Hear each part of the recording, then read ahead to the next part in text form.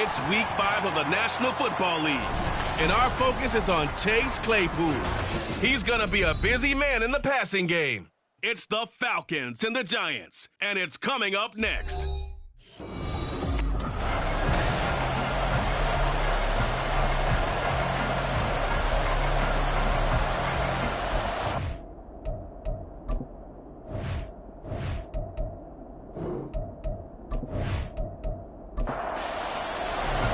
Seems like we were just starting training camp, but here we are in October, and off we go on EA Sports.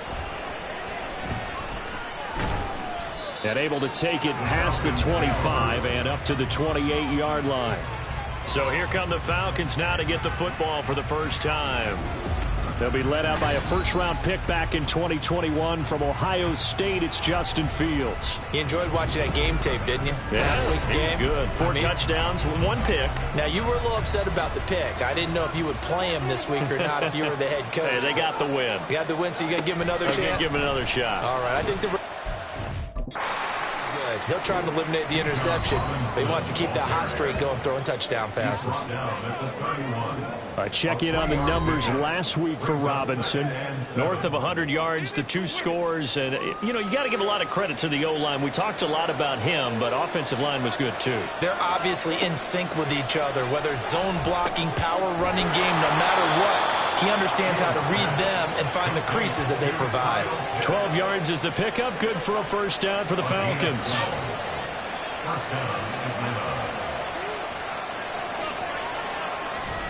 On the counter, this is Robinson. And give him about 5 as he gets this up to the 48-yard line. The Falcons at a perfect 4-0 to start the campaign. They've been playing their best football of the year. Winners of 4 in a row. And I thought that they played pretty well last week. Their execution, their discipline, their resilience, all on display in that victory. And Pitts is going to pick up a Falcons first down as he's going to get this down to the 45-yard line.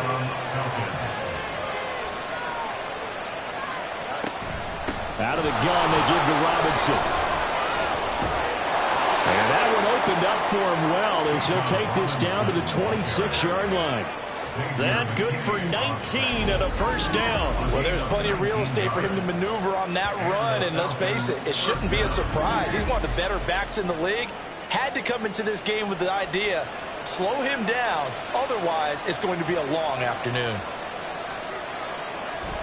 They'll fake the handoff. Now Fields. This is caught. Touchdown. Chase Claypool. His 6th touchdown of the season. And the Falcons will jump on top with the game's first score here this afternoon.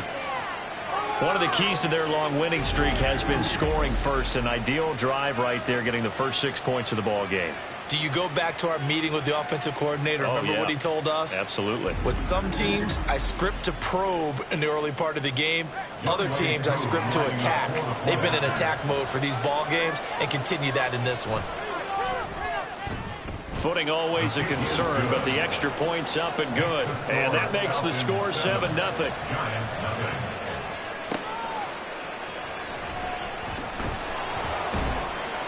And no chance to get away as they'll get him down at about the 17-yard line. So here are the Giants ready to start their initial drive of the game. And they will be led out by their 6'4" quarterback. And there was a positive in last week's loss. No interceptions thrown by him.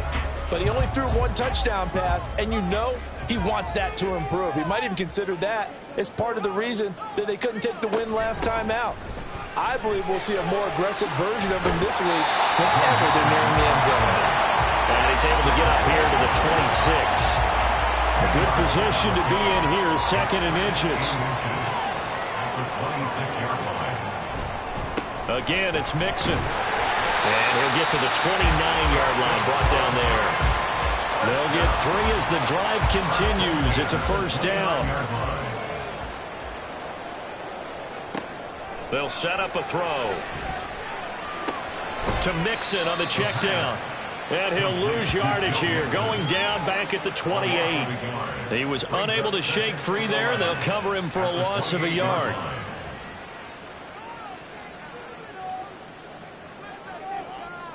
Second and 11. That's complete to Jalen Hyatt. They'll take this to the other side of midfield before going out of bounds. That'll wind up a gain of 27 on the catch and run. And this was a nice example of an offensive coordinator scheming his guy open. Just a little underneath route, just trying to free up some space, and it worked awfully well. Got him not just space, but plenty of room to run after the catch to pick up really nice yardage. Back to throw now on first down. He gets this in the hands of Mixon.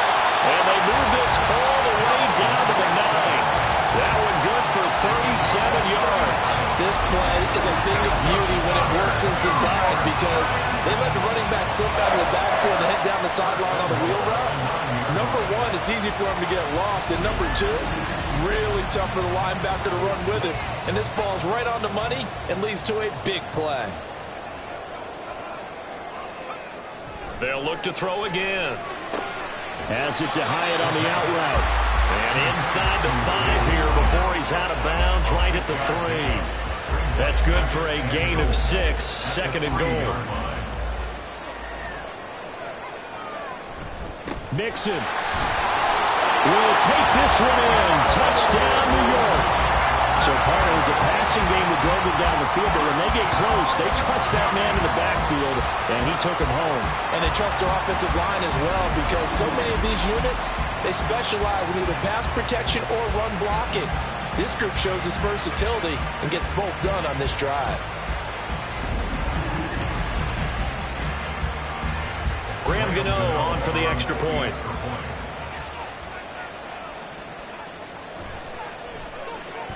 And we'll see if this rain affects the team's decisions going forward, but they kick it here, and it's good. Each team's had it. Each team has scored. 7-7 here as the kick's away.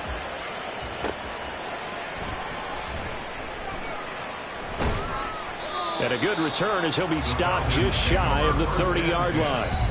Bijan Robinson leading the offense out for another drive. Whatever he was doing in September, they're hoping that that carries over now to October because he was sensational last month. He absolutely was, and we all know where it started at the end of last season, right? All the offseason preparation, the weight workouts, the sprints, right? The vision that he had, what he was going to do this season, and of course it all came together with the rest of the team.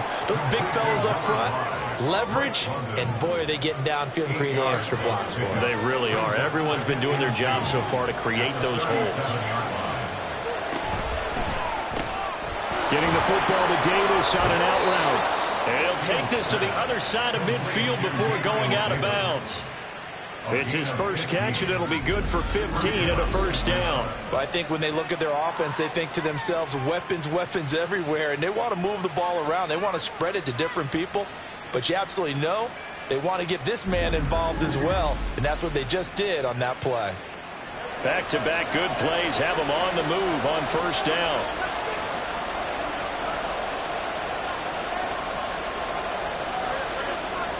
Here's Fields.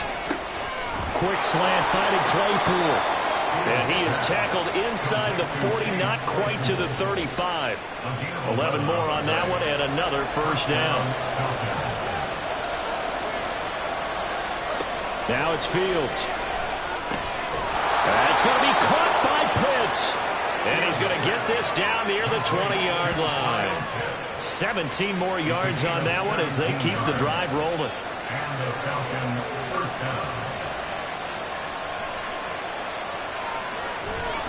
On first and 10, it's Robinson. And he's going to take this ahead for right around 3 yards, but no more than that. Second down. The 17-yard line. It's a pickup of 3. Brings up 2nd and 7. Fields. Throwing for Smith on the out route, and it's caught. And the Falcons are going to be set up with a first and goal on a pass play that moves them all the way down to the 1. Not quite enough to get into the end zone, but what a nice play there. He makes the catch, tries to turn upfield and get to the pylon, but doesn't quite get there. But they're going to be set up with a first and goal from very short range. It looks like a jumbo set with 3 tight ends here for first and goal. Oh, now a running play here with Smith. Stopped short. Down at the 1. Had the broken tackle, but couldn't get it all the way home. Second and goal from the 1. Robinson will score. Touchdown, Atlanta. Sometimes offenses can get too cute down near the goal line, but there's nothing fancy about this one. As Coach Lombardi would say, we get a seal here, and we get a seal here, and we run this play in the alley. And that's good work to hit the hole hard and finish in the end zone. Coup now for the point after.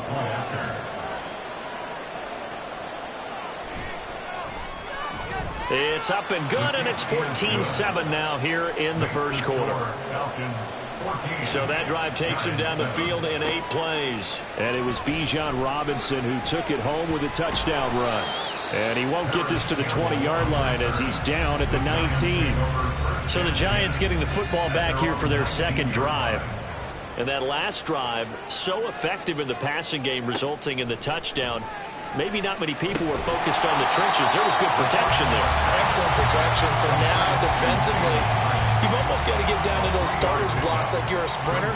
Get lower than those guys on offense and find a way to roar through them or around them to get into the face of the passer. Easier said than done, though. Way easier said than done. But they've got to try something because right now they're just cutting them to shreds. His first catch of the game, good for 11 and a first down. Inside handoff to Mixon. And he went nowhere. Well, he went backwards. Back to the 33. He'll lose a yard there, and it's 2nd and 11. It's a loss of a yard. Brings up 2nd and 11 at the 33-yard line. Again, it's Mixon. And he'll push ahead for about 3 to the 36. You talk about this Falcon defense. They enter play here, number 11, just outside the top 10 in the league in stopping the run. They're not an elite unit. They're not, as what you'd say, the top part of the league against the run. And the Falcons get there. The Falcons get the sack. Down he goes. Montez Sweat, the man that time to fight in and drop him. Chalk that one up to bad acting, I guess, because they certainly failed to sell the handoff, and the pressure stayed keyed in on the quarterback. No Oscar awards for this offense, just a loss of yardage. On 4th down, Jamie Gillen on to punt for the Giants.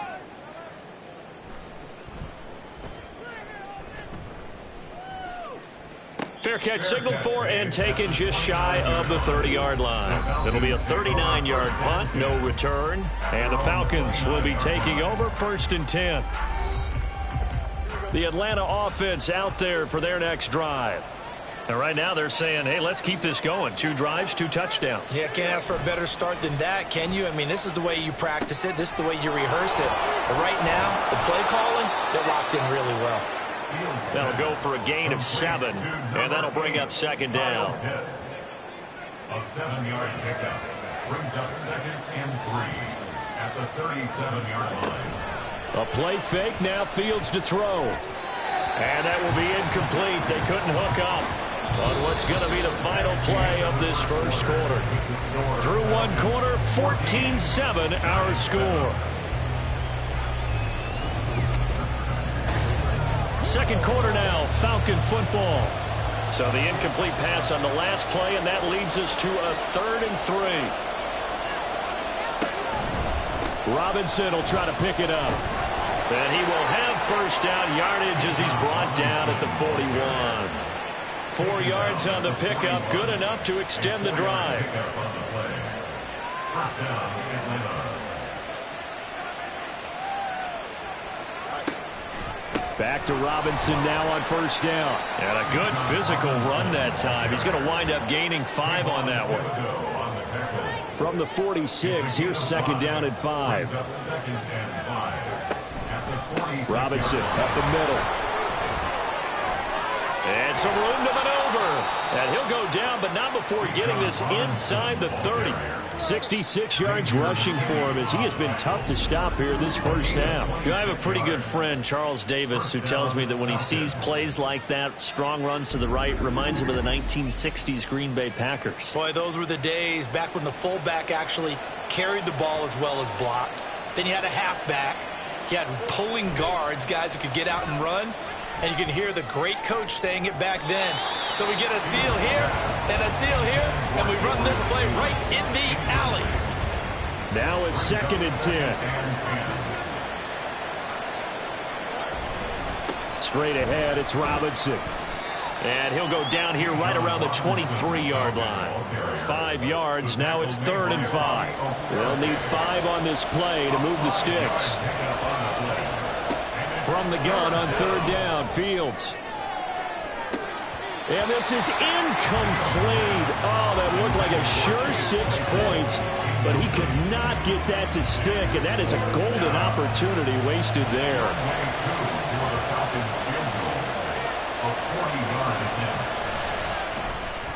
Koo knocks this one through the post. So he's been automatic to this point of the season, and he connects on the field goal there. And what a luxury it is to have a kicker you can depend upon, partner, because he hasn't missed all year long. Converts on that one as well. And kudos to you. You didn't jinx him.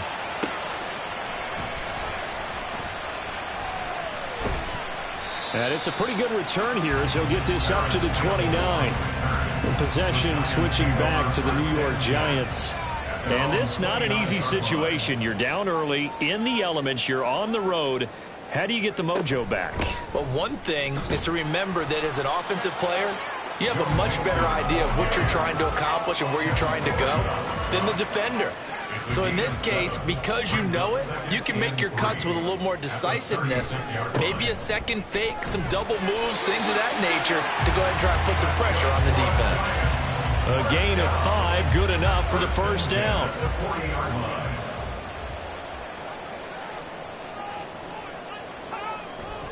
Once again, they run with Mixon. And they get to him after a gain of 6 to the 46. Now, Brandon, that's the way you want to run the football. There should almost be quote bubbles above the offense right now. Bam, boom, biff. That's how they feel good about moving the football. And he'll get this to the 30-yard line before crossing over out of bounds. Good yardage as he rumbles for 24 and a 1st. As always, no rooting interest here.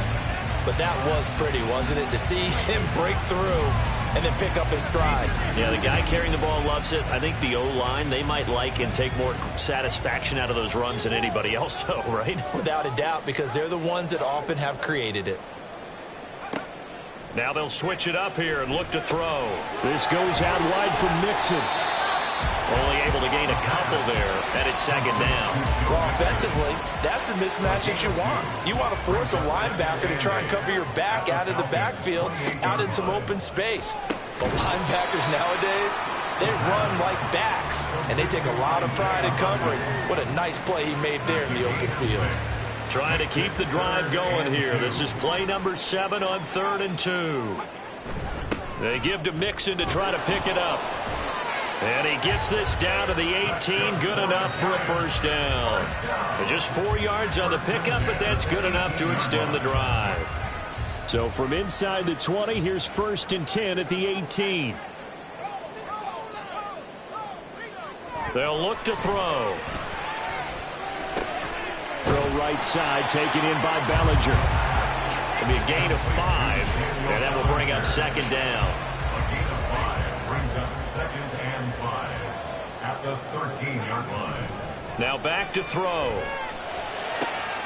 Able to locate his man Slayton on an out route. Touchdown, Giants!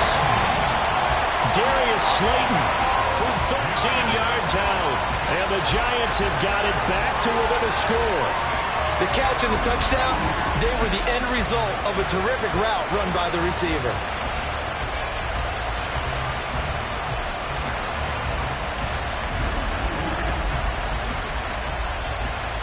Gano for the extra point.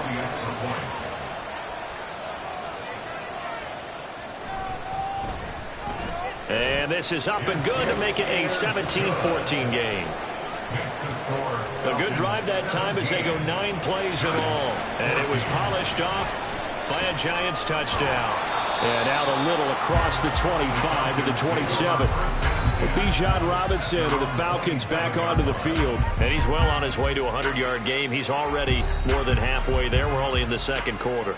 And what I've always loved about running backs is they'll tell you, I had no idea how many yards I had. Right. Those guys have an innate sense of where they are in a ball game and how many yards they've accumulated, because you know they're always working towards 100. He's been working well towards 100 here. 2nd and 10. Hand off now to Robinson. He'll get a yard. That's all as they get him down at the 28. Well, that's a good start to this drive on the defensive side of the ball. Force the incompletion on 1st down. Then you're able to shut down the running play on 2nd. Yeah, I wouldn't be surprised now. A little bit of pressure going at the quarterback in an expected passing situation.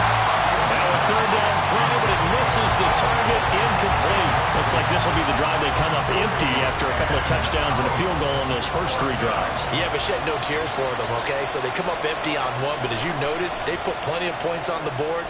They don't look close to being done in this one. A lot of adjustments still needing to be made on the defensive side of the field. It'll wind up just a 35-yard punt, no return, and it'll be Giant football 1st and 10.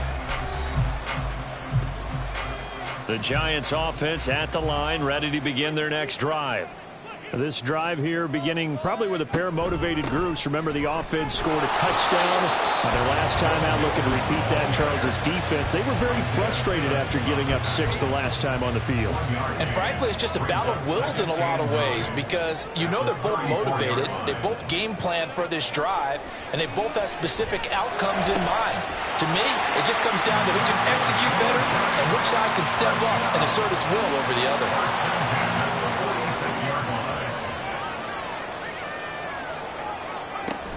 Mixon with a 1st down carry. And nothing doing.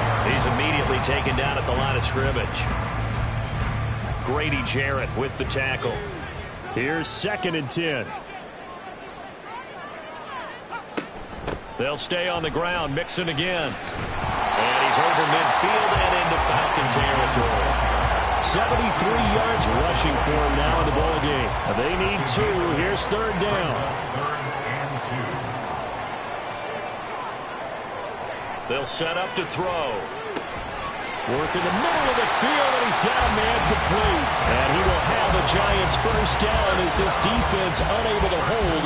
It's a 7-yard gain there on 3rd and 2. And Brandon, from our time in college football, where receivers weren't running the traditional NFL route tree, one thing they did learn, find open areas, find soft spots, and set up and catch the ball. I think we just saw that there. We saw that indeed, picking up the 1st.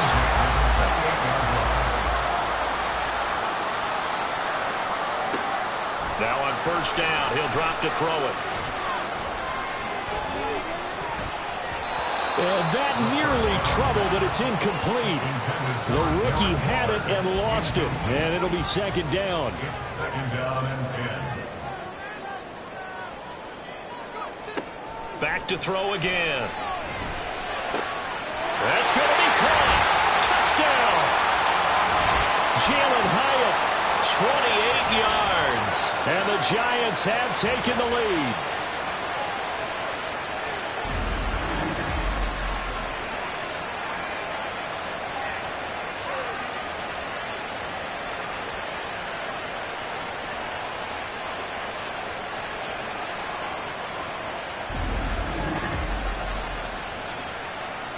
Gano now to add the extra point.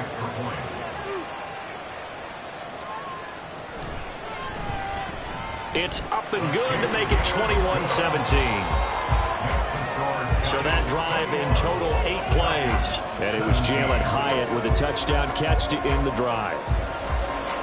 Set now to kick this one away, and off it goes.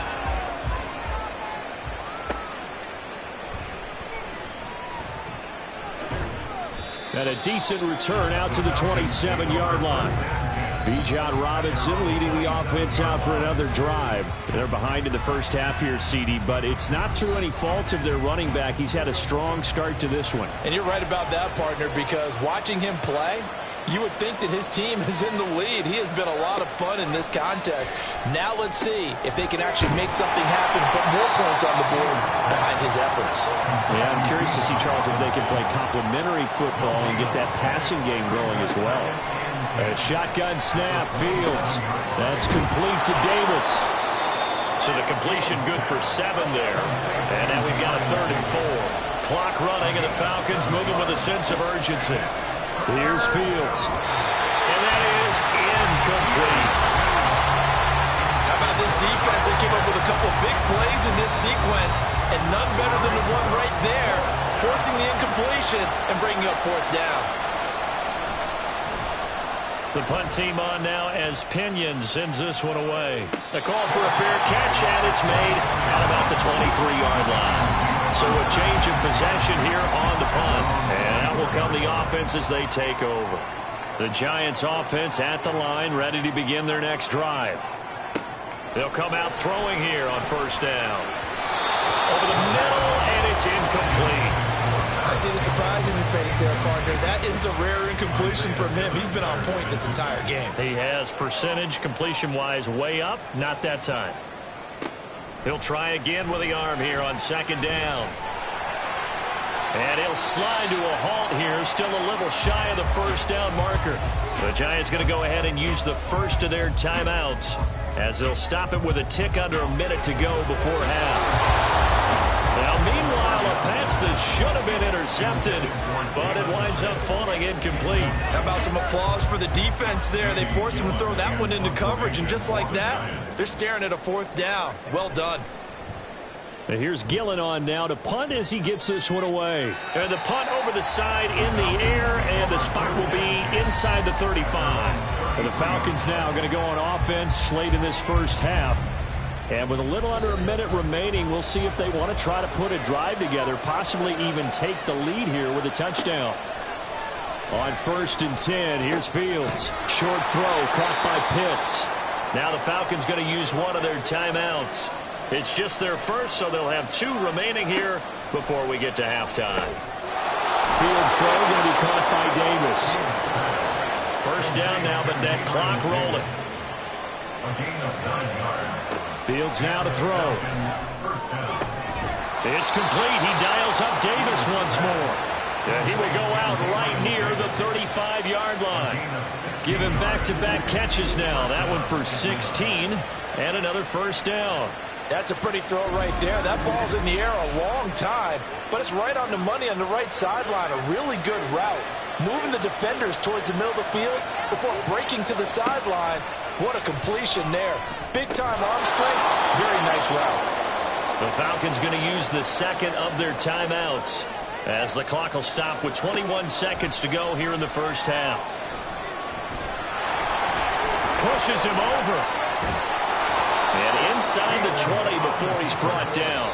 Now a timeout signaled for, and they'll get it with 10 seconds to go before halftime. Well, here's your first example of how this guy can beat you in more ways than one, because they took away his arm, but he was more than happy to dissect them with his legs for that 1st down pickup.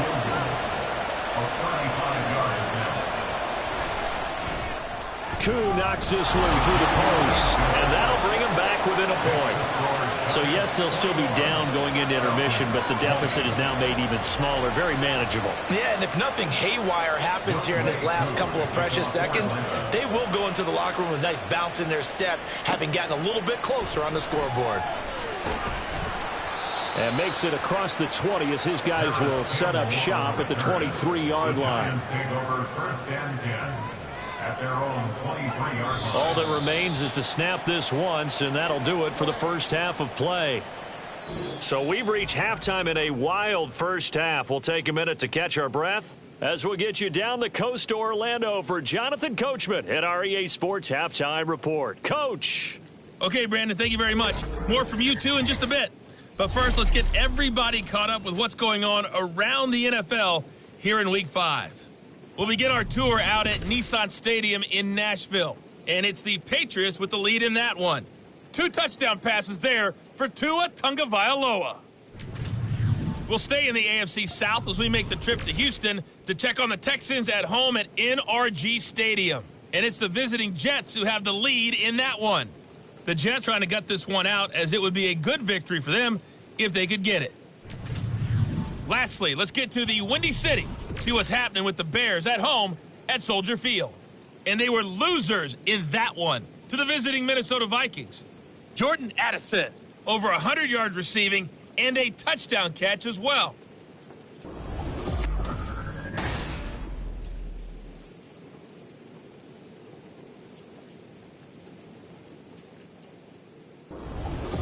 Okay, This one's Coach, been all you can hope for as an NFL fan. Just a one-point game here at halftime. This has been as much fun as you could hope for with both these teams in it to win it. And he'll take it up past the 25 to the 26-yard line. So now the Giants set to take over on offense. They were losers to Philadelphia a week ago. Now they find themselves in the lead as they start this drive.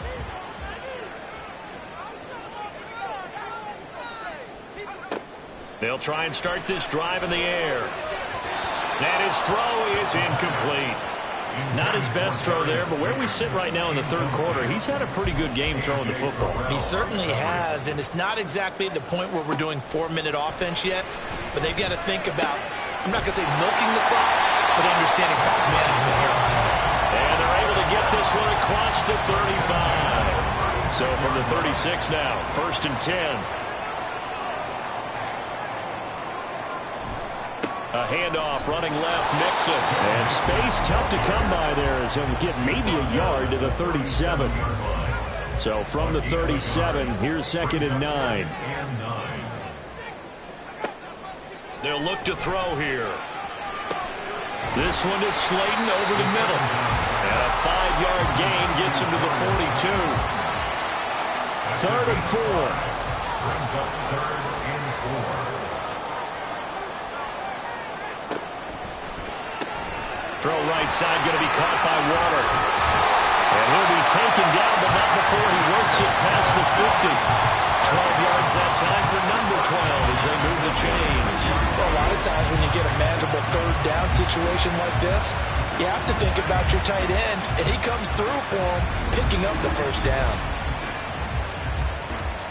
From Falcon territory now, here's 1st and 10 at the 46. Looking to throw. They'll find Paris Campbell. That's complete.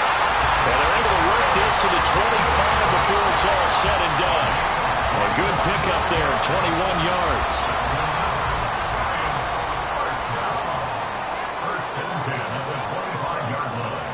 They'll stick with the passing game as he looks to throw. And his throw's going to be incomplete. Timing's crucial in any route thrown, but when you throw an out, so many things are going through the mind of the receiver. Catching the ball, timing it up with the quarterback. Are my feet going to get down in bounds? On that play, all those things going through his head might have caused him to drop it. And he'll be a couple yards shy of the red zone here at the 22-yard line. 4 yards the gain, and it'll bring up a 3rd down. They are in need of 6 yards here if they hope to move the chains. Again, he'll drop to throw. And a big loss here as he's taken down. Isaiah Simmons getting by the offensive line and dropping the quarterback. He saw the pressure and he got out, but he never got upfield. And the defense, they took full advantage of a rookie mistake there. They were able to add a big loss on the sack.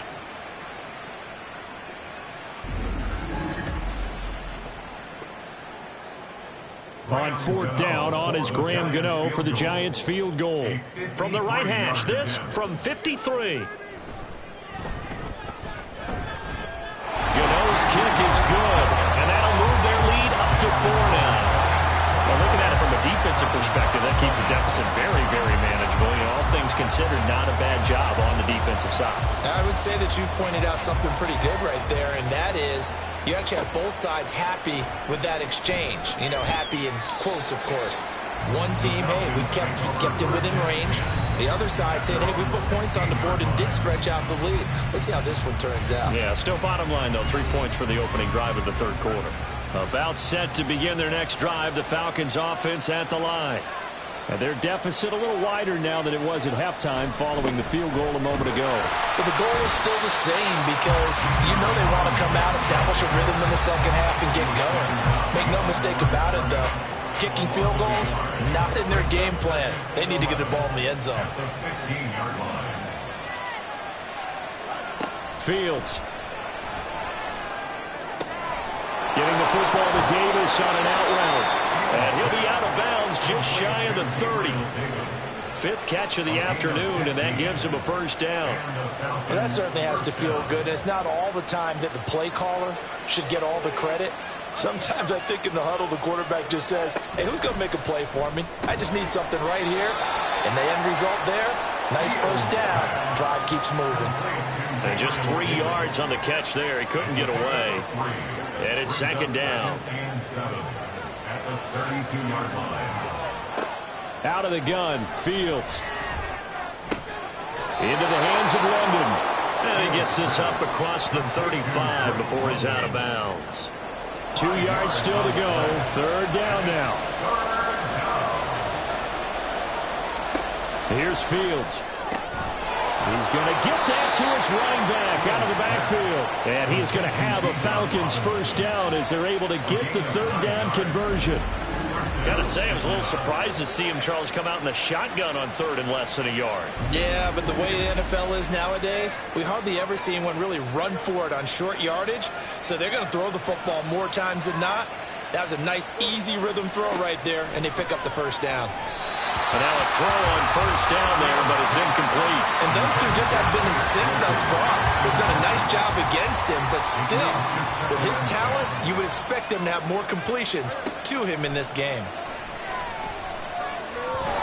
Another throw on second down, and this one incomplete as well. They don't get the hook up there, but you really have to marvel at how precise he's been throwing the football these last couple of weeks. Oh, that's a perfect word for it, precise, because if you're at 70% or better 2 weeks in a row, you have a job as long as you want one in this league, won't you? I mean, let's face it, it's not just West Coast offense either. He's putting the ball down the field as well. My first thought is surprise, because that's one of the better tight ends around, and I've seen him pull in balls like this before. But how about a little credit to the defense forcing that incompletion? Yikes. Terrible kick, headed straight for the sideline. Back on offense, New York gets set to take over. Last time I remember their drive stalled, but thanks to their kicker, booted a long field goal to at least get him 3. Now here they'll try to do better and find the end zone. And in our experience, how much fun is it for coaches to know that they've got a kicker who can nail it from long distance? Now, the hard part is, as an offensive play caller, you don't want that in your head too much where you're relying on it, and he goes out and gets the job done for them. But I'm quite sure he would be content to just kick extra points from here on out. Yeah, absolutely no question. I think his teammates would be okay with him just kicking the extra points as well. Nothing flashy there, the slant to the slot. Oh, and the frustration for the defensive guys, because it's a quick play, and you know it's going to be a bang-bang play in terms of the throw and the catch, and he's able to absorb the contact to complete it. And he will have the Giants first down as they're able to convert by plenty there on 3rd and 1. Well, someone's been having a good game so far, and you know something? A lot has been power running. They decided to turn him loose again on 3rd down, didn't they? They did indeed. He delivered the tough yards. Had a bit of a lane there, took advantage of it. Give him 7 there on the first down carry. Well, you certainly have to give a little credit here because they are playing this game now at their pace. This is ball control football, sustained runs, taking their time, and making it work. And down to the 20 he'll go before heading out of bounds. Well, it's kind of fitting. A couple days ago when we met with him, I said, what is it about your running game that's so effective? He said, I like to tag myself as elusive. He was pretty elusive right there. And his teammates appreciate that because they know they don't have to hold their blocks for very long. As one of them told us, if I just breathe some bad breath on the guy in front of me, that's all I need to do, and he's gone. He'll find Hodgins there complete. And he'll be out of bounds, taking it just shy of the 10 at the 11 of the 12. 2 yards to go, second down. It's a gain of 8. Brings up 2nd and 2. Now back to throw. Buying time to his left. And he will slide to a stop. He does have the first down. It'll be a gain of 6 that time as it moves the chains as well. As we both know, there was a lot that went into why they made him their first-round pick this year, and part of it was what they saw in college, his playmaking ability when things break down. As soon as he saw he wasn't getting a lane to throw, he pivoted and found an alternate way to the marker. Line of scrimmage, again the 4-yard line, 2nd and goal. 2nd and goal at the 4-yard line. Mixing up the middle. And he'll be stopped about a yard shy of the goal line after a pickup of about 3. Well, Brandon, we always know that once you score one touchdown, you're without a doubt. And so far today, he's got one that was denied. And he's got it. Touchdown, Giants. Darius Slayton, the second touchdown of the afternoon. And they're able to add on to their advantage. Well, to put it mildly, he's been able to dice up this secondary all game long. And this time, that was a missile that he threw into the end zone and adding another touchdown to his ledger. And I think we see these youngsters develop a lot quicker than we ever have, because when they get started in this game, they're not just throwing passes around. They're reading coverages early. So now they're like seasoned pros earlier in their career. How about this one here? If they win this ball game, a game ball definitely coming from his head coach. Gano the extra point, and that pushes the lead up to 11. The kickoff unit is out on the field, and they will send this one away.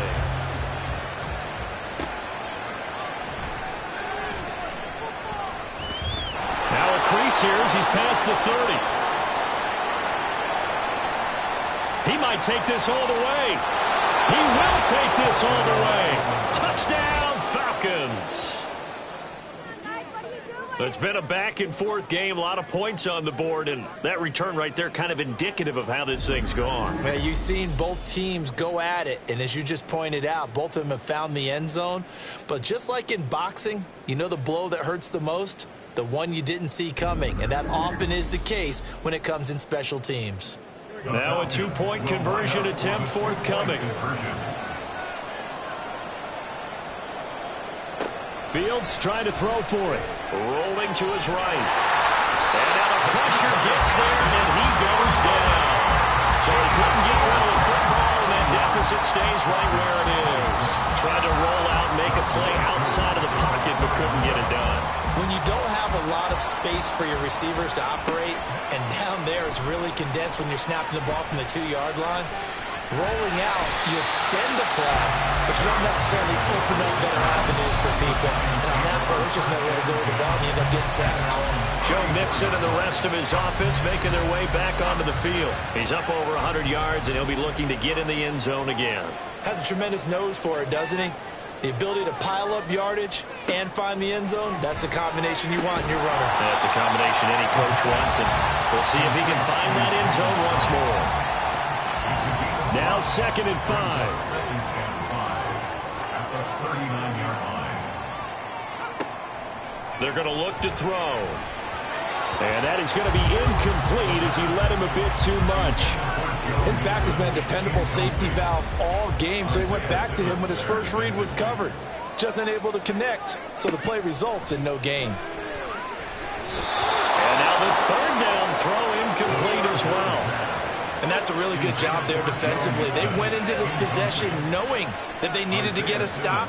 They're in a tight ball game, and they got it done. Great work to force the 3 and out. Got the football right back for their offense. They've got to go to the sidelines feeling pretty good about themselves and encouraging their offensive mates to get some points. We'll call that a 41-yard punt. The net a little greater, though, following a loss on the return. And the Falcons will get it 1st and 10 from deep in their own territory. The Atlanta offense out there for their next drive. They begin the drive with Robinson. And they'll get him down after a pickup of 8, 2nd and 2. Good yardage there on 1st down. Exactly what you want. Get yourself set up to keep making 1st downs, keep the clock running. And if they're smart, you're starting to milk the clock. No hurry before you run your 2nd down play.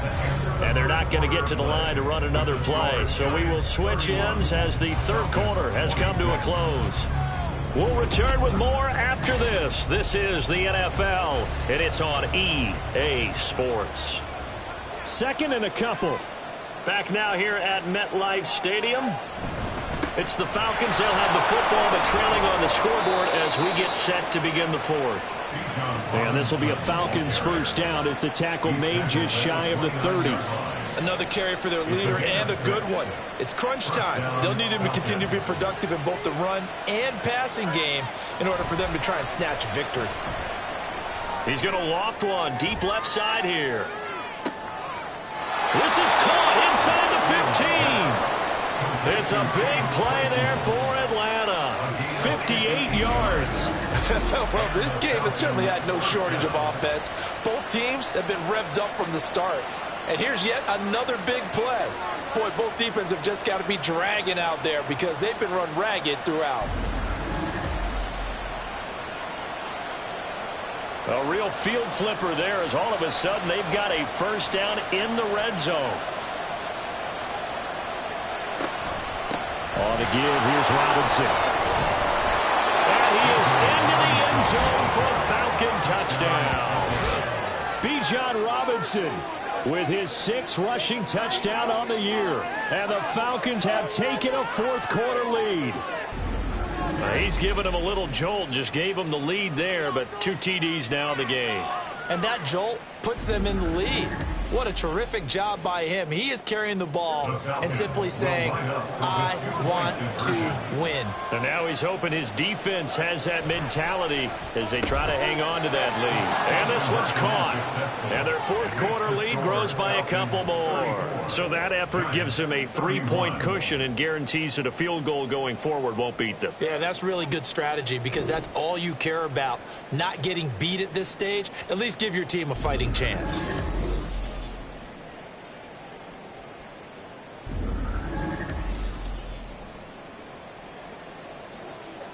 Following the touchdown, here's Koo to kick off.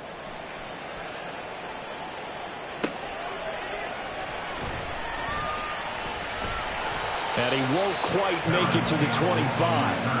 And the Giants ready to come out now. We certainly have a good one on our hands. They're trailing after that last touchdown, but now a chance for this offense to try to snag that lead right back here in the fourth quarter. Got a man, it's Darren Waller. That one goes for 24 yards. Tell you what, he's been able to put the ball in some tight spots all game long. That throw, no different. Yeah, a lot of people would call it a gutsy type of a throw. I think he looks at it as, I can do it, so it's not that big of a deal to me, and I'm going to keep firing. Here's a run on first down that won't even get back to the line of scrimmage. He will lose a yard, 2nd and 11. Well, that was one of the few times they've been able to contain him thus far. He's over 100 yards for the game, but he lost a bit off his total on that carry. 2nd and 11. That ball caught by Slayton. And that's going to be good for another first down as the tackle's made at the Falcons' 33. And here we are in the fourth quarter, partner, and watch them drive for what would be a go-ahead touchdown. And you and I both know this is where you need a quarterback who can keep his cool back there. Not just for himself, but to keep the rest of the team relaxed too. Here's a give to Mixon. And brought down, but not before they're inside the 25. 128 yards rushing for him now as he has been tremendous all day long. Well, partner, I know this type of running back. I mean, this size, this intensity usually gets better as the game goes on. I can just tell you from experience, the first few quarters, oh, you're eager. You come running up there, I'm going to tackle this guy. By the fourth quarter, you're coming up there thinking about it. And D-line wearing down fourth quarter. Yeah, that's not a guy they want to see consistently. Only way to get the lead here, of course, with a touchdown, and that's what they're gunning for on 1st and goal. They'll set up to throw. And that is caught. He's got it for a giant touchdown. Darius Slayton with touchdown number 3 in the game and 6 on the year. And the Giants answer back with a touchdown of their own to take a fourth-quarter lead. Those are the types of plays in these moments they were hoping for from this young rookie, able to put him up here in the fourth quarter. How about the kid? You just mentioned it, the fourth quarter. This is when you have to make those winning plays. That's what he just did. Doesn't ensure anything, but he certainly gave his team a heck of a chance, didn't he? Extra point try good by Gano, and that will make this a 4-point game. 34. And he takes this near the 25. Just a little pass there. Call it the 26. Here comes the Falcon offense now as they get set to take over here.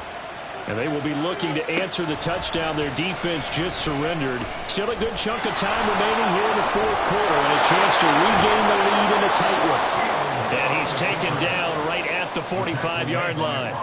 A big-time gain there on the keeper, using his legs to hurt him. First down. It looked like almost a miscommunication defensively, because once he decided to keep it, he had pretty smooth sailing. Yeah, it became a question of, wait a minute, who's got the quarterback? And when you talk about miscommunication, it's supposed to be called assignment football on the defensive side of the ball, but the assignment gets mixed up.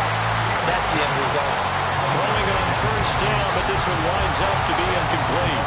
After the incomplete pass, here now is 2nd and 10. Now it's Fields. Chase Claypool. He's going to go out of bounds, but he takes this one down just shy of the 20. 23 yards the pickup there. I love the drive they're working on here because they know they can take the lead with a touchdown. And so far on this drive, so good. They moved the ball down the field with very little resistance defensively. But they better be prepared for some adjustments to come their way now. On first down, it's Fields. And down inside the 15, shy of the 10. Nothing open downfield. He keeps it himself for 11 and a first down. If they get a game-changing score on this drive, it's going to be because of plays like that. That run was pure heart. Took it himself, found a way to reset the downs, and advance the ball. And he's going to work this one down to about the 5. 7 yards on the pickup there, and it'll leave him with a 2nd and 3. Brings up 2nd and 3. They'll run again here with Robinson. And he gets in. Touchdown, Atlanta. Bijan Robinson. A 5-yard touchdown run. And the Falcons have regained the lead. And this is a time of game where offensive lines can really dictate a team's fortunes. It's been a tough battle. They've been out there for a long time. But this was a question of who can wear down who. And that's excellent work to put a long drive together and finish it with a touchdown run to take the lead. Koo able to connect on the extra point, and that gives them a 3-point lead. Giants 38.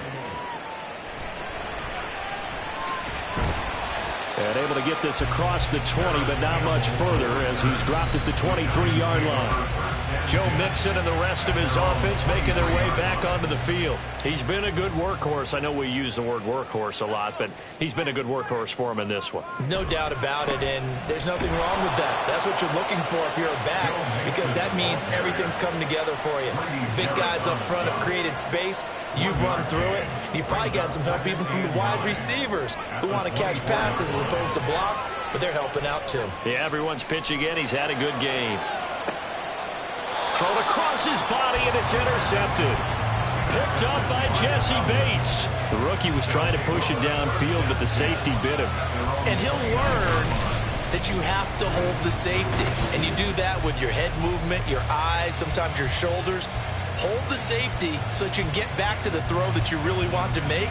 He got so excited thinking his guy was open that he made it easy for the defensive back to go get the football. The Notre Dame man, Chase Claypool, in this offense, ready for their upcoming possession. And I know that they've double-teamed him a couple times, but not a ton. Whatever they're doing isn't working. He's up over 100 yards. We'll see how they adjust. And when they do that, they weaken their defense in other places as well. And how many times have we done games where we've seen a guy have a big game like this, but it's usually not by himself, is it? Right. Usually it opens it up for other people to have big games as well. On 1st and 10, it's Robinson. And he takes it past the 45 and down at the 46. Give him 5 on the carry there, and it'll be 2nd down. 5 brings up 2nd and 5.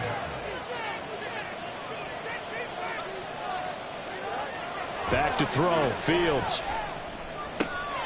This is Smith with a grab. And he'll get this one down near the 20-yard line, just shy of the 20. That'll go as a pickup of 32 on the catch and run. That's a real nice job right there, working the middle of the field, working against those safeties. And you know, partner, if you get your hips turned the wrong way, big plays can result. And a big play resulted right there. So the big play gets him all the way down to the outskirts of the red zone here for 1st and 10.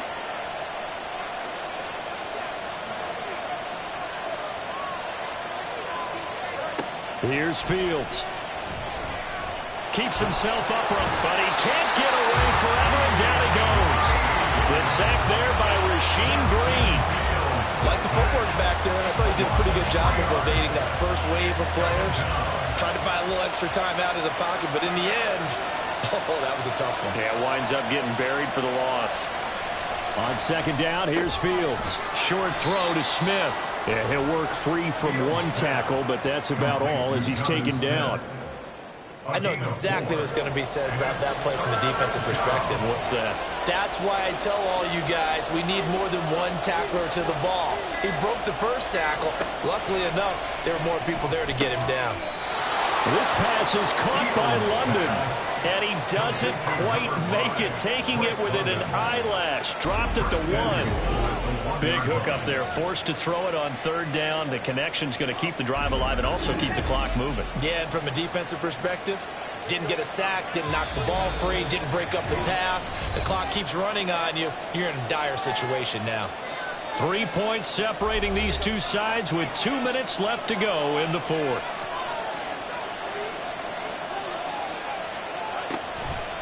Robinson. Touchdown, Falcons.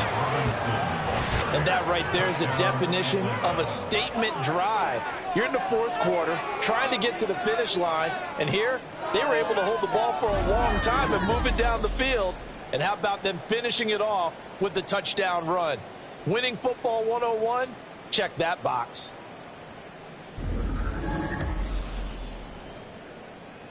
Coup for the extra point.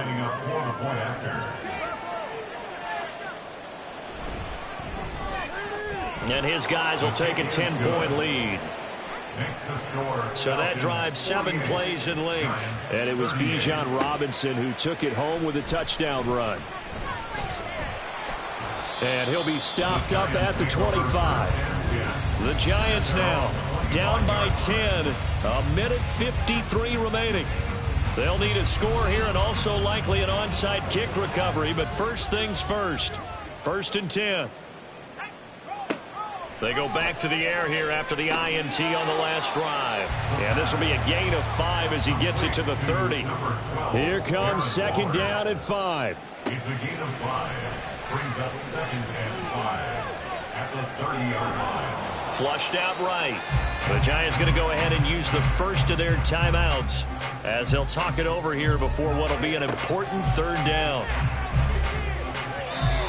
Now a third down throw, but it misses the target, incomplete. That means it's just one last chance left, and this has to be a first down or a touchdown, or this game's over. Here we go. This is 4th down. Got to try it here. He's back to throw. He's got his target. That's complete. They keep the game alive, at least for the moment, as it's a first down. One crisis averted, but they still need to move hastily. Back to throw now on 1st down. He's going to take a shot for the end zone. And it's incomplete. Took a shot, couldn't connect. Partner, they've been aggressive, airing it out all game long, and no better evidence than those last 2 snaps. They weren't going to beat this coverage, though. 2 plays in a row, and that one falls incomplete. And he's caught downfield. It's Waller. And he takes this one into the end zone, and all of a sudden, here in the final minute, things get a little bit tighter. So on this drive, the rookie leads him into the end zone, Charles, and that helps cancel out the points that were created on the previous drive when he threw the interception. Yeah, let's give some credit to this rookie, because instead of hanging his head after his mistake leads to a touchdown, he comes back out, and he's firing and made up for it right there. A well-executed series helps reestablish some confidence in him to run this offense. Oh, were the Giants able to recover? Yes. This is 1st and 10. So they needed the onside kick. They got it. Now they need a field goal. And that's the beauty of this. They don't have to get 6. A field goal ties the ball game for them. Nicely executed play. Now the Giants will use the second of their 3 timeouts as they'll stop it with just over 40 seconds to go in the game.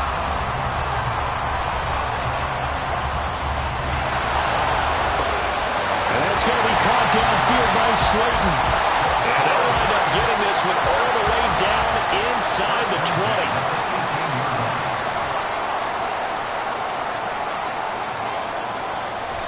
And the spike comes with 9 seconds left to go. So now one of the biggest kicks of the night is forthcoming. And with inside of 10 seconds, 8 to be precise, we get whistles and a timeout on the field. So here we go. Maybe the biggest kick of the game forthcoming. This to potentially send us to overtime. And in his 15th season, he's able to get this one to go. And they will tie this game here in the final seconds.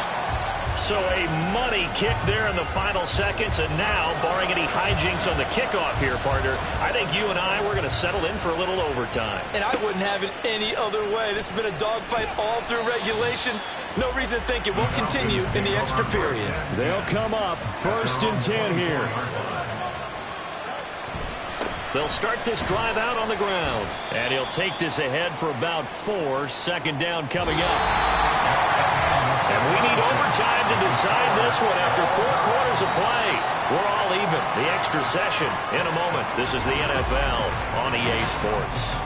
And here in overtime, if the team that receives the ball scores a touchdown, it's over. If they don't, we can still have some more football. That's exactly right. If they go down and kick a field goal, the other team gets a possession to either match it or score a touchdown to win the ball game.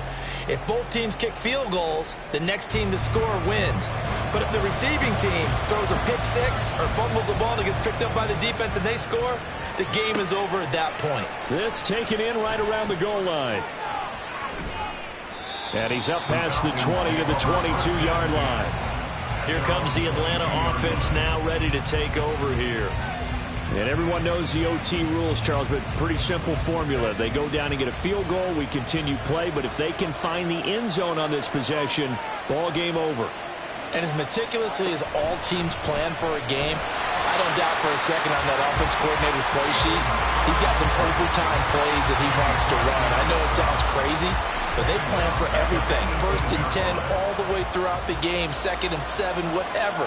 Right now, he's looking at that play sheet saying, if we get to overtime, what can we break out that they haven't seen? And he's brought down, but not before a really nice stiff arm to create a little space. So the completion results there in 9 yards. And it brings up 3rd and 5 now. Fields now to throw. Hard throw, incomplete. The temptation to go for it, probably there. Always is, especially in overtime. Got to punt it, though. I think you're right. I think that you absolutely have to punt it away and trust your defense, especially play a little field position here. But you're so right about the temptation. Another way to satisfy that, though, line up in punt formation and fake it. That's another way to get it done. 35 yards that time on the punt. And it will be 1st and 10 as they take over. They've got good starting field position as they come up here 1st and 10 at their 35-yard line. Here's Joe Mixon as they start on the ground. And not a whole lot of room to operate there on the 1st down run. He gets maybe 3. Next score wins, but remember, this will be a tie if the period ends with no scoring as they work on 2nd down. Again, it's Mixon. And for one of the few times here today, this run's not going to go anywhere. No gain on the play, and it's going to bring up a 3rd down. Brings up 3rd down and 7. Back to throw here. And that will be incomplete. The defense does its job. Now they're going to get the ball here in overtime with a chance to win it. Major League kudos to them because to get the ball back in this spot, everything was on them. It had to happen, and they pulled it off. They'll get it back for their offense with a chance to win. 36 yards on the punt with no return. And it will be Falcon football. Atlanta now coming out on the field. Charles, a very uninspired effort the last time we saw them out there was a quick 3-and-out, then they punted the football. Yeah, and you never want to get stopped so soundly during a series, but what would be even worse now is letting it happen again right here. They've got to get going. They start on the ground with Robinson here. And this will leave them a yard short. Nice pickup of 9 yards on 1st down. From the 31, here comes 2nd and a yard. It's a gain of 9. Brings up 2nd and a yard at the 31-yard line. On the option right is Fields. And he'll get it up to the 33-yard line. They'll grab 3 yards on the play, taking it himself for the 1st down. A gain of 3 on the play.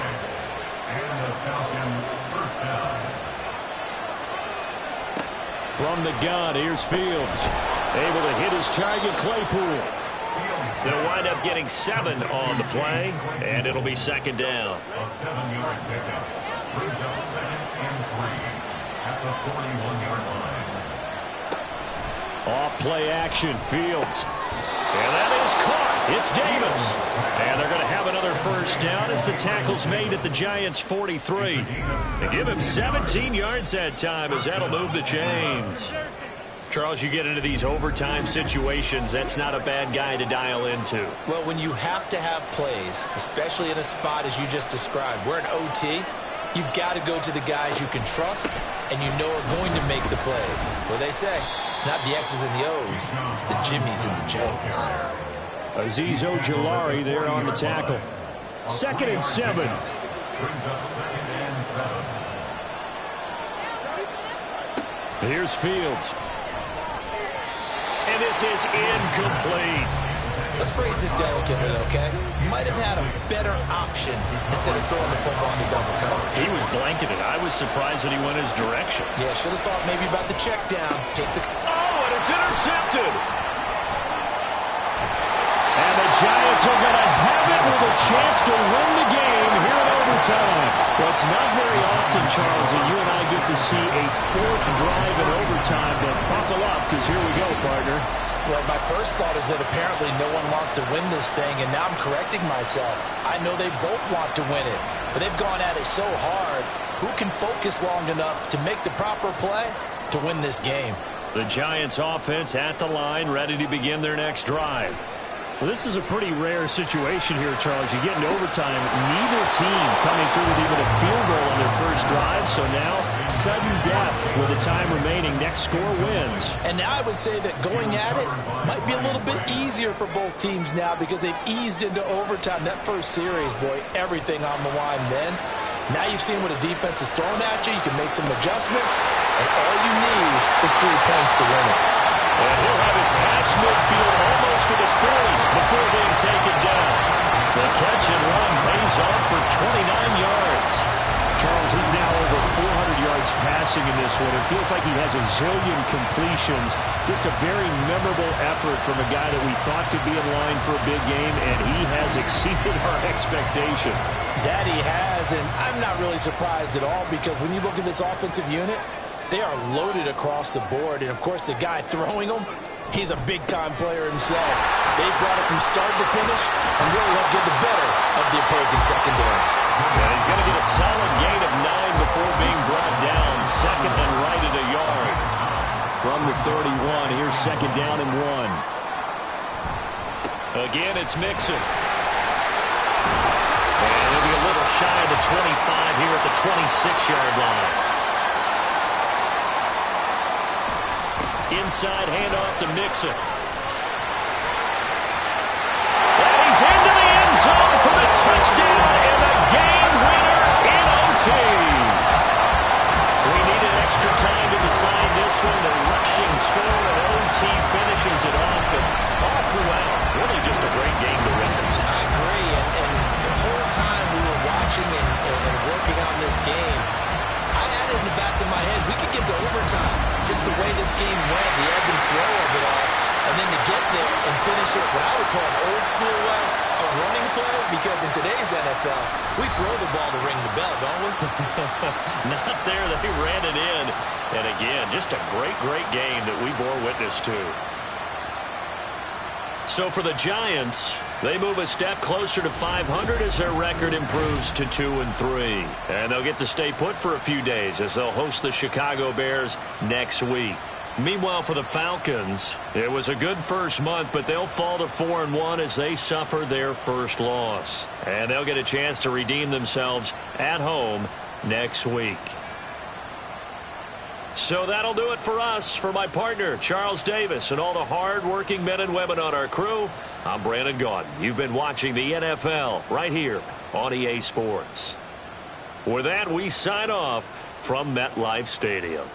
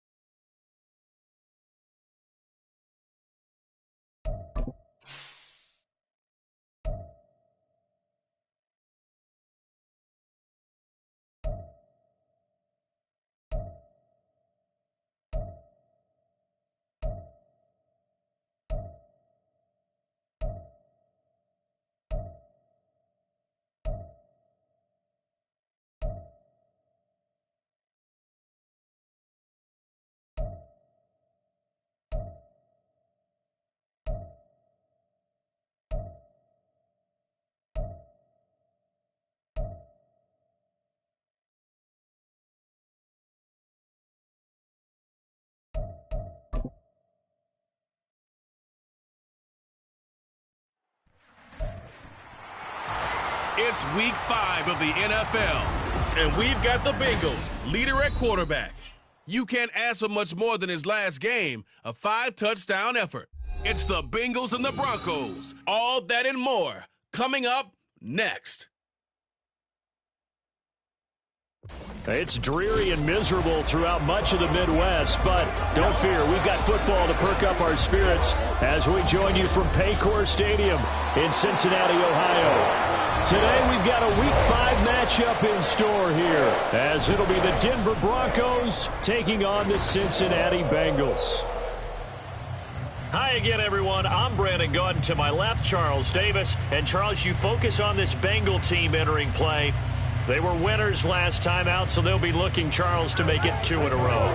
And what I enjoyed when I watched their game tape and their victory last week is they put it together in every phase. Good offense, good defense, and some key plays on special teams. Let's see if they can get that second win in a row.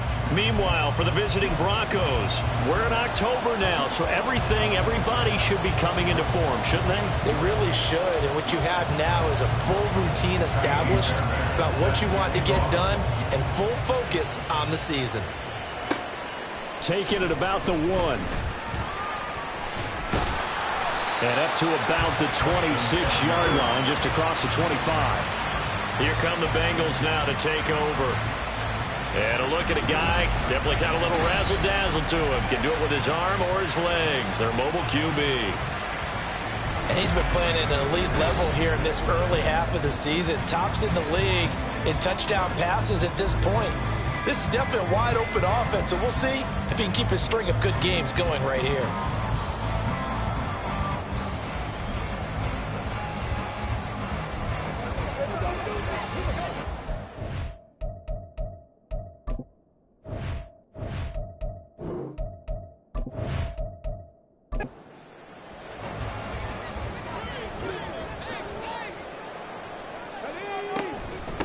They'll start out on the ground.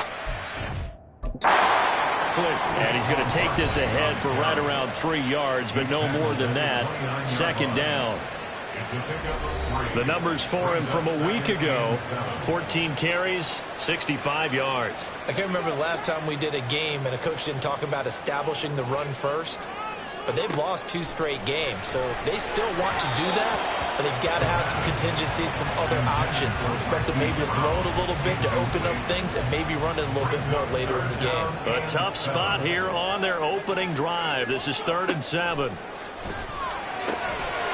in the middle of the field, and he's got a man complete. And he'll have it past midfield almost to the 40 before being taken down.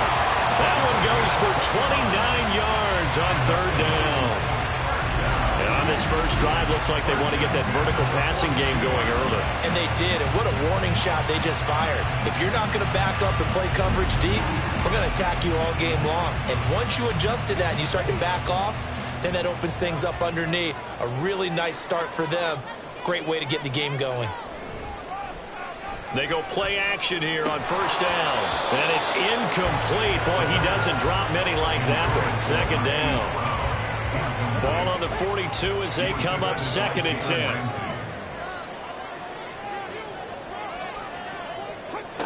They'll stick with the passing game as he looks to throw. Man open, that's Jamar Chase complete. And this is going to be another 1st down as they'll make the tackle at the Broncos' 20-yard line. 23 yards to pick up there. And forget about the run to set up the pass. They're just coming out throwing. Forget trying to set anything up. They feel like they have the advantage. They feel like they have the matchups, and they're just attacking right now. Yep, going to the air on the opening drive. And he'll take this into the end zone for Bengal TD. Saquon Barkley, his 5th rushing touchdown now on the year. And the Bengals get the upper hand as they're on the board first here this afternoon. Well, these guys scored touchdown after touchdown in that win a week ago. So how do they come out this week? Same way. They got that momentum going, a touchdown on the opening drive. I think it's safe to say that they're in a groove, isn't it? I mean, a lot of times we've seen where teams have scored a ton of points the week before. The very next week struggle to score almost as if they used it all up. Not in this case. This group appears locked in. We're going to have to make some adjustments if you're on the other side of that football. After the touchdown, McPherson on to kick this one away.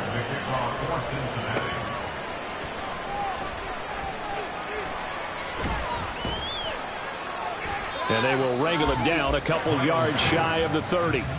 So here are the Broncos now for their opening drive. They'll be led out by the man who proclaims to be from a whole pack of Badgers. Came into the league back in 2012, Russell Wilson. And similar to his nickname, Russell Wilson has a dangerous mix of skills. The ability to throw from the pocket and extend plays and throw on the run. Not to mention an absolute winner.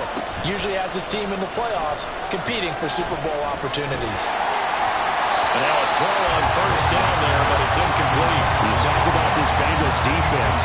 Against the pass, they're hoping to trend in the opposite direction because right now they're ranked number 26 in the NFL. They'll take that play right there each and every snap because throughout this season, they've given up some big plays. To be able to hold someone to no gain, oh yeah, they'll take that one all game long. Another throw on second down, and this one incomplete as well. Now they face a 3rd and 10 after back-to-back incompletions. Now Wilson. The sideline, but he's not going to have a first down. They say he was out of bounds, so a good call there that brings up 4th. Jack Fox out to punt here on 4th down. Charlie Jones deep for Cincinnati. And last week in the loss, 5 punts as he gets this one away. It's taken to the 26. 43 yards on the punt, 7-yard return, and the Bengals will take over here 1st and 10. Cincinnati coming back onto the field here for their second drive. And just 2 series in here, Charles, but everything's gone to script so far. They got a touchdown on their first drive. Their defense holds, and now they've got a chance to take a 2-score lead. And to co-sign with you, exactly the start they scripted out. And really, that kind of start, that can set the tone for the game for them. It's a 7-yard carry to set them up with a 2nd and 3.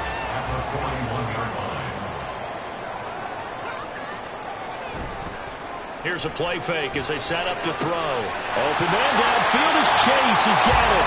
And they'll get this well past midfield before being stopped just before the 35. 22 yards there, a first down. Well, as a coach, you absolutely love seeing your offense find their rhythm early, and that's exactly what we've seen so far. They had a touchdown on their opening drive, and now they connect here for another nice gain for a first down. This offense is moving the ball well, exactly as he drew it up in practice. Now on first down, he'll drop to throw it. This short pass into the hands of Njoku. The result, only 4 yards there on the play, and that'll make it 2nd down. Second and 6 at the Broncos' 33-yard line. They'll drop to throw. His throw incomplete.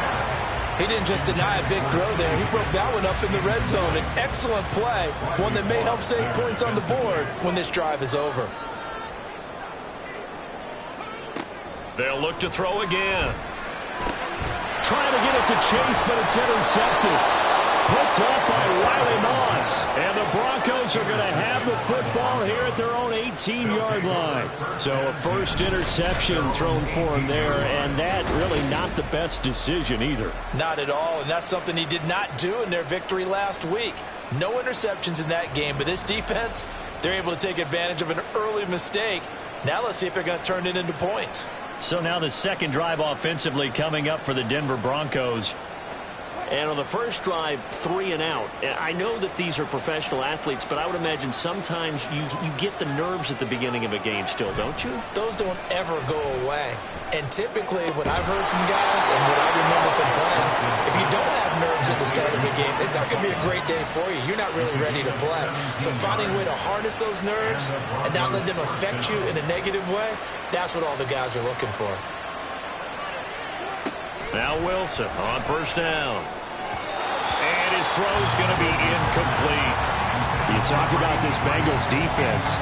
Against the pass, they're hoping to trend in the opposite direction because right now they're ranked number 26 in the NFL. They're in the bottom 10 in the league. I mean, when you look at their talent, you would think that they'd be much better. Overall, I don't think there's any question you have to say that they've underachieved. They try to throw on second down, but this one is incomplete. The threat of a second straight punt to start the game is looming as they come up 3rd and 10. To throw again is Wilson. And that will be incomplete as well. Looks like like a second empty possession to start the game. It's certainly not the way you want to start when you're coming off of a loss last week. Every team talks about starting fast. They're hoping on their next possession, it can be a delayed fast start and get them going. Fair catch called. It's taken in right at the 20-yard line. A 40-yard punt, no return. And the Bengals take over 1st and 10.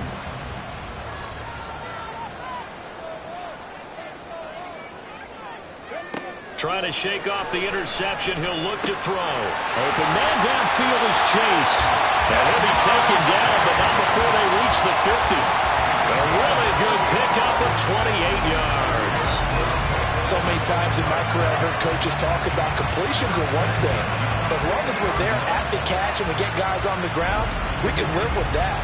But if you're going to give up 10, 12, 15 yards after the catch, then your defense is going to be in a lot of trouble. A first down carry for Barkley. And he'll take it down shy of the 45 at the 46.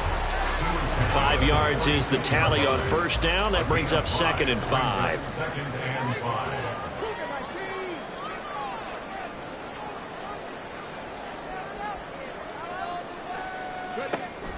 They're going to look to throw.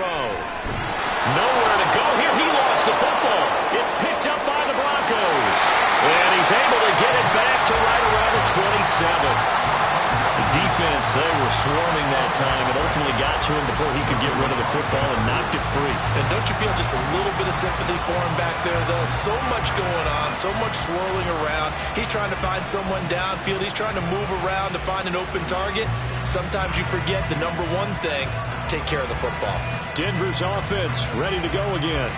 Still in the first half, but this offense has struggled. Haven't really been able to get anything going, not only in the points category, but in the yards category.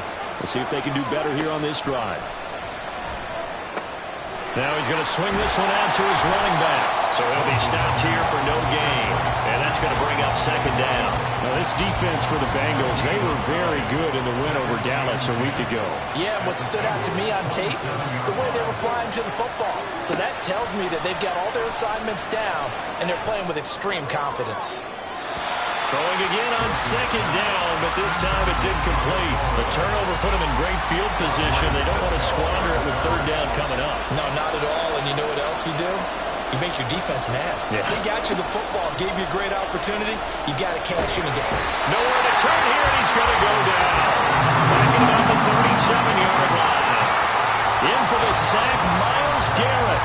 They just gave up the sack there, and if I'm not mistaken, they gave up 4 last week, didn't they? Yes. And just looking really porous, aren't they? They really are, and I'm wondering if they're going to have to start thinking about keeping the tight end in, maybe a back, someone to help assist, because right now, the quarterback's been getting hit a lot in the last couple of games.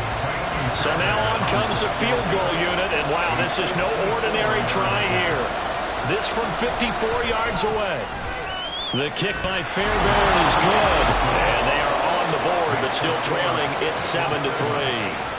So they get the turnover in plus territory. The drive stalls out, but still able to get 3 out of that. Yeah, we were able to see an offense and a defense kind of mix and match with each other, didn't we? Both of them trying to make sure that they had the upper hand and the advantage. Offense trying to get to the end zone. Defense, of course, trying to hold them to a field goal attempt. And it wasn't a guaranteed lock 3 from where they started. So, you know, the offense has to be happy to come away with those 3 points.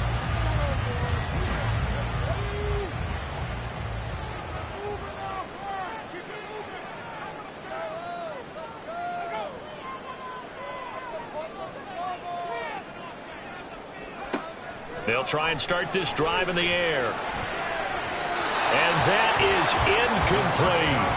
Zone coverage there, and they were playing deep. That makes it obviously a little bit harder to run by guys. And that time, there's not much of a window to get the ball in there, and it winds up incomplete. On 2nd down, here's Barkley. And he's able to plow forward up to about the 29, just shy of the 30. 5 yards, now it's 3rd and 5.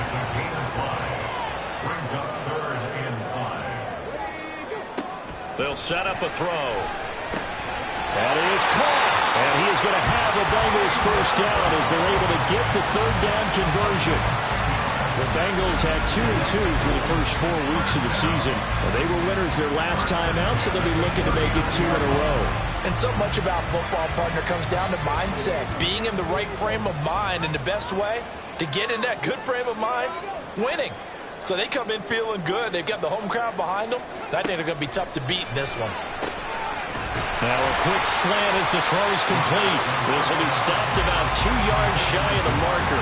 8-yard gain, 2nd and 2. Ball on the 47-yard line. Here's 2nd and a couple.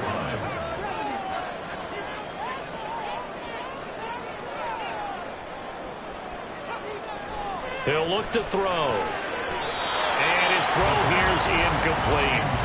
The coverage keyed in on him since that last completion his way. He earned a little more attention on that route, and that made it a lot tougher to get a clean throw his way. They'll try to run for it with Barkley. Well, he's taken down, but not before picking up the first, thanks to a flashy little spin move. 46 yards rushing for him now on just 6 carries to this point. That's about what you would expect since they're so efficient on picking up third downs in the top 5 in the NFL. It's all a mindset, and I guarantee you it started in the offseason. Third down's important to them. They find a way to pick them up at a very good clip. The throw over the middle taken in, and he's got this down to the 35. It's a Bengal first down, a pickup of 11.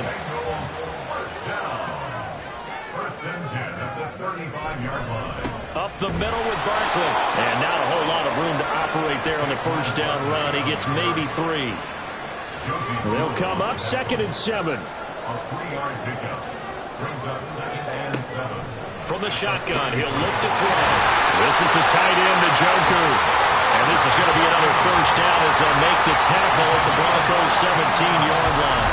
The Bengals passing game finding a rhythm. They've got another first. He's certainly done a nice job spreading the field on this drive. And here he finds his big tight end for good yardage. And that's what you have to do. Keep defenses guessing about where you're going to go with the football. On first down, he'll drop to throw. Connecting on the out route here with Higgins. Well, the Bengals are going to be set up with a 1st and goal coming up as they get him down at the 6-yard line.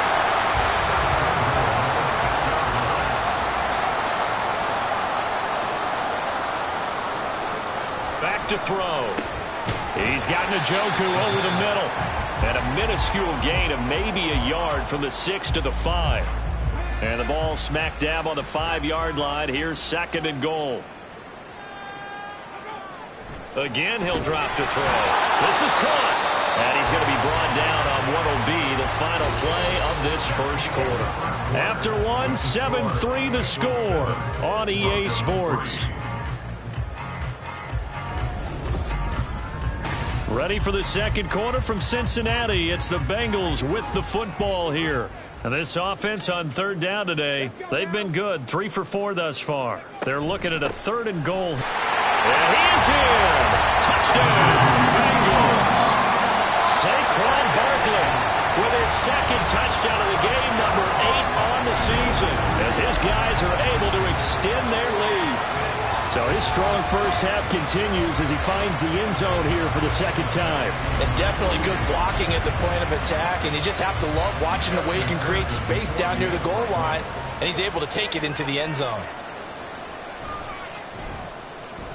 A good hold in these wet conditions. The point after is up and good, and that pushes the lead up to 11.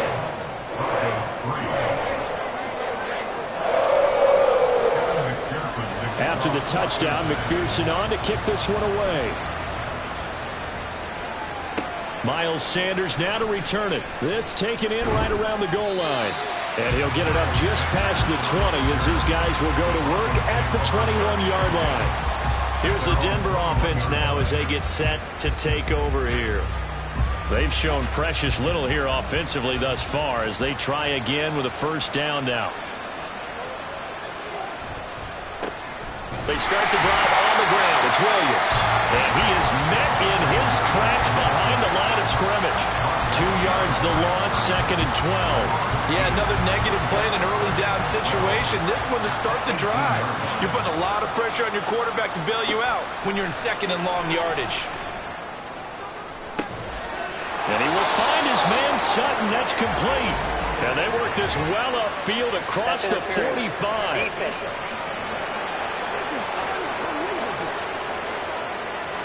So the yellow flag came out, and that leads to a new set of downs for this offense. 1st and 10. Wilson. Throw left side complete. That's Lindsey.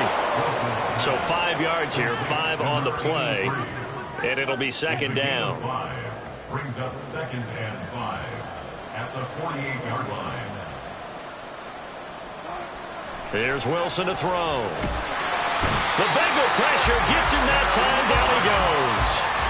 That time, multiple defenders getting pressure, and it's a loss of 6. It's 3rd and long now for Wilson and the Broncos after that sack. Operating from the gun. Wilson. He'll air this one out for Mims. And it's knocked away and incomplete. The passing game not in sync here early, and now it's 4th down. Here's Jack Fox now, as he's on to punt for Denver. This is away, but boy, headed straight for the sidelines. And this one will not be returnable as it sails out of bounds. The offense takes the field, and we turn our attention to Saquon Barkley. Good returns on the last drive. He hit the end zone for the 2nd time. Good returns in this first half, really. Yeah, good returns for his team.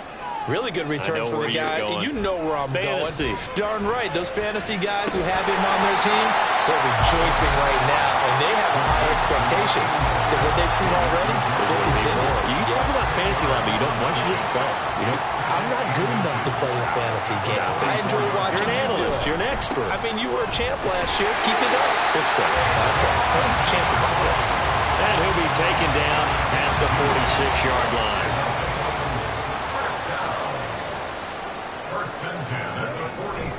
They keep it with Barkley on 1st down. And they'll get him down as he's inside the 40. 67 yards rushing for him now with a couple of touchdown runs to boot. Now this is an example of breaking down a defense, because on a lot of these runs, he's getting past the point of attack, and guess what he's doing? Forcing the secondary guys to have to make a lot of tackles. They'll look to throw now on 1st down. Over the middle, he finds Higgins. And he's going to get this inside the 30. 11 more yards that go around, a 1st down as well. They'll set up to throw. He will find his man Chase complete. And finally down he goes as they work it inside the 10 to the 7. A good pickup there, 21 yards. Just picking up yardage in bunches here these last few plays. They have moved right down the field, and just like that, they're going to be set up with a 1st and goal.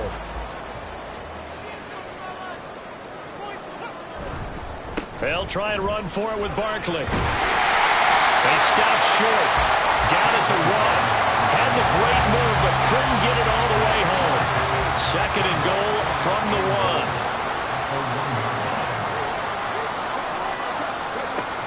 Barkley again. And he will take it out in for a Bengals touchdown. Saquon Barkley on his way to a monster game. 3 first-half touchdowns. And the Bengals are able to widen their advantage. So what a first half that he has had running the football. That now 3 touchdown runs. And I would anticipate that when they get down in the red zone, he's going to get more chances as this game goes on. And I think that the guys blocking for him are going to ask for him to get more chances. They like the rhythm they've developed. After the touchdown, McPherson on to kick this one away.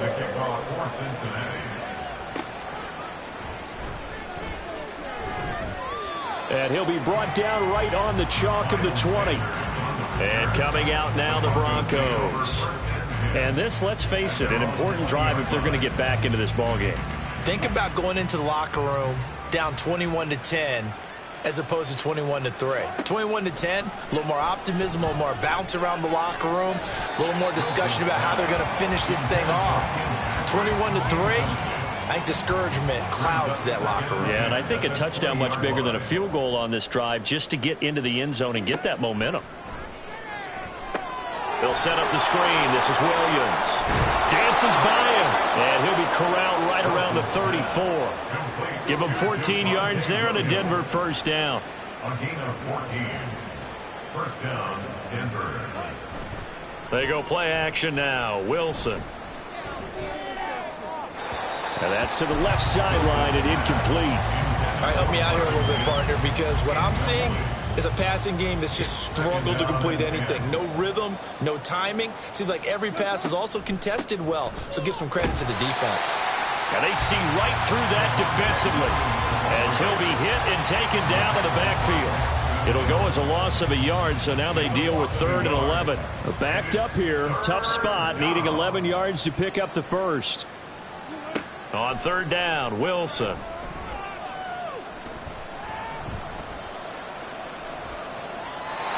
And this is going to be incomplete. The passing game not in sync here early, and now it's 4th down. Here's Jack Fox on to punt.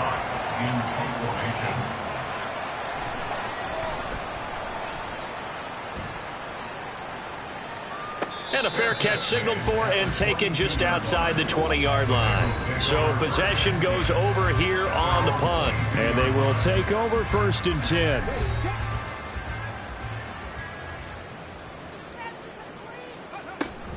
They begin with a run by Barkley. He's tackled a yard short of the marker. Good gain of 9 on 1st down.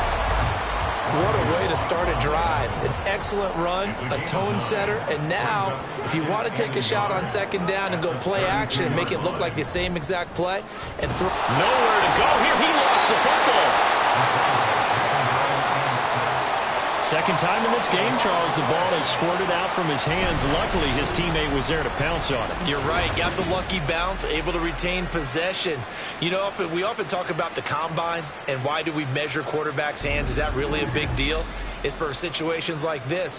Do you have the hands big enough and strong enough to hold on to the football while being jostled?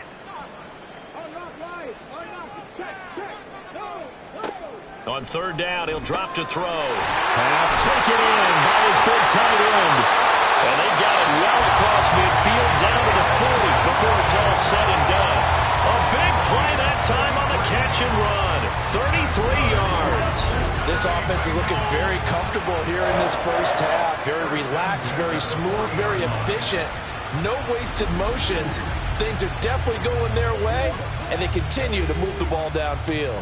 So the big play moves him all the way across midfield to the 40 now for 1st and 10. Barkley inside handoff. And he gets this to the 35. Good for a gain of 5. Brandon, 5 yards on that run. Let's get back to the huddle and make sure you're back. You spend time with your offensive line and give them credit. Hard to move those 300-plus pounders at the line of scrimmage, and they did for a significant chunk of yardage. They try to throw on 2nd down, but this one is incomplete. Back to throw here. Able to find the open man. That's complete. And he takes this just a few yards shy of the red zone before going out. That'll put him at an even 50 receiving yards now in this first half. And it's a 1st down. They go back to the ground now with Barkley. He'll get this down to the 21, just on the edge of the red zone. Give credit to the defense for stringing that play out, and they gave up no cutback angle. You know he was trying to dart through. No place for him to go. A nice job there, only giving up a 3-yard gain. And this will be a gain of 6 when it's all said and done, down to the 15 from the 21. They'll look to make it 3 for 3 on 3rd down conversions. They need a yard here. They'll look to throw. Work in the middle of the field, and he's got him ran complete. And the Bengals are going to have a 1st and goal coming up as they find a way to convert there on 3rd and 1. A chance to really cap off a big first half here as they come up on 1st and goal. Looking to throw. That's to Chase. He's got it. Touchdown, Cincinnati. Jamar Chase. His 6th touchdown of the season. And the Bengals are able to add on to their first half lead. There was no going through the progressions on that touchdown pass. Yeah, nor was it necessary. His receiver won that route early, presented himself. No reason to wait. Go ahead and put it on him and score a touchdown.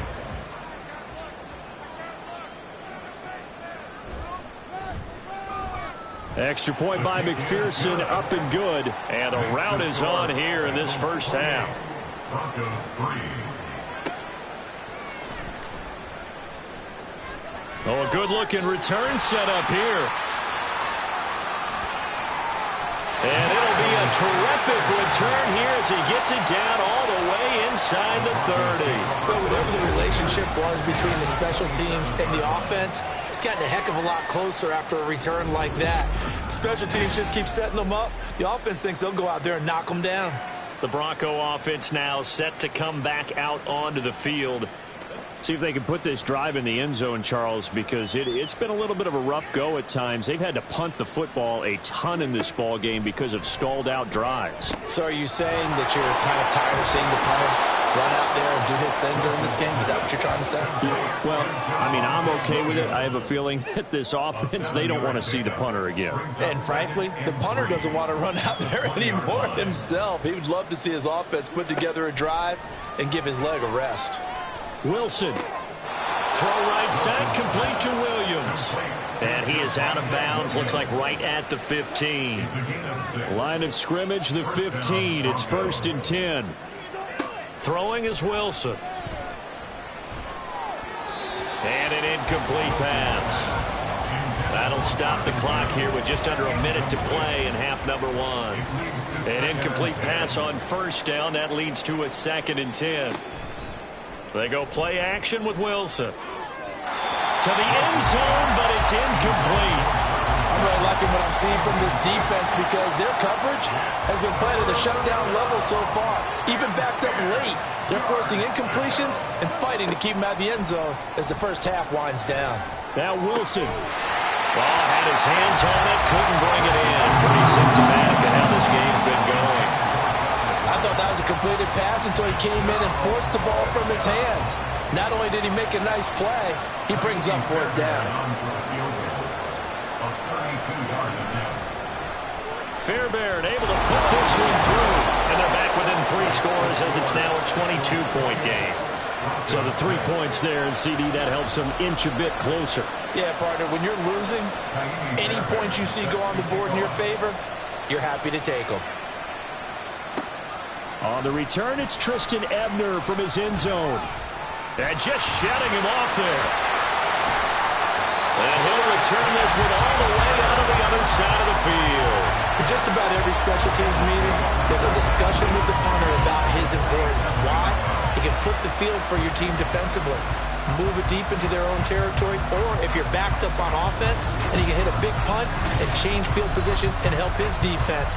In this case, though, field position got flipped by the return team. You can do it so many different ways on special teams.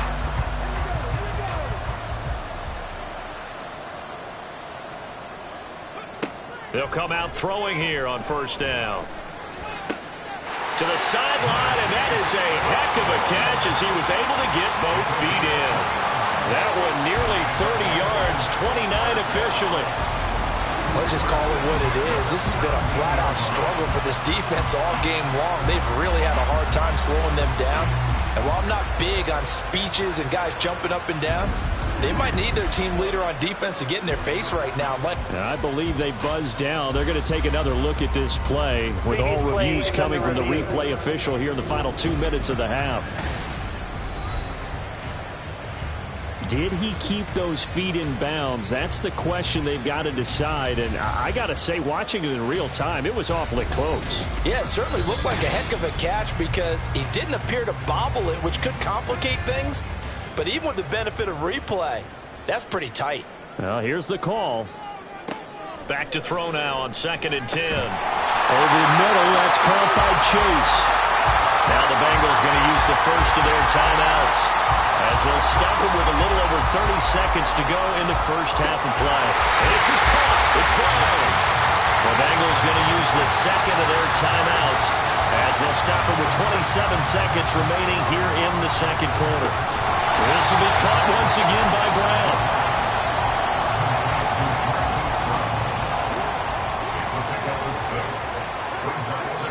And with just 4 seconds left in this first half, a timeout call.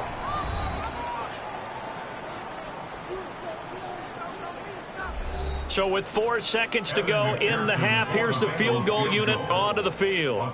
This just a 24-yard attempt. McPherson's kick is good. So after 4 touchdowns in the game for this offense, this time they're forced into taking the 3. But you did mention 4 touchdowns, right? So 4 out of 5, not too bad. I think that's a pretty good record for them.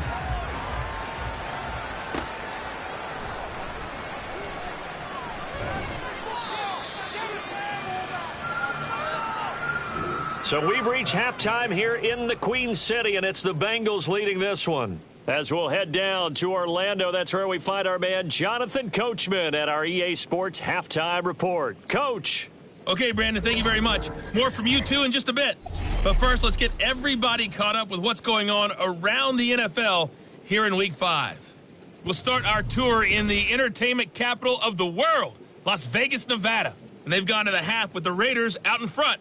Josh Jacobs, a touchdown run in that first half. From there, we head east to Tennessee to check on the Titans at home in Nashville. And things didn't work out so well as they fall to the visiting New England Patriots. Tua Tagovailoa leading the way in the victory with 3 touchdown passes. Lastly, let's get up to Buffalo to check on the Bills. And they've got the lead in that ball game over the visiting Jaguars. Josh Allen has a touchdown pass. Here, it was the always dangerous Saquon Barkley with the impressive first half. He was running with a purpose as he found the end zone 3 times in that first half. And that opposing defense had better come up with a scheme for slowing him down. Okay, Coach, thanks as always to you and the gang in Orlando as we welcome everyone back in for quarter number 3. Forecast calling for more of the same. The rain set to continue as we are underway in the second half. This taken in at the goal line. And he'll take it up past the 25 to the 26-yard line. Well, the Broncos offense set to begin this third quarter. CD, they certainly know the hole that they face as they begin the second half. They have to do what precious few teams have done in NFL history, and that's try to come back from a 4-possession deficit. And, partner, you know as that team gathers, they're saying to each other, you never say never, right? Because if you're on an NFL roster, that's how you have to think. You can always come back and win a ball game. And let's face it, we saw a certain Super Bowl, a 25-point lead late. That wasn't enough to put someone away. But that being said, this task is near impossible. Let's face it. And bottom line is, it officially becomes impossible if this possession is an empty one. Now a first down carry. It's Williams. And he'll manage to pick up about 4. It's second down. Well, this defense, they've got the 4-score advantage, and you can see why they continue to bottle up the run game, and really they've just been sharp in all facets here in this one, CD. Yeah, they've kept that offense in check the entire game, and I think it's been led by what you just talked about, that defensive front, which has not allowed them to run the football and establish control of the line of scrimmage. So they'll come up in Bengals territory now with a 1st and 10 at the 47. Now Wilson.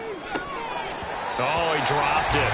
And that's pretty indicative of the way this one's gone. So now 2nd and 10 after the incompletion on first down. They go back to the ground with Williams. And he is tackled inside the 40, not quite to the 35. That one going for a gain of 11 and a Bronco first down. First down, Broncos. Wilson. Looking left side, and he's got a man. That's Sutton. And down to the 20 he'll go before heading out of bounds. It's a gain of 17 yards.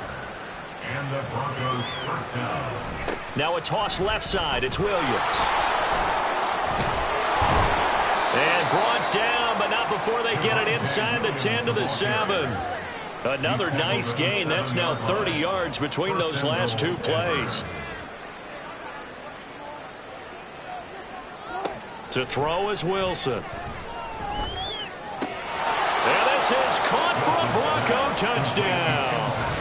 Tim Patrick, a 7-yard touchdown grab. And the Broncos are able to cut into this lead as they score on the opening drive of the second half. I wonder if he changed anything on his play sheet or they just executed better. Because they had 2 previous drives that ended in field goals. Before this one, they finally were able to put into the end zone. Well, whatever he did, Speaking of the offensive coordinator, might be using that formula going forward. It worked there. Yeah, it worked very well. He and his field general in pretty good sync right now. They're starting to move the ball well. The PAT up and good, but hold on a second. There is a flag. Personal foul. Roughing the kicker. Defense. And that flag accepted.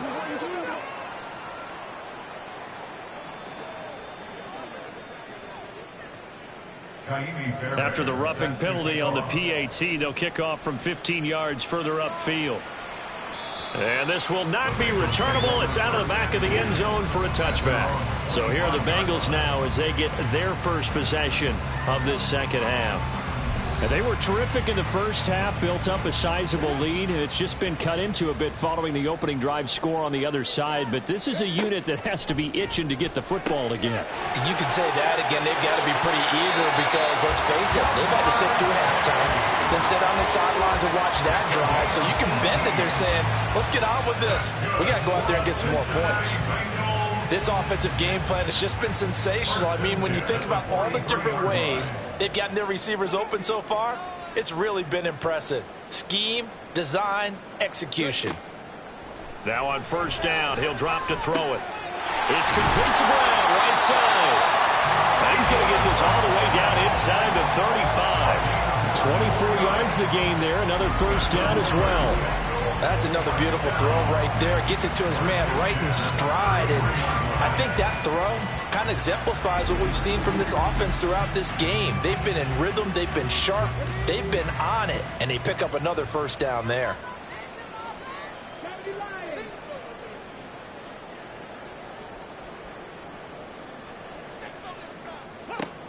They'll look to throw here on first down. And that is taken in by Njoku. And all the way in for a Cincinnati score. David Njoku, 33 yards. And the Bengals are able to extend their lead.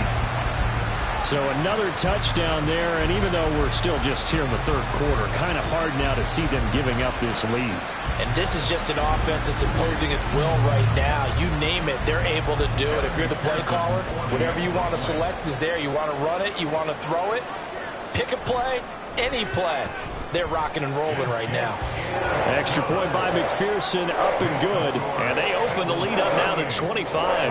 After the touchdown, McPherson on to kick this one away.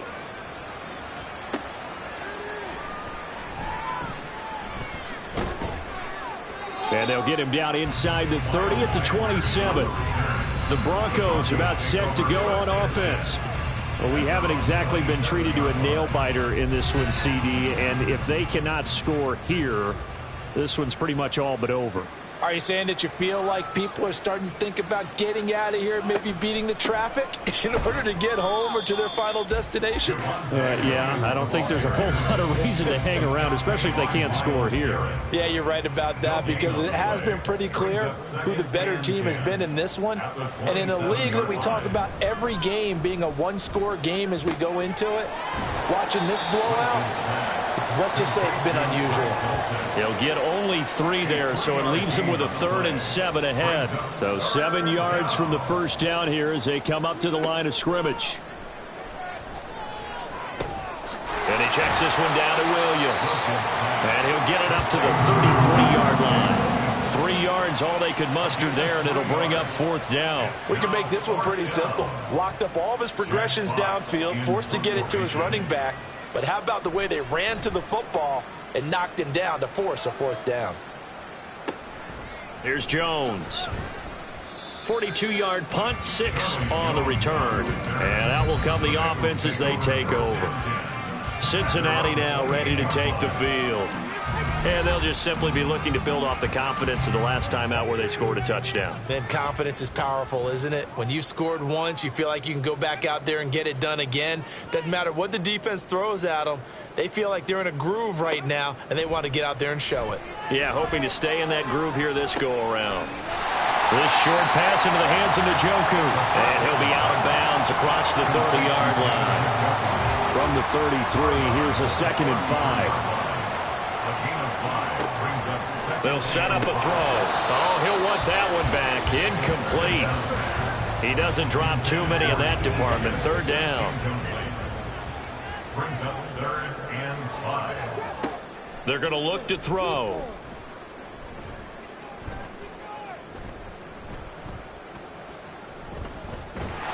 He'll be brought down by the Broncos. It's a sack. It'll go as a sack, a loss of 3, and in turn, it takes us to a 4th down. Even keeping the back in for extra protection on 3rd down, they still couldn't prevent the sack. Now it's 4th and long thanks to a terrific individual effort on defense. Fair catch called for and made right at the 25-yard line. So a change of possession here on the punt. And the Broncos take over. 1st down and 10. Denver offense at the line, ready to go. The last series form, a little disappointing, forced to punt. And now they'll try to do better here and come away with some points as they begin this drive. 1st and 10. There he goes, right side. And he makes it all the way down to the 31. 80 yards for him on the ground now as he has been terrific here this afternoon. A gain of 43 yards. 1st down, Denver. Now Wilson on 1st down. And that's going to be incomplete. So another incompletion there. He's hitting on fewer than half his pass attempts in this one, and that is not a winning formula. Yeah, so let's make sure we give a little bit of credit to the defense here. They've given him a lot to think about, a lot of different looks, and he seems a little bit confused trying to complete passes. They do get a couple, but they'll be left staring at a 3rd and 8 coming up. They'll be in search of 8 yards here as they hope to convert the 1st down. Play action. It's Wilson.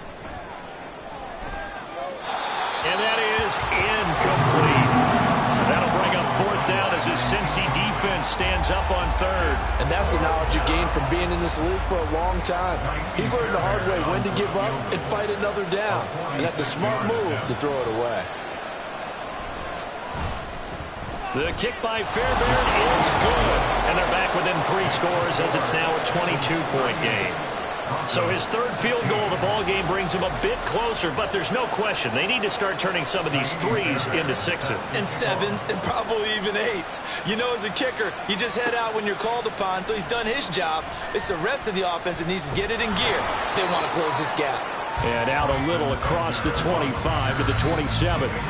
There's a look at receiver Jamar Chase as the Bengals get set to go on offense. Seems like the measuring stick for a receiver for a great game is 100 yards. Well, he's well past that now. And as we analyze how he's getting them, that's where it really becomes fun because, let's face it, they keep sending coverage at him, keep trying to put the pressure on, yet he finds ways downfield and finds openings. That's a really crafty receiver. Ball on the 36 now. Here's 2nd down and a yard. Brings up 2nd and 1. A give to Barkley out of the gun. Fights loose. And he'll be brought down right at the 45-yard line. 9 yards to pick up there, and it's a 1st down. And that last carry puts him right at 100 yards for the game. So how has he done it? Because he's been patient, followed his blocks, let everything develop, and then burst through for big gains.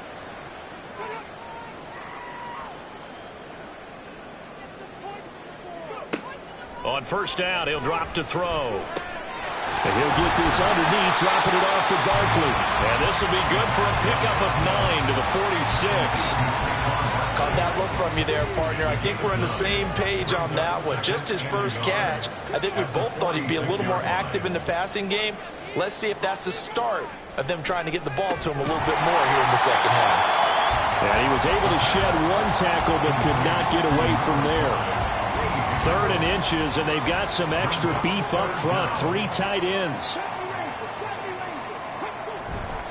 On 3rd down, Barkley. And he goes down, but not before getting this inside the 25. That's good for 21 yards and a 1st down. I think they like this drive a little bit better there, partner. Running game helping out, picking up some of the slack. Because remember, the last drive they went 3 and out.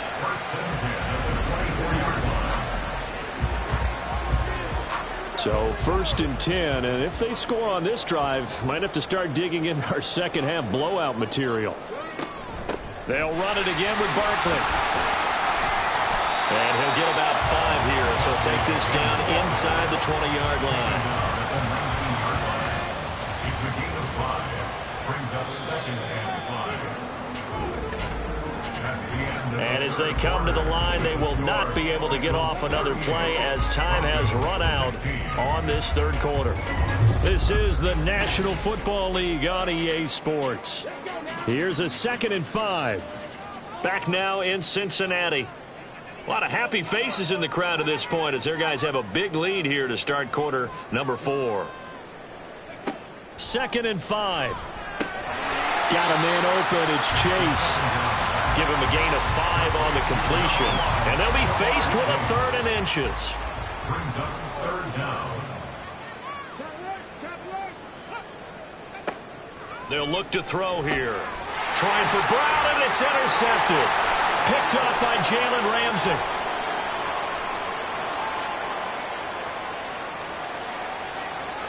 And he takes this one back into the end zone. And the Bronco defense has a touchdown. Well, that's what you get, apparently, when you try to take on a Pro Bowl cornerback. I mean, what a play there to make the interception and also bring it back for 6. And he is so good that we've seen teams absolutely stay away from throwing the ball at him. Here, he's just reading the quarterback's eyes the entire way, makes a great play on the football, and turns it into 6. After the interception, here's Wilson. And now the pressure gets there, and he goes down.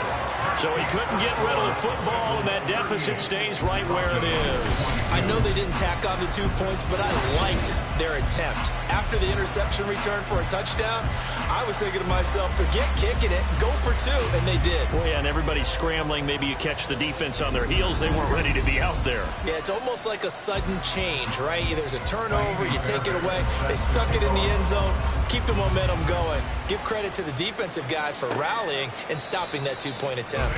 And he'll elect not to return this one, so they'll bring it out to the 25 on the touchback.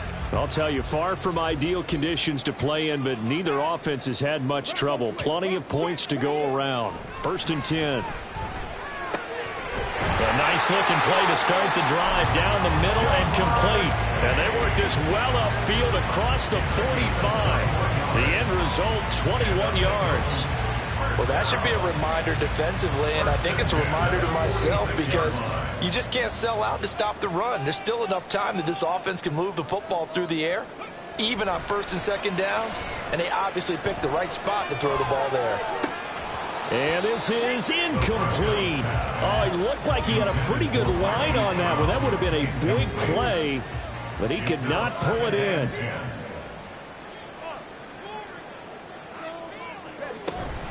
Out of the shotgun, they run with Barkley. And he's got it across midfield and into Denver territory. 134 yards rushing for him now as his sensational afternoon continues. They'll go to Barkley again. And he's got the first before he's brought down at the 39-yard line. It's a 7-yard gain and good enough to move the chains. At carries like that, that's how they're going to continue to salt this thing away here, Charles, in the 4th quarter. Yeah, how about that? A new set of downs. Clock continues to move. No better way to close out a game than to tap those mastodons you have up front and say, guys, keep pounding them. Let's keep the ball, keep their offense on the sidelines, and let's close this one out. From the 32-yard line now, here's 2nd down and 3. On play action, they'll throw. This one goes out wide for Barkley. And they'll have it in the red zone before he crosses over out of bounds. So here's a 1st and 10 now, down inside the 20. Here's a give to Barkley. And he'll get this down only to the 18. Justin Simmons up from his safety spot to make the tackle. Now 2nd and 9.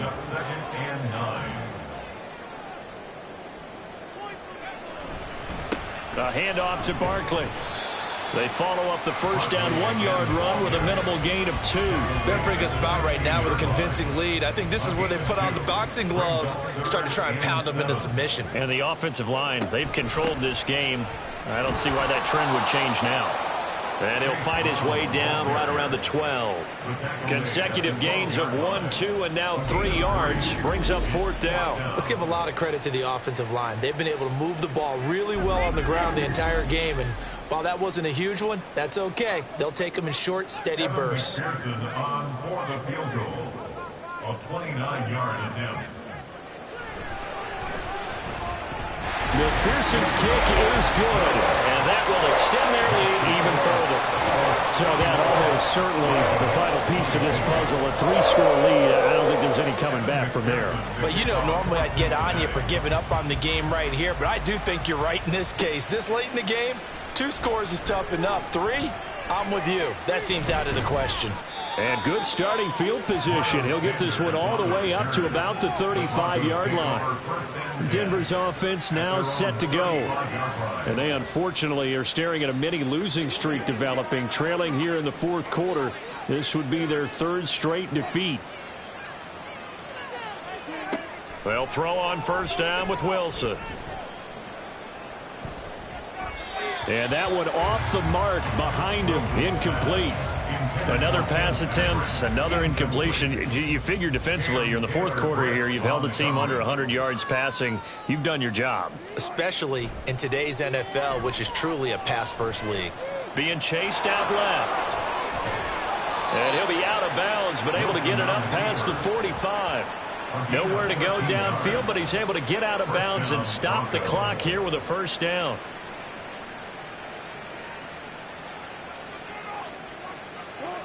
Here's Wilson.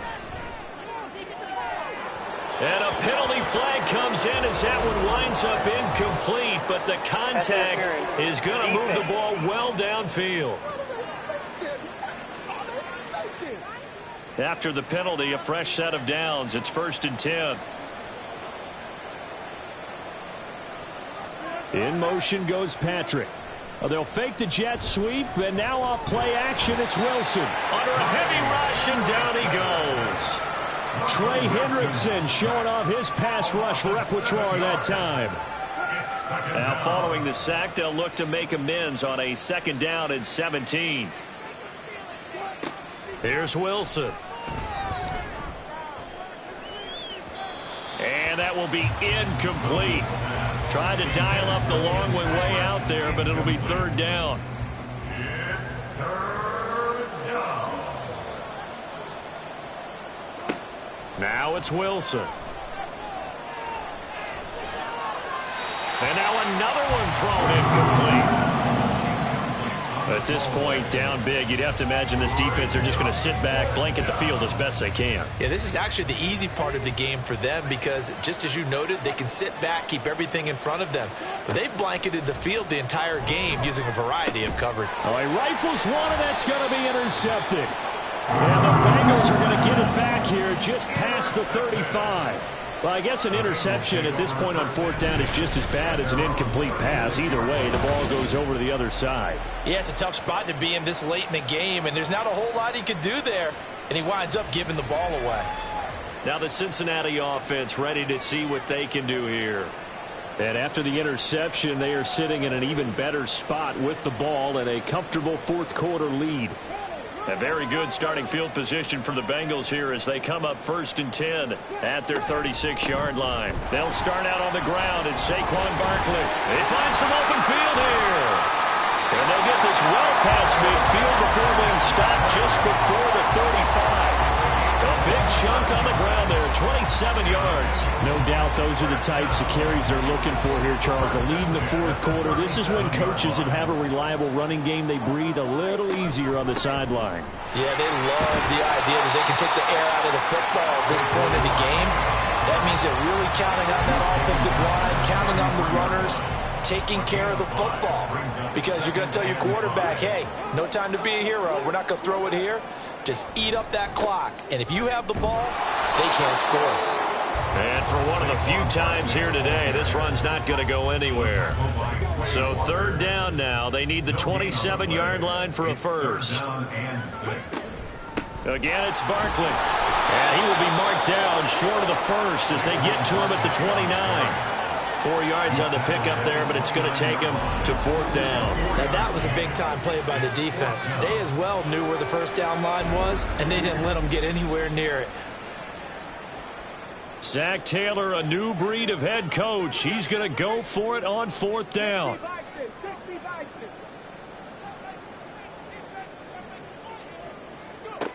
He'll drop to throw. He's got his running back out of the backfield. And inside the 20 before he's brought down. A big pickup of 12 yards on 4th down to keep this drive from stalling. First and 10 at the 17-yard line. A first down carry for Barkley. And he's brought down just outside of the 10 at the 11. He'll get a nice chunk there on the first down run, and it's 2nd and 4. A 6-yard pickup brings up 2nd and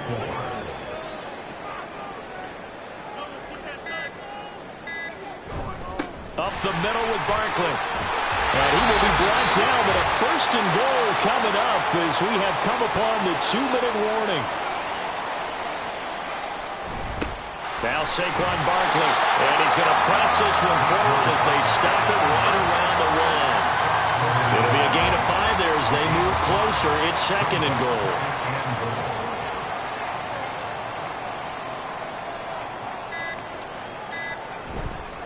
Barkley is going backwards here, all the way back to the 5-yard line. Chalk that up as a 4-yard loss, and now it's 3rd down. On this day, the ground has been his, but at least on that individual play, we just saw the defense finally with a win. Yeah, they finally got one, and that's a win for them, but all game long, he's seen the holes, and they've been huge for him. Kind of like a baseball hitter in the zone. The ball seems bigger, and he's just whacking it. These guys, they've got it going today. Now throwing on 3rd down there, but he cannot connect. Well, it's been a tough go for him. These guys have been driving down the field, but defensively, once they got their backs to the goal line, turned up the pressure, that's going to lead to a 4th down. Well played. McPherson's kick is good, and that will extend their lead even further. Well, ultimately not really sure that they're going to need those 3 points, but they'll take the 3 and they pad that lead. Yeah, this one's already wrapped up, but you and I both know if you're an offensive coordinator, you never let up on the gas unless the head coach tells you to do so. And maybe you've actually clicked him off in your headset so you can keep calling plays and trying to add to this lead. And he'll be tackled just shy of the 25. At their own 24-yard line.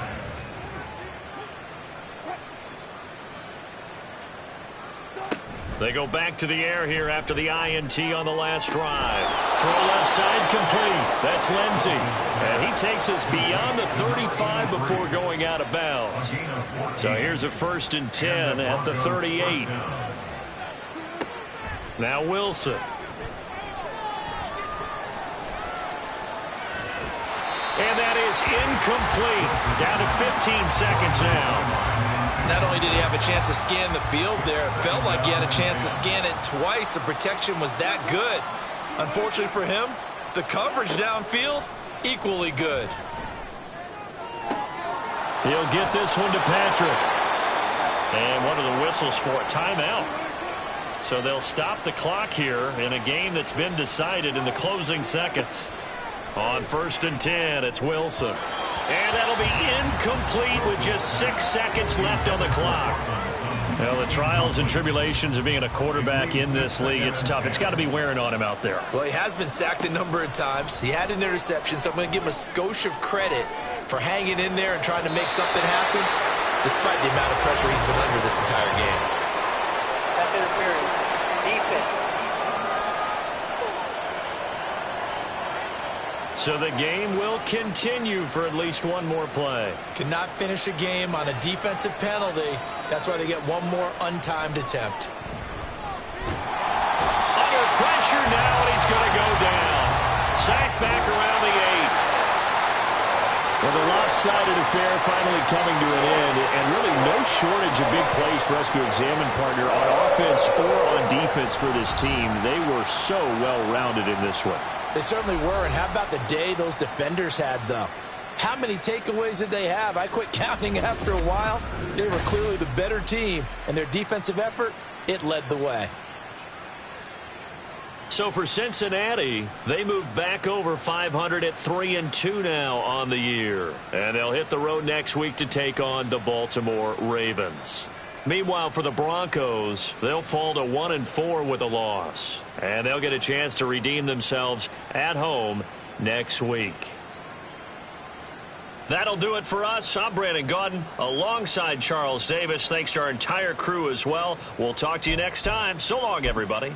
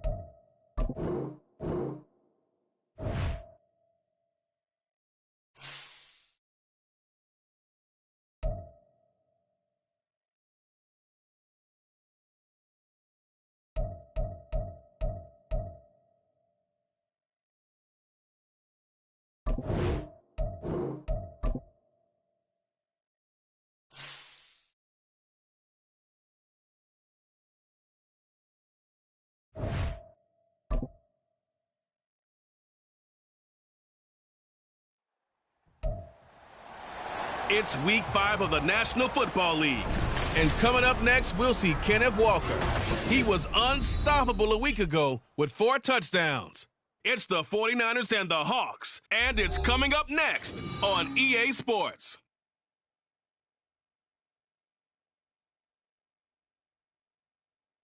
Well, the onset of fall weather, certainly a welcome occurrence for folks in Silicon Valley, and we've got football on a gorgeous day here in Santa Clara as we are situated at Levi's Stadium.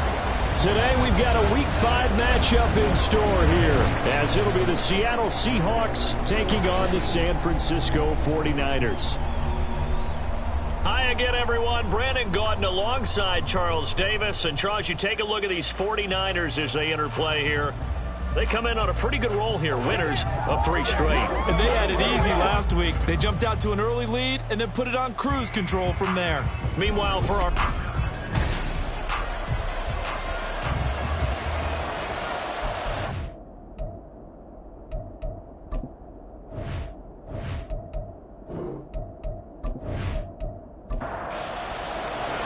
Strap in. This will be a good one. 2 one-loss teams getting together as they're underway on EA Sports.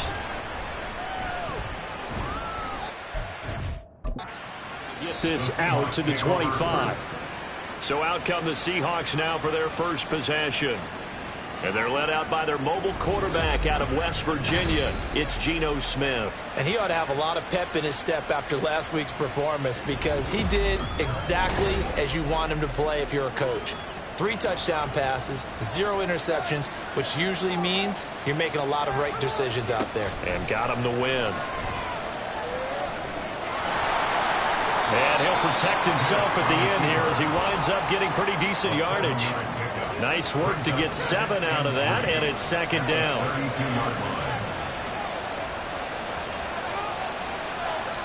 Geno now to throw.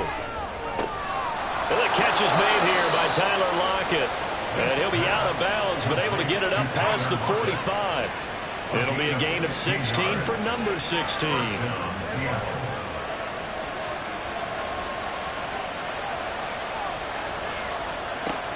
They'll fake the handoff. Now Smith. A quick throw there is incomplete. These two teams, they met up in Seattle earlier in the year with the Seahawks coming away victorious. So a win here in Santa Clara would give them the season series.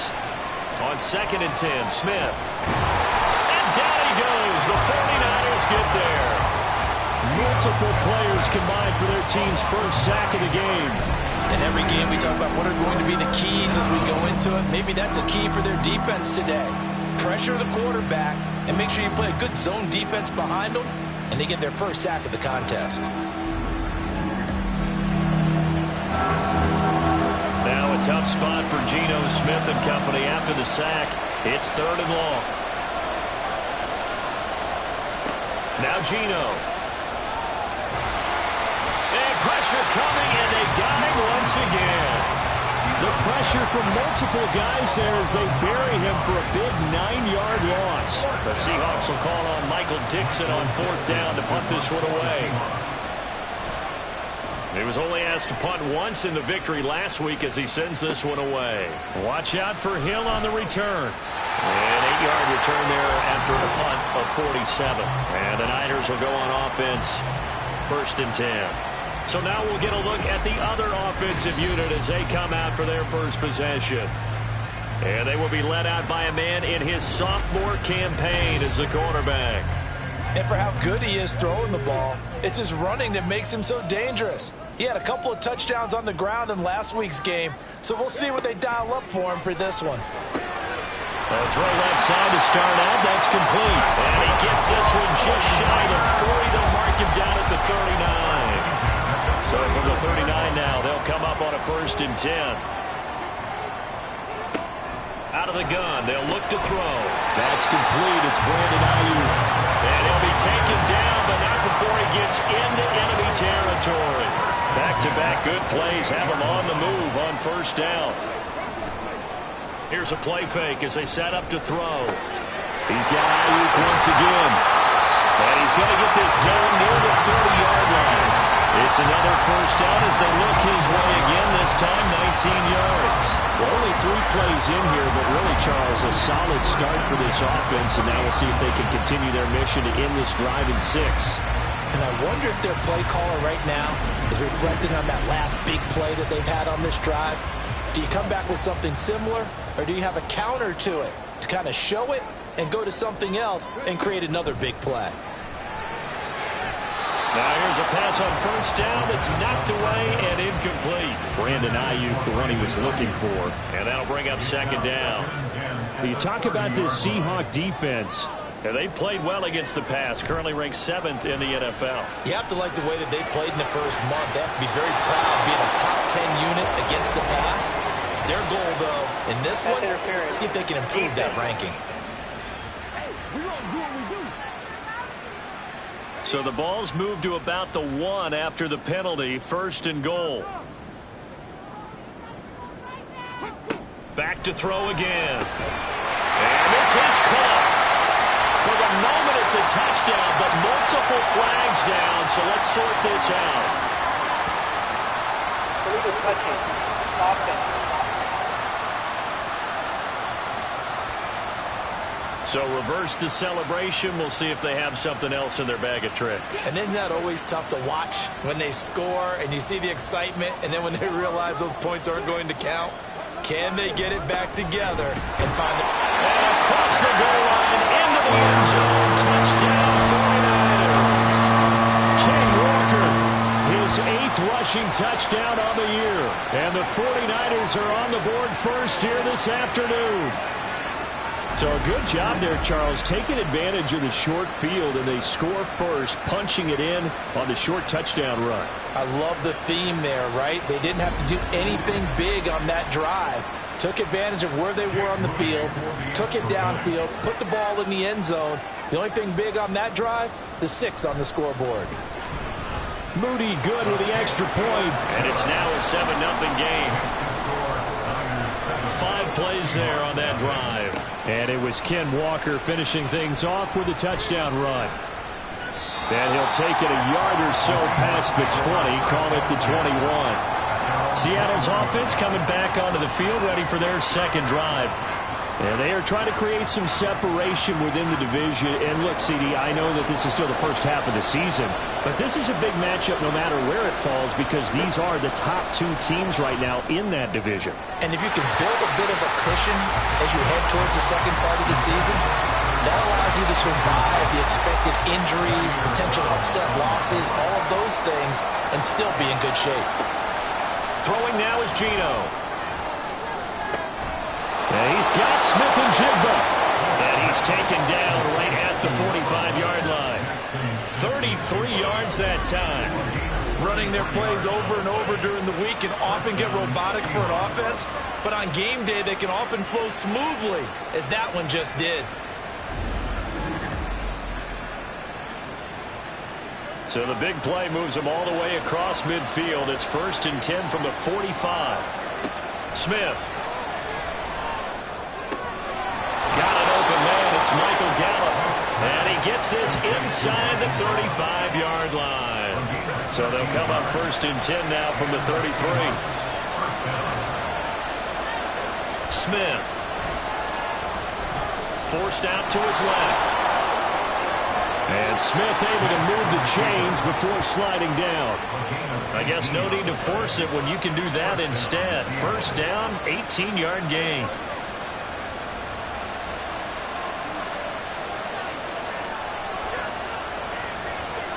From the red zone now, Smith. Throw right side, taken in by Gallup. So give him 5 yards there on the pitch and catch, and it'll be 2nd down. It's a gain of 5. Brings up 2nd and 5 at the Niners' 9-yard line. Now Smith. Got a man right side. It's McCaffrey. And they'll get this from the 8 to the 5. Pickup of 3. This will be play number 7 on the drive. 3rd and a yard. Now Smith. Touchdown, Seahawks. Jackson Smith and Jigba. His 2nd touchdown on the season. And the Seahawks are within an extra point of tying up this ball game. Well, that's just how they drew it up, CD. His first read was there, got it to him quickly, and into the end zone. Absolutely excellent execution by all involved. And the coordinator, got to give him credit, found the perfect play call. Quarterback let it fly as soon as the target came free, and his guy made a nice catch.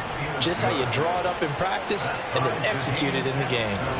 Myers connects on the PAT, and we are tied at 7. So all even at 7 now as they kick it away. Hill going to sit on this one, and it'll come out to the 25.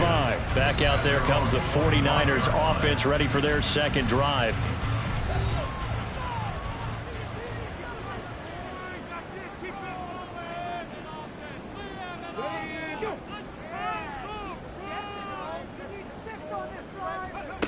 They'll try and start this drive in the air.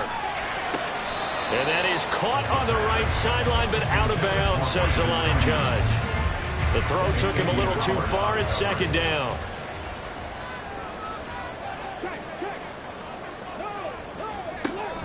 On 2nd down, it's Walker. Pushing through the contact. And this will be a gain of 5 as he gets it to the 30. Well, this defense for the Seahawks, they were terrific a week ago in that win over Detroit. And no matter what's done throughout a ball game, It always comes back to blocking and tackling. That's the essence of football. But I think it's hard for people to understand just how difficult it is to tackle, especially open field. Very few missed tackles on tape that I saw last game. This team does a nice job of getting their opponents on the ground. We often hear the phrase sure-handed tight ends, and he certainly fits into that category. Plus, he's got a quarterback who knows to look his way when they need a big pickup. And on this play, he finds him for the first down. Now here's a throw. It's complete. And he'll be taken down, but not before he works it past the 50.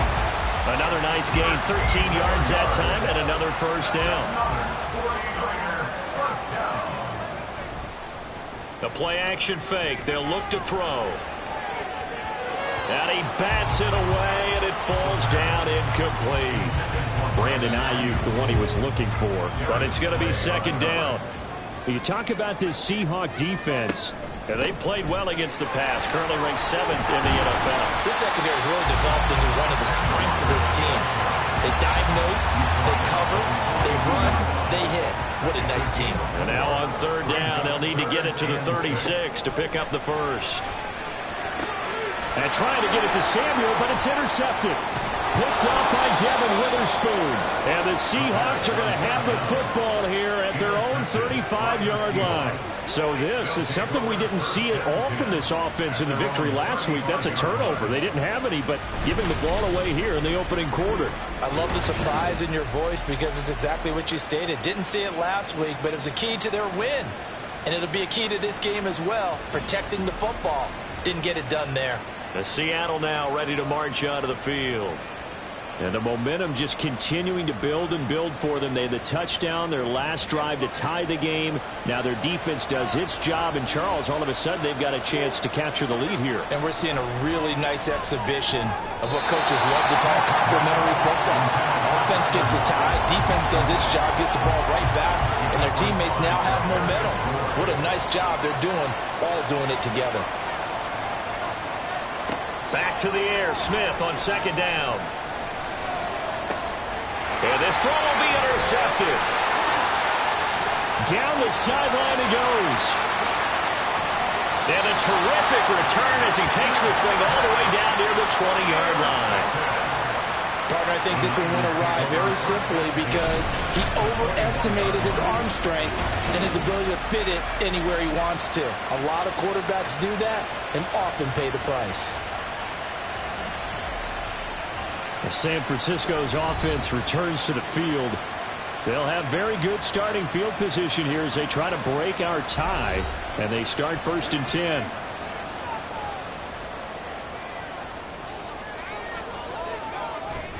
Walker now on 1st and 10. And he's going to get this one down inside the 15. A solid run on first down, gain of 7, leaves him with a 2nd and 3. Looking to throw. That's over the middle and caught by Ayuk. The gain of 3 on the play. And that's going to make it 3rd down and less than a yard.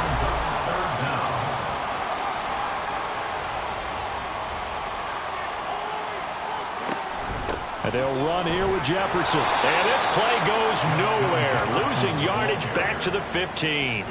It's a loss of a full 3 yards, and it brings up 4th down. This defense is a difficult one to prepare for, one of the best in the league.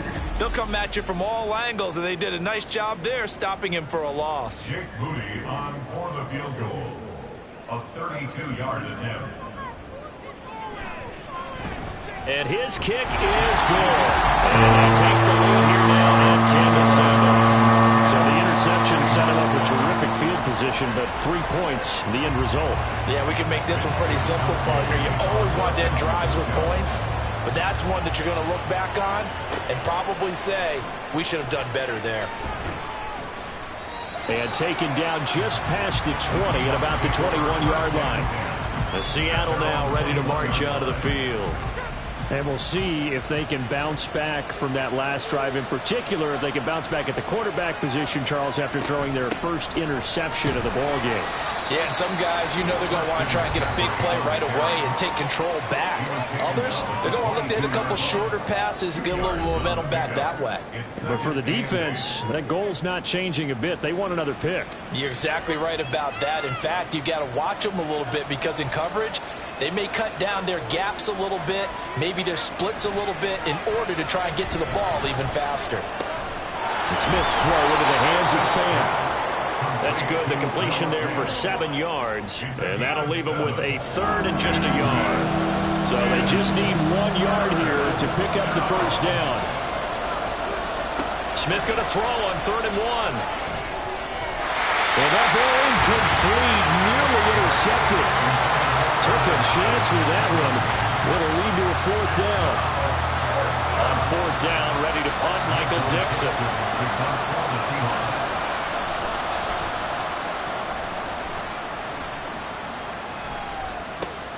And this returnable for Hill.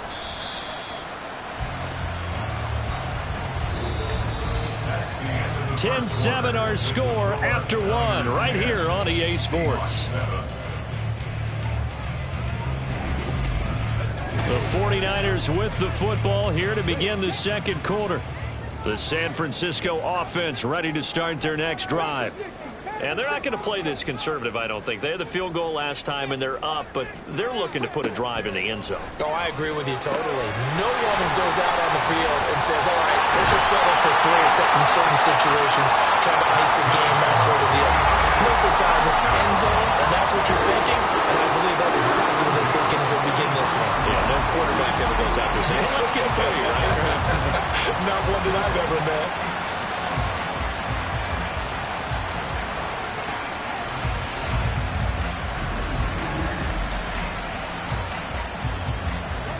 One play has him up past the 40 already, and another 1st and 10. They'll look to throw. Got a man. That's Ayuk. It'll go as a gain of 4, and that'll bring up 2nd down. A gain of 4. It's now 2nd and 6 at the 47-yard line. Up the middle, here's Walker. And a good push there defensively as they stop him at the 48. Gain of just 1. The Niners on 3rd down. Just 1 for 3 thus far. This will be 3rd and 5. They'll set up to throw. And that is incomplete. Oh, he did everything but hold on to it. But a nice play defensively, and now it brings up 4th down. Here's Mitch Wishnowsky now. Back deep for the Seahawks, Tyler Lockett.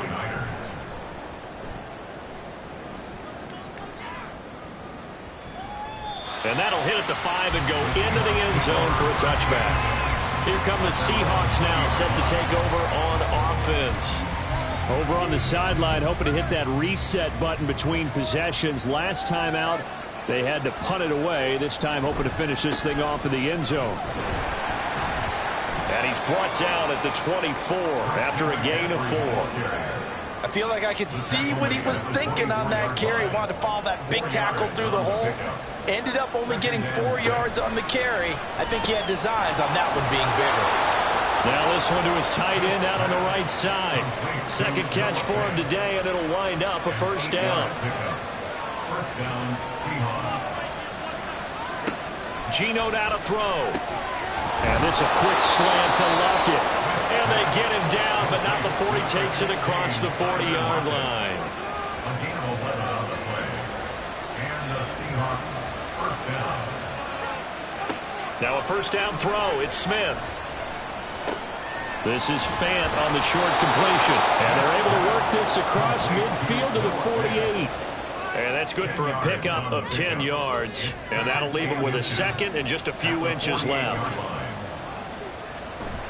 Now a play fake, and it's Smith. Short throw to Disley.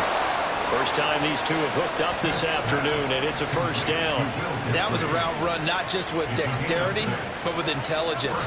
Found the hole in the zone, made sure the quarterback saw him, and was able to make the sure catch and flip the down marker back to run. And now a throw on 1st down there there, but it's incomplete. Well, they've been back on their heels a little bit here in this drive, but a chance to exhale just a little bit there with incompletion on first down. Now they have to gear up, try and get 2 more stops, and escape this drive. It's caught. Lockett. And this winds up a pickup of 2, maybe 2.5 to about the 39. First down marker at the 31. It's third down. Off of play action. Here's Smith. And this is going to be incomplete. Fourth down now, and San Fran's defense is strong in coverage. There's Michael Dixon now to punt.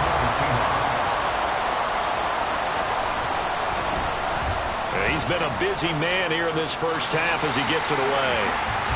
Kenneth Walker headed back out there. A good job in the passing game. Decent job in the running game, but really they've been more effective through the air. We'll see if that shifts at all as this goes on. Thus far, it feels like they're calling this game in reverse. Normally you run to set up the pass.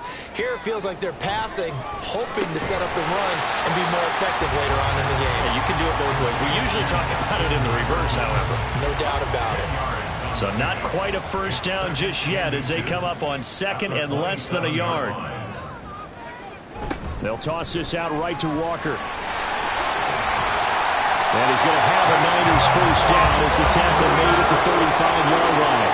Second and inches is oftentimes an invitation for an offense coordinator to take a big shot downfield because he feels like he can come back on third down and pick up the first down. But sometimes you just don't want to break tendency. Stay with what you are. Stay with who you know. Trying for Ayuk, but it's intercepted. And the return here is stopped at the 35-yard line. CD, I know it's just his second year in the league as a quarterback, but that's going to be one when he flips on the tape. He's like, I shouldn't have thrown that ball. No doubt about it, and his coaching staff will be emphatic about he shouldn't have thrown that ball. But remember, second year, as you noted, on-the-job training, so he's got to take this feedback that he's getting, negative or otherwise, and turn it into positives moving forward. Tyler Lockett trotting onto the field, getting set for this next drive. Well, September sure treated him kindly. Now we flip over to October. Any reason to think that those numbers drop, or can he keep the pace up?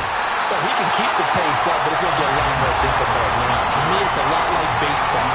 When guys, when they first hit the league, whether it's a pitcher or a hitter, and they go through the league the first time and they're hot, they're going, wow, what a phenom. Then they get tape on them, they get scouting reports, they start to do different things. Let's see if he's going to adapt and expand his game in order to keep up that type of production. That's a good call because he's a known entity. See how they defend him going forward. That'll go for a gain of 7, and it's 3rd and 4 now. To throw is Smith, and that is incomplete. I wonder, Brandon, I just wonder, you think maybe he was worried about where he was on the field? Was he far enough? Was he close enough to the first down sticks? Absolutely. He was right there by him, and I think he was thinking first down before he caught that football. Yeah, got to catch it first, because if you don't catch it, there's no chance of picking up a first down. Well, they got the turnover in great field position, but unable to do anything with it. And they're left taking the easy 3 on the field goal. Yeah, you're right about that. A great chance at a short field touchdown. On a sudden change, you take the ball away. You expect your offense to put into the end zone, but they'll take the 3 from now, even if they feel just a little bit let down. And ultimately cannot get this out to the 25-yard line as he's dropped at the 23. The 49er offense set to get this drive underway.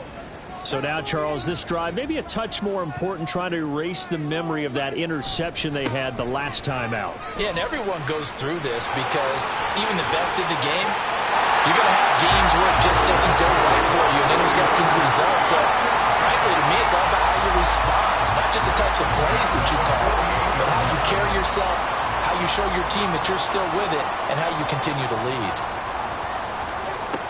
Back to Walker on first down. And he'll take this ahead for about 4. Second down coming up.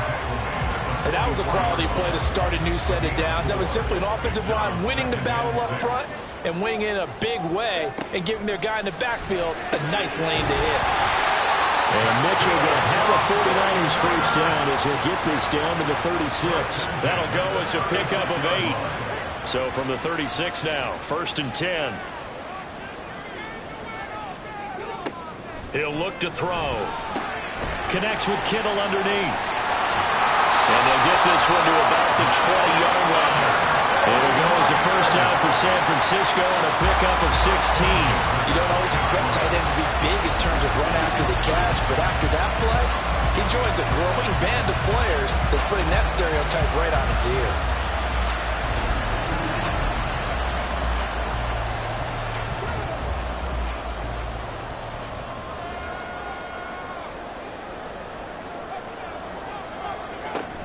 From the gun, it's Walker.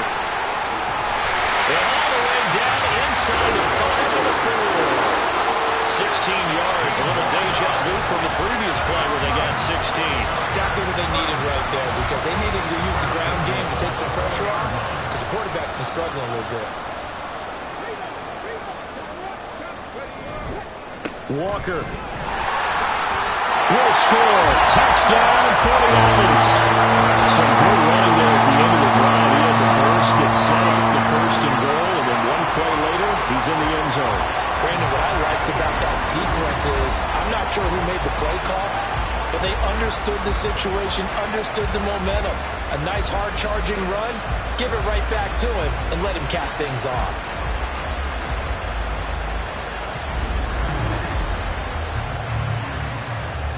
Extra point try now for Moody.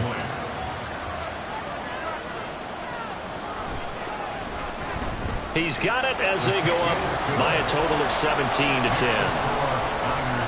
A drive that time of 6 plays. And it was Kenneth Walker finishing things off with a touchdown run. And he returns this to the 22. The Seattle now ready to march out of the field. They find themselves down 17-10 as they come up on a 1st and 10.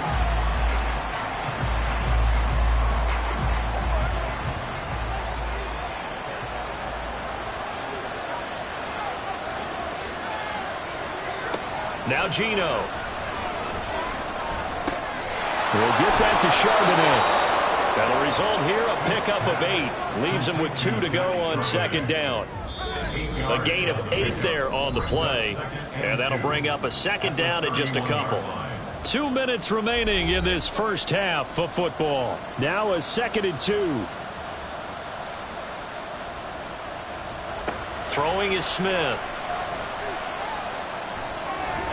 Looking middle, and it's incomplete. To this point, I've been impressed with the work defensively. They have not allowed a lot of receivers to run free. And there's another example, another incompletion. 3rd and 2, Smith. He had a man open, but he missed him, and it's incomplete. You've always been very good about checking my math. Am I correct? That's the first time that it's been incomplete when they're throwing it to him? Yes, he had caught every other ball coming his way. So they feel like they've got something really good going there, and they're going to continue to go there until the defense makes an adjustment and takes it away. Well, they finally made an adjustment there. We'll see if they can build on that start. Great coverage there. Holds them to a 2-yard return following a 50-yard punt. And it will be 1st and 10 as they take over. The San Francisco offense ready to start their next drive. They'll come out throwing here to start the drive. He'll get 5 out of the scramble. It's 2nd down. They made a nice effort to stick him with a loss for that play, but it's going to take more than that to keep him from advancing the ball. Should be an entertaining battle anytime he tucks and runs over the second half of this contest. Now this one over the middle into the hands of this tight end, complete. And Kittle going to have a 49ers first down as the tackle made right at the 30-yard line. Many different ways to create space, but on that play, he did it with that big, wide body of his. Didn't get a whole lot of yardage on the play, but it did what it was supposed to. Pick up a first down. On 1st down, he'll drop to throw. The same target, same result. It's Kittle. So the completion good for 7 there, and it's 2nd down.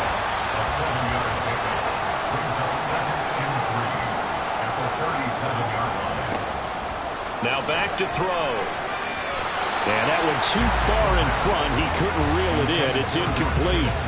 That is the first time that they've targeted him that he has not come down with a catch. He's caught everything that's been thrown his way. A dominant pass receiver that can break down any defense, because when he's doing that, pressure comes. He's taken down by the Seahawk defense.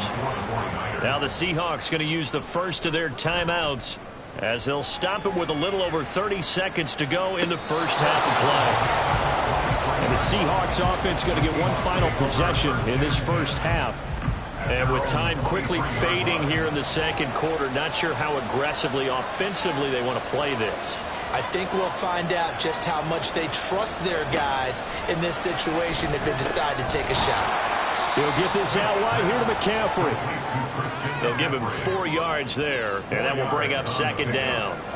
Second and 6 at the 27-yard line. And this time they'll just keep this on the ground. And they're able to get this one across the 35. So we've hit halftime here in Santa Clara with the 49ers out in front. As we'll send you back over to Orlando with our EA Sports Halftime Report, here's Jonathan Coachman. Okay, Brandon, thank you very much. More from you two in just a bit. But first, let's get everybody caught up with what's going on around the NFL here in Week 5.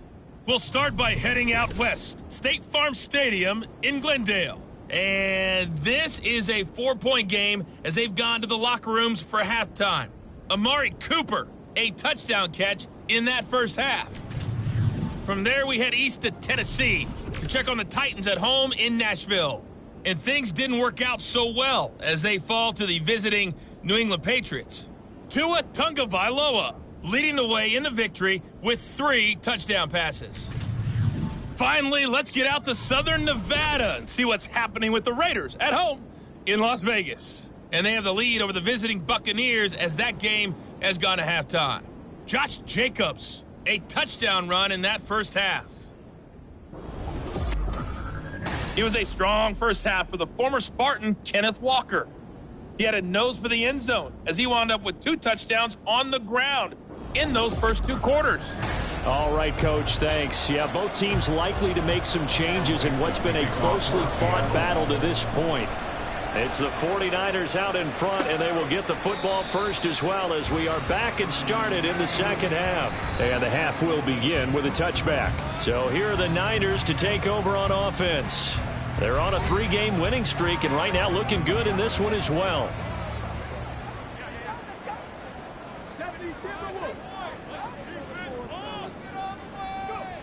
They'll come out throwing here on first down. He completes this to Walker. And not much to speak of. Call it a 1-yard gain up to the 26. The last play got just a yard. Here's 2nd and 9 from the 26. They'll drop to throw. And he's going to be intercepted for the 3rd time thus far. Jordan Brooks with it. And they're going to set up shop at the 27-yard line. That is just what this defense was hoping for, an interception on the opening possession of this 3rd quarter. Obviously didn't want to surrender a touchdown and fall even farther behind. And we've gotten to know this team a little bit, haven't we? Couldn't you just see their defensive leaders telling the offensive guys, telling the quarterback, don't worry, we got you to start things off. You take it from there.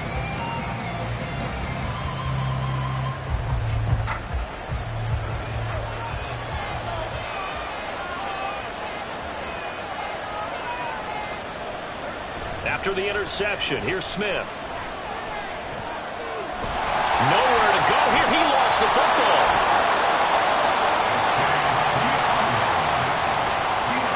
Fortunate to get that football back, because trailing here in the second half, last thing they needed was to lose the possession. And the word I think of here is opportunity, because it could have been lost there, their chance to score points. But the opportunity for the defense was to go ahead and really close this game down if they were able to get possession. And he's brought down at the 24 after a gain of 4. Well, if you're going to run the read option, typically, you've got to keep an eye on the defensive end. And what does that mean? What are you looking for with the defensive end? Well, you want to play off of what he does. If he collapses inside towards the running back, then you pull it and take it yourself outside in. If he stays out, touchdown! Michael Gallup, a 24-yard touchdown. And the Seahawks take the forced turnover on defense and convert it into 6 points. So a strong drive here to lead off this third quarter. That has them an extra point away from tying things up. And, partner, this is pretty much what they envisioned when they were sitting there in the locker room thinking about getting things going to start here in the third quarter. Getting out there, a field goal would have been fine. But going ahead and scoring here, an extra point away from tying things up, that's exactly how they drew it up on the board. Extra point up and through by Myers. And that will level the playing field at 17 all. So we're right back where we started, all even as the kick's away. And Hill will opt for the touchback. San Francisco set to go on offense once more. And their lead has evaporated in this third quarter. It's tied once more as they begin with a 1st and 10.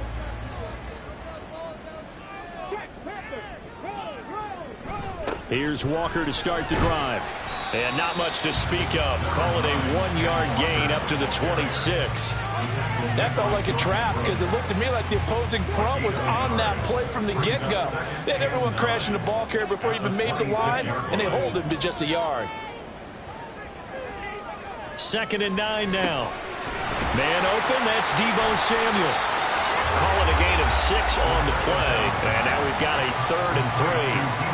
Coming up here looking for 3 yards to pick up the first.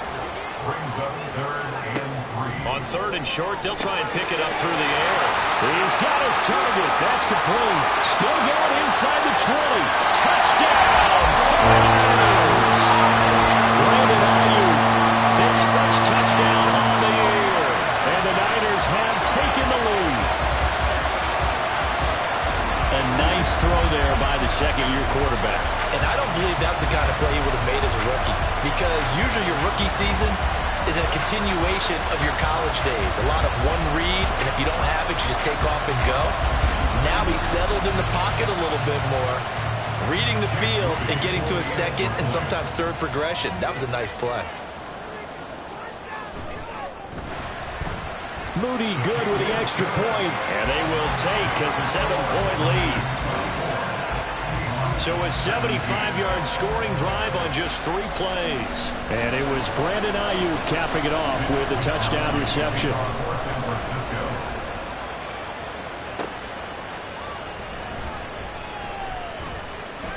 And good coverage there on special teams as they'll get him down shy of the 20. The Seahawks take back over. This drive here beginning probably with a pair of motivated groups. Remember, the offense scored a touchdown their last time out. Looking to repeat that in Charles's defense. They were very frustrated after giving up 6 the last time on the field. And frankly, it's just a battle of wills in a lot of ways, because you know they're both motivated, they both game plan for this drive, and they both have specific outcomes in mind. To me, it just comes down to who can execute better and which side can step up and assert its will over the other. The Smith's throw into the hands of Lockett. And he'll be upended here after a pickup of 3, getting it out to the 25. These guys have punted 4 times already, and they're staring at a 5th, barring a conversion here on 3rd down.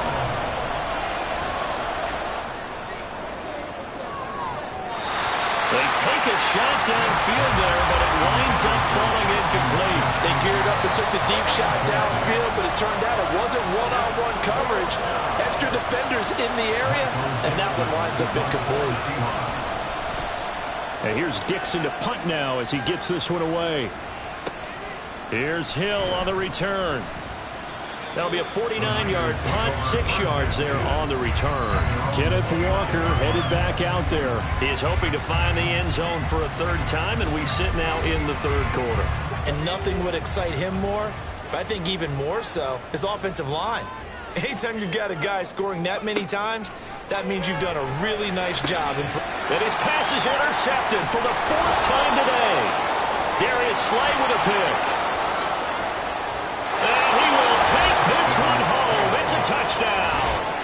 The mistake there by the offense, Charles. They tried to pick on a Pro Bowl corner in coverage there, and not the smartest decision. He reminded him that he was a Pro Bowl corner with not only the pick, but the pick 6. And those guys who have that designation, sometimes they get a little bit bored in games because people try to avoid them. They absolutely love it when they get challenged, and it's a chance to remind everyone exactly why they were tabbed as one of the best in the league the prior season. Now Myers for the extra point.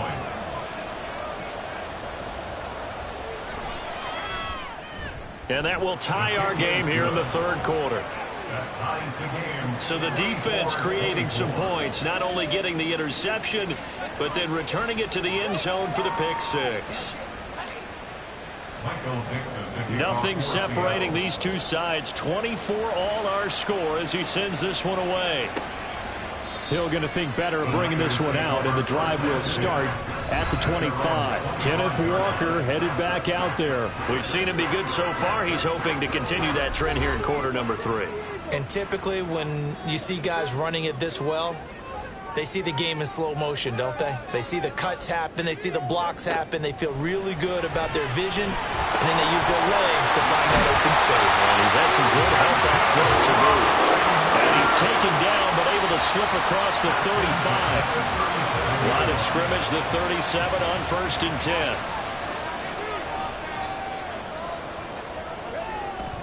Up the middle they run. It's Walker. Knifes his way forward here, but just 3 yards on the play. Second down.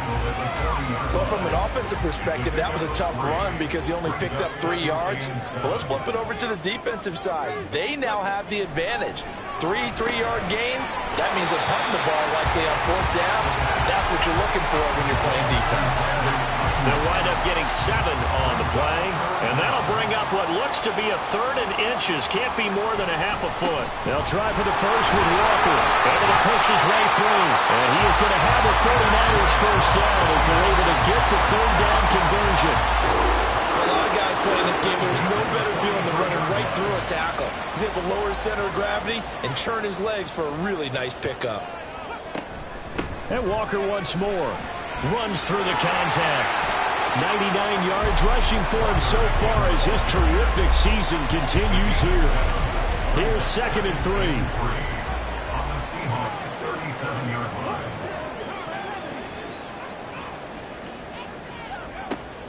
He'll look to throw. This one goes underneath to Walker. And he'll work it inside the 30 to the 29-yard line. 7 yards there and a first down. That's another 49er. First and 10 at the 29-yard line. The play action fake. They'll look to throw. And his throw is incomplete. As a defensive back, you have some weapons at your disposal that we don't often talk about. And you can read the receiver's eyes, you can read his hands, and you know that the arrival of the ball is imminent, and that allows you to make a play on it and oftentimes knock it away. Connects with Kittle underneath. That'll leave him with a 3rd and 2 coming up. They got 8 yards there. They'll come to the line, needing only 2 yards to gain the first here. On 3rd down, here's Walker. And boy, he is very close to a first down, but from where they're spotting that football, he's going to be a foot or so short. When we talk about defenders, specifically linebackers, keeping their eyes in the right spot, he had that eye down the entire time. And you know that's not easily done because they throw a lot of misdirection at you. They try and fool you and get your eyes in the wrong place. But you're right about that one. He correctly figured that one out and made a really nice play. Now on 4th down here, that pass knocked away and incomplete. The Niners go for it, but it doesn't work out. And this 10-play drive winds up yielding nothing. And you wonder, Charles, could that decision come back to haunt them later? And it really could, because in this situation, you kick the field goal in a tight game like this, that's a good play. Yeah. But maybe what he's saying to himself is, I'm just not a big proponent of the old idea that any possession that ends in a kick I'm happy with. He wanted to be really aggressive. A little twist here in the 3rd quarter. The drive starting play, a good one. Give him 19. Sometimes it's hard to believe, but there are times this game is about patience, isn't it? Has had the game he expected, but that run there, that may get him going. I was just going to say, maybe that gives him a little juice, because you're right, he struggled, especially in that first half. Yeah, and I know the great ones always think to themselves, just hang in there. I'm just one big carry away from busting this open. That's a good start for him.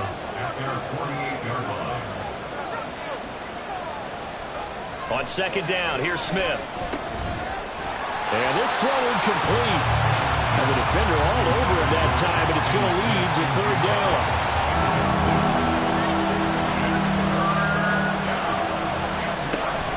And They'll try and pick it up with McCaffrey. No gain on the play there. Nice job defensively. And it likely forces a punt situation on fourth. I know they want to go for it here, and I know that their fans want them to go for it. But listen, I'm going to play head coach right here and look at the facts. Tie game. Plus, even if you get the first, you still got a half a field to go. I'll go ahead and punt the football myself. And he gets it away, a directional kick going toward the sideline. And no return here. Where will they spot it? They say just outside the 20-yard line. The 49ers offense now, they work their way back onto the field. Well, they've got some stuff to build on from that last drive because they moved the football, CD, and then they tried to go for it on fourth down, didn't convert, probably left a bitter taste in their mouths. I would say so, and I think that they go out in this series determined for that not to happen again. In fact, they don't even want to get to a fourth down opportunity. They just want to make sure they get it done within the parameters that they've set for themselves. Run their offense, get it into the end zone. Yeah, I think a little bit of determination and a dash of anger. Stiff-armed it. And they're going to get this beyond the 40 before it's taken down. 23 yards the pickup there. I'll tell you what, a lot of those mid-range throws have been available because sometimes teams get too concerned about the deep ball and they leave too much space in front of them, and these guys have been taking advantage so far.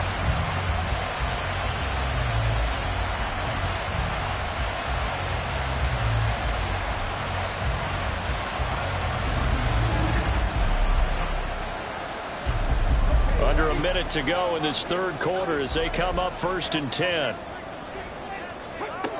They'll set up a throw. This one caught by Kittle. Oh, he sheds himself free. Look at the big man rumble. Touchdown 49ers. George Kittle, 57 yards. And the Niners have moved out in front here in the final minute of the third quarter. Well, Charles, he's still a young signal caller in this league, second year in the NFL. And I don't know if last year as a rookie if he would have worked through his progressions like he did on that touchdown pass. I think you're right about that. We're seeing him grow up right in front of our eyes because when he went to his primary read, he recognized that they were all over that as he continued to survey the field, picked up another target, delivered a pass exactly where it needed to be. A very mature play for the second-year quarterback.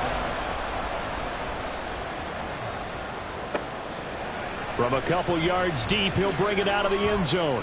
Now a hit and a loose football. So a teammate picking him up there, that was nearly disaster. And the way that you coach these things, you want to make sure you have eyes towards the return guy because you want to make sure that the catch is secured. A lot of teams do that. They have at least one guy. Okay, you're responsible for making sure he secures the catch. He's not always the one that makes the recovery, but he can always sound out the alarm. Hey, ball's on the ground. We've got to get it back. Here's the Seattle offense ready to get this drive underway. They'll fake the handoff. Now Smith. Finding Lockett for the catch here on the out route.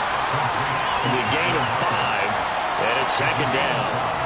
Brings up 2nd and 5 at the 28-yard line. A handoff, McCaffrey running right. And only able to get 2 here. Stopped at the 30. Call it a gain of 2 as time has run out on this third quarter of play. 3 quarters in the books. We'll return with more after this break. You're watching the NFL on EA Sports. Back now here in Santa Clara. The offense on third down, not so hot. 2 for 9 to this point. This time it's 3rd and 3. A throw there, but that's going to wind up incomplete.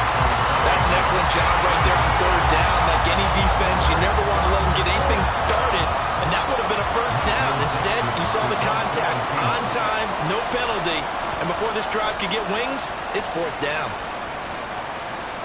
And a fair catch signaled for and taken just outside the 20-yard line. There's receiver Brandon Ayuk as San Francisco's offense returns to the field. He's been a load for them to handle defensively, I know that much. Well, look at him. He's got 7 catches on the game, and he's starting to shred them a little bit because not only is he catching them, he's picking up good yardage, keeping the chains moving, ball control, you name it. This big guy, what did you say? He's been a load for them to handle? That's right. Agreed. 7 catches, as you said, over 100 yards. Sticking with Walker on second down. And he'll get it up near the 35, right at the 34 here. 110 yards for him on the ground now on 18 carries. Well, that's a carry they have to be satisfied with. And throughout this game, they've been satisfied with what he's given them. Whenever they've needed a big run, a first down, he's the guy they turn to. And it doesn't matter what the defense thinks. They feel like they've got the confidence to keep handing it to him and keep picking up good yardage. Officially, it's a 1-yard loss. That's going to bring up 2nd and 11.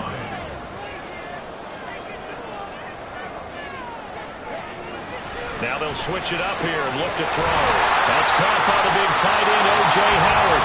And that'll wind up moving the chains again as the tackle's going to be made at the Seahawks 42. A first down there on a pickup of 25. These guys certainly are not hiding what their intention is. They're absolutely showing it. They're definitely not going to sit on this lead here in the fourth quarter. So from Seahawk territory now, it's 1st and 10 at the 42-yard line. Out of the gun, Walker with it. And they'll get him down after a pickup of 8, 2nd and 2. If you can keep getting gains like that, Charles, with the lead here in the fourth quarter, I mean, keep running it, right? No doubt about it, but what the offense coordinator has to do is understand. They're going to continue to stack the line of scrimmage. What runs do you have in your arsenal that'll work against a stacked box and continue to move the ball? Line of scrimmage, the 31 now on 1st and 10. Again, it's Walker. And he's going to take this one down to the 25. 7 yards on the pickup there, and it'll leave him with a 2nd and 3.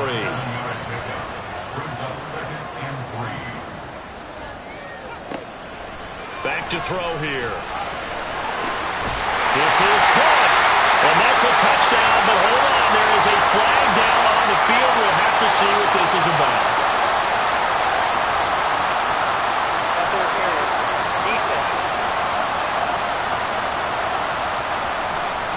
So obviously they will decline the penalty there, and the result is 6 points.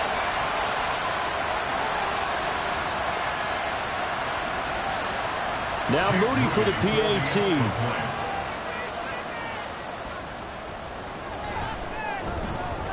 And he's been a busy man, 5 for 5 now as he knocks another one through to extend the lead. So that drive goes 8 plays. And it was all capped off by Justin Jefferson's touchdown reception. And not willing to risk another fumble, he'll sit on this one. It's a touchback. Now Smith and the Seahawks going to come up 1st and 10 at their own 25-yard line.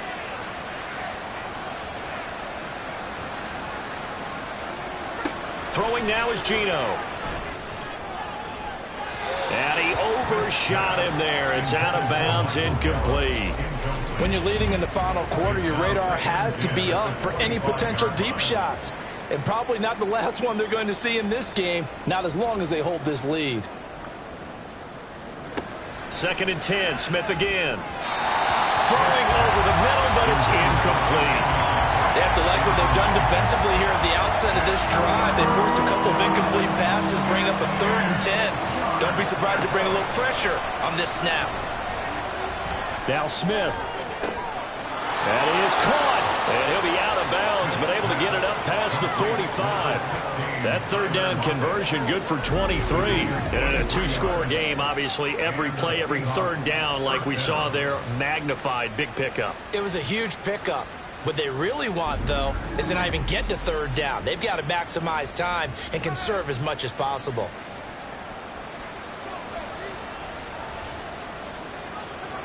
Again, Smith.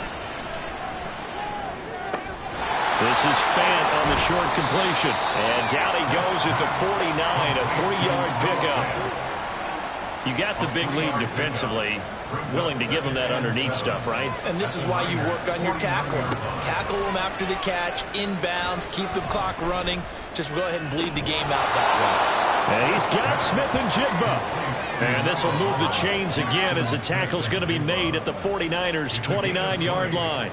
First down, Seattle. On 1st down, Smith. This is Fant on the short completion. Stopped at the 24-yard line after a gain of 5. Nice rhythm throw there on first down. He located his tight end, made it a nice easy pitch and catch. Hoping he could break a tackle or two. Wasn't able to do that there, but still good yardage. Throwing again on second down, but this time it's incomplete. He already came through for them on this drive. No surprise that they were hoping he could do it again.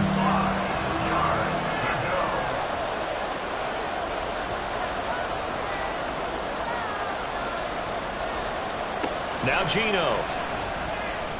Oh, he had him. He was open, but he couldn't get it to him. It's incomplete. Well, the other day they told us when we've got 3rd and 5 or less, we have to be able to convert. And I guess every team would say that, Charles, but an opportunity missed there. What they were trying to tell us is they believe it's a matchup game at that point, and they liked some matchups that they had, thought they could exploit them, unable to do so on that play. Now they go for it on 4th, but this one is going to wind up incomplete. So they really needed points here in a 2-score game, could not come away with anything there on 4th. And while we know they're a little bit discouraged here, they can't check out of this game. You and I have called a good number of games over the course of our career where we've seen these types of situations. Teams get the ball back, and that miracle does occur. So they can't let that dream go just yet. They have to get stout on defense here. Yeah, right now really hoping for a turnover. Officially no gain on the play, and it's second down. 2nd and 10. At the 24-yard line. They'll set up to throw. The tight end Kittle has it on the left side. And they'll get it all the way up about 5 yards shy of midfield. That good for 21 yards on the catch and run. Partner, I like that they're staying aggressive on offense because to me, this drive is what is known as a put-away drive. You score here, that might put this one to bed. I like the fact that they're playing with confidence and not playing with fear. This will be stopped about 2 yards shy of the marker. 8-yard gain, 2nd and 2. 2 yards to go, second down. Brings up 2nd and 2 at the Seahawks 47-yard line. Trying the left side with Walker. And he stopped after a gain of 1. Not enough. Still a yard to go on 3rd down. The Niners on 3rd down. They've converted 3 times in 8 chances. They need just a yard here. It's 3rd and 1. Working the middle of the field, and he's got a man complete. And that'll wind up moving the chains again as the tackle's going to be made at the Seahawks' 22-yard line. They have the nice cushion. They just want to pour it on right now, still throwing the football. And I know my background says, why do you need to do this? Just go ahead and run out the clock and get a win. But as many people pointed out to me, it's a video game, man. Go ahead and put the numbers up. Sportsmanship, not an issue. Exercise those fingers. Now a play fake here on first down. Throw out wide to Walker. And on this one, he'll get to the 15, right at the 15-yard line. So 8 yards on the completion there, and they'll be left with 2nd and a couple.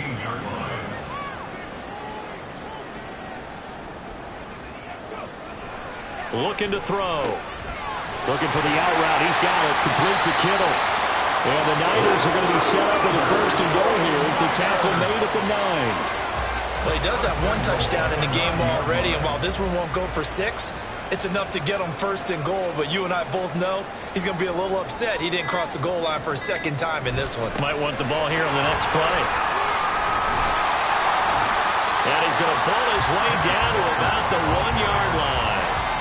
136 yards rushing for him now to this point.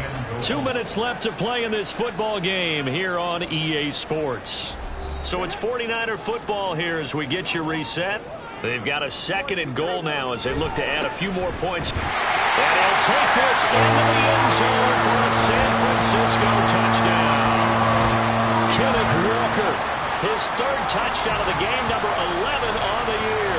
And the Niners are closing in on a 4-1 start as they extend their 4th quarter lead. Well, he finishes off the drive with a touchdown run, Charles. Remember, he also had a catch on this drive as well. And that's what running backs want to be in today's NFL, a complete back. 3 downs, stay on the field, run it, and catch it. And he gets it done. Moody good with the extra point. And the lead now to 3 touchdowns at 21.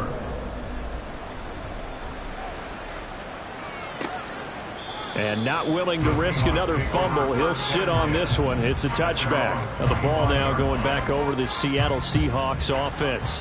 Well, this game, it has had no shortage of offense. They've been able to put up a decent amount of points on this side, Charles. They just have not been able to keep pace with the other offense they're going against here. Yeah, it's a good way of pointing things out because now it's not a total loss because, as you said, they've scored some points, so there's some plays they can build on, moments where the game plan actually worked. But overall, though, they were just out-personnel. They were going up against a team that's playing at an elite level. Now, meanwhile, here's a second down throw that's knocked away and incomplete. An incomplete pass on that last play, and that means they'll need to come up with something here on third down. Throwing there, but this pass is going to wind up incomplete. Had the right idea there, trying to throw it to the sideline, but he let him just a little bit too much, trying to get it out to his receiver. Ends up falling to the ground, incomplete. Desperation time for Smith on fourth down. Pass taken in by his big tight end. Oh, he's going to take this right to the line to gain. Awfully close, but they'll say that he did get the 6 yards he needed. Didn't get much more than that, but it works all the same. First down. This to the sideline and over everybody. Incomplete. No flags forthcoming, though. Maybe a break there. That looked like a clear throwaway to me. On 2nd and 10, Smith.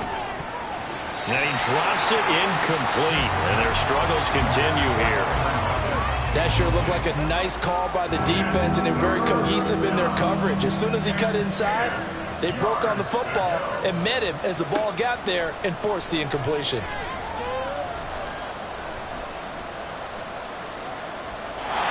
Now yet another incompletion here as they fail to connect on third. And this defense definitely in his head there on third down, and he's pretty fortunate. They didn't call for grounding on this one. That was a good 10 feet over everyone's head. They snap it to Smith. And it's incomplete. They cannot convert, and they turn it over. They had to go for it with such little time remaining, and the Niners take over in terrific field position. So they tried to go for it for pride, but it really wouldn't have mattered. This one, it was already determined. No doubt about it. This one was over a while ago. Straight ahead, Walker. They'll be brought down on the 30-yard line after a gain of 6. Good gain there on first down.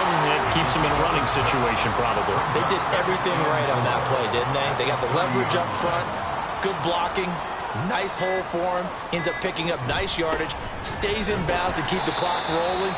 They are in charge of this scenario right now. They want to stay that way. And not in any rush offensively. So the victory here for San Francisco, and a little bit of a surprise they lose the turnover battle, but wind up winning the ballgame. And this is very unusual because you know all teams stress winning the turnover battle as a key indicator to winning ball games. So when you get something that goes against the grain like the one we saw here, it's quite the oddity. Now let's face it, they'll be very happy that they pulled this off, but they do know that in the future they've got to work on taking care of the football because this won't happen very often. So for San Francisco, they boost their record up to a strong 4-1, and they will hit the road next week. Meanwhile, for Seattle, the loss will move them back to 3-2 on the year, and they'll get a chance to redeem themselves at home next week. Thanks for tuning in, everybody. Alongside Charles Davis, we thank our entire crew. I'm Brandon Gaudin. This is the NFL on EA Sports.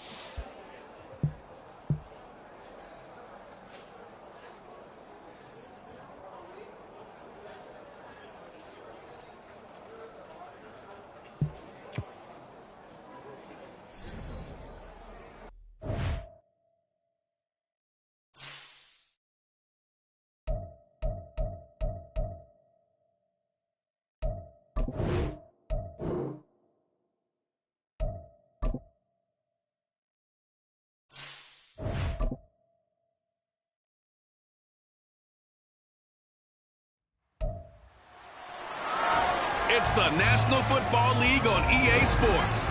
And up next, we'll see Jalen Hurts. He was a tour de force a week ago. 6 passing touchdowns. It's the Eagles and the Panthers under the lights on Monday night. We're just a stone's throw from the Delaware River. We've got some water to contend with ourselves. A steady rain falling at Lincoln Financial Field. Tonight we will wind up Week 5 with a good battle, as it'll be the Carolina Panthers taking on the Philadelphia Eagles.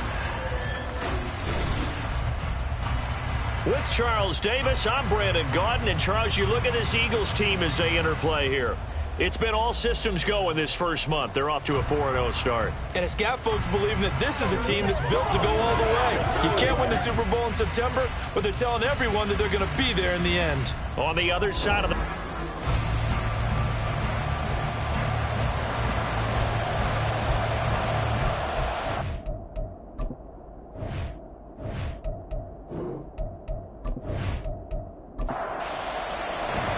The first quarter of the season already in the rear-view mirror, and off we go in Week 5 on EA Sports. And he takes this near the 25, just a little past there, call it the 26. Philly's offense getting ready, and Jalen Hurts ready to lead them. The second-round pick who started his career at Alabama, then finished with an electric senior season at Oklahoma. I guess we have to nickname him the thrower, aren't we, or something like that. After last week? I mean, man, you're talking about over 400 yards throwing the ball. The running backs and everyone else may be looking at him like, hey, don't forget us. And he'd probably just tell them, listen, you want to get involved? Catch some passes. I'll make sure you touch it. These are his numbers from last week's contest. 17 carries, 100 yards on the nose, and a score. In a perfect world, they'd run the ball the same way they did last week, but against the #1 rush defense in the league, they're going to have to find a different way to move the ball. Maybe they start throwing it early. Oh, his first throw of the game going to be intercepted. It's Shaq Thompson here with a pick. And his guys are going to take over at the 34-yard line.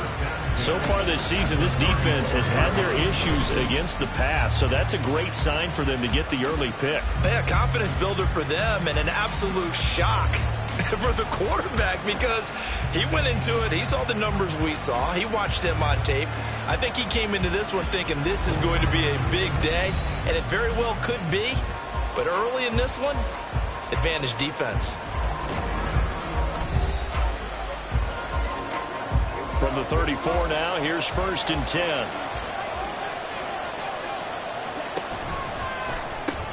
He'll find his man, Terrace Marshall, complete. And the result here, a pickup of 8. Leaves him with 2 to go on 2nd down. So from the 26-yard line, here's 2nd down and 2. A first carry for the Canadian-born Chuba Hubbard. And he'll only get a yard to bring up 3rd and 1. The Eagles call on the extra defensive back here as they prepare for a stop on 3rd down. They'll try and run for this with Hubbard. And he's going to have a first down here as he gets this one to the 17-yard line. Give him 7 yards on the play as they do pick up the 3rd down conversion. Had a chance to maybe limit them to 3 if they could have gotten that stop there, but a new set of downs. And with a new set of downs, you got to take the mentality of the whole thing. Right now, everyone's looking at the offense and saying they've got the advantage. The best defenses just say, okay, new set of downs gives us another chance to make a play ourselves and maybe change things up.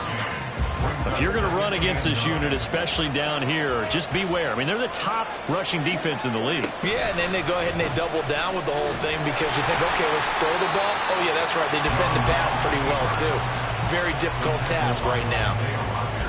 Right where this set of downs started, they need a full 10 here to pick up the first down and move the chains. They go play action. Young, nowhere to go here. He lost the football. Does the big boy have the juice? And he's into the end zone. It's a fumble return and an Eagle touchdown. his lunch. That's what you call rumbling with the ball, Charles. Big man with football. He wasn't just earning lunch, Brandon. He was earning dinner. He was midnight snack. Everything that you could possibly do, he did it on that play to pick up the ball and go.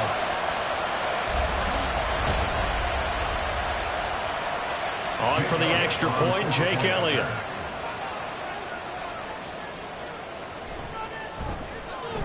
Footing likely going to be an issue all night here on a rainy night, but this one is good. The scoop and score, always an exciting play in football. We witnessed it there, grabbing it off the ground and then rumbling it into the end zone for 6. So here's the kickoff now as he'll get it again following that fumble return for a score. And a good return as he'll be stopped just shy of the 30-yard line. The Panthers coming back out onto the field for their second drive.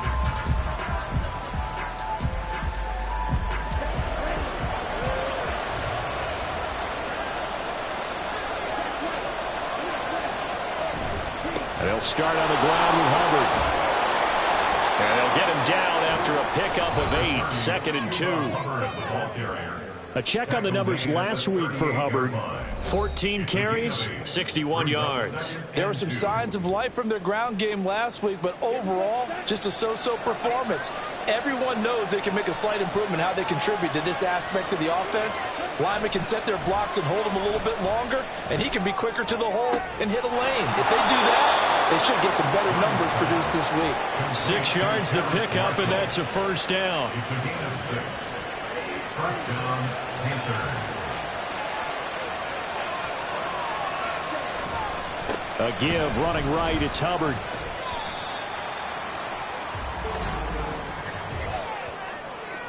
Holding offense. That one going against the guard, Andrew Norwell.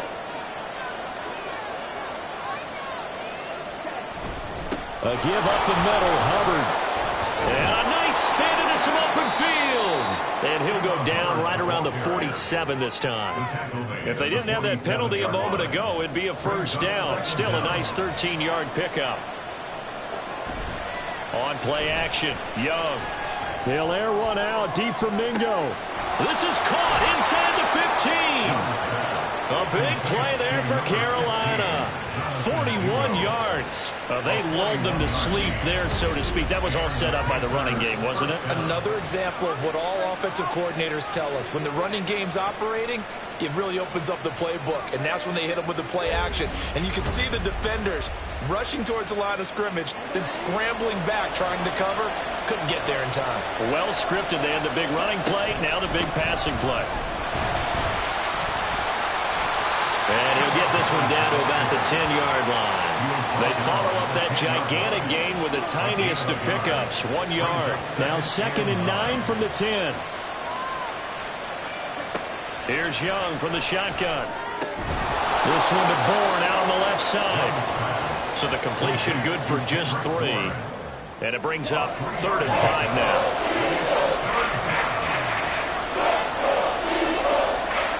Looking to throw, Young. And he's got it. Touchdown, Panthers. Jonathan Mingo, his 2nd touchdown on the season. And the Panthers are an extra point away from drawing level. And all about timing there on that short slant, Charles. Exactly right. That was timed up so well. The route, the throw, touchdown.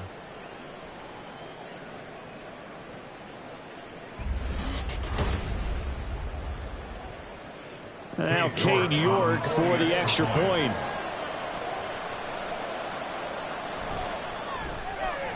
It's up and good. So these teams match touchdowns here in the first quarter, and we're tied 7-7. So all even at 7 now as they kick it away. Bringing it out of his end zone, Isaiah Rodgers.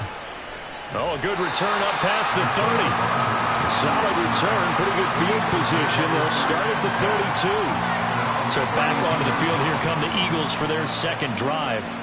They had the interception last drive, led to the tying touchdown. So 7-7 the score as they begin 1st and 10. They'll bring one of the tight ends in motion right here. They'll start on the ground with Swift. And a powerful stiff arm. It frees him. It's a 6-yard gain on the ground, and that'll make it 2nd and 4. Well, it's time for them to be good teammates right here. And what I mean by that is possess the ball for a little while. Get at least 2 first downs. Give their defense a chance to settle down a little bit after they give them a touchdown. Nowhere to go that time. He maybe got a yard up to the 40. They need 2. Here's 3rd down. Throwing from the gun, it's Hurts. Able to find the open man. That's complete. And he is going to have an Eagles first down, and he's going to have it by plenty. Able to get 8 yards there on 3rd and 2. The Eagles in a perfect 4-0 to start the campaign. And they've been playing their best football of the year, winners of 4 in a row. And let's remember that last week that this offense, they played about as well as they possibly could play. Touchdown after touchdown. They were absolutely unstoppable in that game. They'll be hard-pressed to do it again, repeat that type of performance. But, boy, were they sensational just a week ago. Now a throw to the end zone on 1st down, but it winds up incomplete. Hurts. A quick reaction as he catches it off the tip.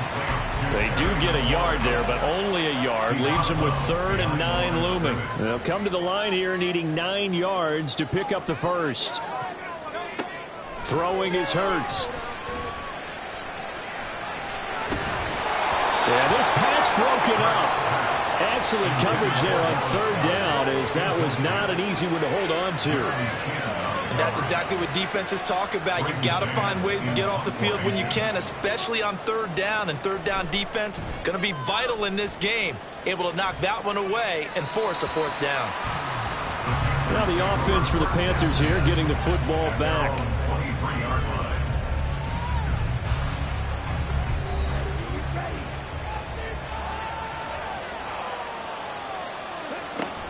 On 1st down, they'll start out with Hubbard. And he is going to be stopped cold behind the line of scrimmage. 2 yards the loss, 2nd and 12. That was well played there defensively. 2 tight ends in the formation, which essentially gave them 7 blockers up front. Hard to imagine with all that size and beef that they could let a tackler through. But that's exactly what happened. A loss resulted. Down the throw here, complete on the right sideline. So the pitch and catch good for 11. And they'll be faced with a 3rd and inches.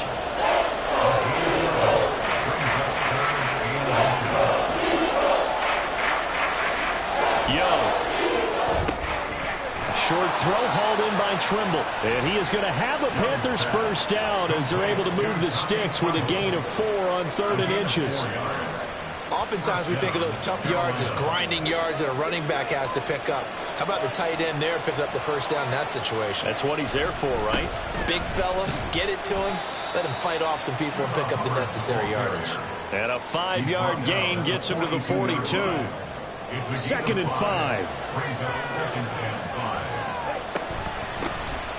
A give up the middle to Gibson. And some nifty running here as he'll take this across midfield and down to the 47. 11 yards and a Panther first down. Now, look, that wasn't a huge gain, but those are the types of carries I think they were missing in their loss last week. They couldn't get him going on the ground. Did you get the same feeling I did during our meetings, that they kind of regretted that he didn't touch the ball? Absolutely. You know, hey, he should have touched it more last week. They weren't going to make that same mistake, and they've taken care of that early. From the 46, here's the 2nd and 9. And they'll go again here with Hubbard. It's a gain of about 3, but it's going to leave them with 3rd and still 7 yards to go. These two teams all tied after 1. Panther football to start quarter number 2. As they've got it with a 3rd down coming up.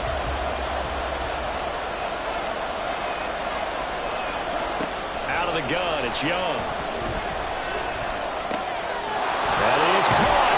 And he has another first down as they'll get the ball down to the Eagles' 23. Great way to convert on 3rd down there. 21 yards the play. Had to put that ball in there with a little extra zip, and he put it right where it needed to be. Yeah, and that little extra pace that he had on the pass, that required a little extra concentration for him, didn't it? Ball can get on you pretty quick in that manner, and he handled it well and picked up the first down. On 1st and 10, it's Gibson. And they'll bring him down at the 13-yard line. Give him 10 yards on the pickup, and that'll bring up a second and just about a few inches here. It's second and inches. Young off the bootleg. Got his man complete over the middle. It's Thomas. And the Panthers are going to have a 1st and goal as he'll be taken down at the 7-yard line.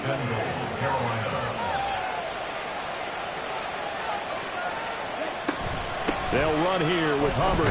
And the ball is knocked out. Oh, and one of the linemen on the other side has got it. Could have been a costly mistake, but as it turns out, they keep possession. You can't give away these types of opportunities in the red zone. And I'm sure that was flashing through his brain as the ball escaped his hands. Fortunately for him, able to get picked up by his team, fumble recovered. They still have an opportunity deep in the red zone. This offense 2 for 2 on 3rd downs on this drive. This is the most important of them all, 3rd and goal. Hubbard. And the second wave of tacklers is going to get him as they stop him behind the line. Nothing doing there as the 13th play of the drive proves to be unlucky. That's a really alert defense there because they saw the heavy look come in from the offense, countered it with extra linebackers who brought a little bit of speed and heft, and able to really make a big-time play for their defense. Cade York on now for the field goal. From the left hash, should be a fairly easy one here. And he'll try and throw here on the fake. Oh, and this turns into a mess as it's intercepted. Picked off by the linebacker, Jalen Smith. So a little trickery there on 4th and goal, but that never really had much of a chance of working out. Yeah, they're pretty fortunate. That didn't wind up going the length of the field the other way. So those tackling drills that they do with special teams, that paid off. But I just wonder, if you're going to fake it there, maybe you leave your offense out there on the field and go for it with conventional means. They'll motion the tight end across the formation. On the ground, it's Swift to start the drive. Oh, and he's not going to make it out of the end zone. The push too strong, and that'll be a safety. The goal here is about getting any kind of positive yardage in this spot because you don't care who, you don't care how. You just want to try and buy a little space and get away from your own end zone. But in this spot, the defense was all over that play and equally motivated to stick them with a safety. So after that safety, now a free kick situation forthcoming as they punt it away from the 20. So here are the Panthers set to take over. They've dropped 4 straight games coming into this one, remember, but they have the lead here. Line of scrimmage, the 31 now on 1st and 10. Here's Gibson to start the drive. And he'll get a few yards here to the 34. Look, all any running back wants is a little bit of room, a little bit of space in order to maneuver. But he also understands how difficult it is for his offensive line up front. So if they give him any space, he realizes his job to make more out of it than what they give him. Picks up 3 on that carry. The Panthers on 3rd down. They've converted 4 times out of 6. Not bad. This is 3rd and 4. Here is Young. Oh, this will be incomplete. The rush gets home just as he was letting that go. That could have been worse. Instead, it's 4th down. So on 4th down, here's Johnny Hecker to punt it away. Well, last week in the loss, 5 punts as he gets this one away. 31 yards on the punt there. And it will be Eagles football, 1st and 10. Philadelphia's offense ready to give us another look. Remember, they had the safety go against them the last time they had it. Fortunately, their defense just forced the punt, so they'll try again as they start 1st and 10. They'll start this drive out on the ground. And they bring him to the ground just shy of midfield.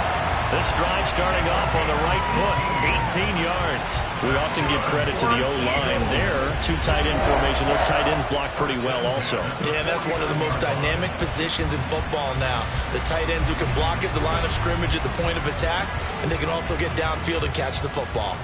So one play, and they're already just shy of midfield.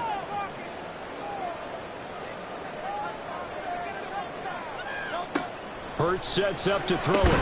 It's complete to Brown, right side. And he is across midfield from 149 to the other 49, a gain of just 2. From just across the midfield stripe, here's a 2nd and 8. From the gun, here's Swift. And down to the 44, 5 yards that time. Not a ton of room available on that one, but he made use of what space was available and gained decent yardage. From the gun, it's Hurts. He's going to get that to his run back out of the backfield. And they're going to have another first down as the tackle's made at the Panthers' 32-yard line. The third down conversion is successful. Give them 12 yards that time. First and 10 at the 32-yard line. They'll throw on first down with Hurts. That's caught by the big tight end, Dallas Goedert.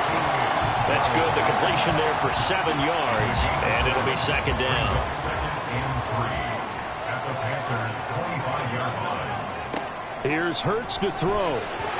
And this one's incomplete. Devontae Smith, the intended receiver, and it's 3rd and short. Brings up 3rd down and 3 yards to go.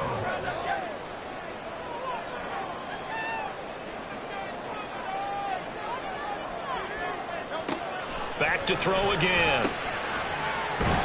And he went nowhere. He'll lose yardage back to the 29. So they'll wind up losing 5 yards on the play, and it'll be 4th down. Well, his completion percentage continues to rise with that one, but sometimes you want your completion percentage to go down. Maybe you should have thought about throwing that one away. I was just going to say, it is easier said than done, but that's where you maybe bury it at his feet, make sure he doesn't catch it. Great call right there. Put it near the receiver, no grounding, nothing like that, but no one gets a chance to pick it off either. The kick by Elliott is good, and they take the lead here by a point, 10-9. So chalk that down as an 8-play drive capped with a field goal. Yeah, as a friend of mine used to say, they were moving and grooving for a while, but they couldn't keep the momentum going enough to get a touchdown out of it. Taking it about the 1. And he won't get this to the 20-yard line as he's down at the 19. And the Panthers coming out now. Defense got the better of them last series, forcing a punt. See if they make a few changes in the game plan here and try to get points out of this drive. 1st and 10. And they'll run on first down with Hubbard. And that play going absolutely nowhere as he's belted before he could get out of the backfield. Yikes, a 4-yard loss really sets him back now for 2nd down. Now here's Young. This one to Bourne, and he's got it. A big play there for Carolina. 43 yards. I know we love our jobs, and pretty much any play we see, we're pretty, excited about. But big plays, let's face it, that's what we absolutely live for. How about that one? That was great, and what our camera missed was the fist pump from the sideline after that catch. They're fired out. That's a big gain. So the big play gets him across midfield now for 1st and 10. Now Young. He'll dump this one off to Hubbard. So the completion good for 6 yards, and that'll make it 2nd down. And I like the idea here. Get the ball in his hands, even if it's in the passing game. 3 catches a week ago, and he does a nice job here to pick up yardage. On 2nd down, here's a run with Hubbard. And this time not quite to the 30. It'll be down at the 31-yard line. Line of scrimmage, the 31 now on 1st and 10. The Young keeps it, moving right.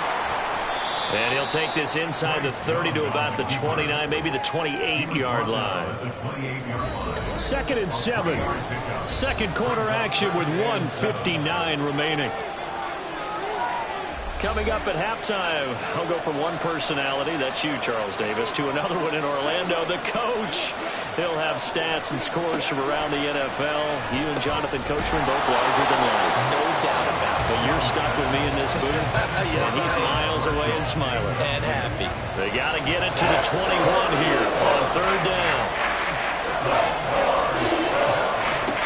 Young working out of the gun.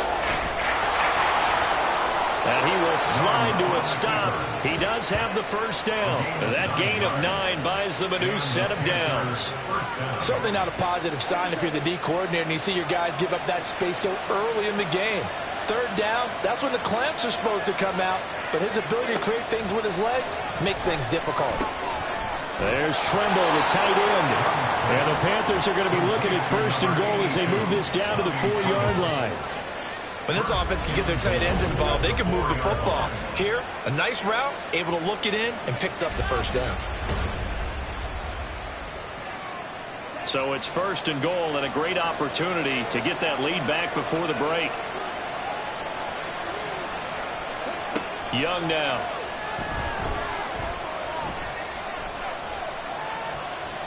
Steps away to his left. And he'll take this into the end zone. Touchdown, Carolina. Bryce Young taking it in from 4 yards out. And the Panthers will take the lead here in the final minute of the first half. That could be an important swing right there. A touchdown in the final minute of the half to take the lead. And I like the point you just made there. Could be an important swing because now that they have the lead, if they can carry that into the locker room at the half, they'll feel really good about what they accomplished in the first 2 quarters. The point after through the raindrops, up and good.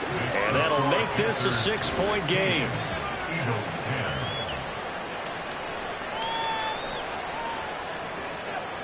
Set now to kick this one away, and off it goes.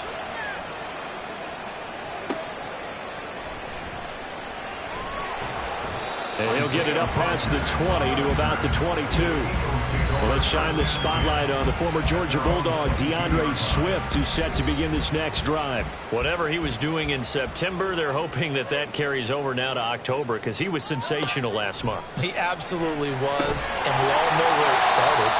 At the end of last season, right? All the offseason preparation, the weight workouts, the sprints, right? The vision that he had, what he was going to do this season. And, of course, it all came together with the rest of the team. Those big fellas up front, leverage, and, boy, are they getting downfield and creating extra blocks for them. They really are. Everyone's been doing their job so far to create those holes.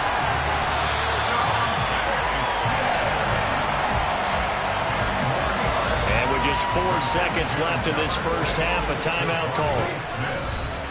10 yards on the pickup. It's second and inches. So with 4 seconds to go in the half, here's the field goal unit onto the field. It'll be spotted on the right hash. A 52-yard attempt. The kick by Elliott is good. And the lead is back down to 3 here at 16-13. So they're able to end that drive with 3 points in this one-possession ball game. And ideally, you want to end every drive with points. Most quarterbacks would tell you, let's end it with a kick, right? A PAT, that's number 1. Field goal you'll take. Punts, you really don't want to do that. In this case, they'll take the field goal and get prepared for the rest of the game.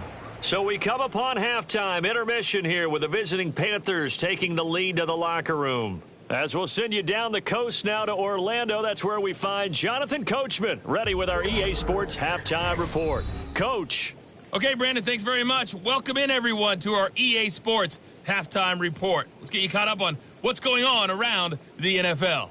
We'll begin our tour out at Nissan Stadium in Nashville, where it was definitely a game with some intrigue, as you can see by the scoreline. Tua Tagovailoa leading the way in the victory with 3 touchdown passes. From there, let's head west to see what's going on with the Raiders at home in Las Vegas. And they were winners in that one over the visiting Tampa Bay Bucks.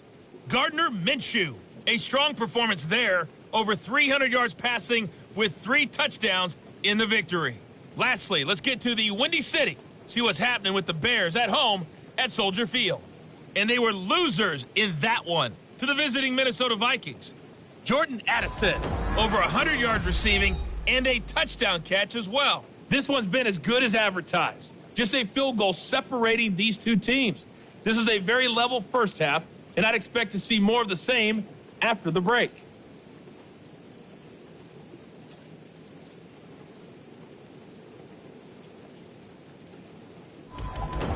Okay, Coach, thanks as always. This one's still anyone's game as we welcome you back for quarter number 3. Forecast calling for more of the same. The rain set to continue as we are underway in the second half. And no run back here as the third quarter will commence with a touchback. Out come the Panthers. They'll have it first on offense in the third quarter. And they've got the lead, CD. What do you expect from them in the second half? Well, I like what they were able to do on the ground in the first half because they had a lot of success running the ball, and I certainly think we'll see more of that. But I'd keep an eye on that defense, and I think their coaches up in the box will do the exact same thing. If they start to see one or two guys start to creep towards the line of scrimmage, that'll be license to take some shots downfield.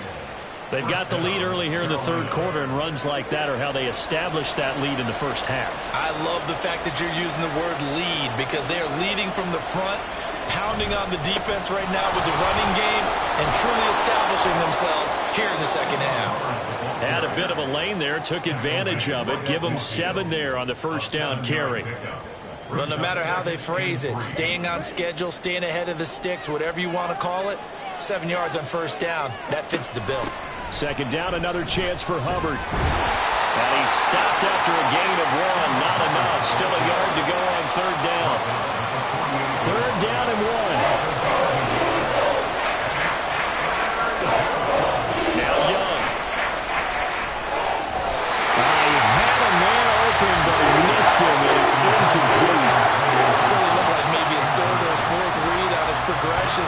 Just trying to find his outlet man that time. Ends up leading him just a bit too much. On is the punter, Hecker, as he gets this one away. And now where will the side judge stop his walk? That's the question. He says it crossed out of bounds at about the 17-yard line. So here are the Eagles now as they get set for their first possession of the second half. And their defense did its job by forcing the punt to start things out. And now, Charles, can the offense get in gear? I think, partner, you can sense him saying, okay, the first half was theirs, but now let's get the momentum back on our side. We forced a punt. Now let's go downfield and score. If we do that, we'll be set up well for this second half.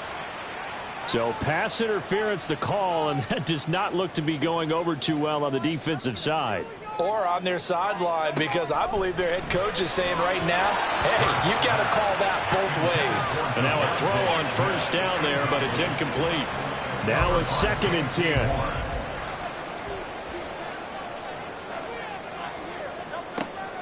Now a shotgun snap as they'll look to throw. That's complete to DeAndre Swift out of the backfield. And they'll get it up just short of the 45 at the 44. 17 yards and a first down for Philly. And just in general, Charles, on a play like that, how tough is it for the defense to account for a running back essentially being a receiver downfield? It's very difficult, especially if the running back has skills like a receiver, and you're aware of that before the game even begins. So throughout your practice sessions, you're going to want to be aware of him. Where is he lining up? What can he do? What kind of damage can he do to us downfield? And who can match up with him without weakening our overall defense? You're exactly right. It's a tough task to match up to him.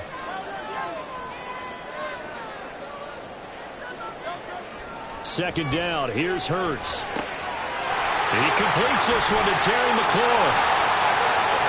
Touchdown, Philadelphia. Terry McLaurin, 56 yards. And the Eagles have retaken a third-quarter lead. As a former DB, you might not like to see that, but from a wide receiver's perspective, those are the plays they dream of. Correct on both counts, all right? Because once he took off, I mean, let's face it, that should have been done in Big Sky Country. Aren't any speed limits out there? And off he went. Glad I wasn't the one trying to chase him. Elliott now to add the extra point.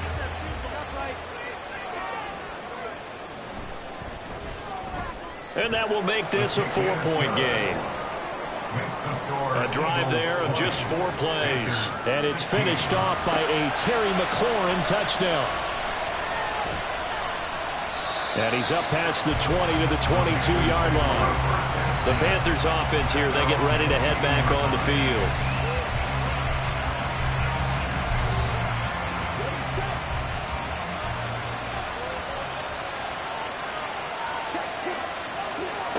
Young on first down. Now a quick throw there, but it's going to be incomplete. Not sure what happened out there, but it looked like the timing timing was a little off on that throw. Now, you know I'm a defender, so what am I going to say?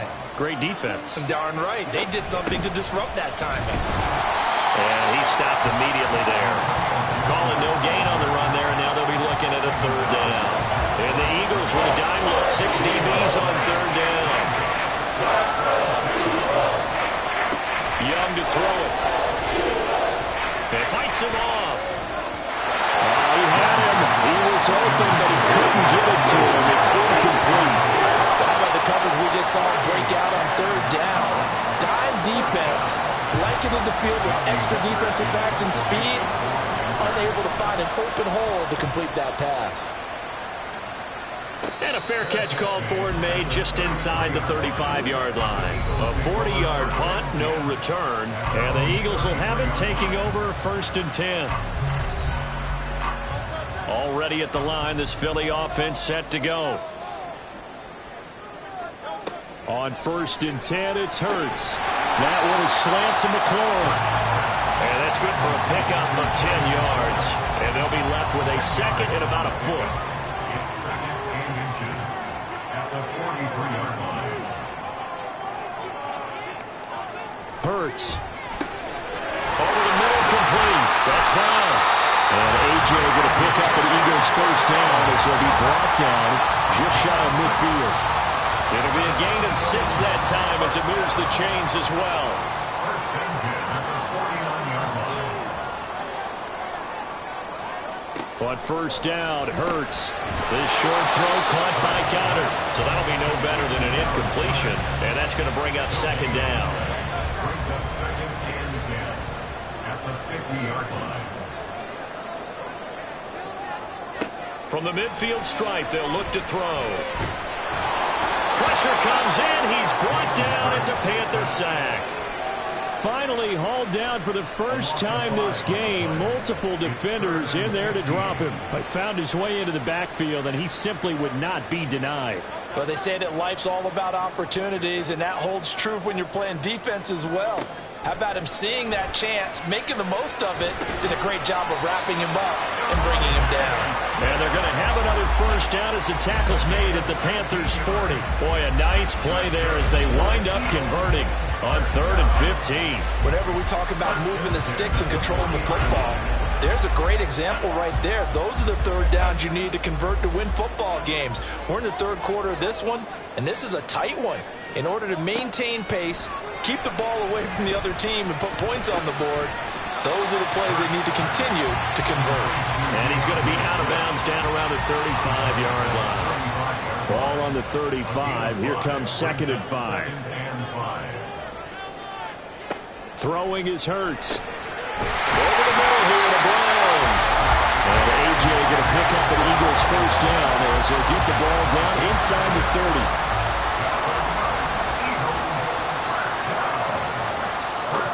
Again, he'll drop to throw. That's complete to Swift out of the backfield. And he'll be out of bounds, able to get it down to the 25 there. From the 25, here's 2nd and 6. 2nd and 6.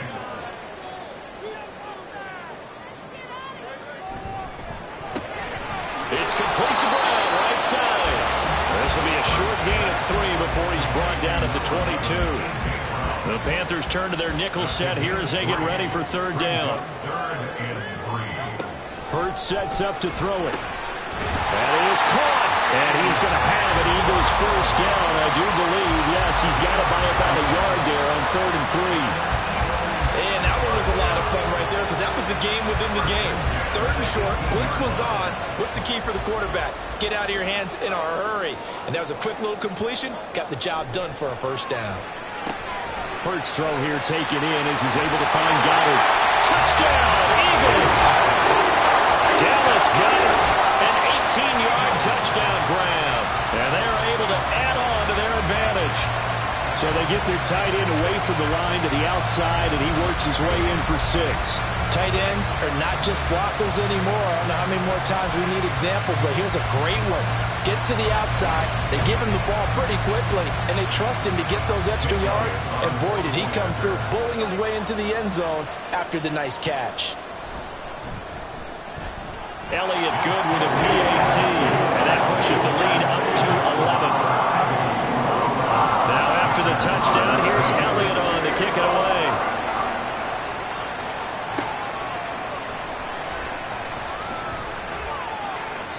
And his guys will get the football right at the 20-yard line. The possession of the football goes over to Carolina. These guys definitely hoping for a better showing than their last appearance. They couldn't really even move the football much beyond the shadows of their own goalpost, Charles. We'll see if they can get a better, more sustained drive going here. Yeah, and every team that we ever talk to says the exact same thing. When you start a drive from that deep in your own territory, the goal is a minimum of at least 2 first downs, because even if you have to punt then, you change the field position, right? You flip the field a little bit. They didn't get that done. This time they want to string together a nice drive and help themselves out. On second down, Young throwing quickly there, but it's incomplete. A lot of times it's that first read that you have. Maybe you get it in pre-snap, and he locked in on his target, but he was covered quite well, and that one's incomplete. Young on third down. And he won't quite make it. He needed 6. He got about 5. Fourth down. That looked great when he first took off, because in my mind, there was room to run, and he had the marker in his sight. But I certainly didn't expect him to close so quickly, and neither did he. They got to him just in time, and now that forced him to make a decision with his fourth down call. Here's Johnny Hacker now, as he's on to punt for the 4th time tonight.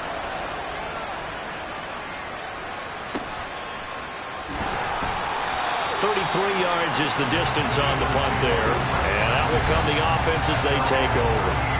So here are the Eagles to take over. They're working on a 4-game winning streak, and they lead this one as well right now as they start 1st and 10.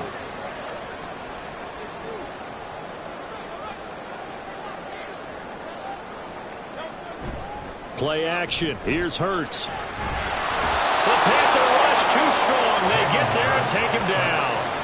Shaq Thompson making his presence felt on the sack. There's a reason inside linebackers are often captains of a defense. They call the signals. They have the opportunity to affect the game in coverage, against the run, and, of course, on blitzes. Living in the best of both worlds here. Already has an interception. Now he gets to record a sack, too. So after the sack, a scenario you certainly don't work on too often. 2nd and 24. Throwing from the gun, it's Hurts. And this throw a bit late as he couldn't reach back for it. And this drive was almost over before it began, thanks to a great defensive effort. Sack on first down, followed by an incompletion. One more good rep, and they get off the field. They shakes it off. He's going deep for Brown. And he knocks the ball away, and it falls incomplete. 2 things you can do in that situation: run and punt the football, or try and take your shot at getting the first down. They chose the latter, but they'll have to punt all the same. On is the punter man as he boots this one away. Fair catch called for and taken right near the 30-yard line. So a change of possession here on the punt. And it will be the Panthers' ball, 1st and 10. The Panthers out there and ready to begin their next drive. Now, if you're a fan of punting, and I know that not many people are, but this game kind of turning into one for you. Well, it's okay if it's a skills contest, right? We're really into it then, but not during the course of an actual game. This has turned into a field position game, though. Sometimes the better punter may actually determine the outcome. It's Young off play action. That caught by Tremble. So they'll get nothing out of that play. And now we've got a 3rd and 4. As a defense, you're more balanced when you're in zone coverage, because you're able to keep your eyes on the quarterback and see the play develop in front of you. You're able to keep the quick pass in front of them and stop it right at the line of scrimmage. Work in the middle of the field, and he's got a man complete. And he is going to have a Panthers first down as they're able to get the 3rd down conversion. Of course, the catch was nice, but how about what happened after? Able to stay on his feet and gain all that additional yardage. So many of these slot guys, I think, have running back in their background. So from Philadelphia territory now, here's a 1st and 10 at the 44-yard line. Out of the gun, here's the give to Hubbard. And he's got it to about the 40. It's a pickup of 4, and it'll bring up 2nd down. 1 quarter remains here as we wrap up the week on a Monday night. We'll return with more after this. This is the NFL, and it's on EA Sports. And welcome back. We are in the city of brotherly love, Philadelphia. It's the Panthers in possession of the football, but facing a deficit here as we get to the 4th and final quarter of play. And he gets it all the way down inside the 10 and mark him at the 5. A big play there on the catch and run. 34 yards. And here's a spot where this offense says, we got to start making something happen. We're down 2 scores. It's the 4th quarter. We've got to start moving with some urgency. And here's a big play that gives them a ray of hope that they can get back in this one. 1st and goal, and they got to be thinking a chance to get right back into this football game. Straight ahead with Hubbard. And not a whole lot there. He does get a couple, taking it from the 5 down to the 3. If you're going to keep these guys out of the end zone, you've got to be able to commit to stopping the run, and that's a nice job there getting the safeties involved in run support. And it'll be intercepted. Picked off by Reek Woolen. Well, field goals probably aren't going to cut it at this point. This was touchdown or bust, and unfortunately for them, it turned out to be bust. Yeah, they're feeling like they've got to force the issue here. Maybe take some chances they wouldn't have earlier in the game. But give credit to this defense. They've really stood tall throughout, and they come up with the interception in the end zone. Now Philadelphia ready to get going on offense again. Turnover that just got them the football back, obviously a big one, because had they been able to score on the other side, this would have been a one-possession game. So you don't sense full relief here then? No, I don't. Especially with the ball this deep in their own territory, because you make a mistake, they've got it right back in prime position. They certainly do. So now, almost like almost like a 4-minute offense, right? Take care of this bad boy. Make sure the other team doesn't touch it, but move it with consistent gains. Wear down the clock and make them use their timeouts in this situation.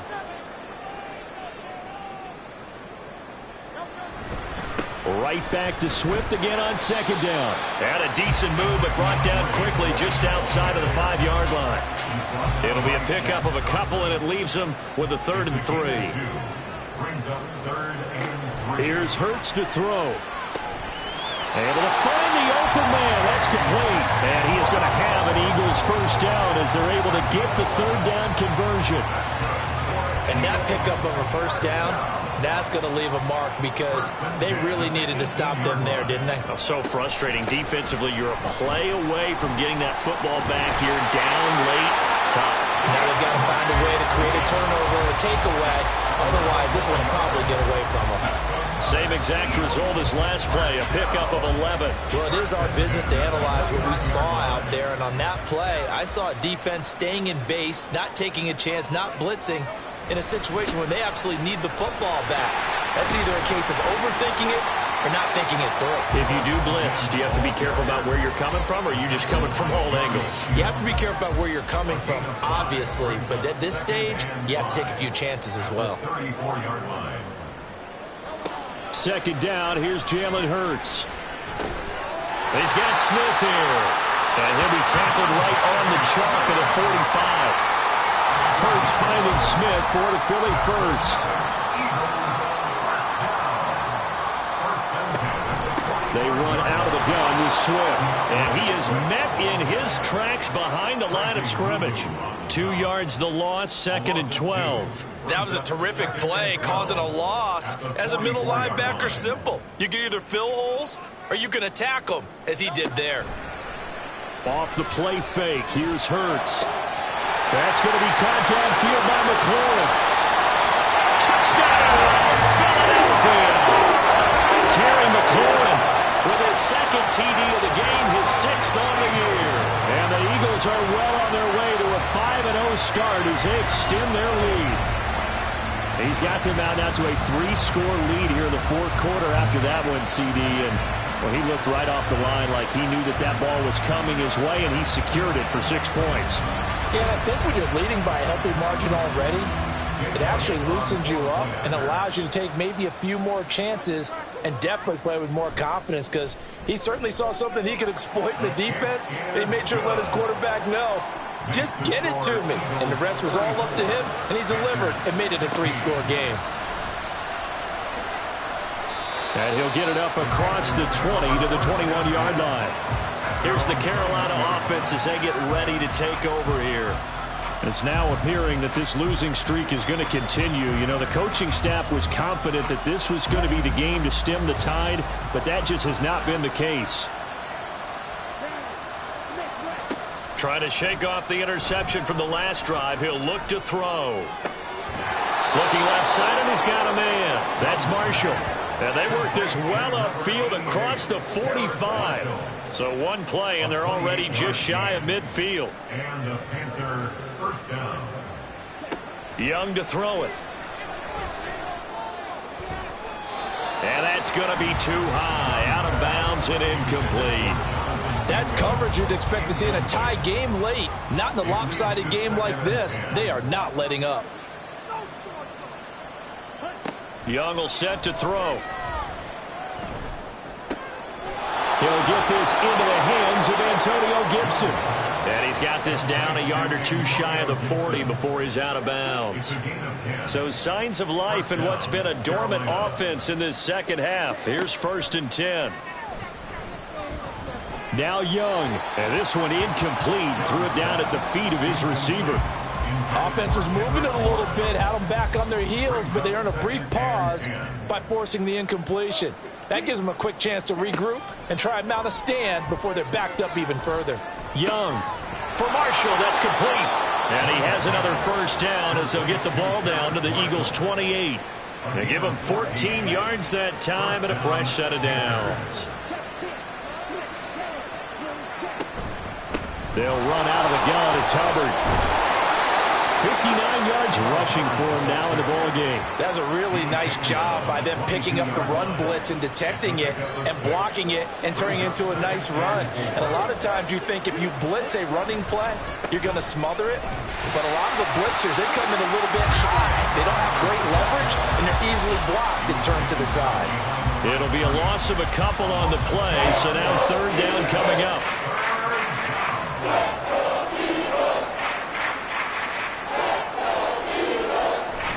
They go play action. Young. And this is going to be incomplete. And a smart play there. He's probably saying, I wish I would have done that on the last drive instead of throwing the interception. And they're indeed going to go for it here on 4th down. So trailing here in the last quarter. Let's see how this plays out. Got to try it here. He's back to throw. Pass taken in by his big tight end. And he doesn't quite make it. Taking it within an eyelash. Dropped at the 1. 1st and goal, and they got to be thinking a chance to get right back into this football game. They'll look to run with Hubbard. And he will take it across for a Panthers touchdown. Chuba Hubbard with his 4th rushing touchdown on the year. And the Panthers have got it back to a 2-score game here in the 4th. York now for the extra point.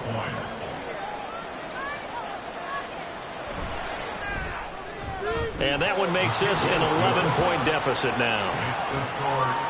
So that drive goes a full 80 yards in 10 plays. And it was Chuba Hubbard who finished it off with a touchdown run. 2 scores down, 3 timeouts left. Still a chance if they can somehow get this one back. And the Eagles dodge a bullet. They cover it up. The 4th quarter, it felt like they needed the football back. Unfortunately, they couldn't get it.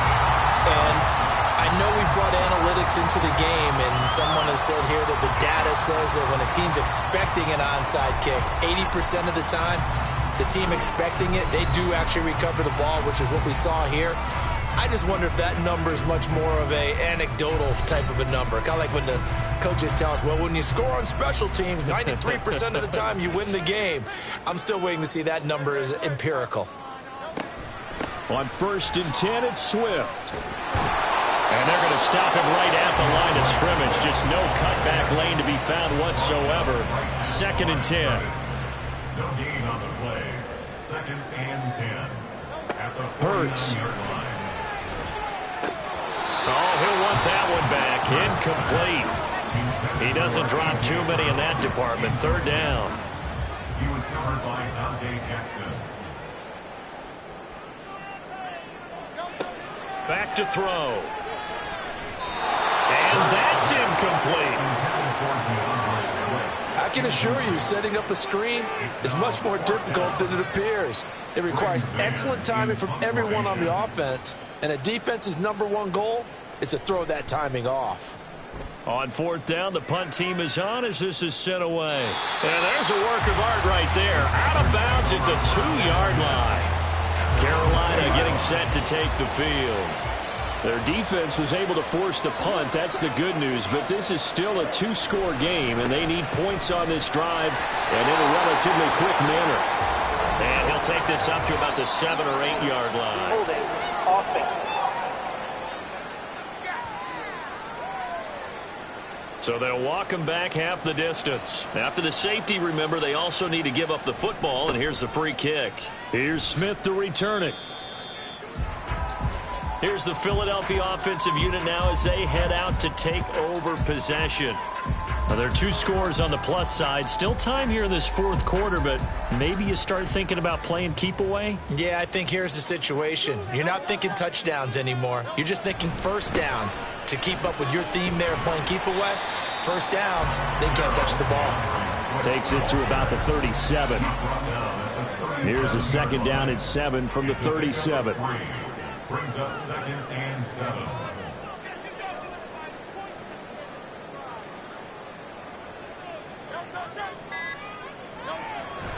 They'll stay on the ground with Swift. And he's dropped right at the 40. Gain of 3. And this is an absolutely big 3rd down that's been set up here, partner. And there's no other way to put it. The defense has to get a stop here if they have any hopes of winning this game. Has to. You said big 3rd down. I'd put the word big in capital letters here.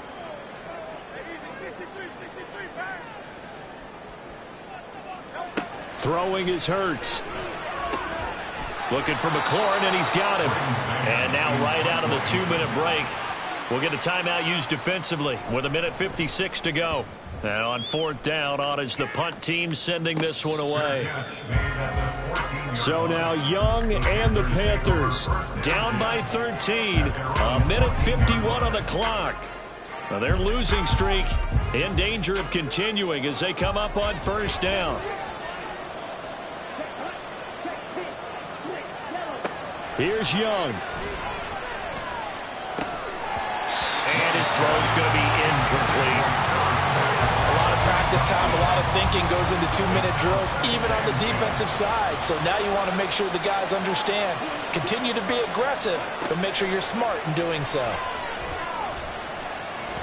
Now Young. The throw here right sideline falls incomplete.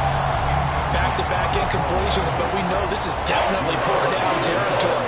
Time not on their side. I don't think they want to try and get the 1st down in 2 installments. I think they got to go and get it right here, right now. That throw by Young incomplete. And then defensively in the 2-minute drill, the big key to me, make sure you understand your assignments, and anytime you get a chance to tackle someone in bounds, get them on the ground. It's desperation time. Young on 4th down. And it's going to be batted down. It will go the other way with the football. They had to go for it with such little time remaining. And now possession will go over inside the 15-yard line. So with that, we can just about close the book on this one, Charles. Yeah, what's the old expression about slim and none? Well, Slim just left town on that They're one. down to none? Yes, exactly right. The Panthers going to use the 2nd of their timeouts as they'll get it with just under 90 seconds remaining. Another run on 2nd down, trying to cover up. Now the Panthers going to signal for their 3rd and final timeout as it comes with 1:25 left to go in the contest. And that should do it. He's got a 1st down. And the Eagles, they can run it out from here. I have to chuckle to myself a little bit, Brandon, because right now I can be in that huddle with that offensive line. I know exactly what they're saying. If you call a pass play here, we're going to call a timeout. Run the football. We got control of this thing. Get him behind us and let's go. Their time to shine.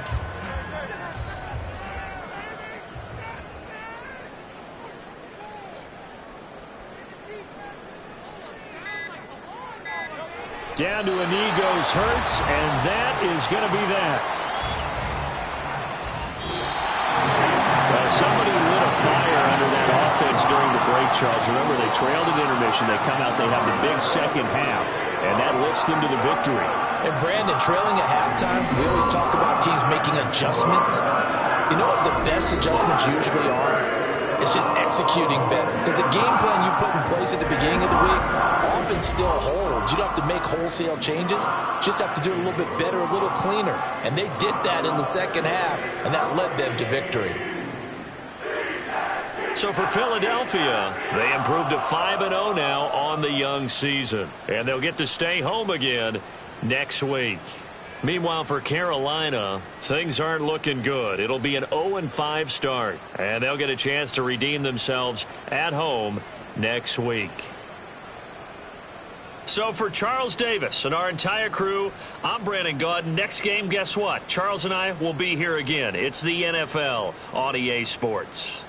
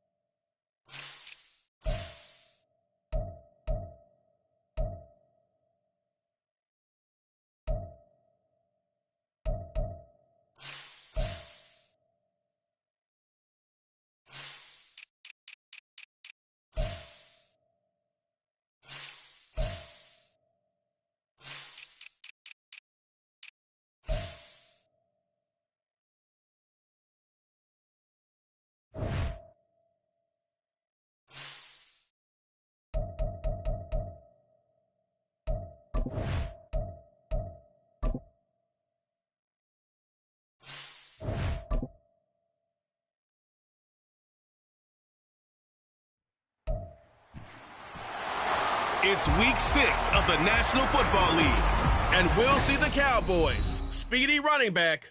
He's coming off a historic game, topping Adrian Peterson's 2007 mark of 296 rushing yards. It's the Cowboys and the Panthers. All that and more coming up next. Just a spectacular afternoon for football here in the Tar Heel state of North Carolina as EA Sports welcomes you inside Bank of America Stadium in uptown Charlotte. Today we've got a Week 6 matchup for you here as it'll be the Dallas Cowboys taking on the Carolina Panthers. Alongside Charles Davis, I'm Brandon Gaudin. And Charles, we look at this Panther ball club as they enter play here. They come in pretty desperate here for a win as they've started the year 0-5. And it seems way too early to start talking about hot seats. But guess what? When a team is 0-5, people start wondering about their jobs. Meanwhile, for the visitors here, the Cowboys, they're hitting their stride of late. Winners of 3 of their last.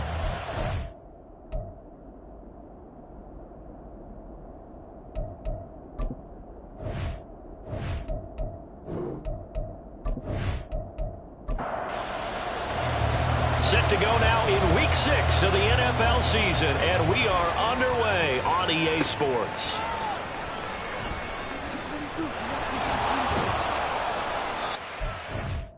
We're going to be made right there at the 25-yard line. Now we'll see what the right arm of Dak Prescott has in store as the Dallas Cowboys offense sets up shop. His game last week reminded me of the old song, accentuate the positive. That's about all he did, right? Yeah. 3 touchdown passes, over 300 yards in the air. Receivers happy. And they got the win. Got the win. If you're a running back that likes to catch passes, they're happy as well. Big-time game. And from the 25, they work this to the 29, a gain of 4. The numbers for him from a week ago, 9 catches, 115 yards, and a touchdown. And you know what he did all week in preparation for this one? Hydrated. Salivated. Yes, stretched, dreamed, going against the last team in the league against the pass. Yeah. He expects to catch everyone thrown today. You're right. They have struggled 32 of 32 in that category. Third and short yardage, Prescott. That's caught. Puka Nacua. Well, this is going to depend on the spot, but it's not a very generous one. He looks to be about a yard or so short. Out now comes the Cowboys punter. He'll kick it away after a 3-and-out on the opening drive of the game. Fair catch called for and made, but now we'll have to see about the penalty. Personal foul. Roughing the kicker. Defense. This is one of the dangers of going for the punt block. And you know before you even call going for the block, it's a risk-reward play. So many factors come into it. They went after it, and you know punters, what they do? They leave their leg up in the air an extra count or two, hoping someone comes into contact. Prescott looks to throw on first. And he will find the open man. It's DJ Moore. And he'll go down, but not before getting this inside the 30. 23 yards on the play. I don't care who you put on him. He's going to be a handful in one-on-one throws. Yeah, right now you're right. They're in man-to-man. Maybe needs some safety help. I would say that'd be a good idea. Double team him somehow. I'm going to have to make someone else beat me rather than let him shred my defense. And now a throw on first down there, but it's incomplete. And we're going to see this offense try and spread the field a little bit and utilize the outside third of the field, especially against man coverage. But that time, the defense was up to the task, forcing the incompletion. Another throw on second down, and this one incomplete as well. Here comes the 7th play now of this drive as this is 3rd and 10. And again, it's Prescott. Now they set up the screen. That's complete. Good contain. No gain on the screen, and it'll bring up 4th down. You know, in boxing, they throw in the towel. In this case, you just got to wave the white flag, and you think to yourself, if he can just get past that initial wave, he's got a chance to get free. But that screen, it was going nowhere from the start. It forces a 4th down. And his kick here is good. And the Cowboys are going to jump out to a 3-0 lead. No touchdown there, but if that first drive is any indication, looks like they're going to have a pretty good day passing the football. I would say confidence would have to be pretty high after that first drive, able to throw it almost at will. You're exactly right. They didn't get the touchdown, but 3 points serves as a nice notice about how this offense is going to move. And he returns this to the 22. So here now are the Panthers for their first drive of the game. And they will be led out by their second-year quarterback. And this is a game for grit, determination, and somehow finding a way not to panic. What a horrible start for them. I mean, they haven't won a game yet. So now, as a quarterback, you're not just talking to your team. You've got to demonstrate to them what they need to do to win. He's got to be the leader by how he plays. Meanwhile, the throw by Young was knocked away and incomplete. And, Charles, you wonder about this defense coming in. I mean, look, it's no secret they're playing a team that's down on its luck right now. Losers of 5 straight. How does that change how you prepare for a game? Oh, that's into a double team, and it's intercepted. Picked off by Jair Alexander. And he is going to get this one back to the 20-yard line. And when I looked down, he was kind of shaking his head right after he threw that pass. What did you see? Well, from a defense's perspective, anytime you have your eyes back towards the quarterback, you're in a position to make a play on the ball, whether it's a big-time play by you or an overthrow by the quarterback. You have a much better opportunity. There's DJ Moore as he and the rest of the offense head back out there. He's well on his way to a 1,000-yard season, maybe on pace to just tear past that. Charles, defensively, they need to pay a little bit more attention to him? Yeah, I think so, because remember, throwing the football, that can shred a defense quicker than anything else, because as soon as the catch is made, he still has the ability to, yards after catch, get downfield, gain even more, score touchdowns, all of that. This is going to be a lot of fun to watch as this progresses. And he'll get in. Touchdown, Cowboys. A great effort there with his 9th rushing touchdown on the year. And the Cowboys are able to strike quickly to add on to their lead. First quarter touchdown run. Remember this coming on the heels of his NFC Offensive Player of the Week performance that was so great last week. Did you feel the rumble all the way up here? The big bodies up front. Big bodies moving people, and him, of course, charging through those great holes that were created. So off to a great start here. Maybe looking for award number 2, adding to the award that he won last week in the NFC. So an early 10-0 lead for them now as they kick it away.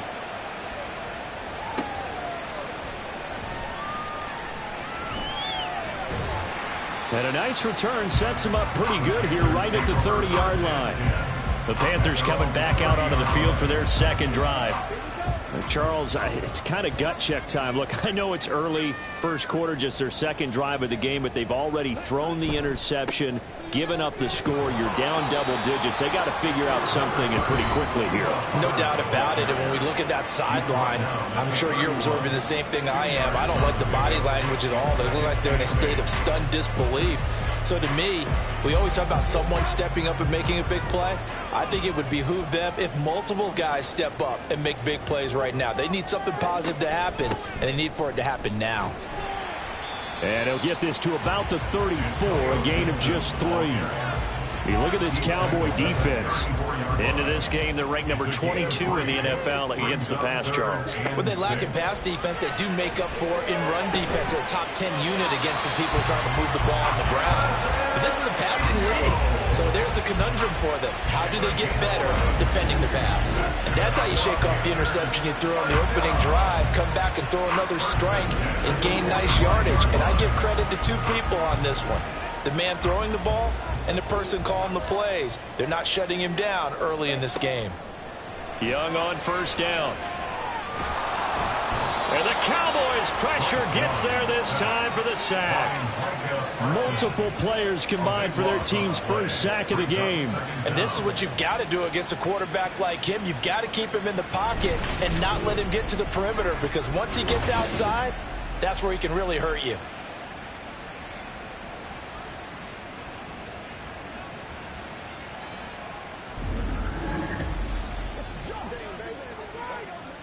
Now that after the sack, it'll be interesting to see what they have planned for 2nd and 23. Looking to throw, Young. Open man is Kendrick Bourne. It'll go down as a gain of 6. And they're going to face an uphill battle here on 3rd and long.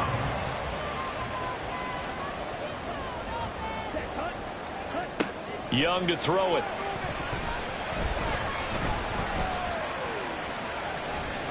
And that is incomplete. That certainly looks like nothing to show now from these first 2 possessions. And guess what? When you're on a losing streak, that can lead to a full sense of, here we go again. So on the sidelines, the offensive play callers, quarterback, they've got to get together and dial something up to start their next drive. Otherwise, it could be a long game. We'll call that a punt of 38 yards officially. And the Cowboys will take over the football with a 1st and 10. About set for this next drive by the Cowboys offense. Well, partner, fast forward with me for a second. Remember, next week they have the open week, so they're going to get some extended rest. Does that change how they manage the rest of this one? I think it does a little bit, but not by too much, because you're right. You get the extra rest. You get a chance to heal up and kind of, do a little bit of a reset for this team. But it's also 7 extra days to think back to the last time you were on the field. So now, a little more importance on what they're getting done because they carry it with them for essentially 2 weeks.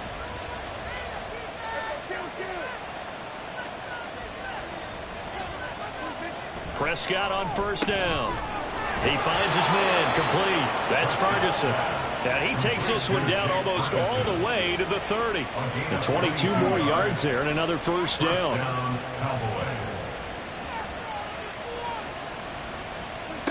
Here's Prescott. And this one quickly to Lamb. And he gets this one inside the 15, just a yard or 2 shy of the 10. That good for 21 yards on the catch and run. Now a 1st and 10 at the 11.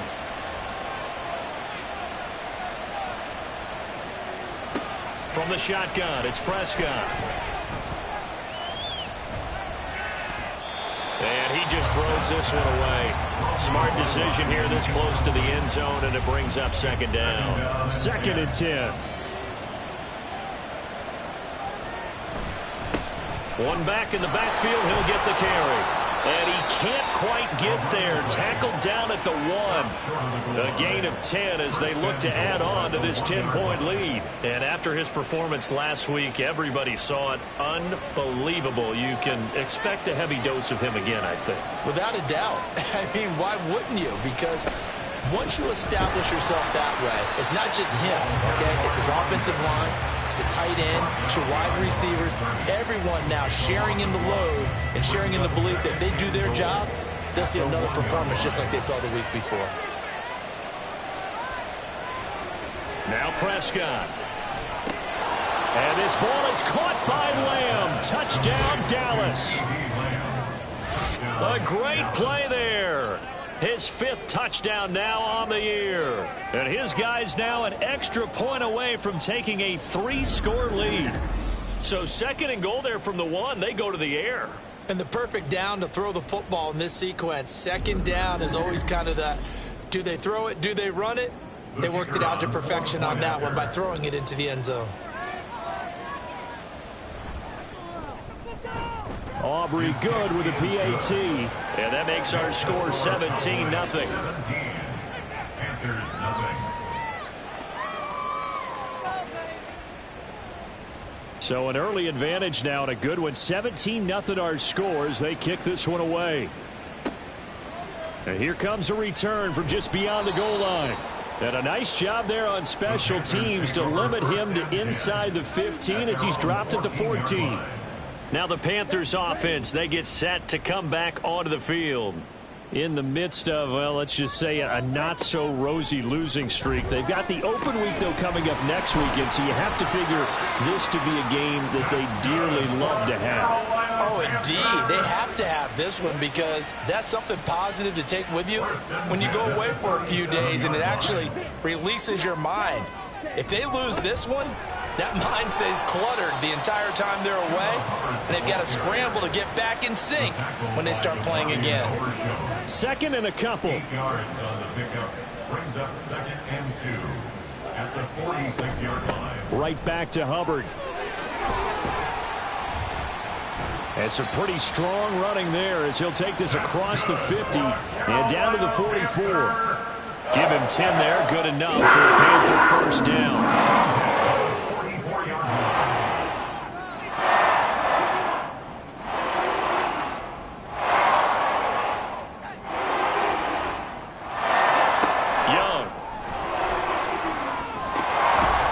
Drop this one down to Gibson. He won't find a ton of space following the display of power as he's down just inside the 45. 2nd and 9. Now Young. This one to Bourne, and he's got it. And he gets this one inside the 15, just a yard or two shy of the 10. Better than a 30-yard gain as we wind down towards 30 seconds left in the quarter. Seems like all the fireworks in this first quarter have been on the other sideline, but here they're saying, hey, we've got some explosive guys on our side too. And that's a big play in a game that's looking like it might be full of big plays. So how about this for field position after the big play? Inside the 15 now as they come up on 1st and 10. And he gets halfway home from the 10 to the 5 on a pickup of 5. It's a gain of 5. Brings up 2nd and 5. 17-0 our score after 1. Second quarter now from Charlotte, and it's the Panthers with the football. Now 2nd and 5 as they've got it as we resume action. Now it's the first involvement on the ground for the backup running back. And he'll take this into the end zone. Touchdown, Carolina. A great effort there with his first career NFL touchdown. And the Panthers are able to cut into that deficit. Well, this had not been the greatest of first halves to this point. They've been pretty well dominated in all phases of the game, so this was an important drive just to show they can move the football and finish. And now they're on the board here on the touchdown run. Extra point by York is up and good. And that'll cut the lead to 17-7. The Carolina kick team is out there ready to go, and they kick this one away. And able to get this across the 20, but not much further as he's dropped at the 23-yard line. There again is the running back as he trots onto the field. It's the second quarter. His team has the lead, but I think he's hoping for a little bit more production out of himself. And we often talk about preaching patience to a runner when things are a little bumpy in the early going. But we have to do the same thing with the offensive line. They can't wait to halftime to make the adjustments. They have to do it from series to series. So those surface tablets come into play. Check out what the defense is doing and see if they can find a better way to run it. So they search for that patience here now. A big hitter to start the drive has him up near midfield here for 1st and 10. One back in the backfield, he'll get the carry. And he maneuvers up the middle for 3, and it's 2nd down. And they'll come up 2nd and 7. Brings up 2nd and 7. Play action now. Prescott into a double team, and it's intercepted. Picked off by J.C. Horn. And it's a huge return as he brings us all the way back down the 15-yard line. And that's a great example of ball skills right there, partner. You and I do a lot of games, and I can't tell you how many guys look to run with the football before they've intercepted it. So that's a nice job of focusing on the task at hand and coming away with the interception. Here are the Panthers now as their offense comes back out onto the field. They take over here with good field position thanks to that nice return after the interception as they're already in the red zone, 1st and 10. A give up the middle, Hubbard. And they get to him quickly here as he's stopped right around the 13. Give him a couple on the carry there, 2nd and 8. A gain of 2. Brings up 2nd and 8 at the 13-yard line. Young off the bootleg. Thomas has got it, complete. They'll wind up getting just a yard out of it. 3rd and 7 now. A gain of a yard. Brings up 3rd and 7. To throw, Young. He's got it for a Panther touchdown. Tommy Tremble, his first touchdown on the year. And the Panthers within a score. Sometimes those tight ends are a mismatch. They found the mismatch there.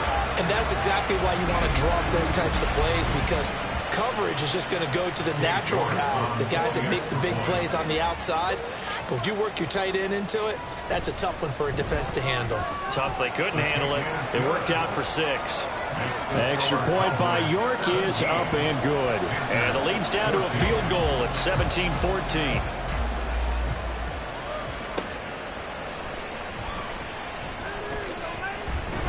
And he'll get it up past the 20 to about the 22. Getting set to go again as we look at the back, heading onto the field again. And he's had his chances in this game. He just hasn't been able to find any daylight so far. Patience, patience, patience. And that's the hard part for a runner, because they expect every run to be a big one for something to pop. So they have to sometimes go through the struggles before it happens for them later in the game. But you got to give credit to the rest of the team. They've worked around the fact that he hasn't had his normal big game. Yeah, despite his struggles, still winning here in the second quarter. Good strong throw and catch right there. And so far in this game, the alleys have been open for them to get completions, and they're taking advantage of it. A big hitter to start the drive has him up near midfield here for 1st and 10. Throwing, Prescott. He finds his man, complete. That's Ferguson. And they'll get him down as he's inside the 40. 15 more yards there, and quickly another first down.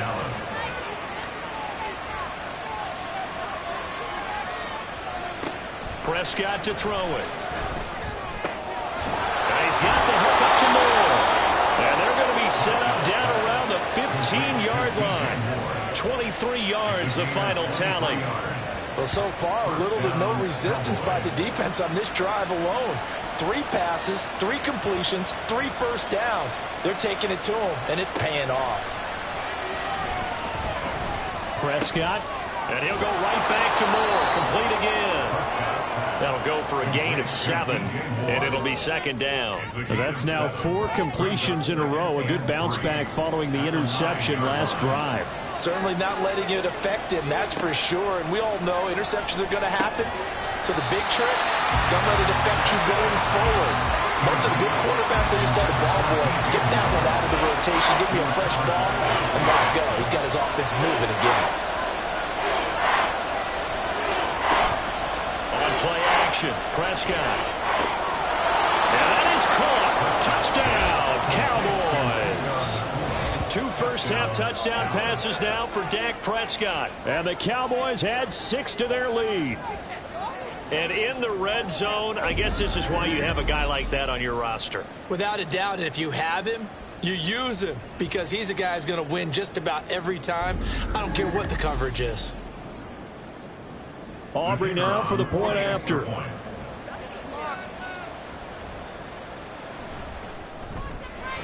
And his guys will take a 10-point lead. That time a 6-play drive. And it's capped off with a Cowboys touchdown. No run back here, down to a knee, and this drive will start at the 25. Now the offense for the Panthers here getting the football back. And they have the game here followed by the open date on their calendar next weekend. And Charles, this is a crew that you have to think really is relishing the opportunity to be on the couch for a few days. Yeah, they certainly are, but let's face it, partner. They can't get caught looking ahead to that couch time while they're playing this one. They've got to take care of business first.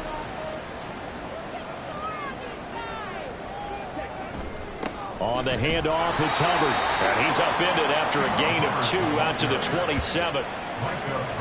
Pretty good little 2-play sequence there. You force the incompletion, then a very short pickup. Yeah, now maybe you bring in an extra defensive back or 2, because you want to try and defend on 3rd down. They like to play those nickel or sub packages, don't they? And Young will slide to the ground safely as he picks up the first down as well. A nifty bit of scrambling there. 12 yards, first down.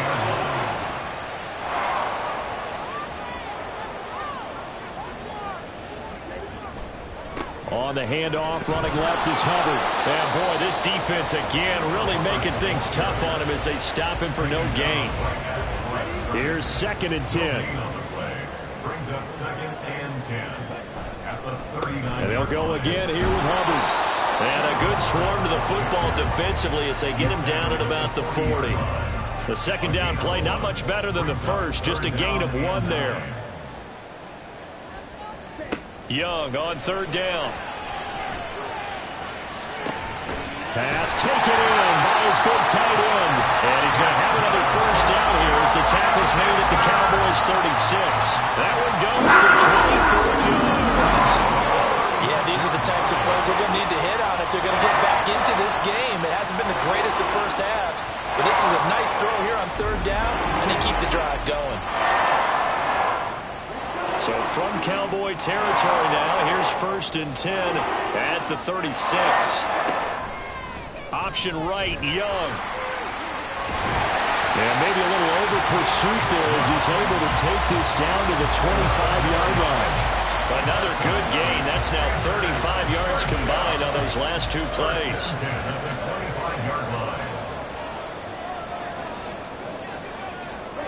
Young looks to throw on first down.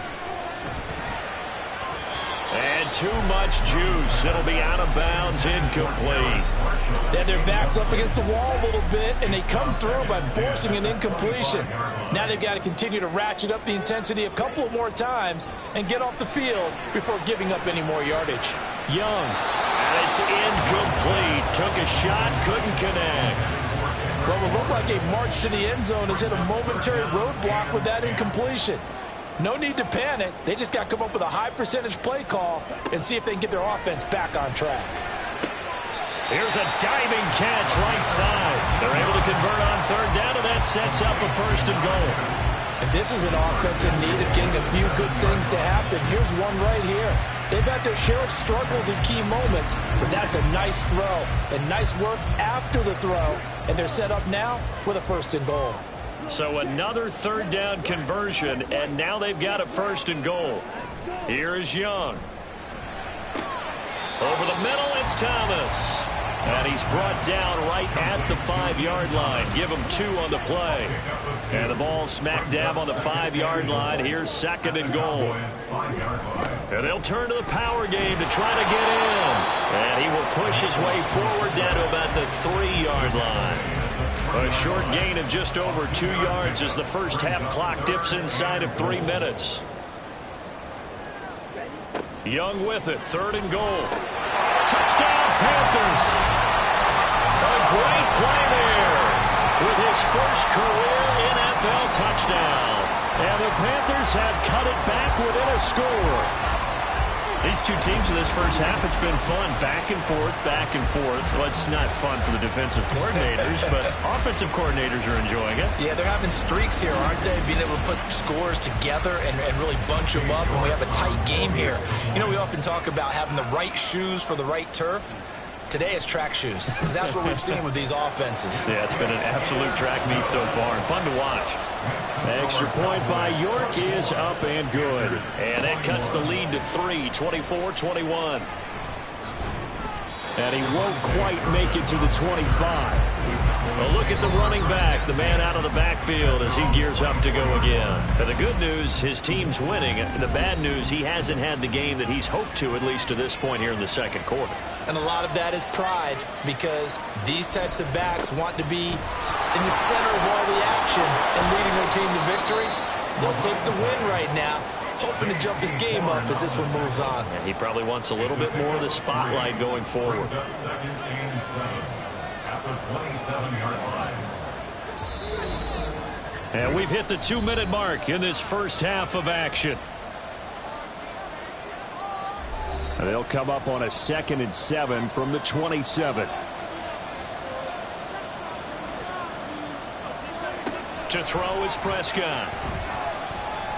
Eluding the pressure right. And he's out of bounds, able to take this one up to the 35.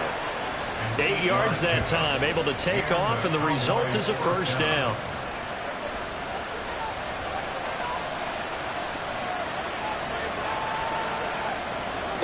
Here's Prescott. He's got a man, complete. And he is out of bounds inside the 35. A gain of 32 that time. There's no doubt in my mind that not many guys in this league have had the impact that he's had here in the first half of the season. He's been a big play guy from the word go and continues to be one with another one right there. So the big play changes the complexion of things. Here's 1st and 10 just outside the 30. Out of the gun. Here's Prescott. He's going to hit his man out of the backfield. Complete. This will be stopped about 2 yards shy of the marker. 8-yard gain, 2nd and 2. Now a 2nd and 2. At the Panthers' 25-yard line. Prescott now. And that falls to the ground, incomplete. A nice job of bodying him up defensively. And now it brings up 3rd down.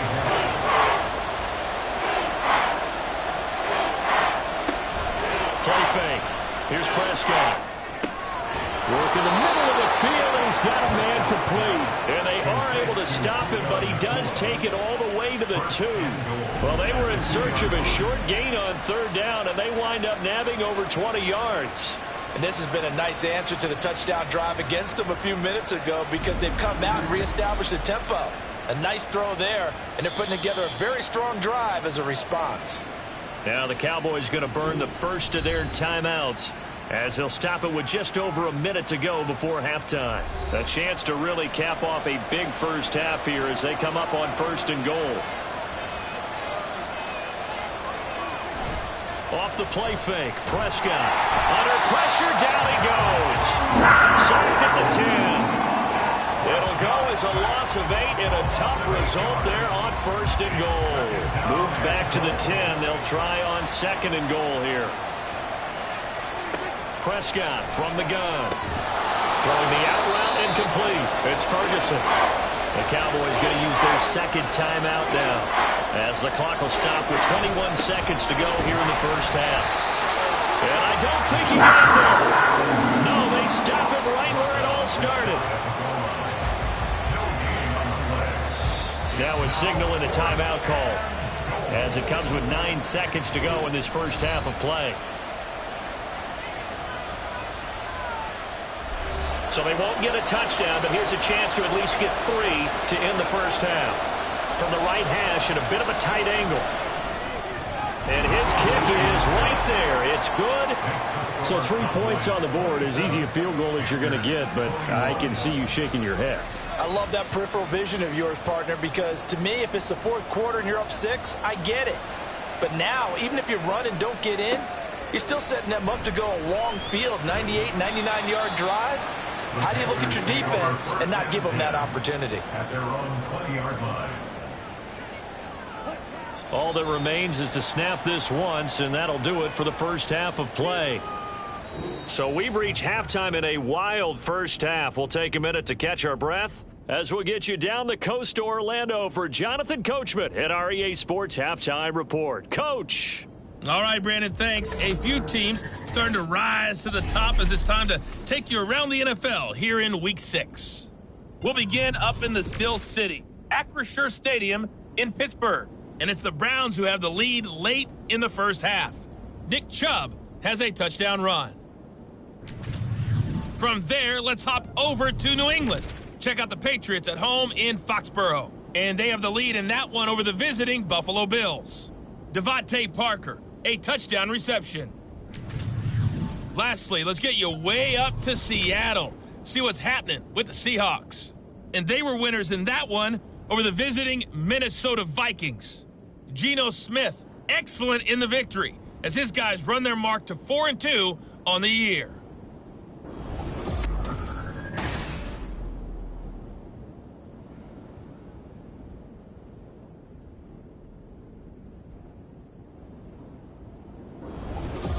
Okay, Coach, adjustments likely going to play a big role in this third quarter in what's been a tight contest so far. Both these offenses have been in fine form. What will the second half bring us as we are underway in quarter 3? And this will not be returned, so the second half begins with a touchback. Now the Panthers going to take over here to start quarter number 3. Well, Charles, in that first half, we saw a fair amount of offense on both sides of the football, and now the team trailing here will start with it in the third quarter. And we both know this coach pretty darn well, don't we? Because his game planning is always on point. And now that he's getting the ball to start the second half, how about all the offense that you already referenced in the first half? He'll put that all together and come out with something really strong, I believe, to get things going here in the third quarter. And Young's throw there incomplete. A couple of quick incompletions, and now they're just one more away from getting off the field. They've got options now. Could they dial up a blitz here or just drop everyone into coverage to crowd the throwing lanes? And he is going to have a Panthers first down as they're able to get the third down conversion. And that's a good job there, knuckling down as an offense. You're trying to avoid 3 and out at all costs. And after 2 straight incompletions, this one's on target, and they're able to keep the chains moving.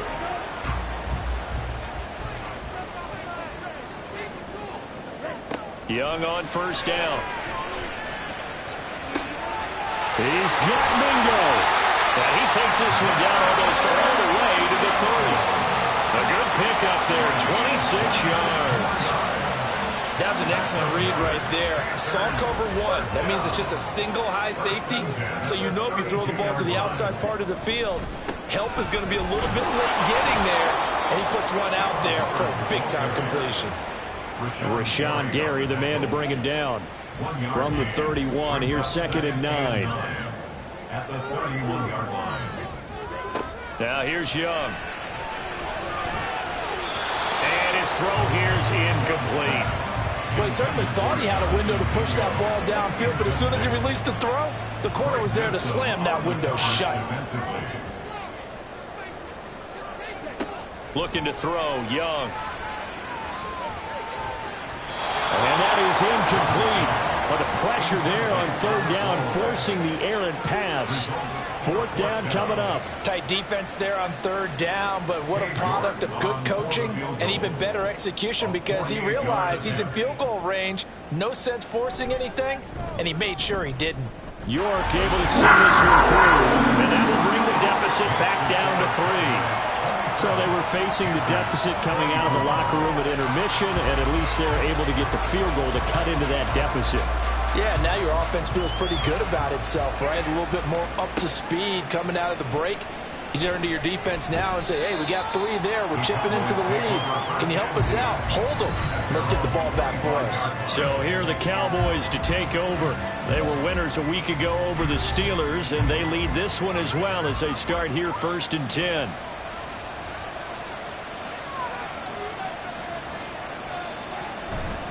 They'll start this drive out on the ground. Oh, able to avoid him.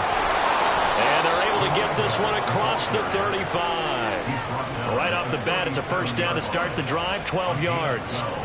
Brandon, I think you and I were both raised the same way in the game of football. You run to set up the pass, but I think we've discovered in this NFL, a lot of teams pass to set up the run. And that's what they've done throughout this game. They've aired it out, thrown it around the yard. Now they've come back to the running game, and they find a way to be successful with it. At the 39-yard line. Prescott now on 2nd down. He's going to fire this thing deep right sideline. And that's going to be incomplete. Good effort there trying to take a shot, but it's 3rd down.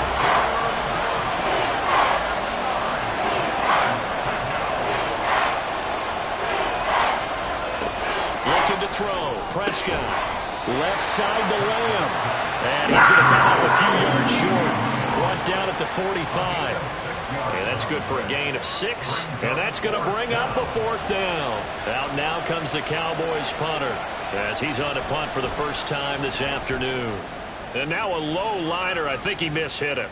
And that will bounce out of bounds before they can get a return going.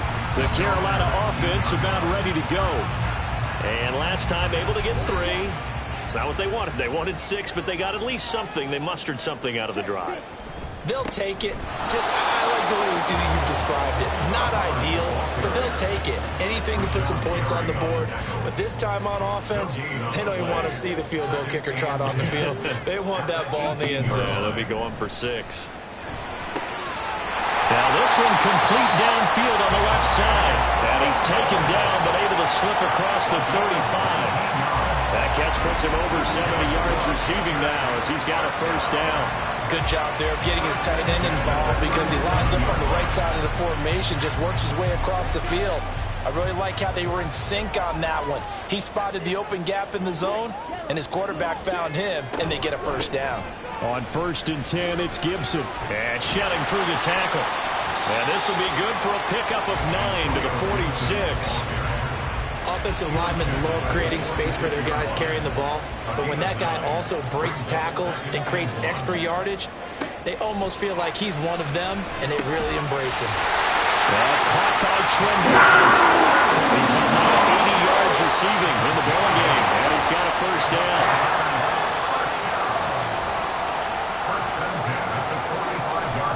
A give running right, it's Hubbard. And he's going to get this inside the 30.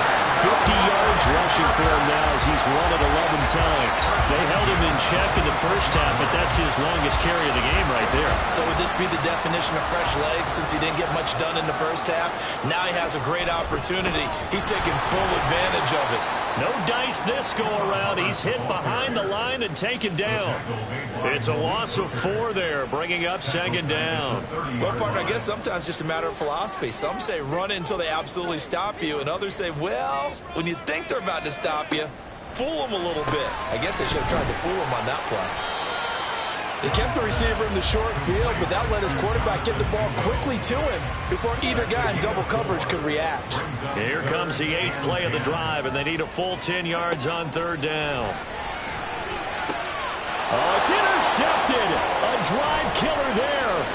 Picked off by Greg Newsome. And the Cowboys are going to take over at their own 28-yard line.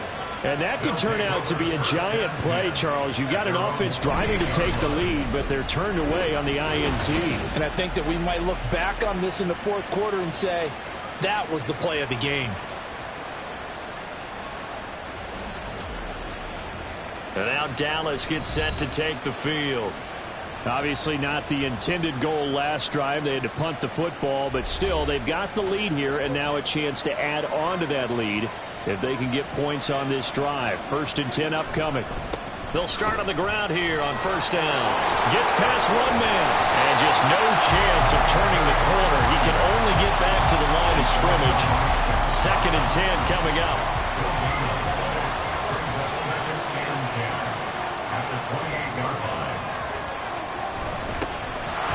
Keep leaning on the running game. Back to the ground. He'll be hit down at the 33. 5 yards on the play. Here is 3rd and 5.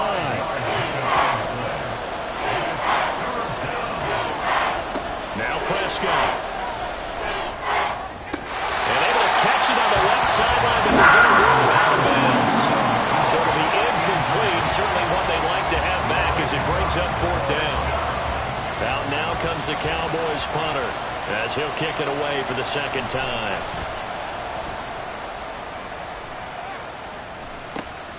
This is fielded at the 27.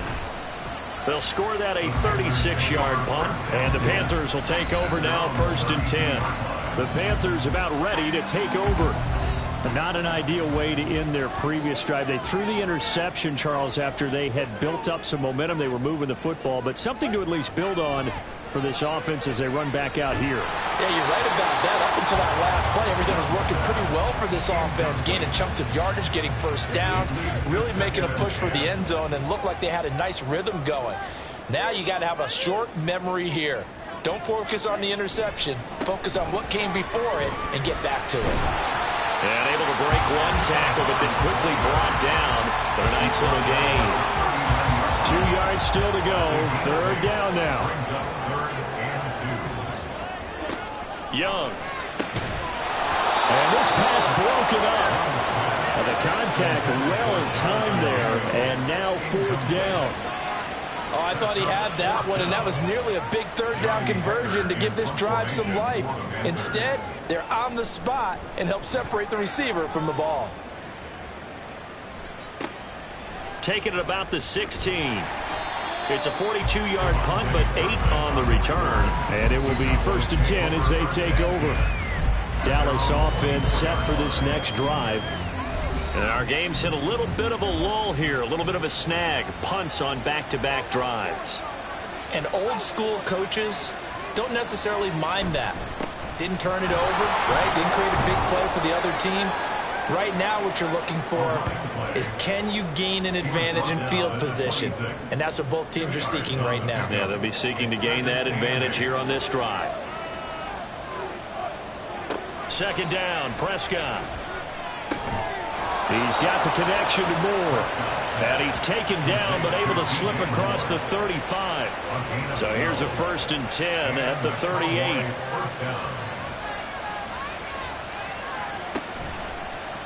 Prescott now, option right. And a loose football. When that ball popped free, we could hear it all the way up here. Those guys down on the field alerting everyone of the fumble. He's lucky that his offensive mates picked him up and jumped on it. Yeah, and you have to think to yourself, and I'm sure they've been echoing it on the sideline and into the huddle. Guys, we have the lead. Just take care of the football. Don't make it easier for them to start to make a comeback. Under a minute to go in this third quarter as they come up 1st and 10.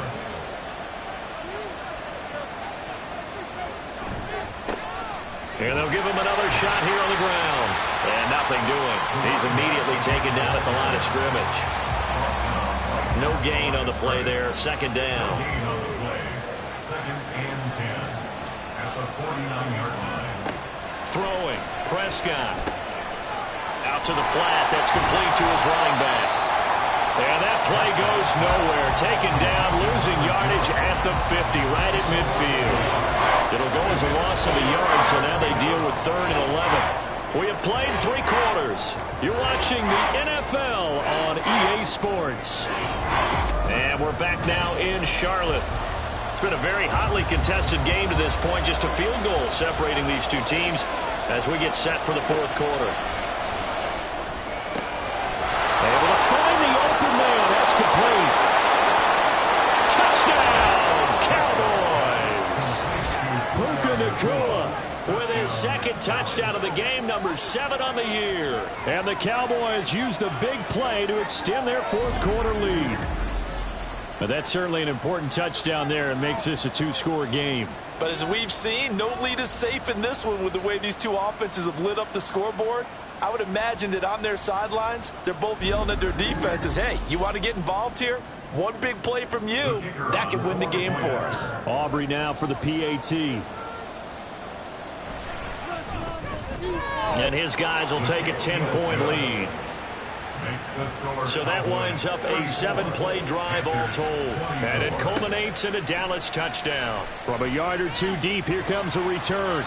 And he'll be brought down right on the chalk of the 20. The Panthers now set to take over offensively. And you figure after giving up that last touchdown, they trail by 2 scores here in the 4th quarter. This drive becomes very critical. On 1st and 10, Young. That's out to the flat for Gibson. Give him a gain of 5 on the completion, and it'll be 2nd down. Brings up 2nd and 5 at the 24-yard line. Young. A quick throw there is incomplete. Tommy Tremble, the intended target, and it's 3rd and 5. Brings up 3rd and 5. Young working out of the gun. Pass taken in by his big tight end. And he is going to have the Panthers 1st down as they're able to get the 3rd down conversion. This possession means so much for them. They've got to focus on this drive and find a way to make this a 1-possession game. Got to get a score. Yeah, so good with a field goal. Don't necessarily need a touchdown. From the 34 now, here's 1st and 10. A give to Gibson running right. 2 yards the loss, 2nd and 12. Well, that's pretty symptomatic about how things have gone here. That play was just shut down right from the start. And not going to give him a lot of confidence to help turn things around. 2nd down, Young. They'll set up the screen here for Hubbard. And he's able to get out to the 32, brought down there. Only a yard there, sniffed out well defensively, and it brings up 3rd. We'll see what they have drawn up here, a little bit behind the line. 12 yards needed to gain a 1st down. And he cannot get away, and Young will go down. Rashawn Gary that time fighting free and getting to the quarterback.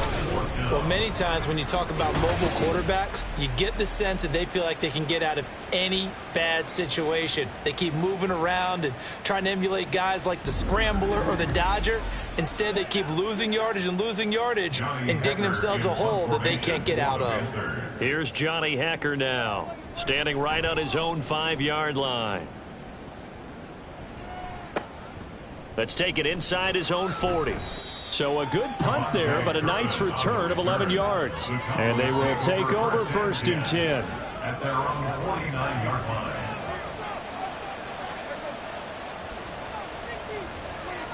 Here's Prescott. And that one drops down, incomplete. Good coverage there, forced the ball free, and it's 2nd down. Brings up 2nd and 10. Prescott to throw it. Got his man complete over the middle. That's Ferguson. And they'll get him down as he's inside the 40. 1st down, Cowboys. Prescott on 1st down. Throw left side complete. That's Lamb. And they're able to get this one past the 30 down to the 25. A gain of 12. And a Cowboy 1st down. On 1st and 10, Prescott. Another one to CeeDee Lamb. He's got it. And they do get him down, but not before he's able to slip it inside the 5-yard line. Back-to-back receptions for him, and it's another 1st down. These guys are running offense like you drive. The pedal is down, stomp down. How about that? Back-to-back completions. They are rolling. So much for being conservative and running that football. A good chance now to put this game on ice. This is 1st and goal. They'll try and run for it on 1st and goal. And he will take it in for a Cowboy score. A great effort there. His 2nd touchdown of the afternoon. And the Cowboys are looking to make it 2 straight as they add on to this 4th quarter lead. So that's now 10 touchdowns for him on the year. He's into double figures, and we're not even to the halfway point of the season yet. Partner, doesn't it speak to how well he works with this offensive line? And they know he doesn't need a giant alley to run through. He just needs a little seam. And he's so good at being patient, waiting for things to develop, and then accelerating when it does appear. Well, the extra point up and good by Aubrey. And that'll make this a 3-score game now. The lead moves to 17. The possession of the football goes over to Carolina.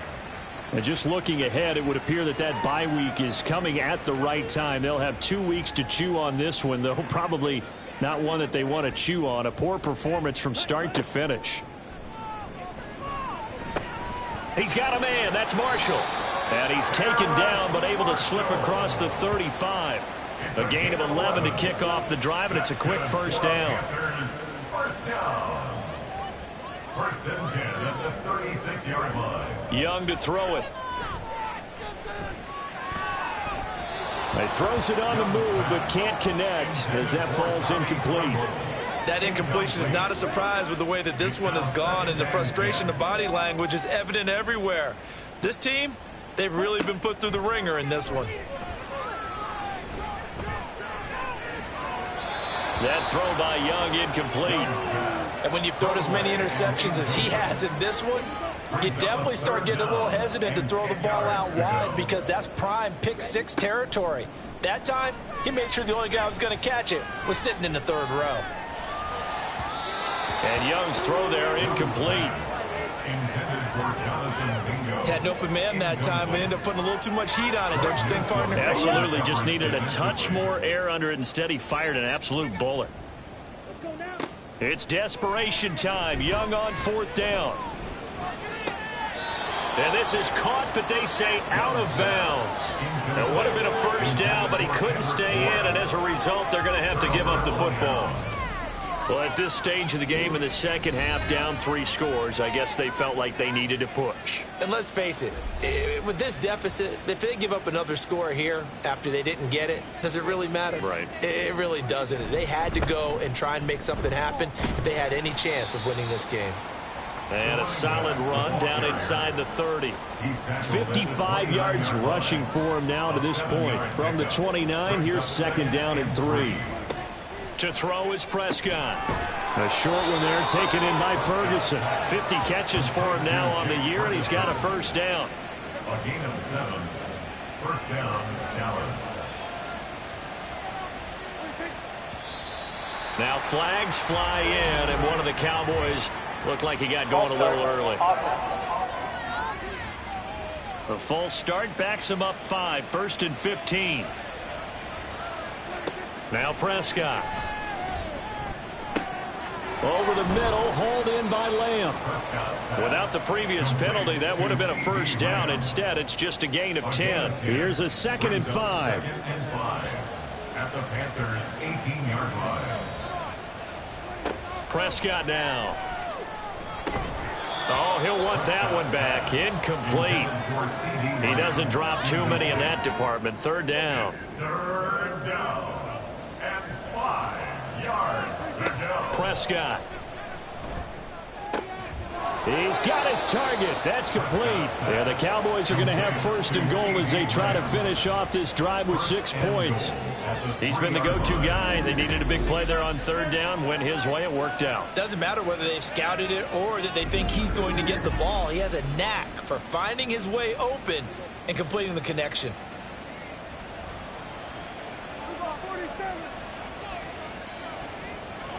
Prescott yet again. And this is caught for a Cowboy touchdown.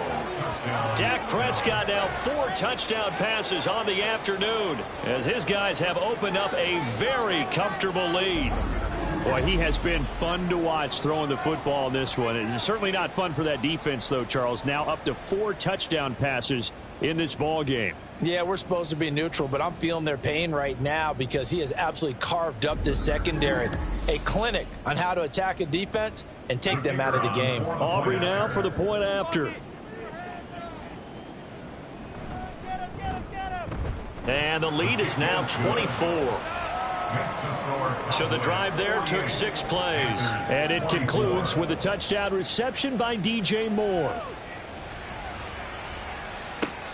This taken in right around the goal line. And he had no room to run as he's tackled down inside the 20. Here's the Carolina offense as they get ready to take over here. Facing a big 4th quarter deficit here, things not looking good. You know, this offense, though, they've been in the top half of the NFL so far this season, but in this one, well, their defense has really struggled. A throw left side to start out. That's complete. And he's got it past the 30 before he's hit and dropped.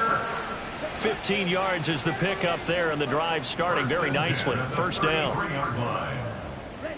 Now here's Young. Got the connection here to Bourne. And he gets this one to midfield before he's brought down. Back-to-back good plays have him on the move on 1st down. Young now from the 50.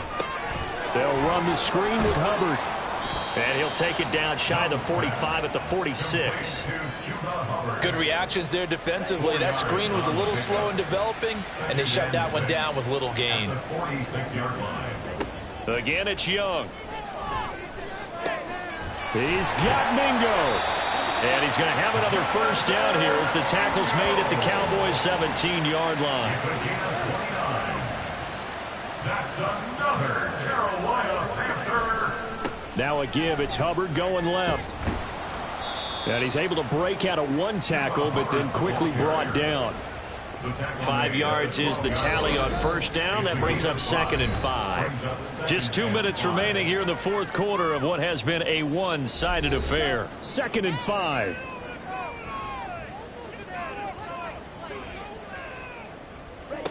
Young will set to throw.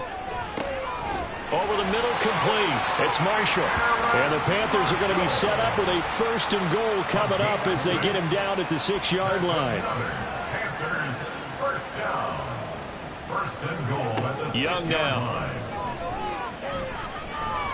To the end zone, but it's incomplete. I think he's got to be careful not to force anything into coverage right there. There weren't really any throwing lanes, but the best part for him, he's got 2nd and 3rd down to fall back on.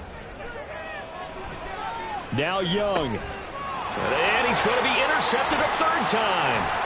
Picked off by Trayvon Diggs. And the Cowboys are going to take over at their own 28-yard line. Boy, so another interception, CD. And it feels like he's starting to unravel a little bit. And as you would expect, still a work in progress here in his second season.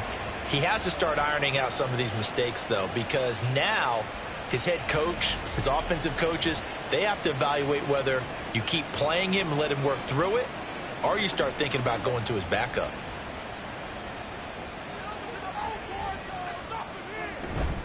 They'll start this drive out on the ground. And he'll maneuver his way forward for about 4. 2nd and 6. That's it. That's what you want. Straight ahead positive gain. Just keep that clock ticking.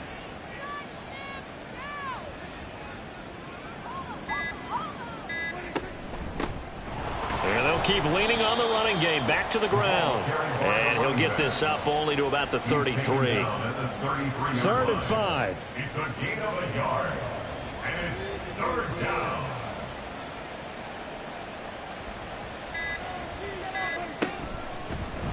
Prescott now, option right. And he will have first down yardage as he's brought down at the 41. Charles, a lot of happy faces heading into the tunnel as this one ends, and understandably so. Not only did they get the win, but boy, their offense was on fire in this ball game. And partner, I have no idea what the top speed is on one of those high-end sports cars. What's the top gear you can get into? This offense, they certainly were there in this one, huh? Everything clicking for them in this contest, the kind of performance that they're going to cherish. So for Dallas, their good start continues as they get their record up to 4-2. And they'll be able to enjoy this one through the bye week before they get back at it again. Meanwhile, for the Panthers, the downward spiral continues as they drop to 0-6 now. And now they'll head to the bye week as they'll be back in action in Week 8. And for Charles Davis and our entire crew here at EA Sports, I'm Brandon Gaudin saying so long, everybody.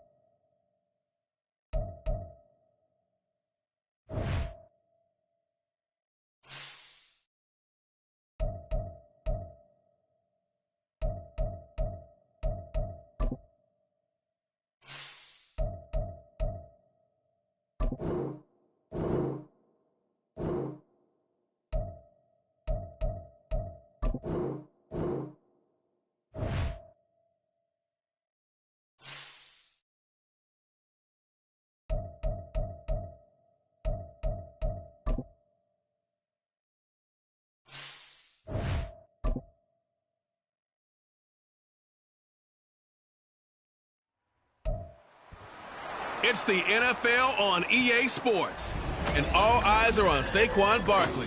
He really helped drive them a week ago with a 3-touchdown game. It's the Bengals and the Ravens on Monday night.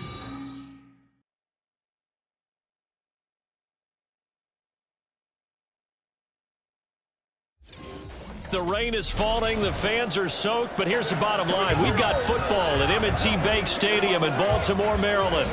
Tonight we finish off Week 6 with a good Monday nighter, as it'll be the Cincinnati Bengals taking on the Baltimore Ravens. With Charles Davis, as always, I'm Brandon Gaudin. Charles, you talk about storylines in this one. I think it begins and ends with our two quarterbacks, certainly two of the best in the business. And nowadays, I don't think you get by for long periods of time without a top-flight quarterback. The way the game is played, with all the responsibility he has and how the game flows through him, if he's not on the top of his game, your team...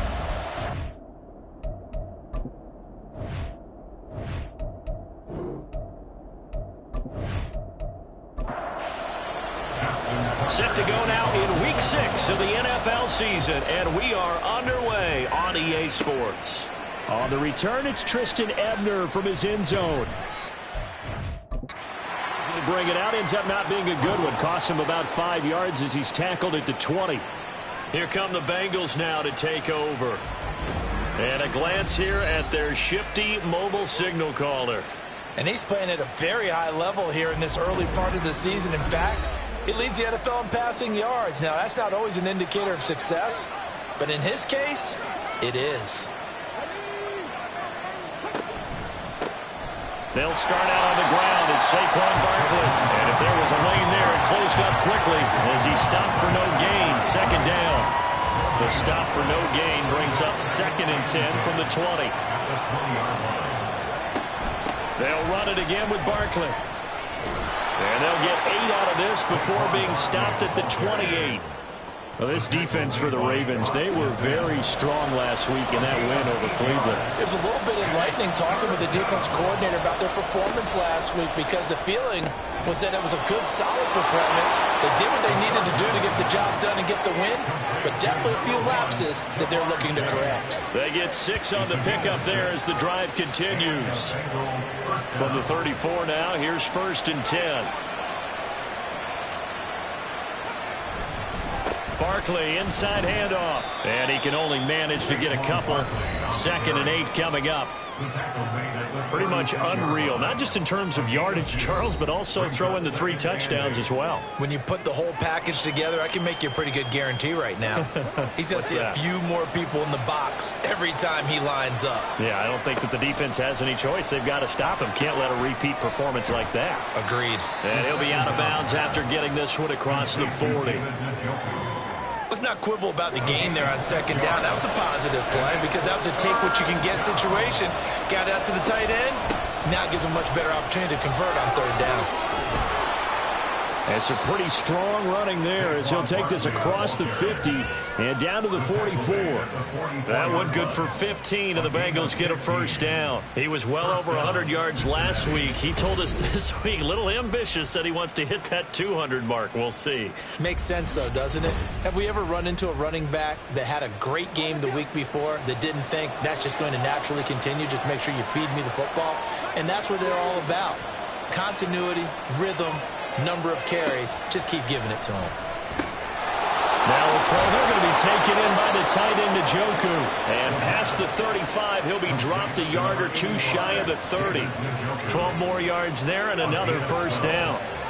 First down,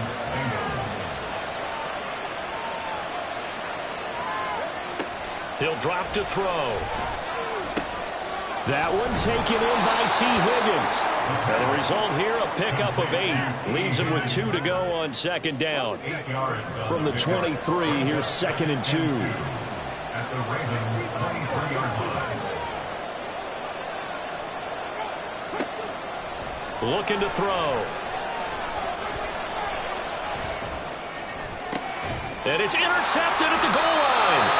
Picked off by Marlon Humphrey. And the Ravens are going to get possession here as they force the opening drive turnover. I'm not sure that you can say that the rain caused that interception, but look, it's clear that throwing the football is going to be tough in these conditions. No doubt about it, and different quarterbacks handle it different ways. Some guys think the rain isn't a big deal, but wind affects them a little bit more. But you have to wonder, will these conditions hold scoring down? Are we going to have like a 9-6 type of a game? And then the pressure goes on the punters, who often hold for field goal attempts. Can they handle the snap and get the ball down so they can kick it? Jackson and the Ravens come up now 1st and 10 at their own 20-yard line.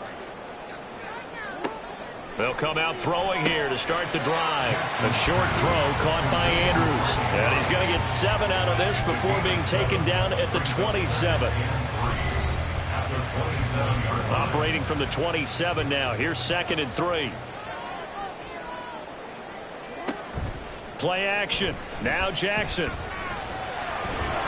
And he can't find a receiver, and he's brought down. Multiple players combined for their team's first sack of the game. The defense is always talking about not letting Lamar Jackson get comfortable. A good job there on his opening drive of making him uncomfortable. And you're talking about doing it so early in the game because all week long There's been anxiety on the defensive side of the ball. How do we keep this guy hemmed in? How do we tackle him?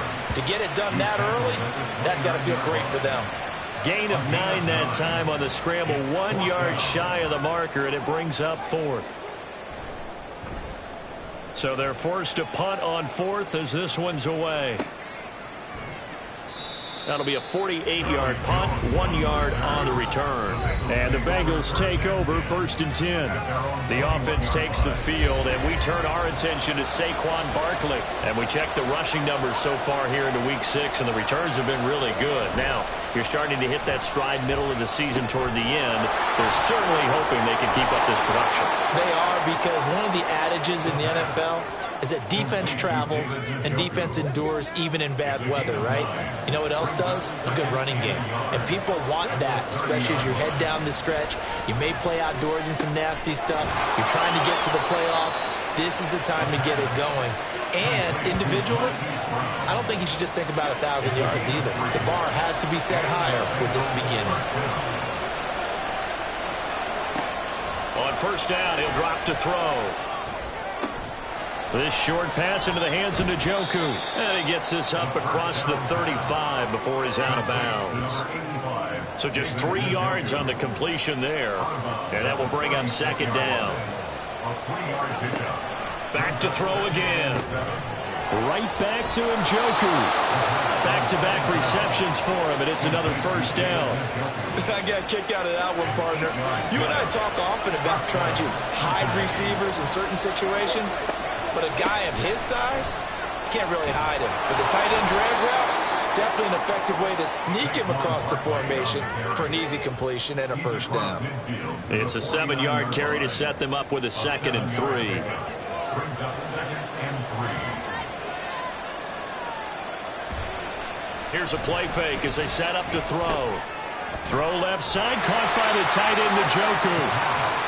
That was an okay hook up there with his tight end, but unfortunately, they didn't get the kind of yards they had hoped for.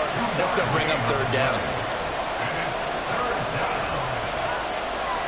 They'll look to throw for it on 3rd and 1. Able to find the open man. That's complete. And he is going to have a Bengals 1st down as this defense unable to hold. It's a 7-yard gain there on 3rd and 2.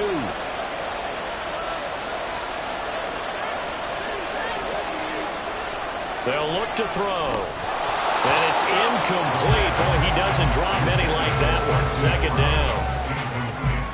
So 2nd down and 10. Once again, they'll go from the 40.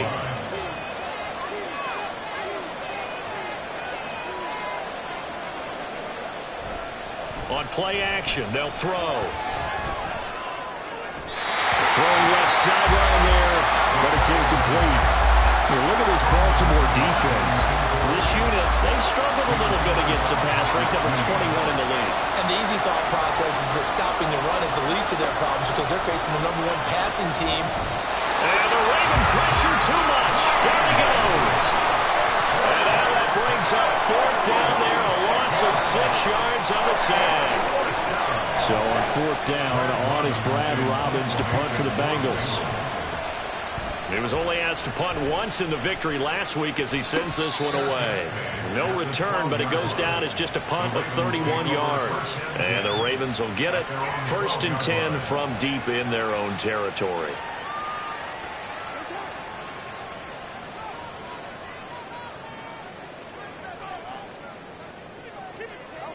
They'll throw on 1st down with Jackson. And that'll be off the mark, too far out in front, and it's incomplete.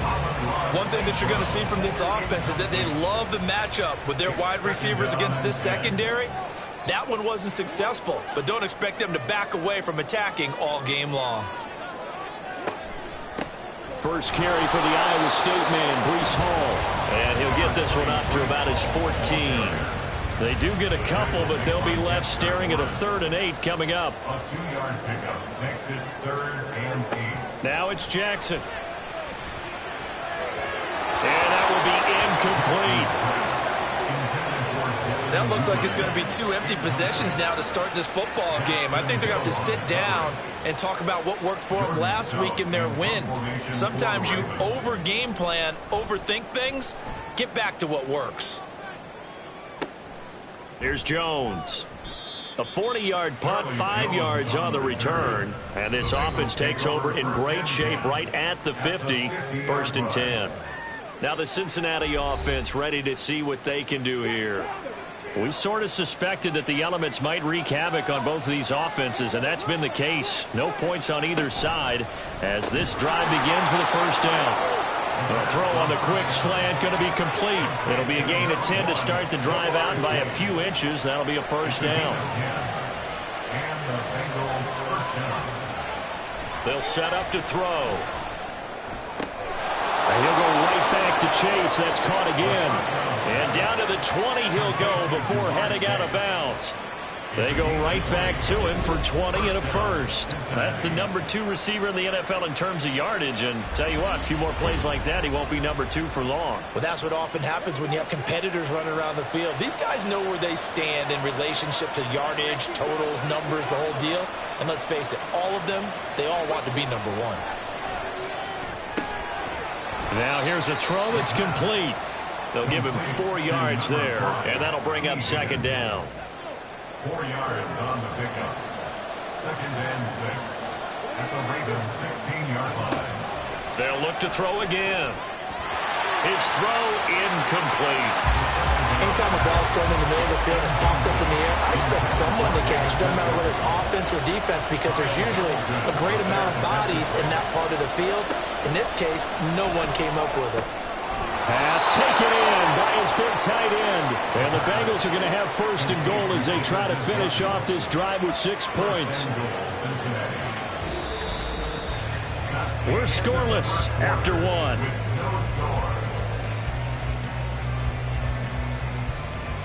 Start of the 2nd quarter, and it's the Bengals in control of the football. Here we go now on 1st and goal, as they've got it as we resume action. They'll try and run forward Barkley. And he's able to get it down to the 2-yard line. It'll be a pickup of 4, and it brings up 2nd and goal. A 4-yard gain brings up 2nd and goal. They'll set up a throw. Looking end zone, but it's incomplete. He was trying to get it to his tight end, David Njoku, but now it's 3rd and goal. Barkley. And Barkley did not get there. No gain on the play. And what to do now on 4th and goal? Well, let's see what they do. They're knocking on the door here in the 2nd quarter. And you know what you look at on your play sheet? Your 2-point conversion plays, because you've drawn up a number of them in today's football. You don't just have 1 or 2 for the game. You have more like 6 or 7. Which one do you like here? Because that's essentially what you're going for right now. That spot of the field, call one of those and go get 6. McPherson's kick is good. And the Bengals are on the board first here. It's 3-0.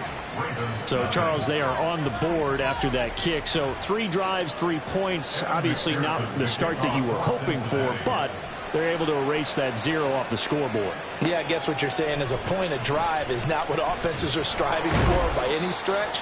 They're happy they've got 3 now. They hope that that unlocks their offense for bigger points down the road. Baltimore about ready to go on offense.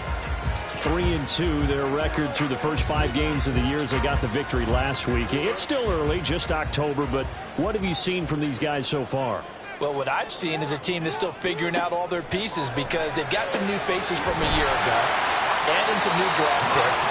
Sometimes it takes a month or so before you really start to gel as a team and for those players to figure out their roles. But right now, I see them starting to elevate. On 1st and 10, it's Hall. And he's going to take this ahead for right around 3 yards, but no more than that. 2nd down. 2 minutes gone by, 2nd quarter. Jackson going long here for Wallace. That's going to be knocked away and incomplete. They've given him some different looks here defensively in the early going. He's only hit 2 of his first 5 passes. With a big 3rd down coming up, he's hoping he's got a play dialed up that can take advantage of whatever the defense throws at him. And now the 3rd down throw incomplete as well. The passing game not in sync here early. And now it's 4th down. Here's Jordan Stout now.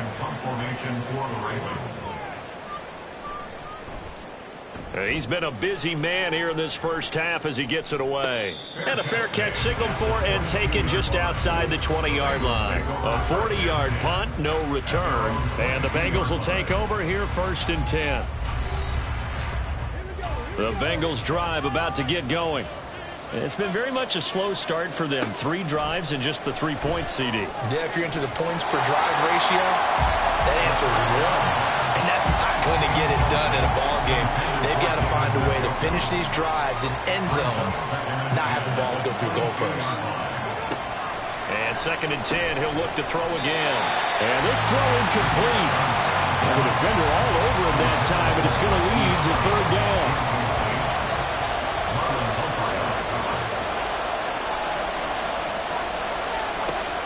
They're going to look to throw.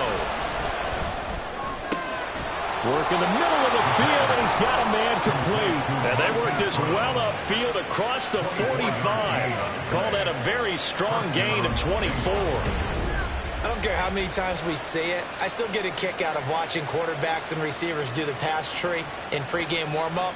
But I always remember that when we go to practices, we see that after practices as well. They really tune it up, don't they? They tune it up. They know why they do it for these situations. 1st down. And they build that trust, and that's why they're able to find him in this type of a situation. That's taken in by Higgins. And he's able to get this one down to the 40-yard line. Another nice gain, 13 yards that time, and another 1st down. Again, he'll drop to throw. And that's going to be incomplete. Too tough to hold on to that one. It's 2nd down. Brings up 2nd and 10 at the 40-yard line. They'll stick with the passing game as he looks to throw. Oh, he'll want that one back. Incomplete. He doesn't drop too many in that department. 3rd down.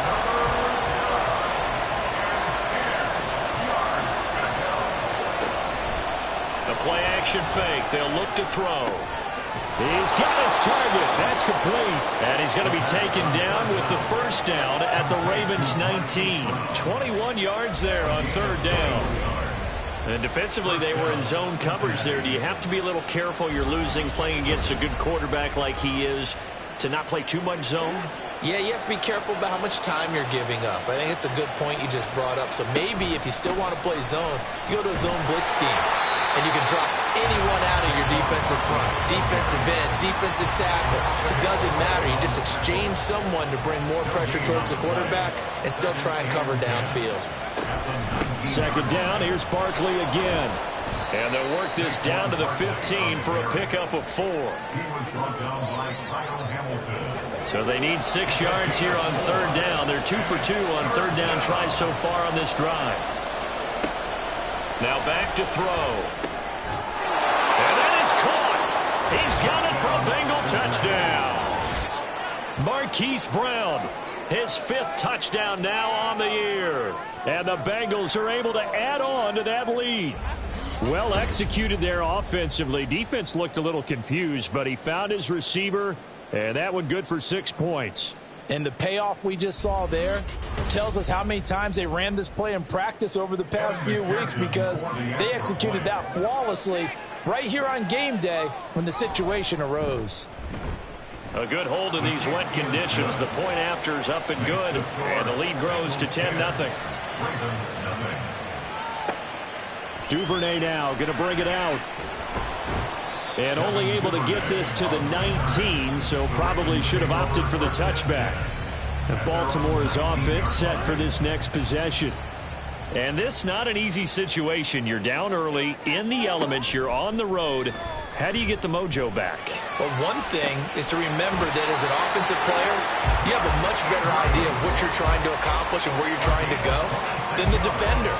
So in this case, because you know it, you can make your cuts with a little more decisiveness, maybe a second fake, some double moves, things of that nature, to go ahead and try and put some pressure on the defense. This offense finding its legs now. Here's another 1st and 10. Option play. Here's Hall. He juked him. And they're way past midfield, just a yard or two shy of the 40. They get 14 on that one. That's good for a Baltimore first down. We use the word relentless a lot with guys who are aggressive on the field. In this case, it really fits, doesn't it? How about his ability to break tackles and his feet never stop moving? On second down, here's a keeper by the QB. And maybe the wrong read there as he's going to go down immediately. It's a loss of 4 on the first down play. They'll have to deal with a 2nd and 14 now after the loss. Here's Jackson. He dumps this one off here to Hall. And this one goes nowhere. Losing yardage on the play back at the 46. 1 yard is the loss. They back up even further to a 3rd and 15. Really good defensive effort. They were all over that little swing pass out to the right side before lost yardage. Terrific read, better execution, and done with a lot of enthusiasm, wasn't it? Absolutely. They saw it all the way. And Jackson cannot get away, and he'll go down. Myles Garrett able to record his 5th sack of the season. Well, last game he had 2 sacks. Got another one here, picked up right where he left off. Brandon, he spent the entire offseason working on new moves, new techniques, trying to add to his arsenal of pass rush moves. Certainly paying dividends in what we've seen so far. The offense takes the field, and we turn our attention to Saquon Barkley. He's been effective so far, over the 40-yard mark here in the second quarter. Don't forget about those guys up front, though. They've been effective, too. The leverage game has been in their favor. They've been the ones who've been able to bend their knees, drop their hips, and get a little bit lower than the guys on the other side of the football, and they've moved them out of the way for the runner. Sometimes that's tough for those big fellas. Not an easy thing for them to do. Now a 2nd and 10.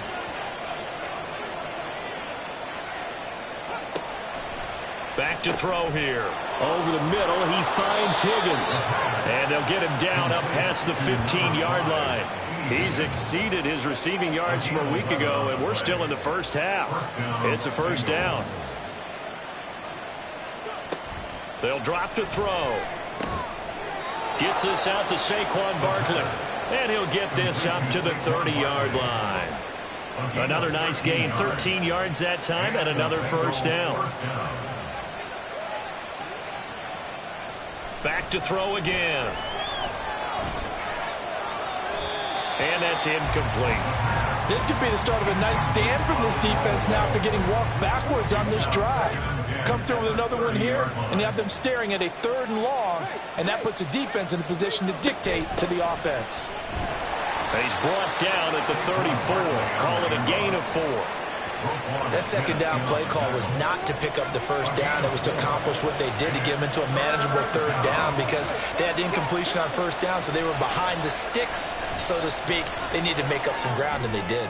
He's going deep for Brown. And it's knocked away and incomplete.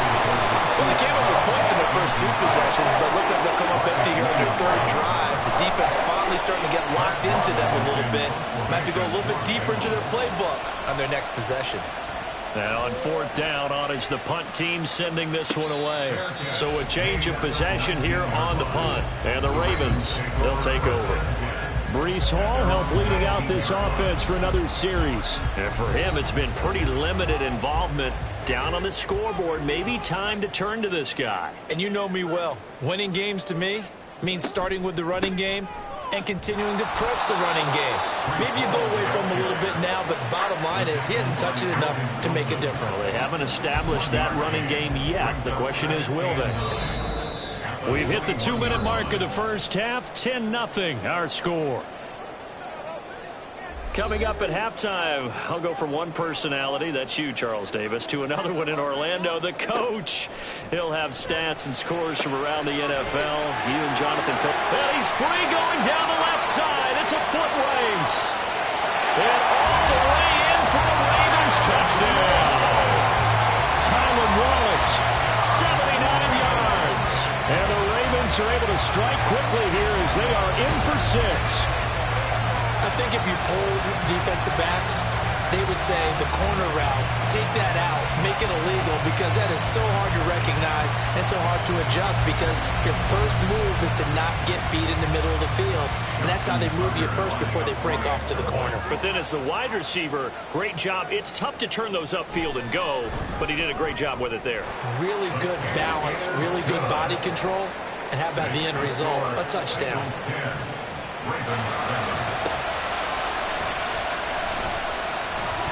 And makes it across the 20 as his guys will set up shop at the 23-yard line. The offense takes the field, and we turn our attention to Saquon Barkley. We're in the second quarter. They've got the lead. The lead, though, not so much because of the ground game, because of their air attack, Charles. So what they're seeing so far is the possibility of things loosening up later in the ground game. Through the air first, maybe they have to start respecting that even more as the game goes on, and then there will be running lanes to find later. Yeah, try to get him more involved here on this drive, maybe. Any questions of how they'd approach this drive were answered right there. They come out throwing, and they get a nice pickup here toward the end of the first half. So one play, and they're already just shy of midfield.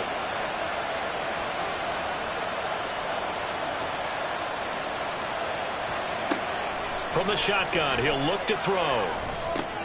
This one goes out wide for Barkley. And he'll take it down shy of the 45 at the 46. Now the Bengals going to use the first of their timeouts, as they'll stop it with just over a minute to go before halftime. Second down and 4.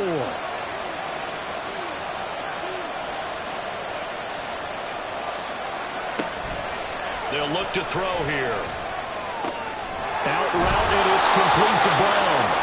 And he's going to be taken down with the first down at the Ravens 30. The Bengals passing game finding a rhythm. They've got another first. So 1st and 10 now from the 30. He'll look to throw. This short pass into the hands of Njoku. The Bengals going to use the second of their timeouts as they get it right at the 32nd mark of this first half. Right back to Njoku. And they're going to have a first down and also well into field goal range, all the way down to the 15 here. And you see the clock almost empty, so this is likely the last play in the second quarter. They'll throw now on the final play. And this will be incomplete. 1 second left to go. Well, we've seen him catch a few passes out of the backfield in the first half, unable to connect on that one. Certainly seems like getting him the ball out of the passing game, though, is part of their game plan. It certainly is, because he catches it well, creates a mismatch. You're going to cover him with a linebacker, a corner, a safety. They feel like he can win every battle. So we are at halftime here on a Monday night, as we'll send you down to Orlando and we check in with Jonathan Coachman for our EA Sports Halftime Report. Coach. All right, Brandon, thanks very much. We'll get back to you and Charles in a minute. But first, time to give the folks at home a look at what's going on around the NFL. We'll begin up north at MetLife Stadium over in New Jersey, where you see the final score there. Darnell Mooney, a touchdown catch in the victory. From there, let's get over to the Rockies to check out the Broncos at home in Denver. And things didn't go so well, as it was the visiting Raiders who come in and grab the victory. Gardner Minshew leading the way with a couple of touchdown passes in the victory. Lastly, let's get you way up to Seattle. See what's happening with the Seahawks. And they were winners in that one over the visiting Minnesota Vikings. Geno Smith, excellent in the victory, as his guys run their mark to 4-2 on the year. This has certainly been a fun one to watch so far. We knew this was going to be a battle, and we have not been disappointed. This is the kind of game that could wind up hinging on which side can play mistake-free football the rest of the way. All right, Coach, thanks. Yeah, both teams likely to make some changes in what's been a closely fought battle to this point. Forecast calling for more of the same. The rain set to continue as we are underway in the second half. And he'll go down as this drive will start at the 25-yard line. The Raven offense set to start this third quarter. Charles, it'll be interesting to see what adjustments this offense made in the locker room. Haven't really been able to get anything going offensively, virtually nothing in the ground attack either. So certainly something has to change here in quarter three. And I'm pretty sure their friends from the defensive side of the ball told them exactly that, because those guys, the scout troops, they've been playing pretty well. They've kept them around in this game. Now they got some time. The running game struggled in the first half. Opposition knows how to focus on defending the pass here. They've got to re-energize that ground game and maybe open things up for a comeback here in this half. And now a throw on first down there, but it's incomplete. His struggles finding open receivers continue. I don't know the last time I saw him this inconsistent throwing the football. It would be hard to find a date when he was this inconsistent. You know, in his locker, he keeps the word poise printed on an 8.5 by 11 sheet of paper. He needs to find that poise right now. He certainly does. In fact, I would suggest he laminated. The keeper there turning into a big play of 23 yards, and it moves the sticks. Well, he is certainly dangerous when he spots a lane, and he keeps it himself there and worked out well. And how about the moving parts on a play like this? You know you have to practice it over and over because it's almost like a ballet that has to be choreographed. But how about once he made the decision to go, he committed to it and went. Let's face it, most teams are going to defend the running back much more than the quarterback on that type of a play. Oh, that's just not fair, and now room to run. And they'll wind up getting this one all the way down inside the 20. That's now a pair of explosive plays in succession, both north of 20 yards. So the ball down to the 16 here for 1st and 10. And this is caught. Touchdown, Baltimore. Tyler Wallace. 2 catches, 2 touchdowns here so far. And the Ravens have tied the ball game with a chance to take the lead. I know Paul Revere talked about by land or by sea, right? You know, 1 by land, 2 by sea. He didn't mention air because right now we're seeing a big-time performance, aren't we? That's 2 touchdowns so far in this game. Where'd you pull that one from? And, you know, every now and then I actually listened in history class. And you're just a scholar all the way around. You're reading all the time. I like that you fit that into the broadcast. You know, I just grab a nugget when I can. The return man down to a knee, and this will come out to the 25-yard line. So here are the Bengals now as they get their first possession of this second half. And, Charles, it feels like we're set up for a good second half here. Came out of the locker room, 1-score game. Now the lead has already changed hands. Well, this offense, they've got an opportunity right now to take that lead right back. Yeah, and it feels like you're going back and forth almost a little bit like a tennis match, right? And we're just there, you know, our heads just keep moving. Which side has it? Which side's going to score? How are they going to go out doing it? A little bit of a challenge for each side trying to match each other. On second down, here's Barkley. And not much to speak of. Call it a 1-yard gain up to the 26. They'll come up now 3rd and 9. Back to throw.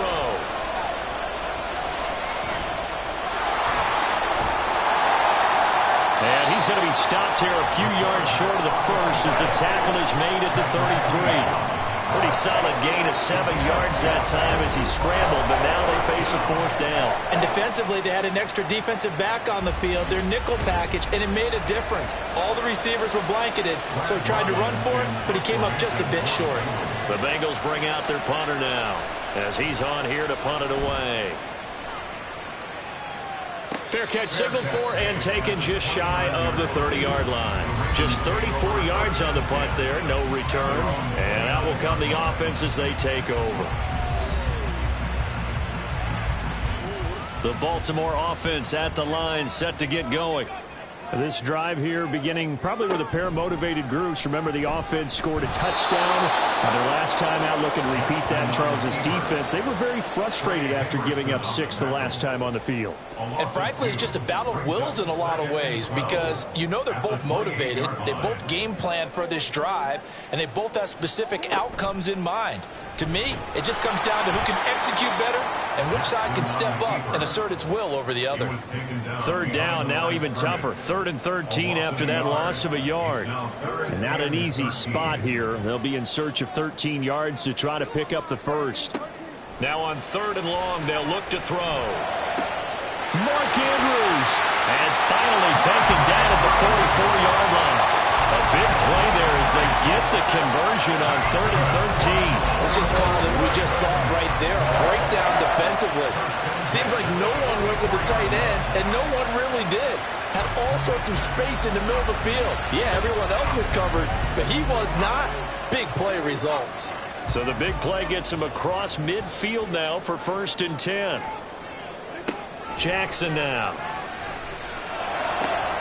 And that's to Amon-Ra St. Brown. And they'll wind up getting this one all the way down inside the 20. A good pickup there, 26 yards. It's a game of matchups, and that's why you take your receivers and move them around a bunch, especially your best guys. And when they work out of the slot, you often hear the coaches talk about how great it is because it gives you a two-way go. You can break out or you can break in. That makes it hard to defend.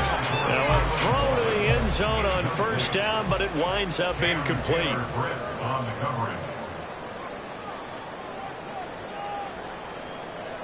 Again, Jackson. That'll be caught by the big tight end, Andrews. 4 yards the gain, and it'll bring up a 3rd down.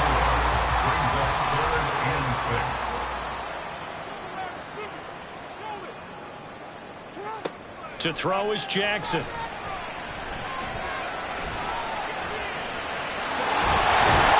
they corral him just a couple yards shy of the end zone. Lamar Jackson, such a threat with those legs, able to improvise and get the first. And Brandon, this is the time of the game when Jackson could really take over. He's got the defense's legs a little bit tired. He's got them on the run. Yeah, this defense looks good. Jackson hit, and he lost the football. But fortunately, he's able to recover his own fumble, or that could have been trouble. But that was a big oops right there. But how about his ability to correct it? Loses the football, able to get it back himself. Yeah, pounced right back on it, keeps possession.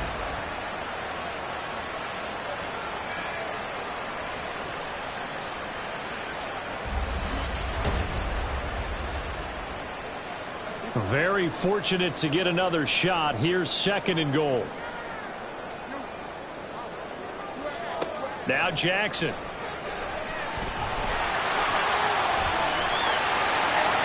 They'll take it into the end zone for a Ravens touchdown. Lamar Jackson, a 6-yard touchdown run. And the Ravens are able to widen their advantage. Well, that was all Lamar Jackson all the time on that drive, both through the air and in the end with the touchdown run. Yeah, how about him doing things a little bit on the reverse side there, Brandon, because he softened him up throwing the football and opened up the running lanes. And when he gets a little bit of a sliver, he's gone. And that's exactly what he did there. Tucker able to connect on the extra point, and the lead is up to 8. So that drive consumes 9 plays all told. And it was capped off by the touchdown run that came from Lamar Jackson. And the decision to come out of the end zone is going to cost him 5 yards as he's taken down right at the 20. So now the Bengal offensive unit back out onto the field. And Charles, a very uninspired effort the last time we saw them out there. It was a quick 3 and out, and they punted the football. Yeah, and you never want to get stopped so soundly during a series, but what would be even worse now is letting it happen again right here. They've got to get going. 56 yards rushing on 12 carries for him now. Defensively, they were in the 3-4. Solid run up the middle. What made it successful? Well, what you have to do is control the nose guard, but sometimes you don't do it by blocking him. You do it by influencing him. Get him moving to one side or the other and hit him back on the opposite. Now a play fake here on 1st down. And this one complete to Smith. He'll be tackled shy of the 35. The power move there couldn't buy him much space.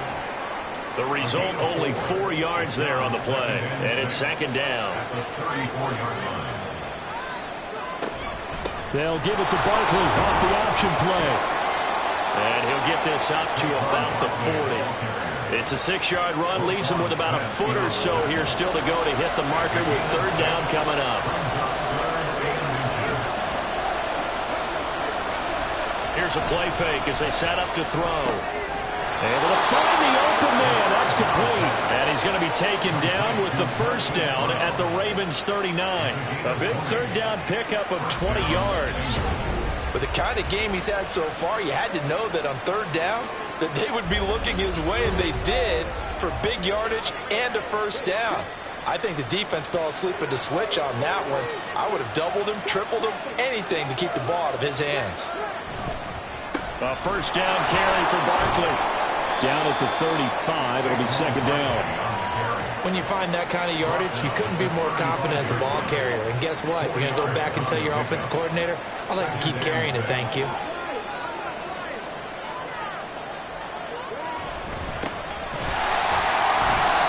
And he is going to be stopped cold behind the line of scrimmage. Now they're going to be dealing with a 3rd and 7. Is that one officially a loss of 1?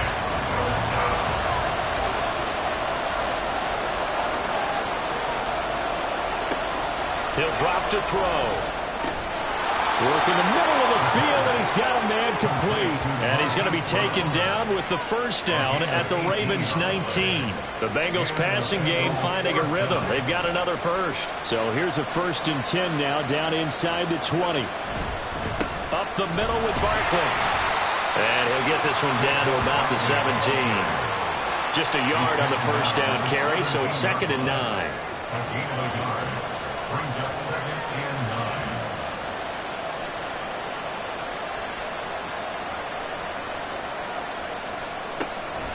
9. He'll look to throw. Over the middle, it's complete. And the Bengals are going to have a 1st and goal as the tackle is made at about the 5. First and goal at the 5-yard line.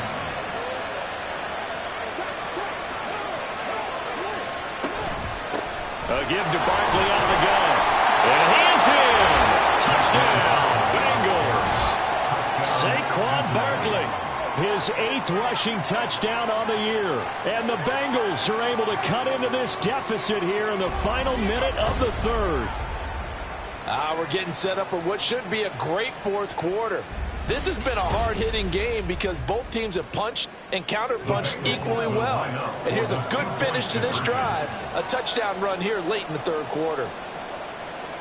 They'll look to throw. And they don't get it. They tried for the 2-point conversion there, but unsuccessful. They made the decision to go for 2. They didn't get it. They remained down by 2 points. Should they have kicked it there? 3rd quarter, I'm okay with it. Maybe 1st or 2nd, you don't? I don't know. What do you think? Yeah, again, I keep coming back to I don't like to chase a lot of points, but I also don't know what kicking an extra point being down 1 does for me. And he'll take it a yard or so past the 20, call it the 21. So here are the Ravens to take over on offense. They played the Browns last week, got the victory in that game, and so far so good as they've got the lead here.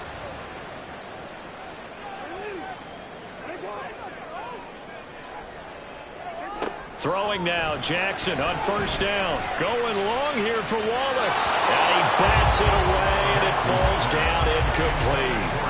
Well, they have that one sniffed out defensively. That's a tough one to connect on when you've got multiple defenders in the area, and it winds up incomplete. Now a throw here to his running back. And he'll get this up past the 25 before he's out of bounds. Makes it 3rd and 4. And they're not going to get to the line to run another play. So we will switch ends as the 3rd quarter has come to a close. This is the National Football League on EA Sports. Back now in Baltimore. The Ravens on 3rd down. They've converted just 2 for 6 thus far. This is 3rd and 4. And he's caught. And he'll be taken down, but not before they work it across midfield. That'll be marked as a 27-yard pickup. And that certainly appears to be a critical conversion right there because not only do they keep the drive going, they take valuable time off the clock as well. They have to feel really good about that last completion. So they'll come up in Bengals territory now with a 1st and 10 at the 46. St. Brown in motion right. A nice play design there with the touch pass. Looked good at the start, but bottom line, the defense was ready. And they did a nice job scouting, didn't they? Not just scouting, but now executing once they saw the play for real after having worked on it all week in practice. They drilled on the play, then they drilled him. A 2nd down pass play there, but it's incomplete. As soon as he leaped down and began his route, someone on the defensive side broke with him and arrived just in time to separate him from another reception. To throw again is Jackson. And the throw there going to be incomplete. When they need to play on third down, you kind of know what direction the ball is going, but the defense knew it too. Yeah, it's a good call because they wanted to put 2 men on him, and they did. Dare him to throw into double coverage. Really what you're saying is, let's see if one of your other receivers can beat us. And that is very well done there, as this will be marked out of bounds at the 5-yard line. Cincinnati now ready to take the field. Their defense accomplished step 1 of the mission. They forced the punt. Now they'll look to erase that deficit and take a fourth-quarter lead. They'll try and start this drive in the air. He's got Njoku, his big tight end. Call it a gain of 6 on the play, and it's second down.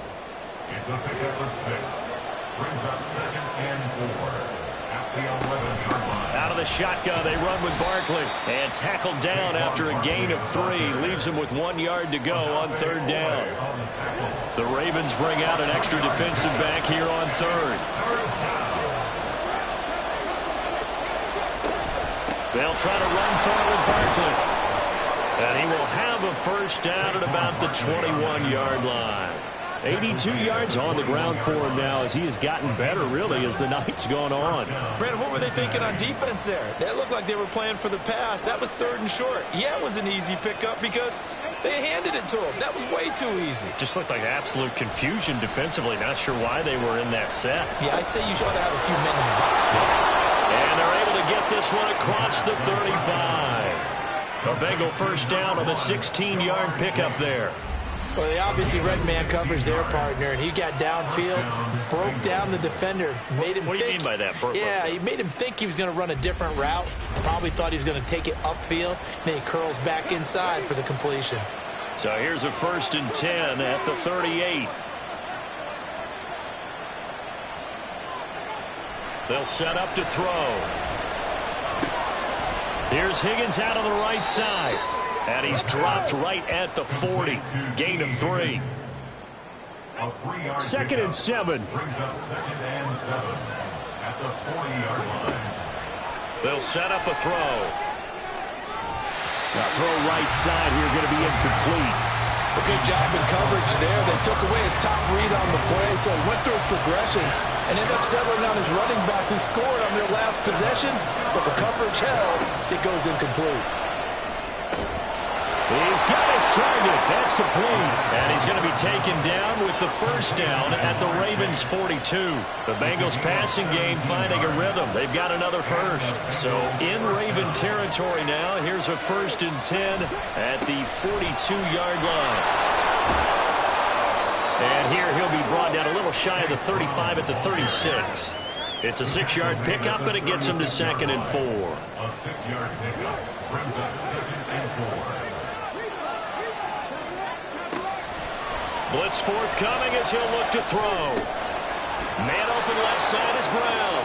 And he's going to be taken down with the first down at the Ravens' 19. With that, he's up to 160 yards receiving now for the ball game. But one of the ways the quarterbacks keep all the receivers alive in a play, never lock in on any one guy. Make sure you keep your eyes moving, scan the field. And here he finds the open guy for a nice pickup. Here's a give to Barkley. And he'll get him inside the 15 down to the 14-yard line. They give him 4 yards there. It'll be 2nd and 6. It's now 2nd and 6. Now they'll throw here out of the gun. And it's caught. Touchdown. Jamar Chase. A 14-yard touchdown. And the Bengals go nearly the length of the field and finish it off with 6 points. What a great drive that was. A long drive, sustained, well executed. I love what we're seeing out of him here in year 2, right? This young quarterback continues to evolve and grow. He's really the adage right now that John Wooden, the famous basketball coach, used to say. Be quick, but don't hurry. You can see that everything is happening for him, but he's not taking it at a pace that he can't sustain. After the touchdown, McPherson on to kick this one away. Duvernay now going to bring it out. And only able to get this to the 19, so probably should have opted for the touchback. And now Baltimore gets set to take the field. And they will be looking to answer the touchdown their defense just surrendered. Still a good chunk of time remaining here in the fourth quarter and a chance to regain the lead in a tight one. Stopped at the 24-yard line after a gain of 5. That's a really good gain right there. They pick up 5 yards halfway to a first down. The only problem now in the huddle, everyone's going to want to touch the football. Be a lot of chattering now because they've seen that they can move the line of scrimmage. They try to throw on second down, but this one is incomplete. Well, that's a defense coordinator's got to be happy with that result. They took away all options downfield and forced the incompletion. Jackson. Open man is Flowers. He's got it. And he will have a Ravens first down as they're able to get the third down conversion. But his offense hasn't been at their best here. They've made some mistakes. They've been frustrated. They've been largely shut down. But then you look up and say, wait a second, this is a one-score game. So they're still very much in this, and they're on the move here with a first down. Throwing on first down, it's Jackson. And that one too wide and incomplete. I think he could have scanned downfield forever, but there wasn't anything available. Ends up throwing an incompletion, and I think he'll take that. On second down, here's the option. And he works free. And they'll get this well past midfield before being stopped just before the 35. Excellent job on the keeper. 20 yards and a first down. First and 10 at the 37-yard line. Play action. It's Jackson. That'll be caught. Wallace hauls it in. And all the way in for the Ravens. Touchdown. Tyler Wallace. His third touchdown of the game. His 8th on the year. And the Ravens answer back with a touchdown of their own to take a fourth quarter lead. Plenty of scoring here of late, and our lead changes hands now in the fourth quarter. Yeah, they just gave up a touchdown on the other end, so they knew that with time getting short, they had to put something together here, and they were able to do so and retake the lead right back.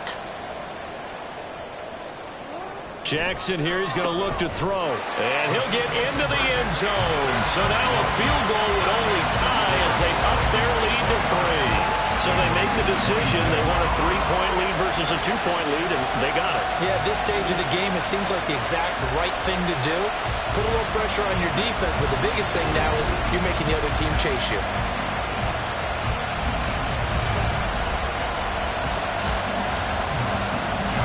Tucker down to kick it away following the touchdown.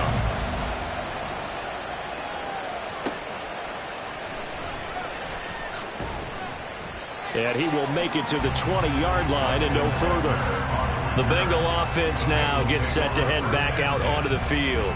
We certainly have a good one on our hands. They're trailing after that last touchdown, but now a chance for this offense to try to snag that lead right back here in the fourth quarter.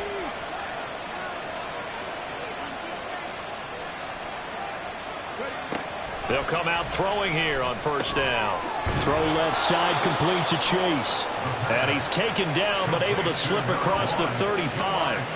An excellent way to start the drive there, 18 yards. I'll tell you, far from ideal conditions to play in, but neither offense has had much trouble. Plenty of points to go around. First and 10.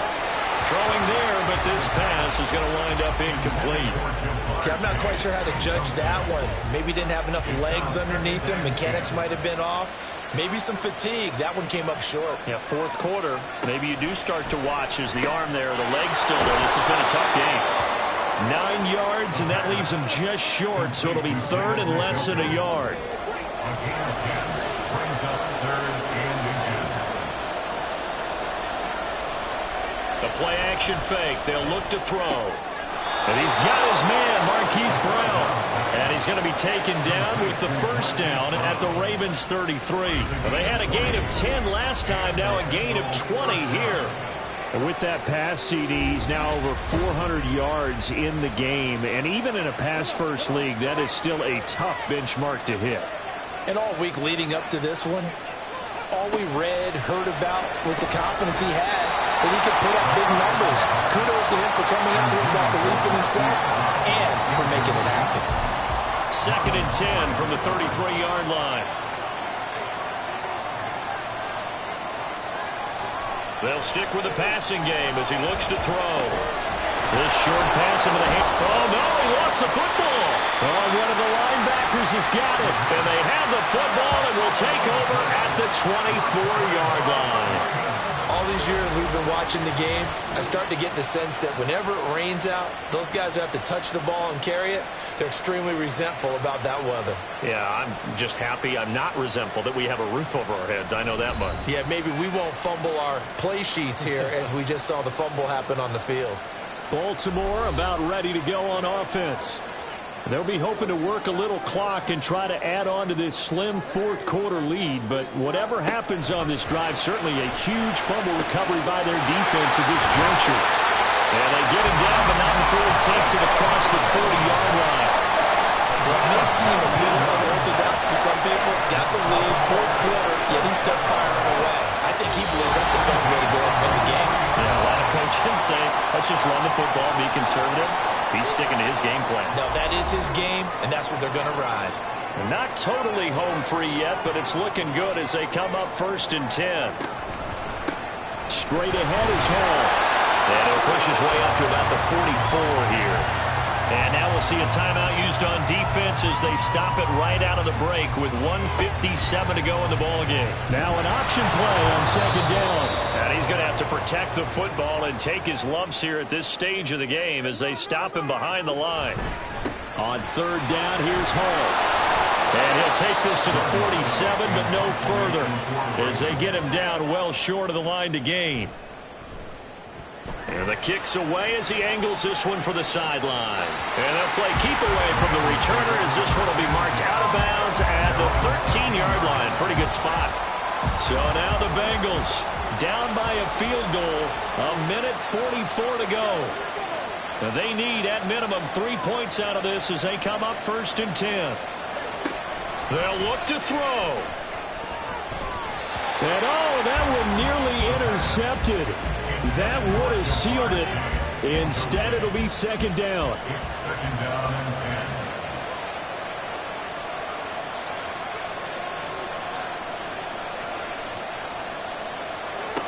10. He'll look to throw. And he knocks the ball away, and it falls incomplete. He's second in the NFL in interceptions, and you understand why. He plays a game of great intelligence, understands positioning, and has a great ability to break on the football when it's in the air. So fun to watch his closing speed, and another example of it on that play. The flag comes in. It's incomplete, and I'm not sure he was still behind the line when he let that one go.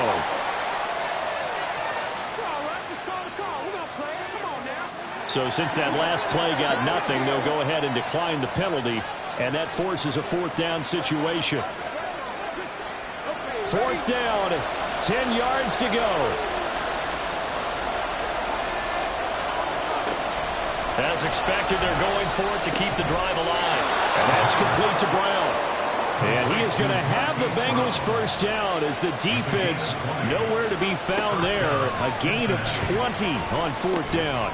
And he'll get this underneath, dropping it off for Barkley. And he's able to take this one up to the 35-yard line. Back to throw. He finds him again, Saquon Barkley. And brought down, but not before reaching the 45-yard line. Final minute, no timeouts at their disposal. Here's 1st and 10. He's going to have the hook up here to Chase. And he's going to get this down to the 35-yard line. Back to throw.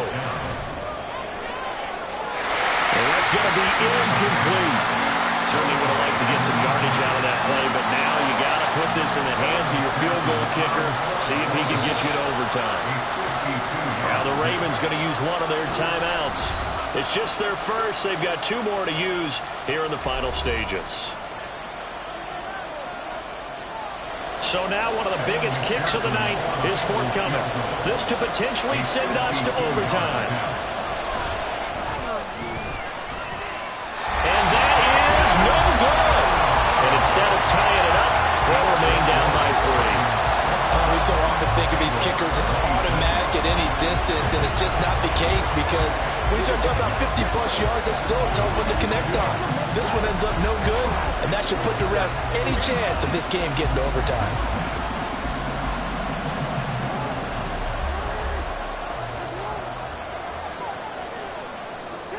Down to a knee goes Jackson, and that should seal it. Well, somebody lit a fire under that offense during the break, Charles. Remember, they trailed at intermission. They come out, they have the big second half, and that lifts them to the victory. And Brandon, trailing at halftime, we always talk about teams making adjustments. You know what the best adjustments usually are? It's just executing better. Because the game plan you put in place at the beginning of the week often still holds. You don't have to make wholesale changes. You just have to do it a little bit better, a little cleaner. And they did that in the second half, and that led them to victory. So for Baltimore, their good start continues as they get their record up to 4-2. And they'll be able to enjoy this one through the bye week before they get back at it again. Meanwhile, for Cincinnati, the loss here will move them back to 500 at 3-3. And they will try to get back in the swing of things next week on the road. Thanks for tuning in, everybody. Alongside Charles Davis, we thank our entire crew. I'm Brandon Gaudin. This is the NFL on EA Sports.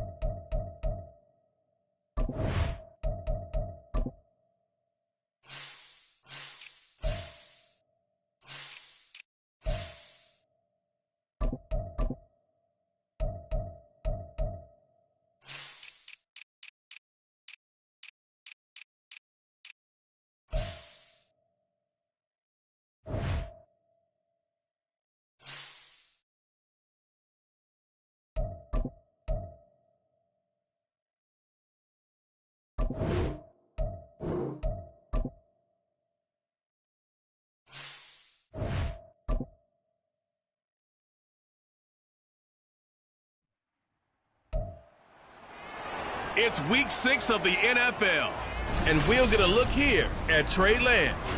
There were no problems for him last week, going over 350 passing yards.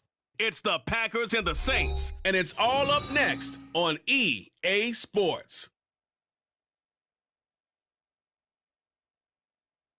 Historic Lambeau Field. Fittingly, it butts up against Lombardi Avenue here in the heart of Green Bay, Wisconsin.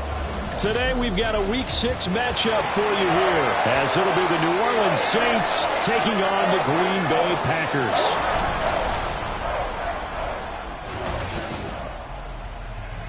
With Charles Davis, as always, I'm Brandon Gaudin. Charles, you talk about storylines in this one. I think it begins and ends with our two quarterbacks, certainly two of the best in the business. And nowadays, I don't think you can get by for long periods of time without a top-flight quarterback. The way the game is played, with all the responsibility he has and how the game flows through him, if he's not on the top of his game, your team's not going to benefit at all.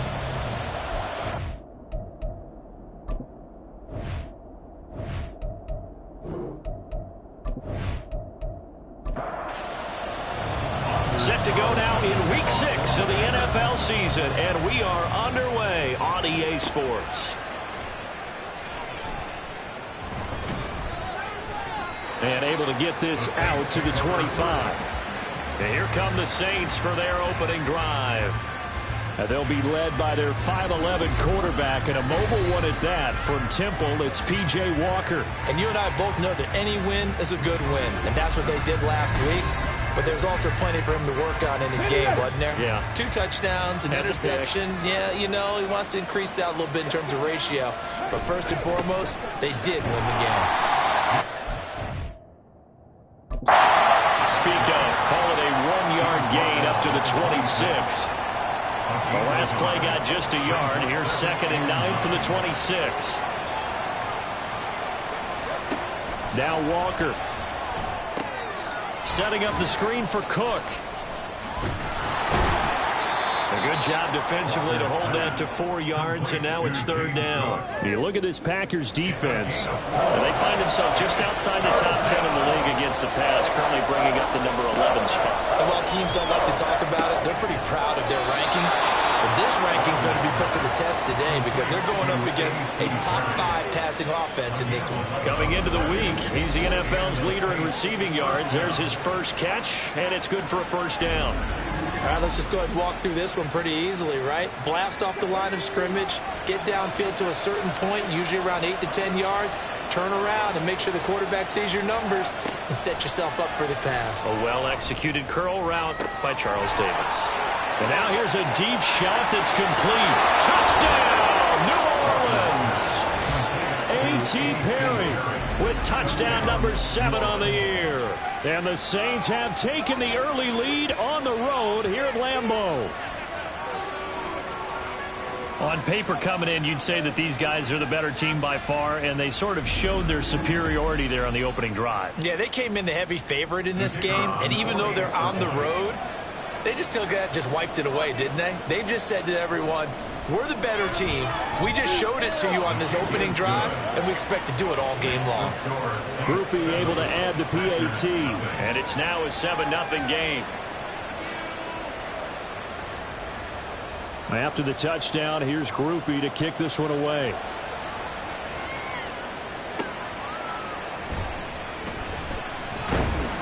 And he's up past the 20 to the 22-yard line. So now it's the Packers' turn to go on offense for the first time. They'll be led out by the former number 3 overall pick back in 2021. It's Trey Lance. And just think about what his ceiling in the NFL could be, because when you go back to his one collegiate season as a starter, the full season, he went undefeated, didn't throw an interception, and ran for over 1,000 yards as well. When you see him hit the field, you see a possible superstar in the making. And they'll get it all the way up about 5 yards shy of midfield. That one goes for 24 yards. Good job there to locate his tight end, Charles, in the middle of the field. Yeah, he has good pass-catching abilities, and if they're able to continue to find him here in the early going, I think it'll help out his teammates out on the perimeter. You can take the big shots later if he occupies their attention. Now the man from UTEP, this is Aaron Jones. And no room that time, getting it to about the 46. The numbers for Jones last week, 21 carries, 90 yards, and a touchdown. And we all know he had a big workload last week, so I'm eager to see if they decide to back him off a little bit. Personally, I hand it to him 20-plus times again. When a running back's locked in like he is, I want him to keep touching the football. A second down pass play there, but it's incomplete. You look at the Saints defense. Well, they were very strong in that victory from a week ago. And what I saw on film was nearly an unstoppable pass rush. They had 5 sacks last week, plenty of hurries. So now do you just max protect on offense, keep everyone in, and run 1 or 2 receiver routes to make sure your quarterback stays up? We'll see if I don't. A big play that time on the catch and run. 34 yards. And the offense is saying to itself right now, only they were all this easy because he was wide open. And once he made the catch, plenty of room to work his way downfield. That was a breakdown on the defensive side of the ball, one that they want to fix immediately. On play action, Lance. Under a heavy rush, and down he goes. Levante David making his presence felt in the backfield. You know darn well both of these teams reviewed the film and saw that this defense had 5 sacks last week. They got to keep their QB upright. And they're going to try their best to do exactly that. But they're facing a team where getting to the quarterback is a mindset. It's a mantra for them. And they play a game within the game. And you know what it is? Let's race to the quarterback and see who gets there first. Off of play action, here's Lance. And that falls to the ground, incomplete. A nice job of bodying him up defensively. And now it brings up 3rd down. Throwing now is Lance. And this is caught inside the 5. That's a Packers touchdown. Jaden Reed, 29 yards. And the Packers respond to that opening drive touchdown with one of their own. It took them a while to get their speedster involved, but they found him downfield there. And what we've discovered as we've watched games is the speedster doesn't have to have a lot of catches, doesn't have to have volume in order to have a huge impact on the game. His speed scares the heck out of defenses, and other guys can capitalize, but when you finally hit him and he carries it all the way into the end zone, that's what you're paying him for. That big threat that can make big plays on a limited number of catches. That's how you step on the stage with your first catch, take it to the house. From his end zone, here's Rashid Shaheed. And ultimately, he stopped right where he would have been if he had simply gone down to a knee at the 25. New Orleans Saints, they get ready to set up shop for their second drive. And they'll just simply be looking to build off the confidence of the last time out where they scored a touchdown. Man, confidence is powerful, isn't it? When you scored once, you feel like you can go back out there and get it done again. Doesn't matter what the defense throws at them. They feel like they're in a groove right now, and they want to get out there and show it. Yeah, hoping to stay in that groove here this go-around. Here's 2nd and 7 now from the 28. Now Cook, he's got it off the draw. A pickup of about 3 yards as he's taken down at the 31. Holding offense.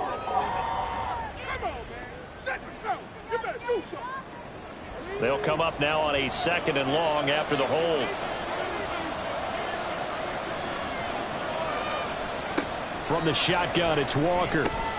Swinging this out wide here for Cook. Short completion, just 4 yards, and it'll be a 3rd and about 13.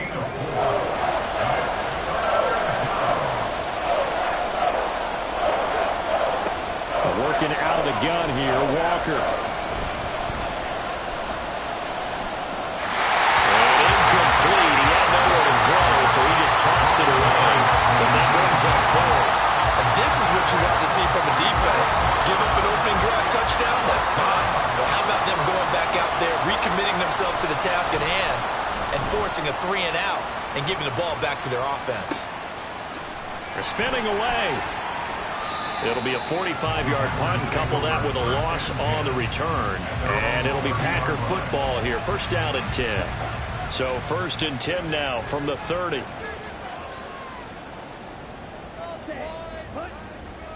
They'll bring a tight end in motion left. They'll start the drive with a carry by Jones. And he'll be tackled at about the 35. It's a 6-yard gain on the ground, and that'll make it 2nd and 4. Clock rolling as we hit the midway point of this first quarter. Here's Lance to throw it. Shifts past him at the 45. And he slips up past the 45 before being tackled. Excellent work there by Lance as he scrambles for the 1st down. As he came to the line of scrimmage, he knew he didn't need much to reset the chain, so when he saw the space he needed, no hesitation. He went to the marker and got his guys a 1st down. Now a 1st down carry by Jones.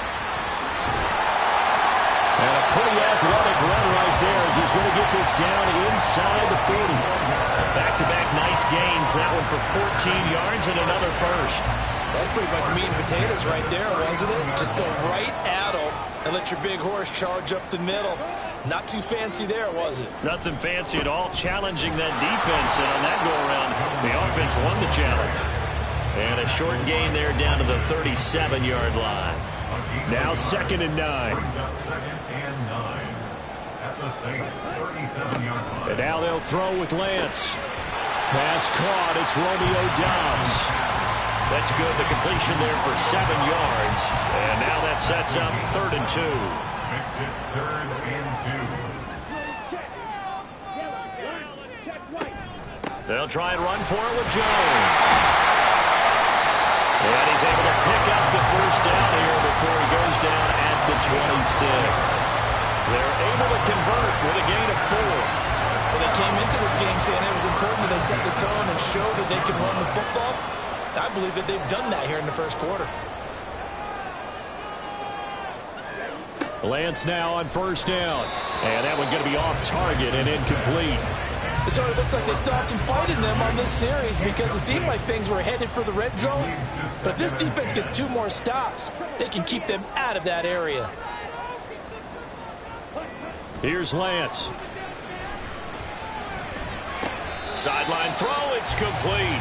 And a nice job there of keeping the toes inbounds. And they'll be in search of 6 yards here on 3rd down. This is now the 9th play of the drive. Now Lance.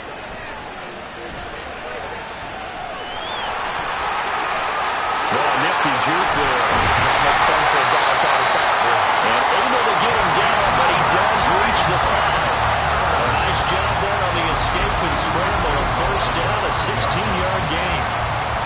Brandon, that's a gamer move right there. Facing 3rd down, steps up, calls his own number, and nearly makes the house call. If I'm the coach, I let him take another one right here. Give him a chance to be the first one to hit the end zone after that effort he just gave him.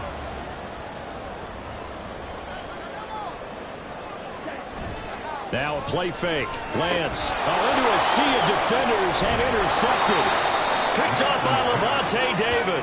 And the Saints are going to take possession here at their own 3-yard line. Well, turnovers, obviously, Charles, always costly. But, man, when you throw those interceptions in the end zone like that, it really stings. He tried to fit that one into his tight end, and I often use the expression NFL open, which means a tighter window.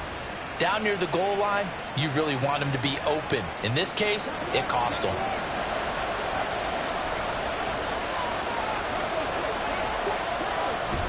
They start the drive with Cook. And he's going to be taken down shy of the 5-yard line. Preston Smith there on the stop. 2nd and 9.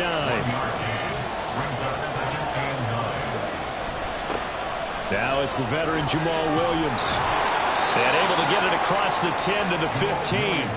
They needed some breathing room. He gave it to them. 11 yards and a first down. Defensively, they were in the 3-4, and that O-line just dominated the D-line there. Let's go with a verbal telestrator here, because that D-line has a nose over the center, and it has the 2 defensive ends over the offensive tackles. That means the guards don't have anyone over the top of them. That creates a... They got his man complete. And he'll go out near midfield at the 49. An excellent pickup of 34 yards. What a first quarter he's been putting together. He scored the touchdown earlier, and he's in phase right out of the gate. Right now, he's playing with such confidence, he doesn't believe that they have an answer for him no matter what they do on defense. And here's another big play to prove his point.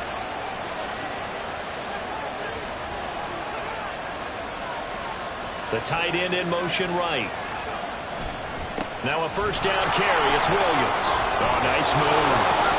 And this will be stopped at the 44. That one good for 7 yards. The Saints in a very solid 4-1 here in the early part of the year. And they come in feeling pretty good after back-to-back victories, CD. And this coaching staff has to be pleased with how the offense has performed. But I bet they're absolutely thrilled with how the defense played last week, holding their opponents to just 3 points, and that was it. They gave them comparable to that performance. This one's absolutely locked up. Walker. There's a short one to the tight end, Johnson. And he is going to have a Saints first down, and he was able to get it by plenty. A gain of 8 on 3rd and 3. His first catch, good for 8 and a first down. 7-7, our score after 1. The Saints with a football here to begin quarter number 2, as they've got it with a 1st and 10.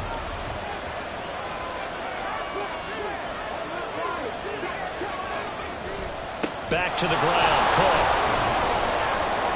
And he fights forward for a modest 2-yard gain, 2nd down. Certainly a nice job there by the defense rallying to the football and getting him on the ground, but I think the play gets made by the defensive front, because if they can't get upfield, their job is to go ahead and get low, almost get into a ball sometimes, stack things up, and make it difficult for the runner to find the hole. Now 3rd down is looming, a pickup of 2 on 1st down and just 1 yard there. Now Walker. Working the middle of the field, and he's got a man complete. And this is going to result in another first down as the tackle's made at the Packers' 13-yard line. Great way to convert on 3rd down there. 21 yards the play. And that's well executed there on 3rd down, and I love the confidence that they had to let their tight end try and find some space in the middle of the field, right in their quarterback's line of vision. And QBs love to make that easy throw, and they hooked up there for a first down. Walker now to throw on 1st down. And he's got it. Touchdown, Saints.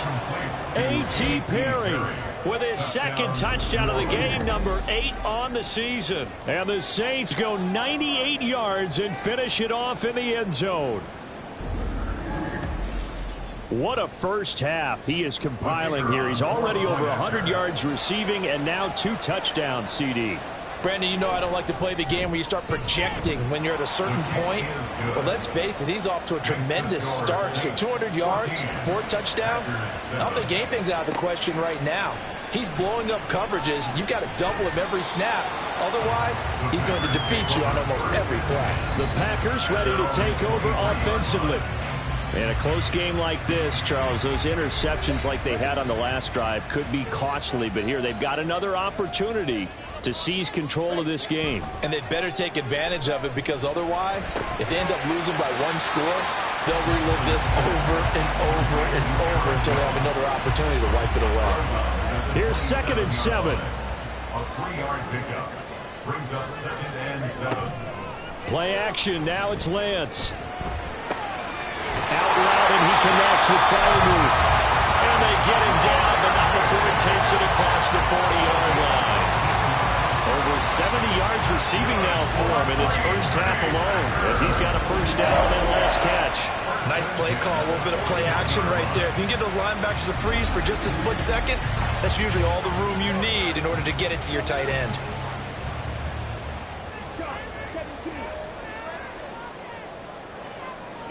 On first down, Lance. And that is incomplete. He couldn't hold on through the contact. Brings up 2nd down. Brings up 2nd and 10. Lance looks to throw again. That's complete to his tight end, Firemouth. And this is going to be another first down as the tackle's made at the Saints' 44-yard line. Give him 15 there, and the Packers have a first. So in Saints territory now. Here's 1st and 10 at the 44-yard line. Now a handoff. Running left is Jones. And he's taken down inside the 30.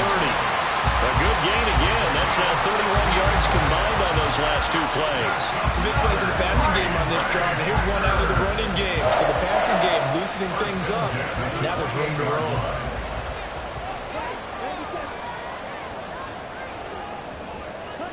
Throwing on first down is Lance. Drops it to Jones in the flat.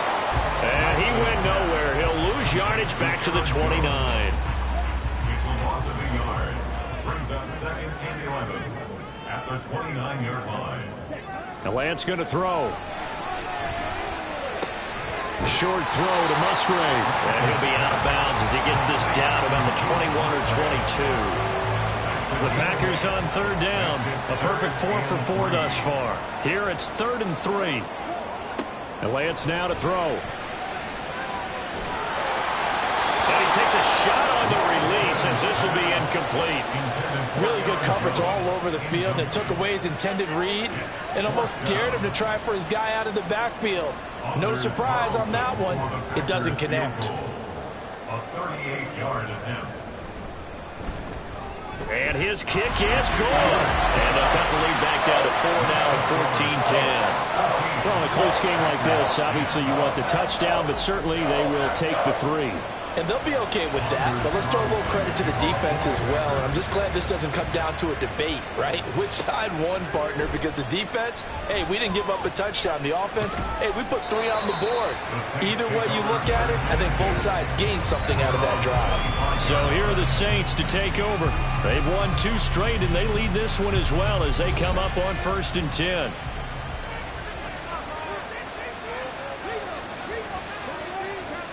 To throw is Walker. And his throw is going to be incomplete. Yes, sir. How about an attaboy there on first down? Got his hand in and knocked it away. An incomplete pass leads to 2nd and 10 from the 25. They give it to Williams, running right. And they get him down, but not before he takes it across the 40-yard line.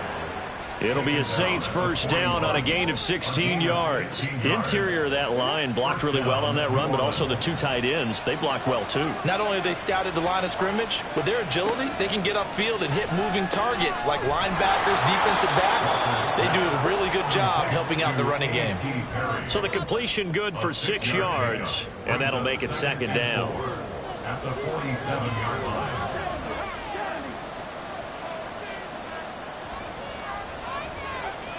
Now Walker. Completes it to Perry. And they'll wind up getting this one all the way down inside the 20. It's a gain of 34. Well, he worked his way quite a bit in this first half, and with good reason. You can see it there. He is such a handful defensively, just too hard to keep him under wraps, and delivers a big play here for this offense. So the big play means just like that, they'll operate from the red zone now on first down. Now a give running right, it's Cook. This will be a 5-yard pickup as they move it from the 20 to the 15. And that's exactly what you want on a first down run. Pick up 5 yards, bring up 2nd and 5. The defensive line, though, they've got to figure out a way to out-leverage the guys up front because the offensive line is winning at the point of attack. They try to throw on 2nd down, but this one is incomplete. Everything looked right on that play except the conclusion. He dropped it, an in route, going into a little bit of traffic. Maybe in the back of his mind, he was wondering where the hit was going to come from. And this is caught. For the moment, it's a touchdown, but multiple flags down, so let's sort this out. Pass interference. Defense.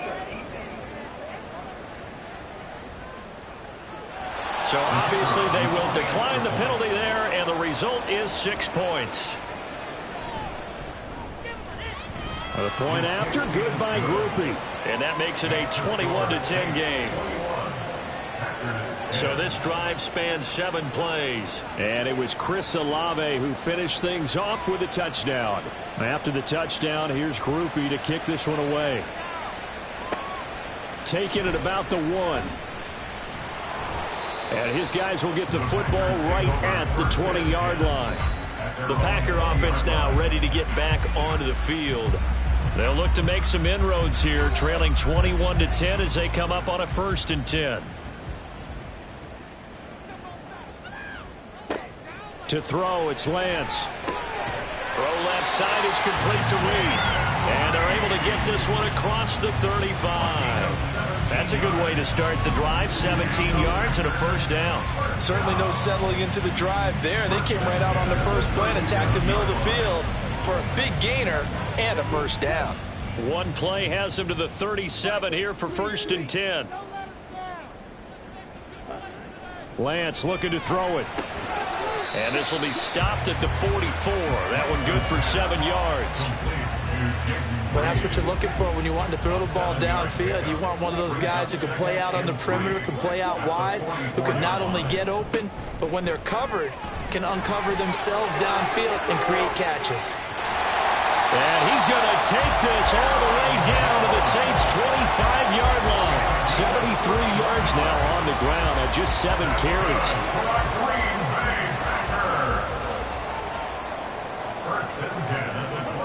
On 1st and 10, here's Lance. That one thrown across his body, and it's incomplete. Well, a momentary speed bump there with that throw, partner. The defense had other ideas, and they're trying to mount a small stand before this drive reaches the end zone. It's a loss of 4. Now 3rd down.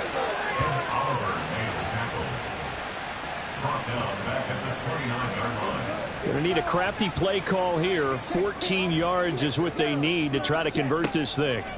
Now on 3rd and long, they'll look to throw. Forced out to his left. And not enough on the throw that time as that one is incomplete. Partner, I think he's got to be careful as he continues to try to extend plays because he's already been intercepted in this game. And the coverage, they continue to challenge all of his receivers downfield. And this one is right down Broadway. And that'll make this an 8-point game.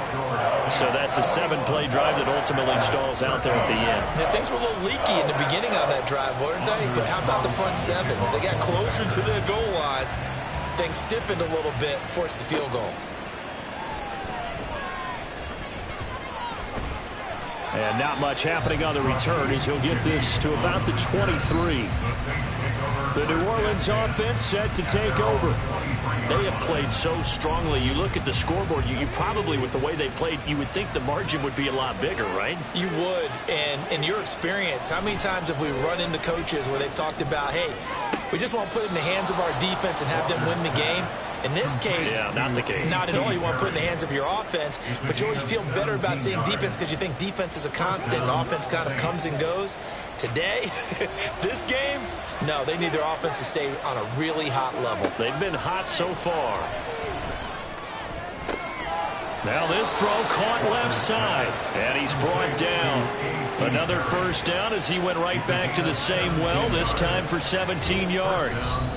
2 minutes remaining in this first half of football. Back-to-back good plays have them on the move on first down. To throw is Walker. Looking left side, and he's got a man. That's Perry. A 9-yard pickup, just 1 yard away from 3 consecutive first down plays. Second down and a little more than a yard here. Walker now. Oh, he dropped it. They were looking for him in the middle third. He couldn't catch it. Now third down.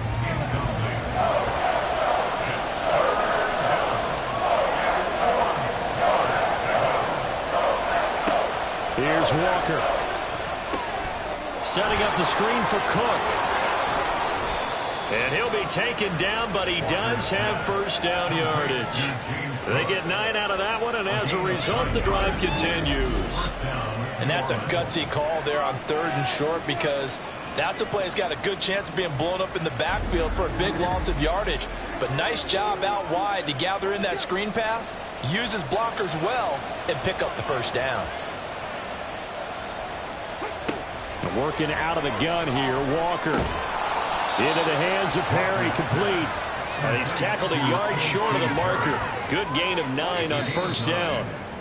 Now a timeout called for by the offense, as the stoppage will come with a little under a minute to go in this first half. Just need a yard here, 2nd and 1. Again, he'll drop to throw. And he'll find Moreau here. And the Saints are going to have a 1st and goal as the tackle made at the 10-yard line. That's a staple of this offense. Drag route to the tight end. Yeah, he's unable to use his size to break off much more yardage after the catch, but still an effective gain nonetheless. And he's got him. It's caught in the end zone. Touchdown, New Orleans. A.T. Perry on his way to a monster game. 3 first-half touchdowns. And the Saints will extend their lead here just before halftime. Partner, to me, that touchdown had something that was kind of rooted in that group seeing the future. And what I mean by that is they had a plan. Let's find a way to score right here before the half, and that'll give us momentum going into the second half. Give us that cushion that we're looking for. They got that accomplished, scoring right before the half ended. Groupie able to add the PAT. And the lead is up to 15 now. And he'll be stopped up at the 25. About set to get this drive started, the Green Bay offense at the line. And with time quickly fading here in the second quarter, not sure how aggressively, offensively they want to play this. I think we'll find out just how much they trust their guys in this situation if they decide to take a shot. On second down, here's Lance. He finds his man, complete. It's Reed. Now whistles and a timeout with 3 seconds left in the first half. A final shot before half for Lance. Open man, that's the tight end Freiermuth. And he'll go out of bounds. It appears right at the 45. So we reach halftime in what's been a fairly one-sided game so far. As we'll head down to Orlando, that's where we find our man Jonathan Coachman at our EA Sports Halftime Report. Coach.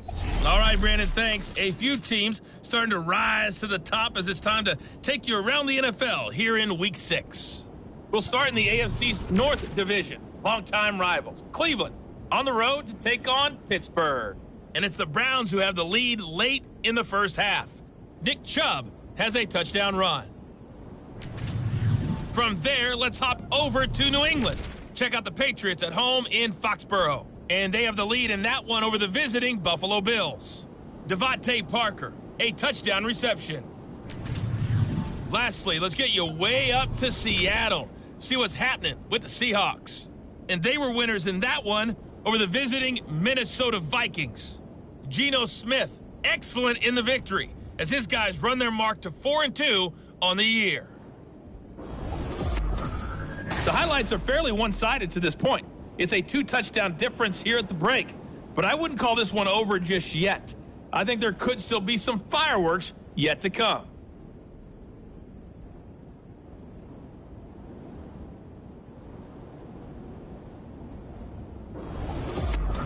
All right, Coach, thank you, and we welcome everyone back for quarter number 3.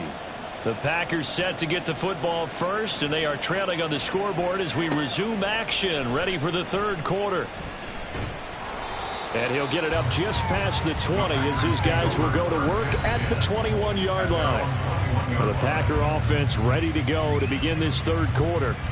And right out of the gate, they face what you think could be a pretty important drive. I would say so. You know, they're down 2 scores. That's not the end of the world. It wasn't the strongest of first halves, but for them to start clawing back, they've got to start putting a little pressure on that defense, start cutting into this deficit. You can't have 3 and outs and expect to get that done. They'll come up 2nd and 7. Brings up 2nd and 7. Again, it's Jones. And he'll be stopped up at the 26 after a gain of only a couple. I know that speed is the hallmark of today's NFL game, but the key to good rushing defense is still having your linebackers set the edge. Shotgun now for Lance. That is caught. And he's taken down, but able to slip across the 35. He was held without a catch in the first half, but he's got one here, and he also picks up a first down. An inside give to Jones. And not a whole lot of room to operate there on the first down run. He gets maybe 3. Not a huge carry there on first down, but not all of them will be. But still, all in all, a positive play for the offense. It's all about picking up at least a few to set up what you're going to do here on second down. And only a couple for him there as the tackle is made at the 42. And the big fella stuffed that one up in a big way. I think doubling him has to be a priority because you can't move up to the next level if you don't take care of him first. Here's Lance to throw it. And that is incomplete. Well, if they have any designs of getting back into this football game in the second half, they're going to need to be much sharper offensively than they were on this opening possession. Not much happening here, and it'll lead to a 4th down. On 4th down, the punt team is on as this is sent away. And that one hits at the 7, but bounds into the end zone, and that'll be a touchback. Now the attention turns to the Saints offense getting ready for their first possession of the second half.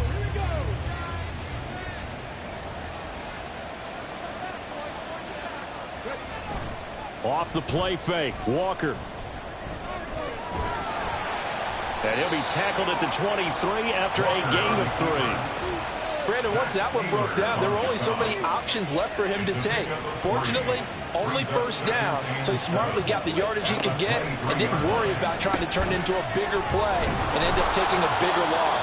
Here, they hope they can regroup and get something different going here on second down. A gain of 3 last play. This time they double it and pick up 6. They'll try and run for it. Here's Williams. He is going nowhere as he is enveloped behind the line. No gain there on the play, and that's going to leave him with a 4th down. As usual, the hallmark of a good run defense, linebackers making plays near the line of scrimmage. Absolutely nowhere to run there. Here comes the Saints punter now as he'll punt it away for the 2nd time.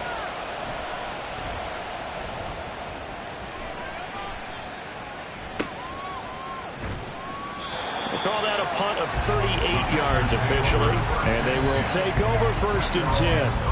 Now the Packers get set to go. Defense got the better of them last series, forcing a punt. See if they make a few changes in the game plan here and try to get points out of this drive. 1st and 10. Throwing on 1st down, but this one winds up to be incomplete. Let's face it, if you want to get back into the game, these are the kind of throws you got to hit. He's wide open right there. Got to be able to get it to him, don't you think? And those are the throws that haven't been available to them every time he's dropped a pass. Yeah, that's a big miss. Meanwhile, Lance's throw complete to Freiermuth. And he slips up past the 45 before being tackled.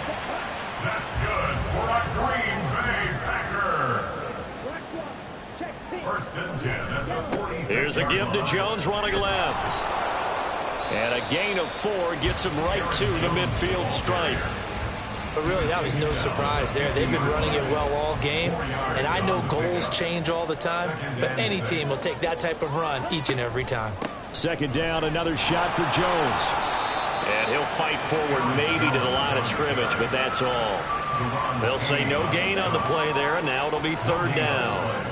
Brings up third down and 5. Throwing now is Lance. Work in the middle of the field, and he's got a man complete. And this is going to be another first down as the tackle's made at the Saints' 25-yard line. A really nice gain of 25 yards.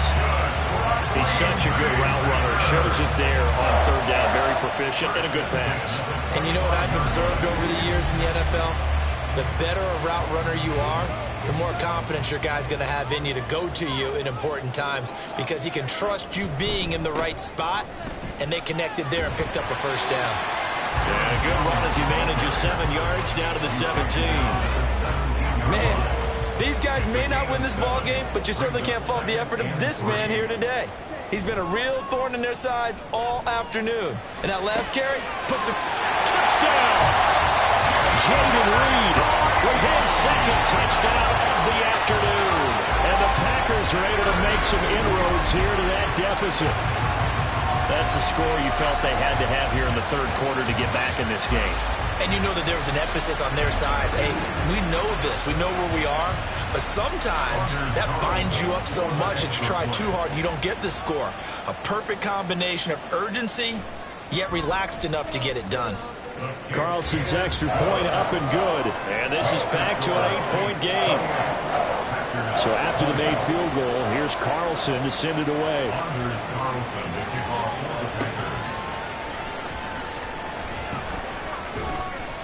And able to get this across the 20, but not much further as he's dropped it to 23-yard line. Out onto the field comes New Orleans. Pretty important third quarter drive for them. Momentum has sort of shifted the other direction after that last touchdown as they nurse this small lead. Walker. He finds his man complete. That's Perry. There he goes right side. And he gets us to the other side of midfield across the 45 before going out. Foul. Unnecessary roughness. Defense. Now, I know it's an emotional game, Charles. You can't do that. And when you get into your film sessions and you argue your case with your coaches, that's exactly what they say at the end. You just can't do it. It costs your team. So the yellow flag came out, and that leads to a new set of downs for this offense. 1st and 10. Well, a fake on the jet sweep as they run with Cook up the middle. And he's brought down, but not before he reaches the 8-yard line. That's good for 21 yards and a first down. Every team in the league always wants explosive plays, breakout plays, and even more so when it's your horse who's had a tough time during the game. Yeah, not that great in the first half. Maybe he can recalibrate here in the third and then carry that over to the fourth. I like that. Recalibrate. Strong. It's a loss of 5 there, bringing up 2nd. I'll tell you what, this defense hasn't played its best, but they're still right in this football game. And if they keep making plays just like that, they're going to give their offense a chance. Walker now on 2nd down.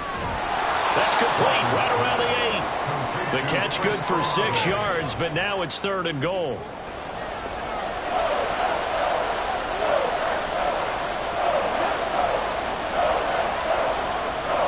Now Walker.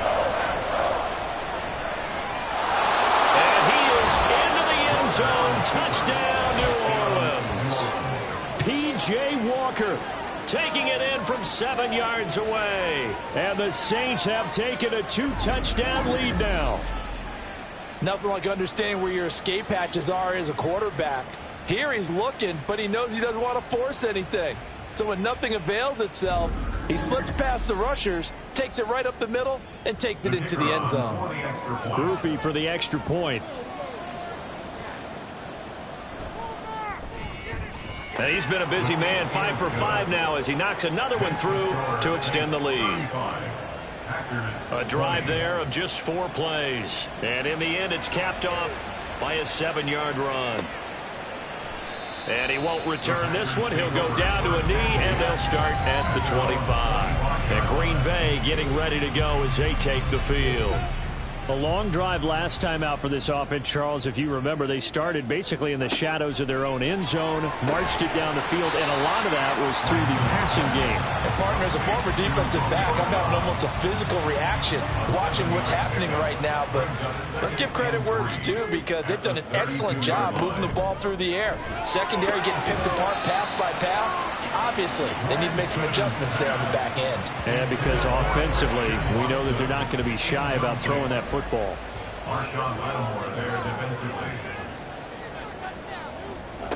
Lance going to try and throw on 3rd down here. Able to find the open man. That's complete. And he's going to have the Packers first down, and he was able to get it by plenty. A gain of 8 on 3rd and 3. Would it be safe to say that as precise as routes are supposed to be run in the NFL, maybe they're not quite as precise in college ball? That's accurate, yeah. And I think we saw a college route in the NFL there. Just find the soft spot, find the dead zone, and find the first down. And that's what he just did. And they'll get to him after a gain of 7 to the 47. You know what I like about that play? He didn't try to do too much on 1st down. He took what the defense gave him, put together a solid game to bring up 2nd and manageable. Now they have a couple of plays to pick up just a few yards and a new set of downs. And this won't be enough to pick up the first. A gain of 2, 3rd and 1. This offense in desperate need of a conversion as they come up on 3rd down. Up the middle, Jones. And boy, he is very close to a first down, but from where they're spotting that football, he's going to be a foot or so short. They tried their best to pick up that 3rd and 1, but their surge wasn't enough to counteract what came back at them from the defensive side, was it? Offensive line, especially in the middle, looked like they were on skates a little bit when that one started. So now we bring up 4th and inches. This will be a critical call.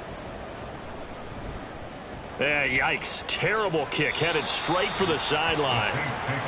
The New Orleans offense set to take over.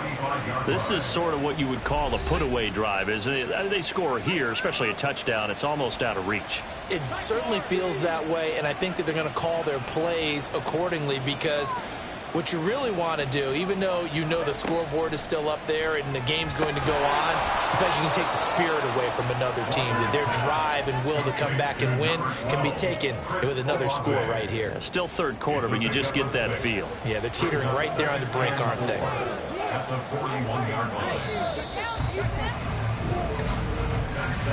And as they come to the line, they will not be able to get off another play as time has run out on this 3rd quarter.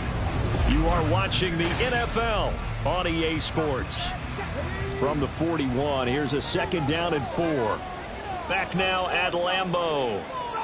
It's the Saints. They'll be looking to expand their lead here. They've got the football as we start the 4th. And he'll be taken down, but not before he works it past the 50.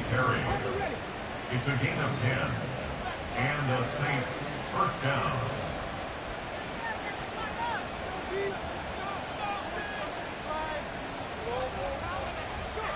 On 1st and 10, Walker. Over the middle and complete to Shaheed. And this will leave him a yard short. Nice pickup of 9 yards on 1st down. 2nd down and a yard. At the 40-yard line. Cook up the gut. And he'll get it down to the play to the 37. They'll get 3 as the drive continues. It's a first down. A gain of 3 on the play. First down, Saints. Now Walker.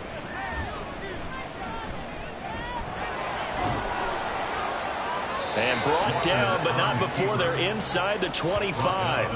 Opted to run for it. The decision a good one. Picking up the first, getting 14 yards on the scramble.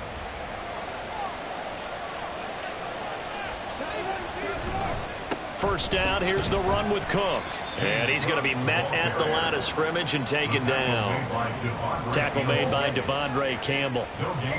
Here's 2nd and 10.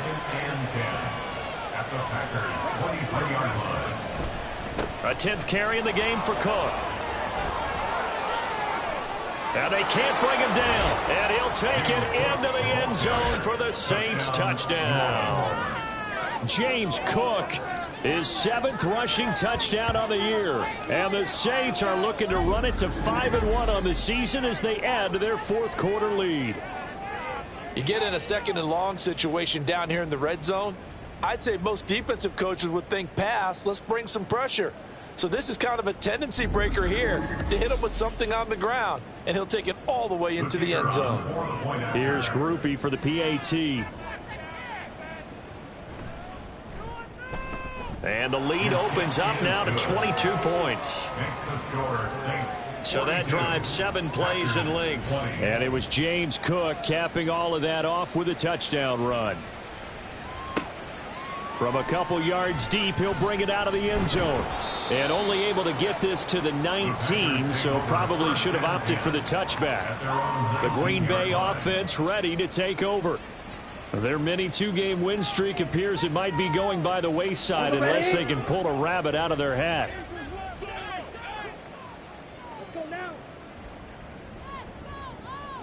Lance now on 1st down.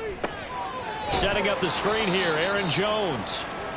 No gain on the screen there at 2nd down. Well, that was a simple throw and catch, but even with that completion, 0 yards gained, so they're behind schedule on down and distance. I think they were hoping to get it to him. He could make a man or two miss, but that window closed quickly. And they faked the handoff. Now Lance. And he drops it incomplete. And their struggles continue here. And partner, to me, that one was all about timing. If he's there too early, it's going to be a pass interference call. If he's too late, it's a completed pass. He was Johnny on the spot on that one. He sets up the screen to Jones. And he'll be corralled right around the 34. Give him 15 there, and the Packers have a first. From the 34 now, here's 1st and 10. Working from the gun, Lance. And the Saints pressure gets him. Brought down for a sack. Yetur Gross-Matos getting in there to make the play.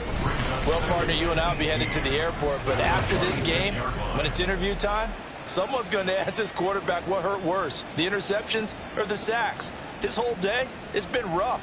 Barring a miraculous comeback, this offense is going to win this game, but he's probably going to say what hurt most is the loss.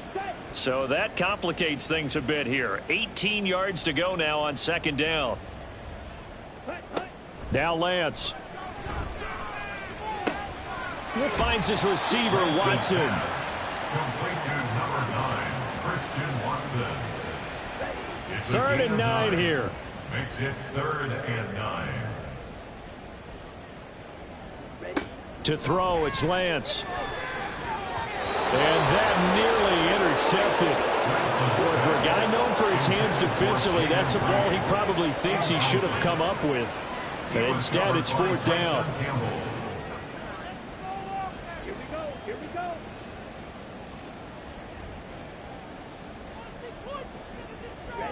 Desperation time here. Lance. That's going to be knocked away and incomplete. The Packers unable to pick up the first. And the Saints are going to get it back and in great shape. Now, that's just simply good coaching and excellent technique on that play. You know why? Because everyone wants to rush the passer when they want to throw the football, but you're not always going to get there. So what are you taught to do? When the ball's finally thrown, get your hands up in the passing lanes, and they batted that one away. No.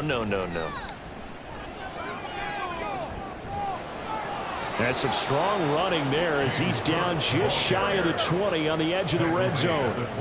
14 yards is the pickup. 1st down, New Orleans. 1st down, New Orleans. To throw is Walker. Gets this complete to Shaheed. And brought down, but not before they get it inside the 10 to the 7.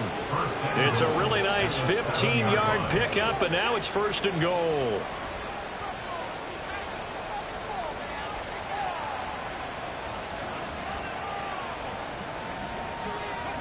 Walker now. to the end zone, but it's incomplete.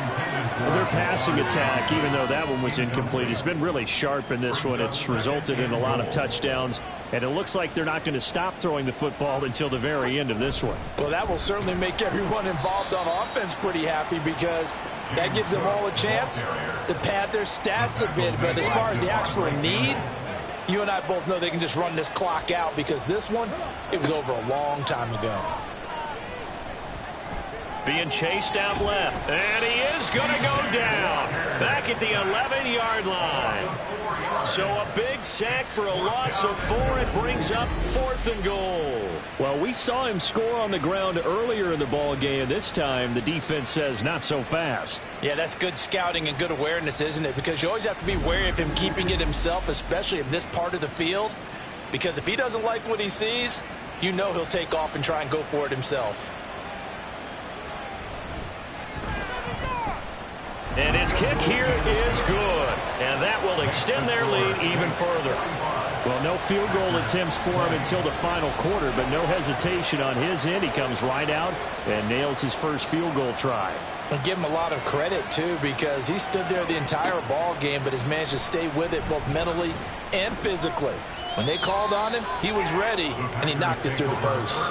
And he'll be brought down right on the chalk of the 20.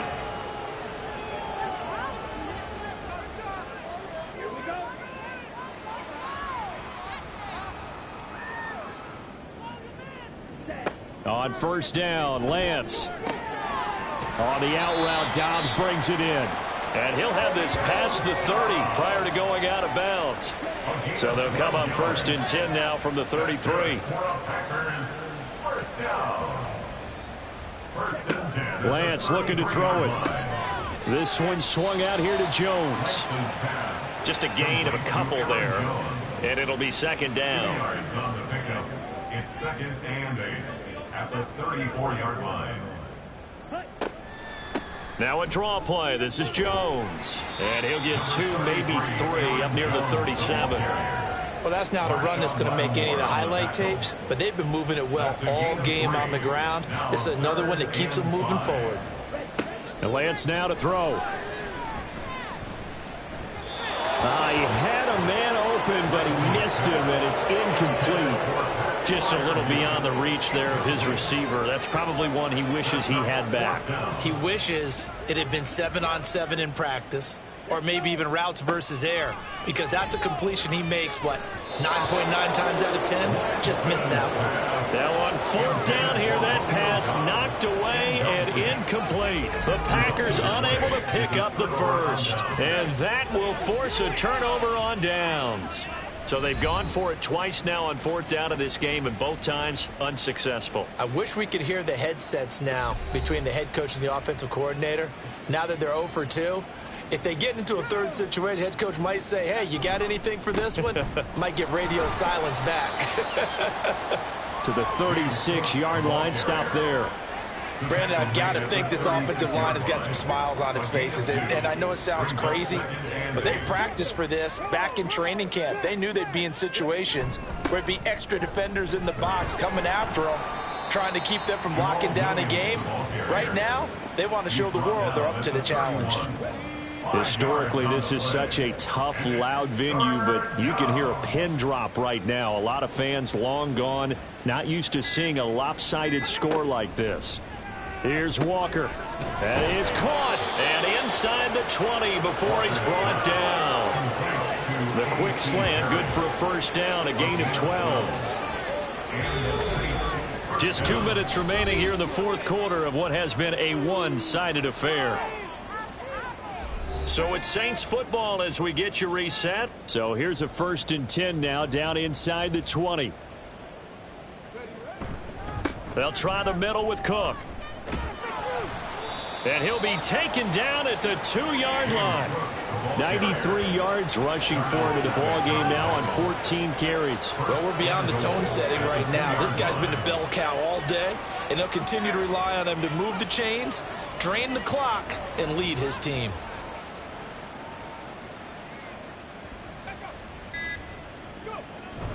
Cook. is into the end zone for a Saints touchdown. Well, they just continue to roll. And, Charles, for you and I, we want the close games, but for them, it has to be so nice to enjoy this big cushion. I can't remember the last time we saw them play this loose and have this much fun. I think they'd love to be able to capture this game, carry it with them from week to week, and be able to execute like this in all the rest of their games. Groupie for the extra point.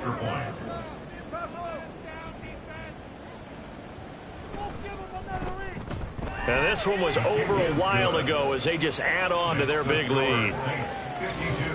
So that drive spanned 5 plays. And it was James Cook capping all of that off with a touchdown run. After the touchdown, here's Groupie to kick this one away.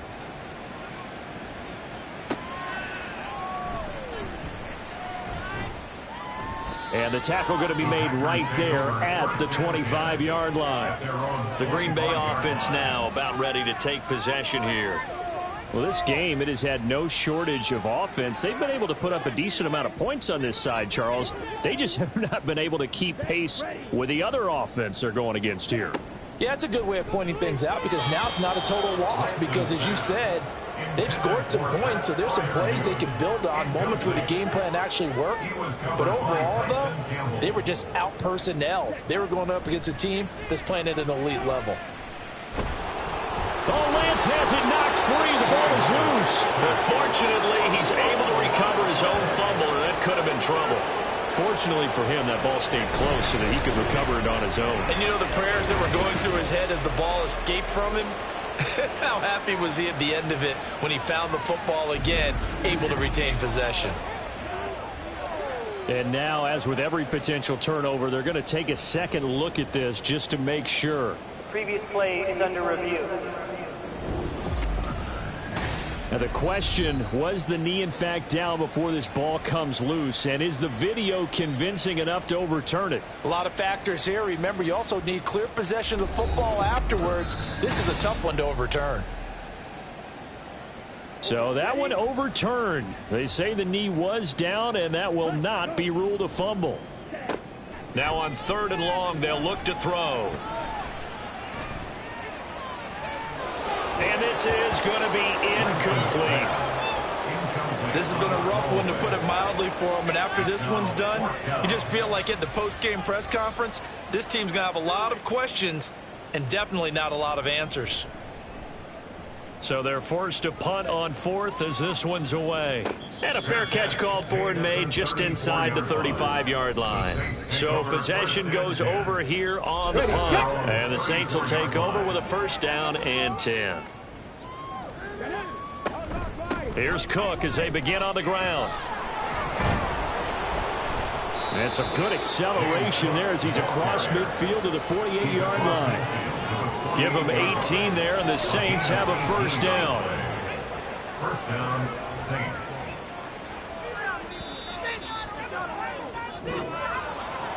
Charles, a lot of happy faces heading into the tunnel as this one ends, and understandably so. Not only did they get the win, but boy, their offense was on fire in this ball game. And partner, I have no idea what the top speed is on one of those high-end sports cars. What's the top gear you can get into? This offense, they certainly were there in this one, huh? Everything clicking for them in this contest, the kind of performance that they're going to cherish. So for New Orleans, their strong start to the year continues as they're up to 5-1. And they'll get another road test next week as they head to Atlanta to take on the Falcons. Meanwhile, for Green Bay, the loss here will move them back to 500 at 3-3. And they'll get a chance to redeem themselves at home next week. And for Charles Davis and our entire crew, I'm Brandon Gaudin. You've been watching the NFL on EA Sports.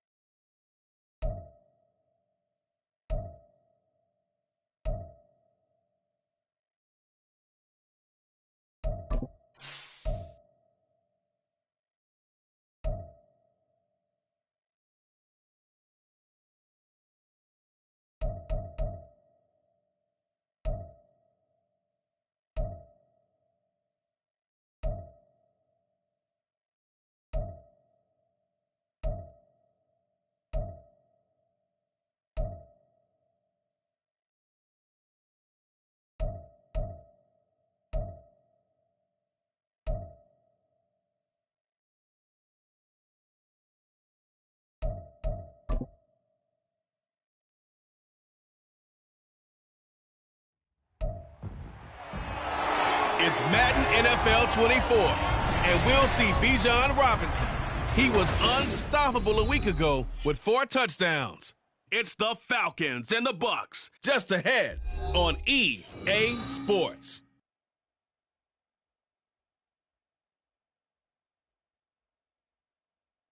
The weather this time of year in the South, perfect. Fall football weather, and we've got the roof wide open here at Mercedes-Benz Stadium in the heart of Georgia. Today we've got a Week 6 matchup for you here, as it'll be the Tampa Bay Buccaneers taking on the Atlanta Falcons. With Charles Davis, as always, I'm Brandon Gaudin. And Charles, you talk about storylines in this one. I think it begins and ends with our 2 quarterbacks, certainly 2 of the best in the business. And nowadays, I don't think you can get by for long periods of time without a top-flight quarterback. The way the game is played, with all the responsibility he has and how the game flows through him, if he's not on the top of his game, your team's not going to benefit at all.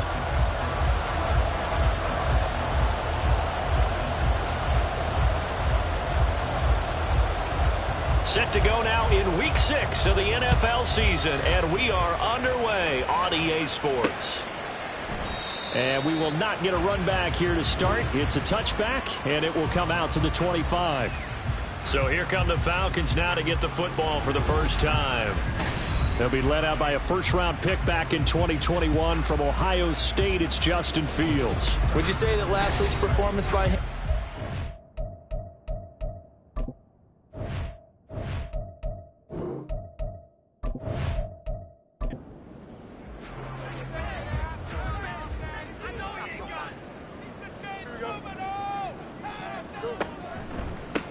Now a first carry. And he is met in his tracks behind the line of scrimmage. It's a loss of 4 on that first play, and it's second down.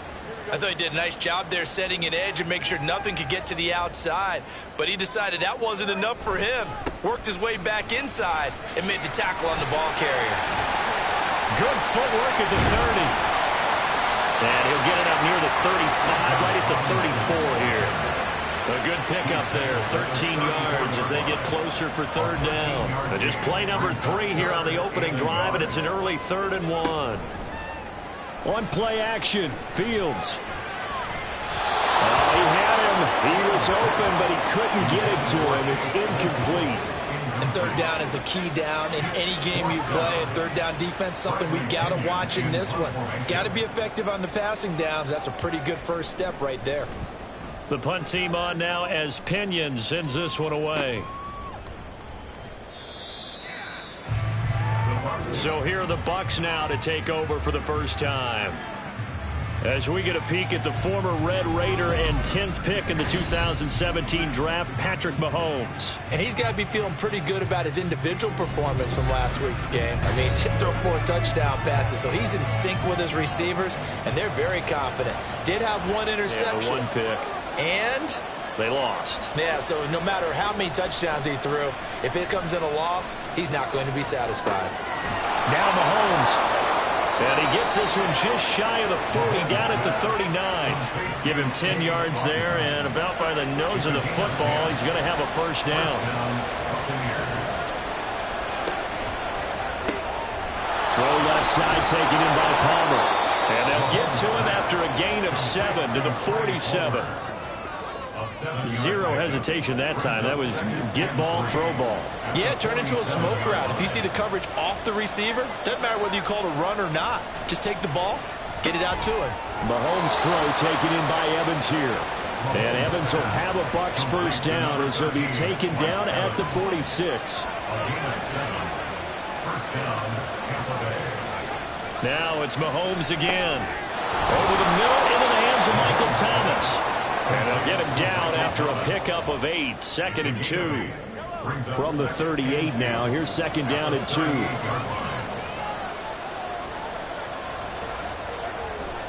Play action, now it's Mahomes. And that is incomplete. A lot of force bearing down on him there. He could not hang on, it's 3rd down.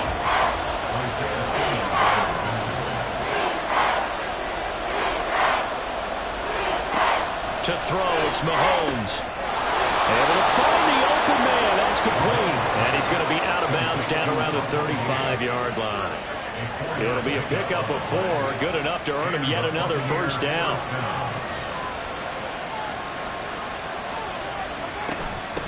They will run for the first time here with White. And a short gain down to about the 33.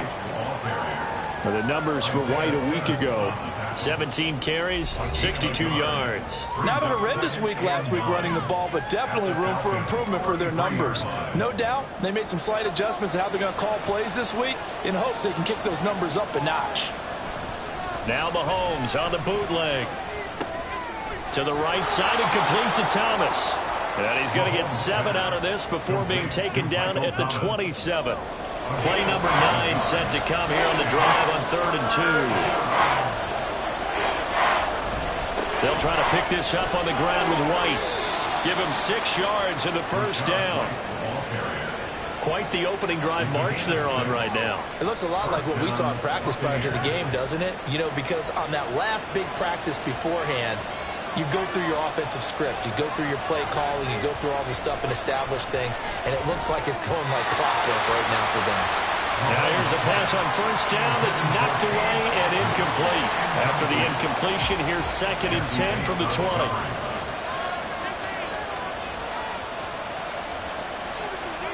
Now here's Mahomes. Got his man complete over the middle. That's Evans. That'll leave them with a 3rd and 2 coming up. They got 8 yards there.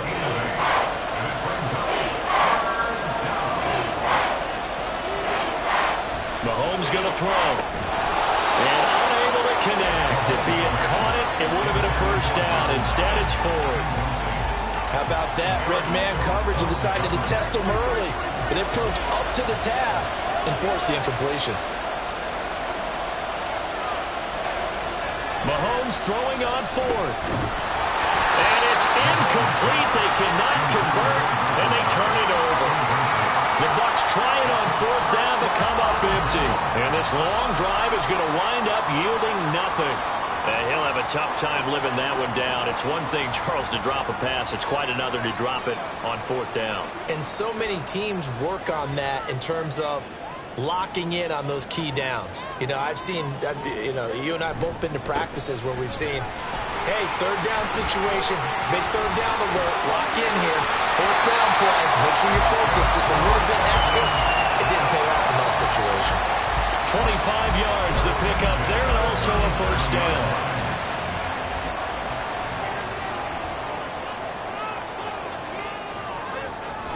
Back to Robinson now on 1st down. And forget about finding a lane. He barely had time to look up before he was planted in the backfield. A loss of a full 3 yards, and now it's 2nd down.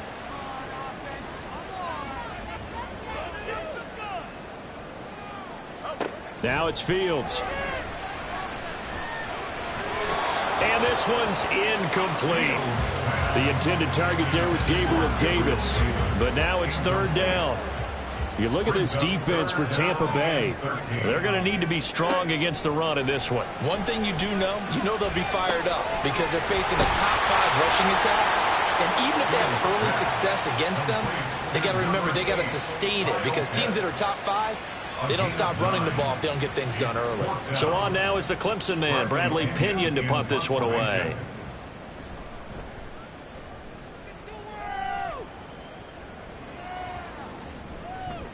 And that hits at the 6 and carries into the end zone for a touchback. Tampa Bay, they're getting ready to set up shop here for their 2nd drive. A kind of a lucky break on the prior drive, Charles. The turnover on downs that the offense had didn't come back to bite them after the other side. Their defense came through, was able to hold them without any points. I would agree with you, partner. A little bit of a lucky break indeed, but you know what they'd say to us? No luck, just pure skill. We rose to the challenge, and we didn't permit a score. That's how we roll. Well, I'm kind of curious, Charles, if they might temper their aggressiveness now offensively if they get in that 4th down spot again. Yeah, one would think so. But maybe because they held them, they might go for it again. From the 32 now, here's 1st and 10. From the gun, it's Mahomes. That's complete to Palmer. And they've got it well across midfield down to the 40 before it's all said and done. 28 yards the gain there on the catch and run. That crossing route is so effective when you hit it just right because you get a guy on the move, and then we see the end result there. It's a nightmare for the defense. They got a guy with a full head of steam. Not only does he catch it, but he picks up additional yardage after it. From Falcon territory now, here's 1st and 10, right at the 40. Here's Mahomes to throw. That is hauled in by Michael Thomas. And they'll wind up getting this one all the way down inside the 20. 2 chunk plays in a row. The last one was over 20 yards, and so is this one. So here's a 1st and 10 now down inside the 20. They run straight ahead here with White. And he will be brought down at about the 6-yard line. Another good gain. That's now 35 yards combined on those last 2 plays. 1st and goal from the 6.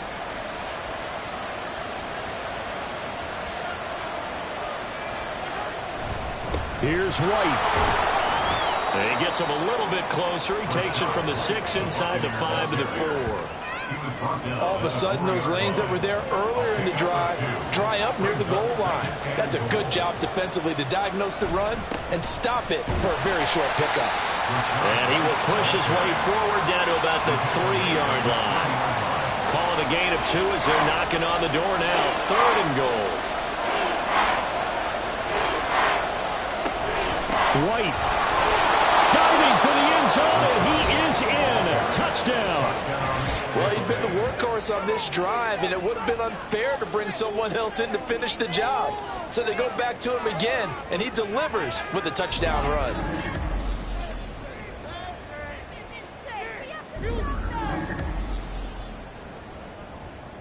Riley Patterson now for the extra point.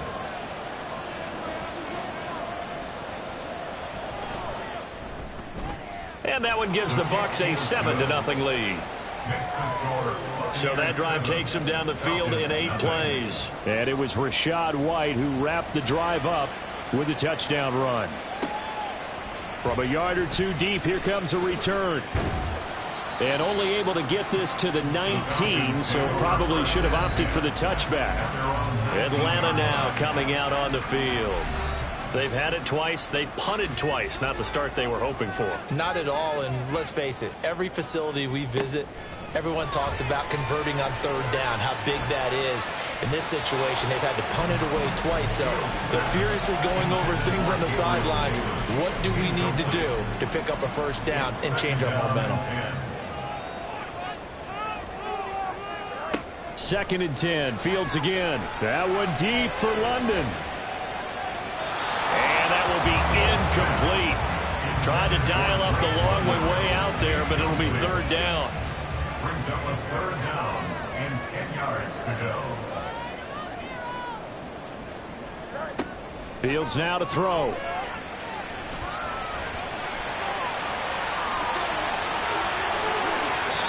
Big yardage there on the scramble. It gets him a first down.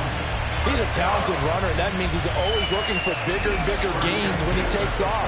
Certainly found some bonus yards there beyond the first down marker, and this early drive will continue with that extra jolt from his legs.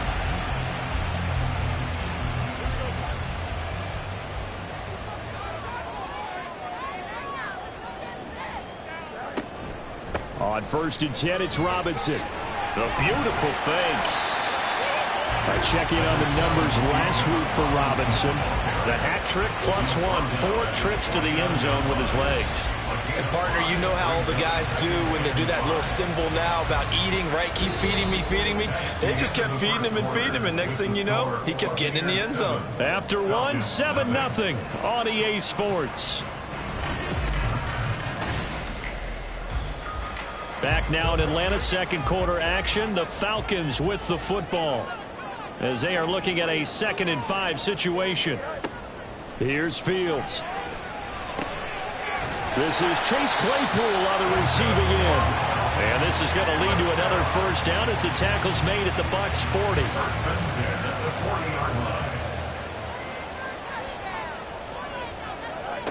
Fields. Trucks over him. And brought down, but able to get him to their 30-yard line. Give him 10 that time, escaping the danger, running with it, and picking up a first down. First and 10 at the 30-yard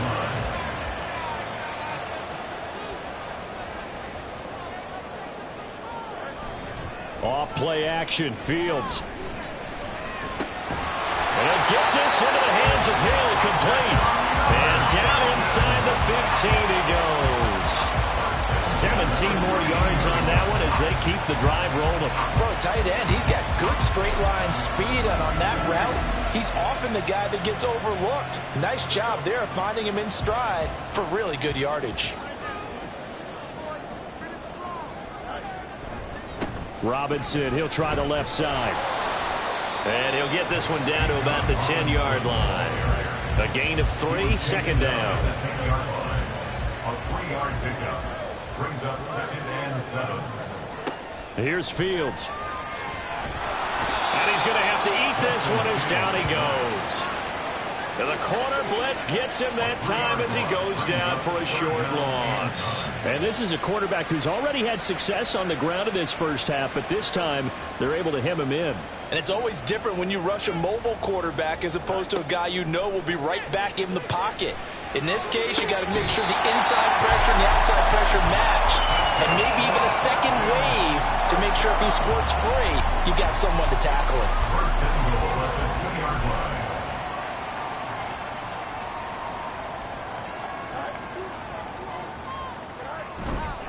Robinson will score. Touchdown Atlanta.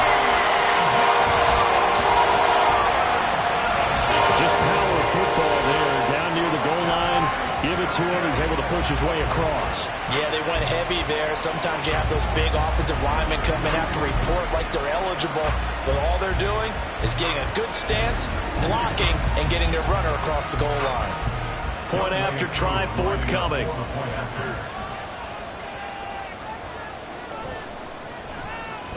It's up and good, and we're tied at 7 here in quarter number 2. A pretty long drive that time. 11 plays all told. And it was Bijan Robinson who took it home with a touchdown run. And he won't get this to the 20-yard line as he's down at the 19. Here comes the Tampa Bay offense now heading back out onto the field. So both of these teams, Charles, coming off touchdowns now, but this offense, they just had to stand on the sideline, watch their opponent author a really impressive drive to reach the end zone. Yeah, and I think you're not telling yourself the truth if you don't think there's some one-upsmanship going on right now, because they just had their touchdown answered by a drive of double-digit plays that also found the end zone. Now, they want to do something even more impressive to answer that one. Well, that's an excellent way to get the pass rush activated. The first sack of the game for them comes on the first play of the drive, and it makes it very tough for the opponent to pick up a first down now, playing behind the sticks.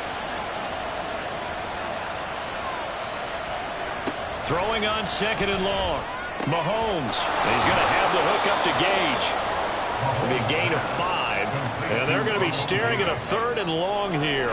Tall task ahead of him here, needing a full 15 yards to move the chains. On 3rd and long, it's Mahomes. And that is incomplete. Yeah, that's a nice job there defensively to blanket those receivers on 3rd down. And as a quarterback, all you can do is just lock one toward the bench. Not too close, mind you, and live to punt the football.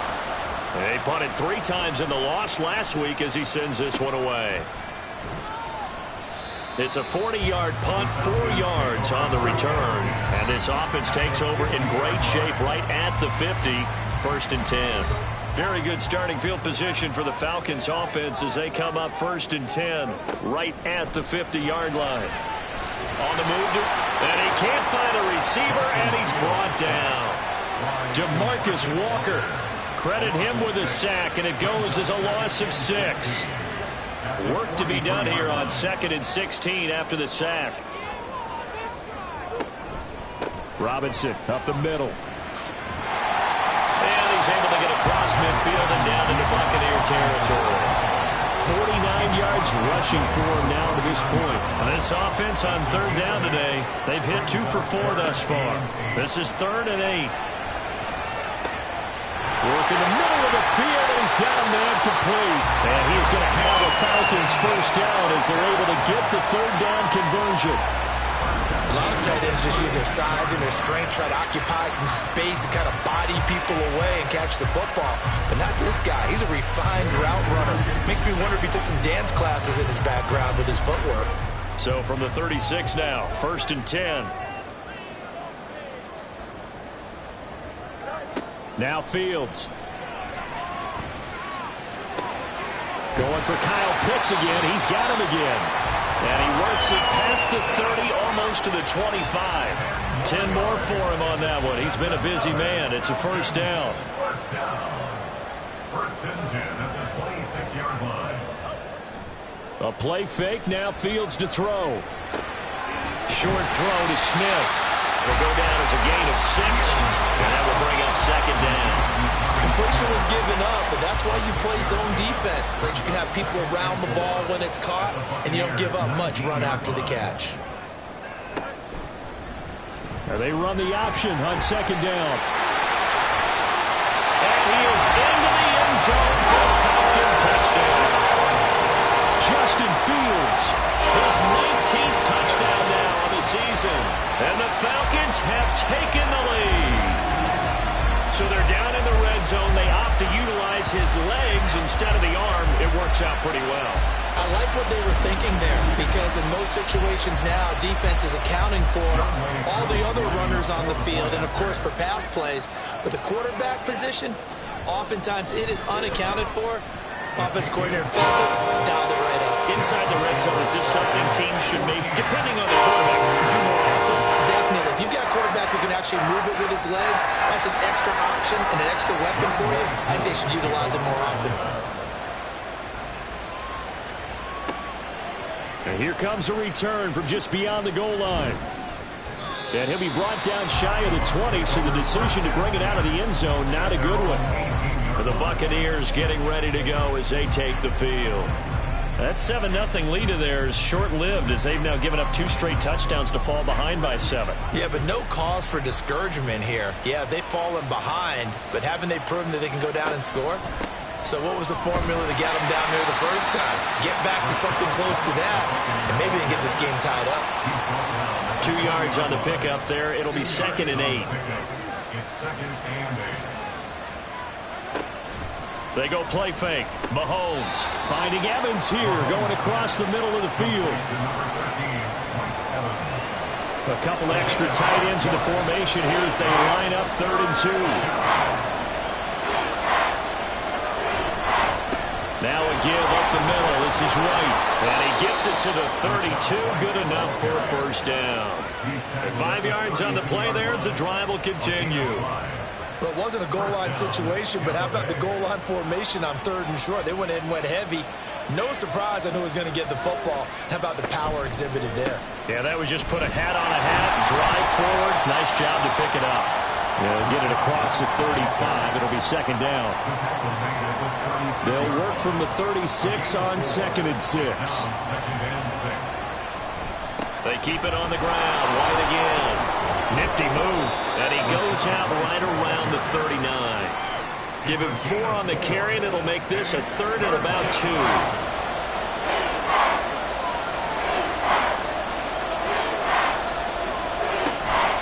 They'll go up the middle with White.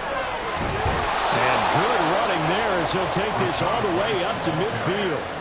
65 yards rushing for him now as he's carried it 13 times. And the Buccaneer first down. From midfield, here's Mahomes. And his throw here is incomplete. Nice progress down the field, was halted by that incompletion. They could try for some safe yards here to get things moving again, or keep throwing it and pushing it downfield to try and pick up bigger yardage. He completes it to Evans. And that's going to be good for another first down as the tackle's made at the Falcons' 34-yard line. Catch number 4 for him on the afternoon, and it'll give him a first down. We've hit the 2-minute mark of the 2nd quarter. 14-7 from the 34 now. Here's 1st and 10. Looking to throw is Mahomes. Thomas brings it in. And they eventually get to him at the 17 after a pickup of 17 into the red zone. First down.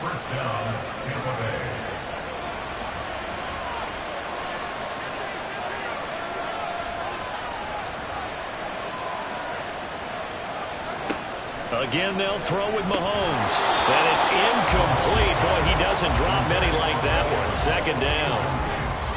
2nd and 10.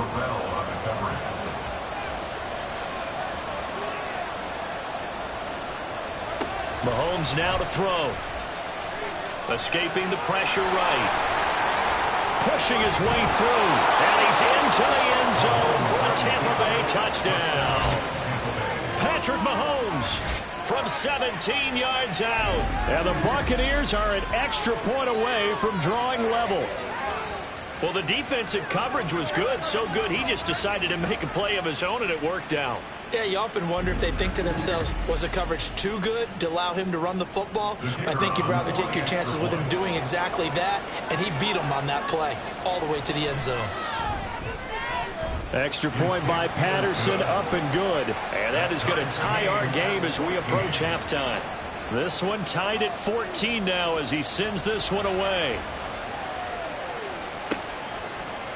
Yeah, some might have returned that one. He won't. He'll go down to a knee, and they'll start the drive from the 25. Now the Falcons offense gets ready to head back onto the field. And with still more than a minute to go in the half, time to try to mount a drive. And I would think that they would have to. This is today's NFL. You got to push it whenever you get an opportunity.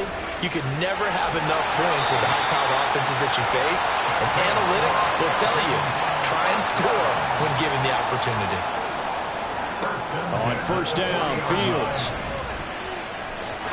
And an incomplete pass.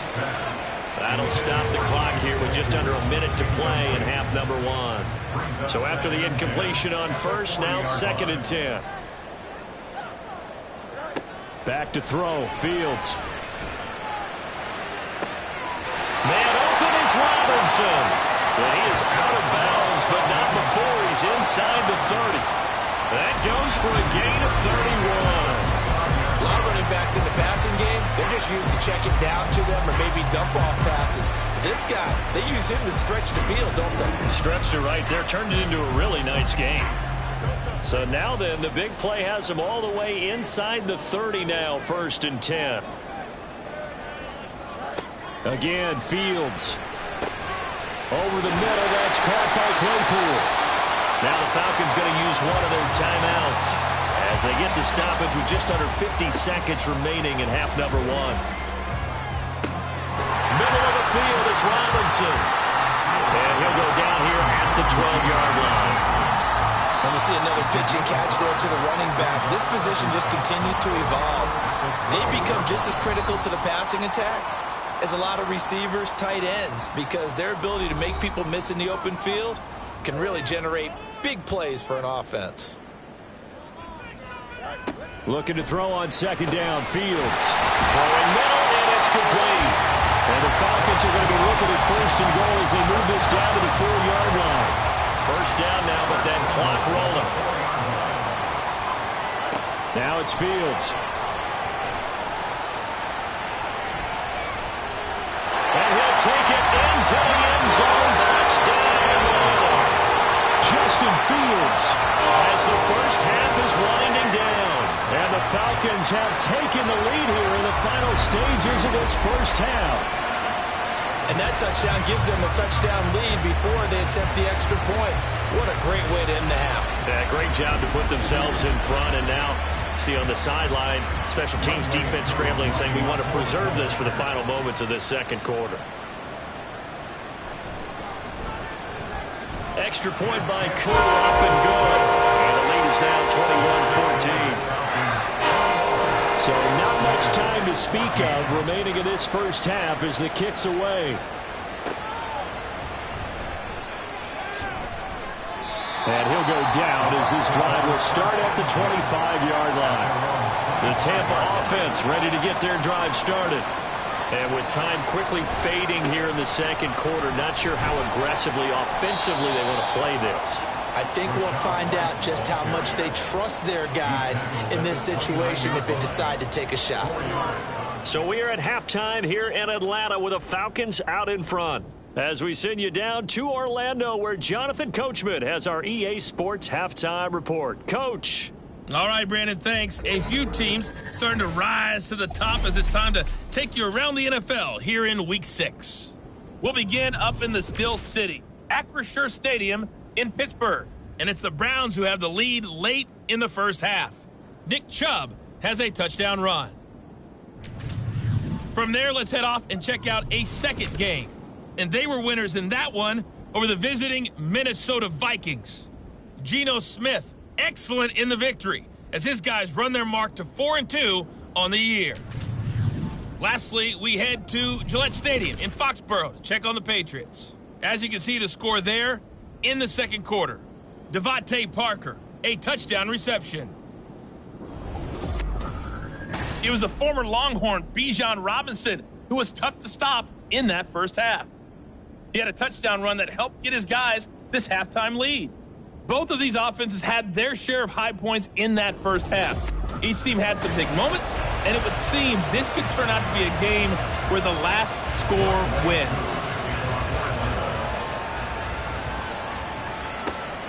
This taken in right around the goal line. And makes it across the 20 as his guys will set up shop at the 23-yard line. The Bucs offense set to begin this 3rd quarter. Well, Charles, in that first half, we saw a fair amount of offense on both sides of the football, and now the team trailing here will start with it in the 3rd quarter. And we both know this coach pretty darn well, don't we? Because his game planning is always on point. And now that he's getting the ball to start the second half, how about all the offense that you already referenced in the first half? He'll put that all together and come out with something really strong, I believe, to get things going here in the 3rd quarter. Well, partner, I have to say they called him in the right defense there. Nickel set. 5th defensive back on the field. And they love to run against that because now you typically get a bigger blocker on a smaller defender. Yeah, because those DBs like you, they want the interception. They're not as worried about the running play, right? Not at all. I still remember being in school, and one of my offensive line teammates used to say, boy, I'd love to come downfield and hit you little people. Good run there. Second down and 3. At their 49-yard line. Here's Mahomes to throw. Wide open receiver complete. And that's going to be good for another first down as the tackle's made at the Falcons' 32-yard line. 19 yards to pick up there. Move the chains. From Falcon territory now, here's 1st and 10 at the 32-yard line.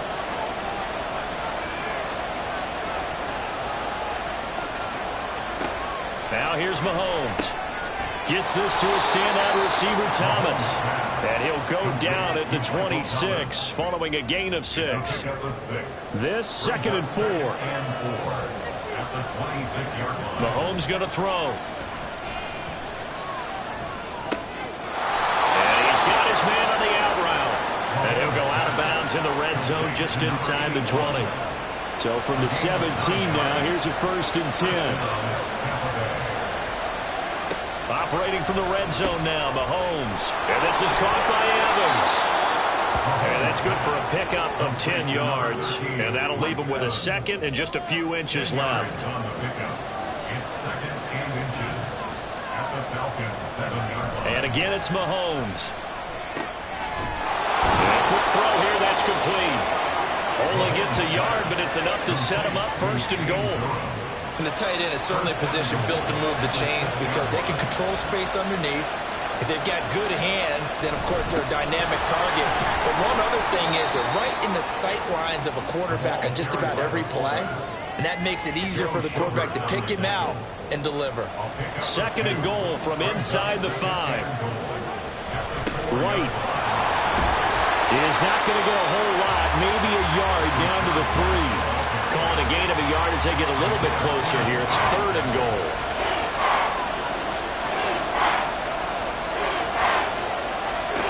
To throw, it's Mahomes. And in for the Buccaneers touchdown. Cade Otton, his first touchdown on the year. And the Buccaneers are an extra point away now from tying this ball game. Well, down in this part of the field, CD, they love to get him the football, and right there, a little pitch and catch for the score. Yeah, and he's such a weapon when it's that close to the end zone, and they love being able to rely on him to make those kind of catches. Talk about trust, talk about confidence, and he produces. Extra point by Patterson, up and good. And we are tied at 21. So we're right back where we started, all even as the kick's away. From a couple yards deep, he'll bring it out of the end zone.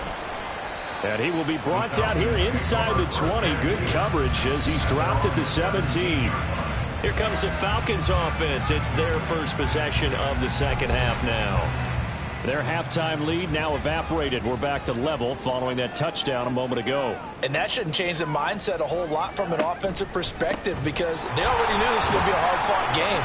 Now they just need to go out, execute their game plan, and keep moving. Give them a couple on the carry there. 2nd and 8. A gain of 2 brings up 2nd and 8 at the 19-yard Fields. line.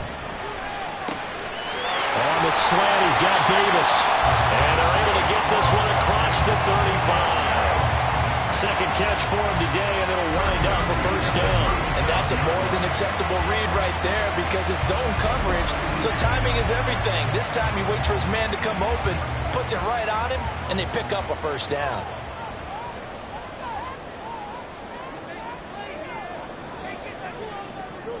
Fields on first down. And that throw behind his man, he missed him, incomplete.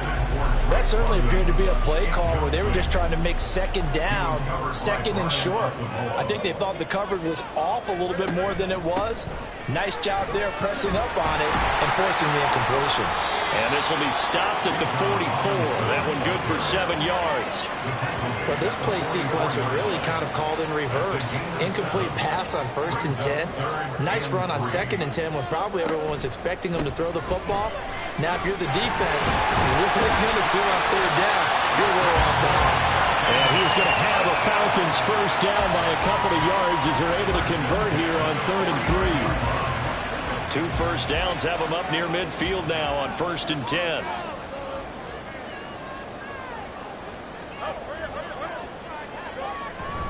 Robinson with another carry.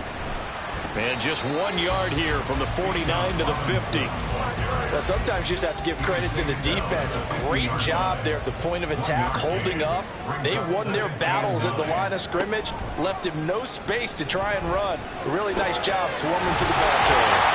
The throw to the middle taken in. And this is going to lead to another first down as the tackle's made at the Bucs' 27-yard line. 23 yards the pickup there.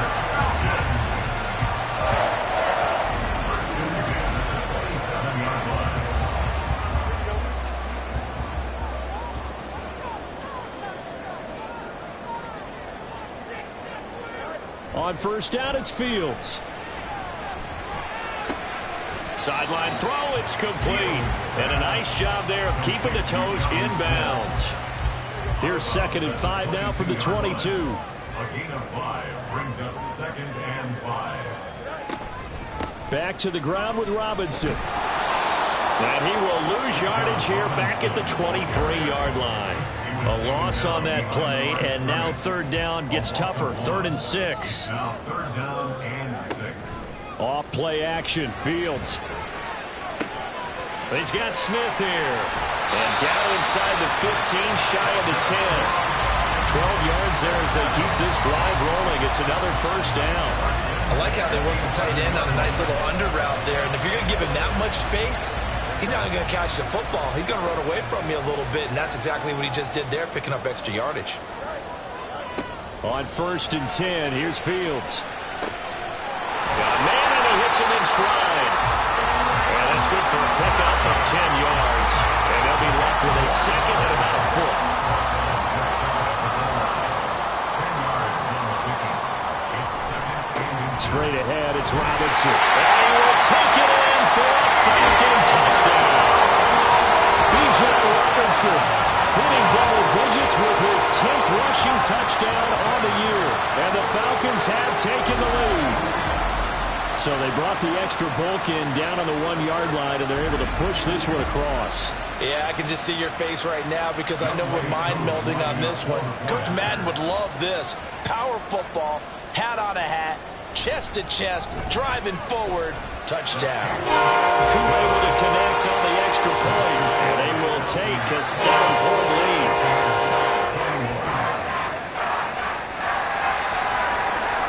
Following the touchdown, here's Koo to kick off.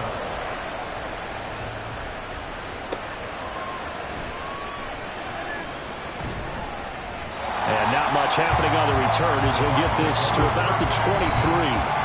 Patrick Mahomes on his way out for their next drive. Last drive, surgeon-like, dare I say, 7 for 7. That'll help your QB rating. It will indeed, won't it? Can you figure out QB rating? Can you do it? Can you do the formula? No, I just know the higher the number, the better. Yeah, that's what I've been told. I know. I know that in the NFL, 158.3 is the number they're all trying to get to. I think he was that on that last drive. So quickly all the way up at the 40-yard line. But it appears that they read man defense and went to the out route, and what you have to do on that one is the receiver's got to make sure he works the defender towards the middle of the field to give himself space to cut to the outside and have that ball delivered with good timing, and they got it done. Just a yard on the pickup there, and it'll bring up a 2nd and 9. Opting to run again here with White. And he'll be pretty well stopped in his tracks. Give him a yard up to the 42. Well done to sniff that out defensively. He had it diagnosed pretty quickly. I love that description because diagnosed is perfect on that one. Read his keys, made the play, and he couldn't even get going moving the football. Now a 3rd down throw, but it misses the target, incomplete. One first down here, and that's all, folks. Good work by this defense to hold things in check and force a punting situation. Here comes the Buccaneers punter now. as he'll kick it away for the second time.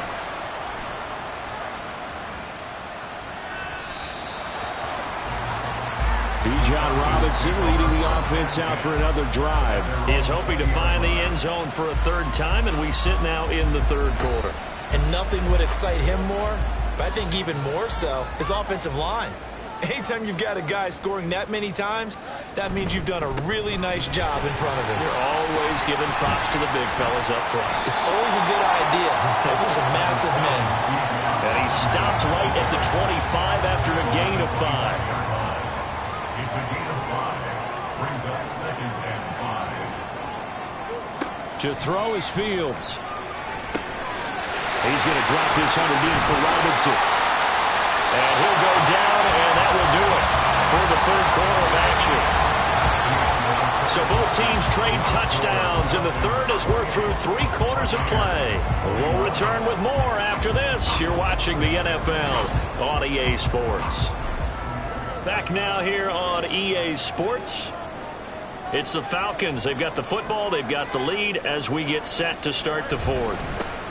On the give, here's Robinson. And they're going to stop him right at the line of scrimmage. Just no cutback lane to be found whatsoever. Second and 10. No gain on the play. Brings up second and 10. At the 42-yard line. Here's Fields. His throw incomplete. So many times when we talk about coverage, we're just about a defender running with a receiver, but a big part of it is understanding where the football is, finding it. In this case, when it arrived, it wasn't a surprise, and he was able to bat it away. Pass taken in by his big tight end. And this is going to lead to another first down as the tackle's made at the Bucs' 29-yard line. They got 29 yards that time. But when you hit him on the move like that, and he's able to get into open field with a full head of steam, oh boy, it's going to be tough to get him down. Yeah, there was a big window. They're lucky they did get him down. So from Buccaneer territory now, it's 1st and 10 as they're down to the 29-yard line. Here's Fields. That's going to be caught by Pitts. And they will eventually get him down, but he's inside the 5 all the way to the 3. A good pickup there, 26 yards. So 1st and goal, 6 points here would go a long way toward wrapping this one up. Now Fields. And that is caught. Touchdown Falcons. Gable and Davis from 3 yards out. And the Falcons are looking to run it to 5-1 on the season as they add to their 4th quarter lead. Well, that's certainly going to bump up the old win probability index because now it's a 2-score game here in the 4th quarter. Yeah, you're taking me into that deep water now. Win probability index. This game's definitely not over. We're not looking at a 0.5% or something. It's just 2 scores. But the way that this team has played, to me, what I've seen, they absolutely deserve to win this game. They've been the better team by far throughout. Extra point by Koo, up and good. And the lead now up to 14.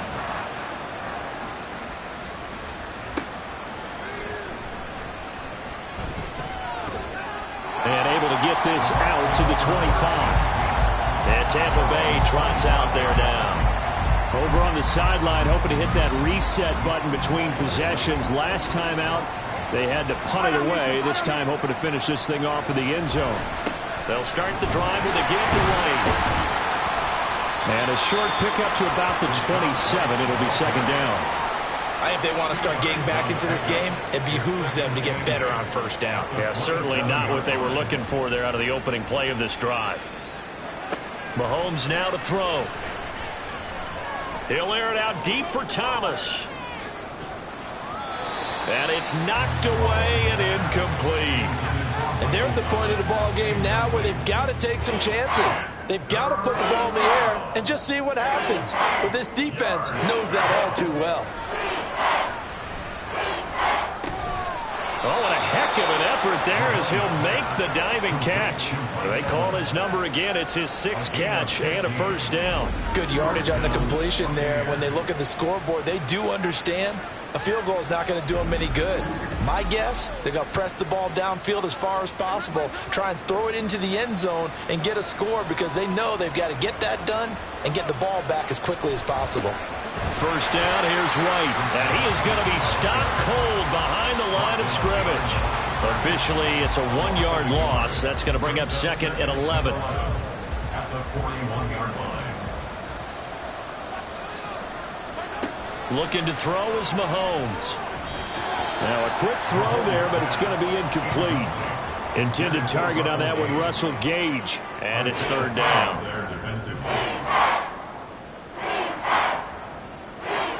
Working from the gun, Mahomes.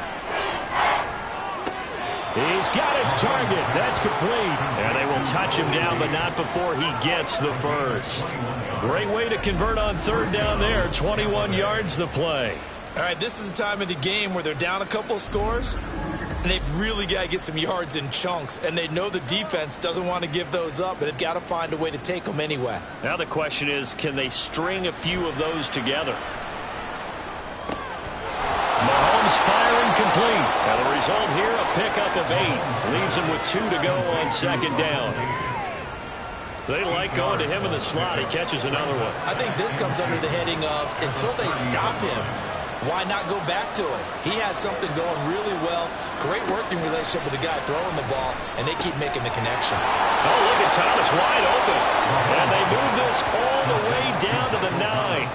The end result, 21 yards.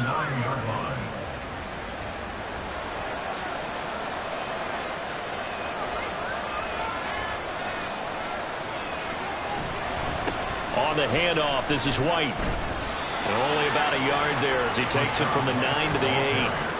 The yards may start getting a little tougher to come by down here near the goal line. That's good work defensively there on 1st down, holding them to a short gain. Once again, it's White. And he's into the end zone. Touchdown, Buccaneers. Rachaad White with his 2nd touchdown of the afternoon. And the Bucs have made it a 1-score game again here in the 4th. So how about that for an answer? They get the touchdown there, and it's back to a 1-score game here in the 4th. And that's what these guys have done all game long because they've scratched and slashed their way to stay in this game. And by now we should all realize they're not going away. Now the pressure again swings to their defense because they're going to need to find some way to get the ball back. Extra point by Patterson, up and good. And now things get a bit more interesting here in this 4th quarter. The Bucs ready for the kickoff. And here we go. It's in the air. And it'll come out to the 25 as he will not attempt to return. Bijan Robinson and the Falcons back onto the field. He's topping the century mark already receiving the football, closing in on that on the ground, too. They've really had trouble handling him. I think from what we've seen in this game, his success through the air has started to open things up for him on the ground because now he's loosened up the defense, right? They've got to play just about every snap as if another receiver can get downfield on them, and he's been that receiver. Now they bring him back to the backfield. I think his yardage running the ball will increase as this one goes on. Well, they might need to devote some extra attention to him, something just to stop the momentum he has. Now a 1st down throw, Fields. Able to hit his target, Claypool. And a 6-yard gain gets him right around the 43. Line of scrimmage, the 43 on 2nd and 4.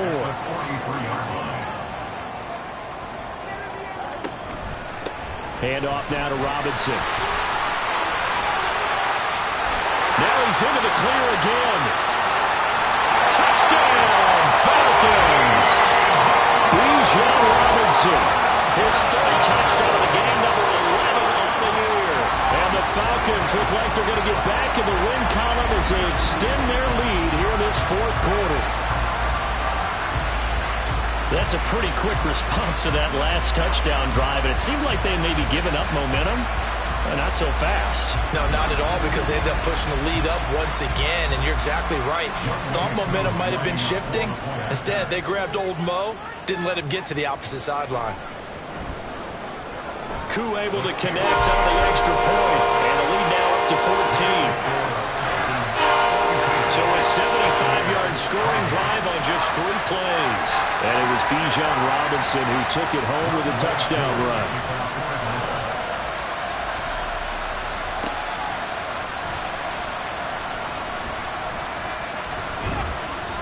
And a good return as he'll be stopped just shy of the 30-yard line.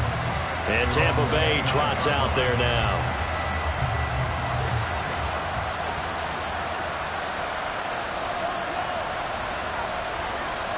Mahomes now on first down.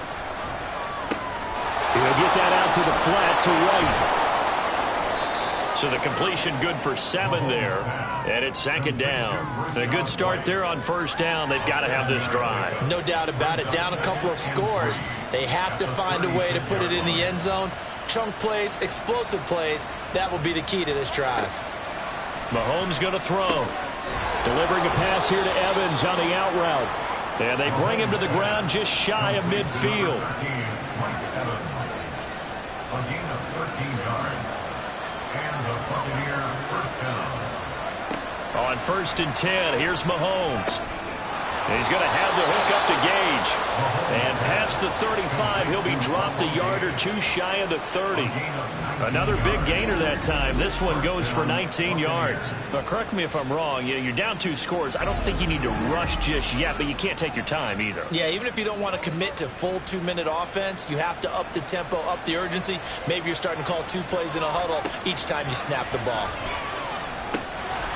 And now a throw on first down there, but it's incomplete. Whenever I see an in-route dropped, as we just saw in that play, I'm always thinking that in the back of their mind, they're worried about what's coming at them because they're going towards traffic on that route as opposed to being away from it and maybe having a little bit more space.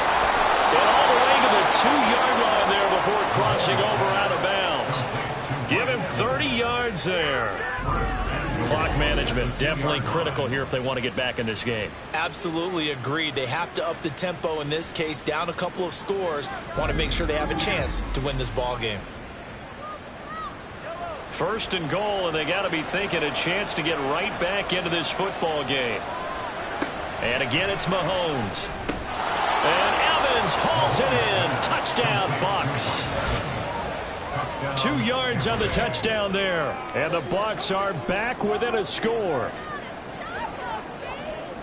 The touchdown all set up by the big play 1 snap before, but they finish it off here with a shorter completion, this time for the score. I like how they stuck with what got them there, right? The big pass play, got the momentum going, right? That's you create it with a play like that, and you come right back with another pass play to finalize things off. The kickoff team on the field now as they will send this one away.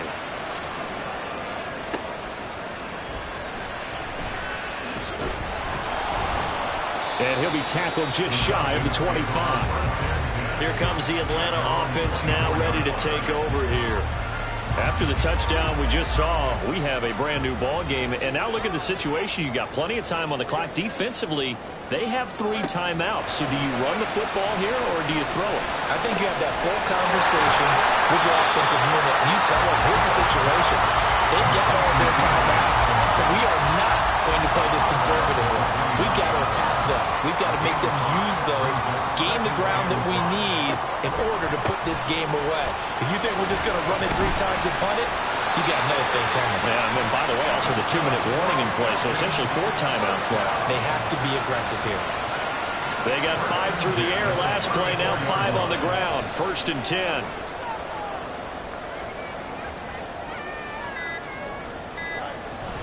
Back to Robinson now on first down. And he finds a little bit of room, enough for 4 yards. It'll be 2nd down. The recipe's pretty simple, I think, right? You just give your superstar the ball and continue to feed him. Yeah, don't overthink this one, right? Make sure he's touching the football, but you're also counting on his intelligence in playing the game as well. If it's not there, don't force the run. Just make sure you hang on to the football and keep the clock ticking. And he's dropped just before the line to gain. 4-yard pickup leaves him with 3rd and 1. They'll try and pick it up by running the option to the right. And he brings this up to the 46. Good enough for the first. And now with 1:52 to go, we get another pause in the action. A timeout here defensively. A bit of an opening there on the first down run as they get this forward for about 6 yards. The Bucs going to go ahead and use the second of their timeouts as they'll head to the sideline and talk over what to do next. The Bucs forced to use their third and final timeout as they'll head to the sideline and talk over what to do next. Robinson will try to pick it up. And he'll lose yardage here, back at the 47. This late in the game, Charles, I think you maybe seriously have to think about going for it. Especially where they are in terms of field position, because this is almost like no man's land. Might hurt your punter because there might not be enough space, maybe too far for your field goal kicker. I'm like the old rule. Possession is 9/10 of the law. Possession is 9/10 of winning the game. Go for it, get the first down, close it out. And now where will the side judge stop his walk? That's the question. He says it crossed out of bounds at about the 17-yard line. Patrick Mahomes in the offense. Down by 7. 1:04 on the clock. Needing to go pretty much the length of the football field as they have it 1st and 10. And his throw is incomplete. This defense hasn't had the best showing in this game, but a critical knockdown there. If they can hang on, I guess the end will kind of justify the means. Certainly, and just think of it this way. It may not be the quantity of the plays that they've had because those haven't been great, but they get a few more quality ones like that. That can finish things off for them. Complete to number 13, Mike Evans. A gain of 16 Mahomes to throw it. First down. There's Evans again, complete. And he'll be taken down, but not before he gets into enemy territory. A gain of 19 yards. Mahomes. Down, Buccaneers. To the sideline and incomplete. Let's face it, this defense has had its share of struggles all game long, and they know that they can put it all behind them if they defend well here in the 2-minute drill. Excellent coverage right there to force the incompletion. And he can't get a throw off. He's taken down. What a huge play at this point in the game. What a game we were treated to in this one. And then on that final play, they had a chance. They had the ball just beyond midfield for one final shot, but couldn't get it done, and they suffer the loss. Yeah, and you mentioned how they had a chance on that final play, and getting it to midfield gave them that opportunity, hoping they could find their way to the end zone and make that miracle happen. A really good ending to an entertaining contest, though. So for Atlanta, their strong start to the year continues as they're up to 5-1. And they'll get another home date next week as the Saints will come to town. Meanwhile, for Tampa Bay, the losses are piling up as they drop to 1-5 now. And they'll get a chance to redeem themselves at home next week. I'm Brandon Gaudin. Certainly have to thank Charles Davis, my broadcast partner, and our entire crew. We'll catch you next time right here. It's the NFL on EA Sports.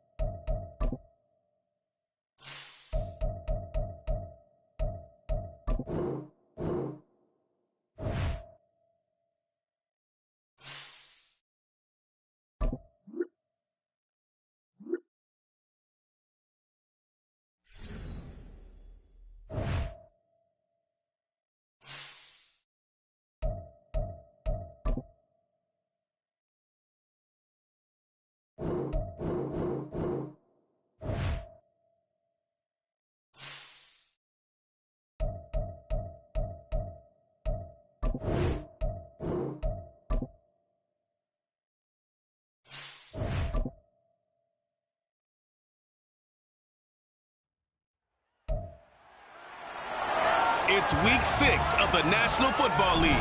And up next, we'll see Jalen Hurts. Solid performance a week ago, throwing for 3 touchdowns. It's the Eagles and the Commanders, and it comes your way next on Madden Football.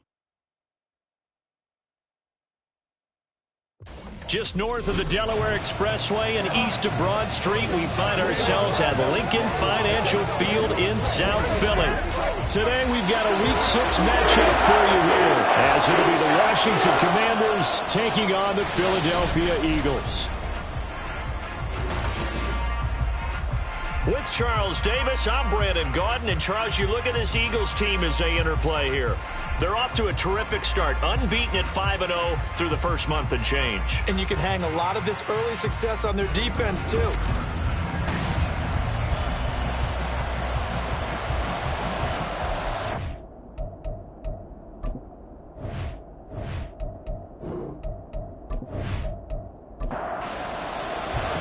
Set to go now in Week 6 of the NFL season, and we are underway on EA Sports.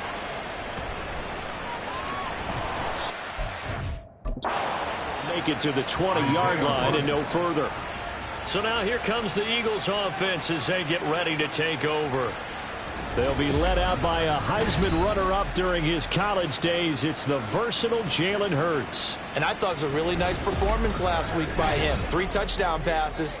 I think that signifies exactly what he was getting done. He did have the 1 interception. But that's the ratio you say you're okay with, right? If you go 3-1, you're going to be pretty happy over the course of the season. And let's face it, he'll never blame the receiver publicly. But behind closed doors, he probably told his agent, hey, what's the deal? I should have a perfect game. These are his numbers from last week's contest. 18 carries, 69 yards. They've lost a bunch of games in a row now. They've got to start thinking a little bit differently, maybe a little bit outside of the box. Find other ways to move the football. I don't know if you're going to do it through the air or maybe change up how you establish your run game. And he'll be out of bounds across the 30-yard line. Line of scrimmage, the 31 now on 1st and 10. They will run straight ahead with Swift. And he'll scratch out only about a yard up to the 32. The Eagles in a perfect 5-0 here to begin the campaign. They've certainly found their groove of late. Winners of 5 in a row. And this team is absolutely playing their best football right now. This is the best that we've seen them play in a long time, partner. Sky's the limit as far as they're concerned. Their confidence really soaring. After an incomplete pass on 2nd down, that'll leave them trying to convert on 3rd and 9. Here's Hurts to throw. And he can't get rid of it. He's taken down. It'll be a loss of 8 on the sack, and it's going to lead him to 4th down. It always helps for a visiting team to come in and set the tone on defense. In fact, when we talked with them prior to the game, they said they wanted this home crowd to feel like they had to hide their valuables when they were in town. Well, the home crowd quiet now early. See if their offense can take over and get some points on the board. On 4th down, punt coming from Braden Mann. And the win last week punted 4 times as this one's away. So a change of possession here on the punt. And the Commanders will take over with a 1st and 10. So here are the Commanders making their way out. And they'll be led out by their 3rd-year quarterback. And the numbers were not pretty. I mean, they don't look right. When you throw 2 interceptions, no touchdown passes, there's no way to really make that work. But I thought there were a lot of positives in watching his game tape. I think he's close to putting out a good performance. Let's see if he can flip those numbers around in this game. And, of course, rally his team to a win. brought down just shy of the 45. The numbers in last week's bowl game for Robinson: 20 carries, 66 yards. It's a pretty mediocre week for him on the ground. Certainly a boon to his offense if he can get a little more output on his touches this week. He should get some more early carries as his team tries to get him into a rhythm. That one caught by the tight end Bates. And he'll be taken down across the 50 at the 45 in enemy territory. On 1st and 10, it's Robinson. He'll get a nice chunk there on the first down run, and it's 2nd and 4. Now, this defense for the Eagles, they were very strong last week in the win over Carolina. And the big difference in the ball game, their ability to force turnovers, 3 of them in fact. Being able to take the ball away, give it back to their offense, that's something that's emphasized each and every week, and they carried it out. So 3rd and 2, this quite possibly 4-down territory, though, if they're stopped. Powell will look to throw it. Able to find the open man. That's complete. And he has another first down as they'll get the ball down to the Eagles' 27-yard line. 11 yards there as they connect on the quick slant. Solid opening drive so far, Charles. They've moved this football into field goal range, but you know that they want to cap this off with 6 and not 3. Absolutely. As one of the better coaches in the league always tells me, on offense, I want their body blows all game long and finish it with uppercuts. Well, here are the body blows right now. He's hoping one uppercut will take care of the end of this drive. They'll give him 4 yards there, and that's going to bring up 2nd down. At the 23-yard line. Now Howell. Slant pass. He's got Reynolds. 2nd catch for him today, and it'll wind up a first down. A gain of 7. First down, Washington. Powell out of the shotgun. Toward the back corner of the end zone, but he could not get the feet down. This will wind up incomplete. Now a 2nd and 10. It leads to 2nd and 10. Here's Howell. This is caught. Touchdown, Washington. Cedric Wilson, his 4th touchdown on the year. And the Commanders get the upper hand as they're on the board first here this afternoon. The losing streak had taken on a life of its own, and I think it infiltrates a team when you're on that much of a slide. But this group has managed to focus, come out early, and put a touchdown on the board. They look like they mean business in this one. They do. Now the key, holding on to that attitude, because, man, that streak has been a struggle for them. Nick Folk for the point after.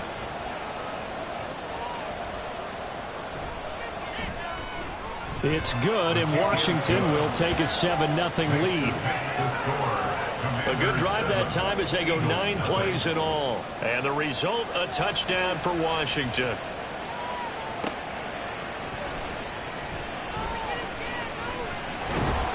And they'll get him down inside the 30 at the 27. So back onto the field, here come the Eagles for their 2nd drive. These guys definitely hoping for a better showing than their last appearance. They couldn't really even move the football much beyond the shadows of their own goalpost, Charles. We'll see if they can get a better, more sustained drive going here. Yeah, and every team that we ever talk to says the exact same thing. When you start a drive from that deep in your own territory, the goal is a minimum of at least 2 first downs, because even if you have to punt then, you change the field position, right? You flip the field a little bit. They didn't get that done. This time they want to string together a nice drive and help themselves out. Throwing on first down, but this one winds up to be incomplete. So, Charles, you look at this offense, so what a start to the season. 5 wins without a loss. When do you think that you start believing that maybe you're in the midst of something special? Well, you and I both know every head coach never wants that thought to creep into a locker room. But the truth of the matter is, not quite at this time, because if we look at the Steelers in 2020, they're a great example. Remember, they started 11-0. Then lost 5 of 6 and went out in the first round. But I think if you get toward mid-November, the Thanksgiving time frame, and you're still doing this, that's when things start to get real for a ball club. 2 yards the loss, 2nd and 12. Part of the thinking when you bring in extra tight ends, you're hoping that each of your guys gets those one-on-one blocks and creates a crease for your runner. You know what the converse is, though? You've got to win those one-on-one blocks, and when you don't, that's the result you end up with. 2nd down. Here's Hurts. That's caught by the big tight end, Dallas Goedert. And they're going to have another first down here as the tackle's made at Washington's 35. A new set of downs after a strong pickup of 16 yards. And there's a completion to the tight end. And look at the size of these players nowadays. At that spot, 6'4", 6'5", and up. A lot of guys used to be basketball players, somehow came back to football. And that's really good for the game of football. You're getting better athleticism, great hand-eye coordination, guys who know how to control their bodies when they run their routes. 5 yards is the tally on first down. That brings up 2nd and 5. At the Commander's 30-yard line. Hurts. He's going to get that to Swift underneath. And they'll be inside the 25 now at the 24. 7 yards there and a first down. And they'll use him out in the backfield, and sometimes quite a bit. They're just trying to get him touches any way they can. 4 catches a week ago. There's another one right there. Now here's a pass on first down that's knocked away and incomplete. They'll put a check mark in the box where the defense coordinator was saying, how well can we stay with these receivers if we're in man coverage? Because he just did it on that one, forced the incompletion. That allowed him to get bolder with his pass rush, won't it? Absolutely, frees up your guys elsewhere. And they work this near the 5. He'll be stopped at the 6. 18 yards that time to push him up, 1st and goal. The first drive this unit had, they punted. This drive much more polished, just looking crisper, aren't they, moving the ball? Maybe the first drive was a little bit of a wake-up call. Probably a little bit angry that they had to punt the ball away the first time they had it. Got motivated, got to the sideline, said, okay, let's not let that happen here as we take over again. He's got it. And he was able to shed 1 tackle but could not get away from there. Nice job defensively to hold him to 4, and now it's 2nd and goal. At the 1-yard line. Hurts sets up to throw it. Flush to his, and he's going to lose a yard or 2. Taken down behind the line. It'll go as a sack for a loss of a yard, and now it'll be 3rd and goal. When you're this close to the goal line, you've got to expect pressure from the defense, so the ball's got to come out fast. Got to get out of his hands quicker. Swift. And he gets halfway there, down to the 1-yard line. Only a yard that time, so now a decision to be made here on 4th and goal. This is a long drive offensively. Wouldn't you hate to end this with just 3 points? Doesn't it feel like during a ball game you have certain narratives going on and there's certain drives that seem to take on just a bit more importance than others? This feels like one of those, doesn't it? To me, 3 points here, a major letdown. This is the time to go and put 6 on the board. Now, meanwhile, they go for it on 4th down, and my goodness, incomplete. They had the play call on 4th and goal, but it's dropped in the end zone. And Washington is able to come up with a goal line stand. Now Washington going to retake the field for drive number 2. They'll be looking to duplicate that first drive, the one that got them that 7-0 lead. Of course they would. Look, they're on the road, so getting the 7-0 lead was huge for them, right? Imagine getting up 2 touchdowns on the road, taking the crowd out of the game. It'd be ideal. 2nd down and 8. Brings up 2nd and 8 at the 4-yard line.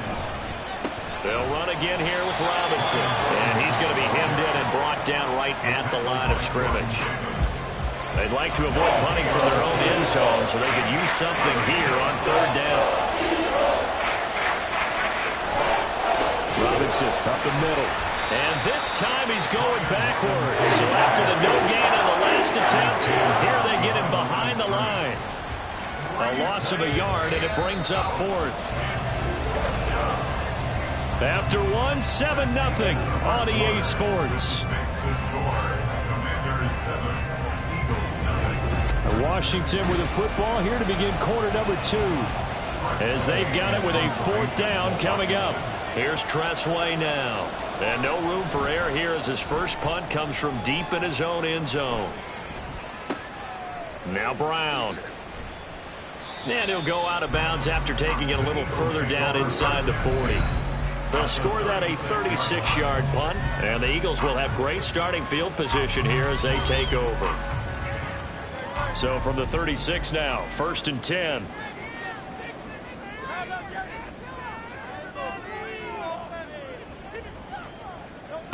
Throwing is Hurts. He finds his tight end, got it. That's complete. inside the 25. They'll throw on first down with Hurts. Looking for McLaurin, and he's got him. Calling a gain of 6 on the play, and that'll bring up second down. A 6-yard pickup brings up 2nd and 4 at the 17-yard line. They'll run right here with Swift. Looking to find a lane, but he can't rein in at the line of scrimmage. 3rd and 4. It's now 3rd and 4. From the gun, it's Hurts. Working the middle of the field, and he's got a man complete. And he is going to have an Eagles first down as he'll be marked down a yard or 2 past the marker following a gain of 6. 2 minutes gone by, second quarter. At the 11-yard line. On first down, Hurts. This will be caught at about the 6. They'll go for a gain of 7, and it'll be second down. Brings up 2nd and 3 at the 5-yard line.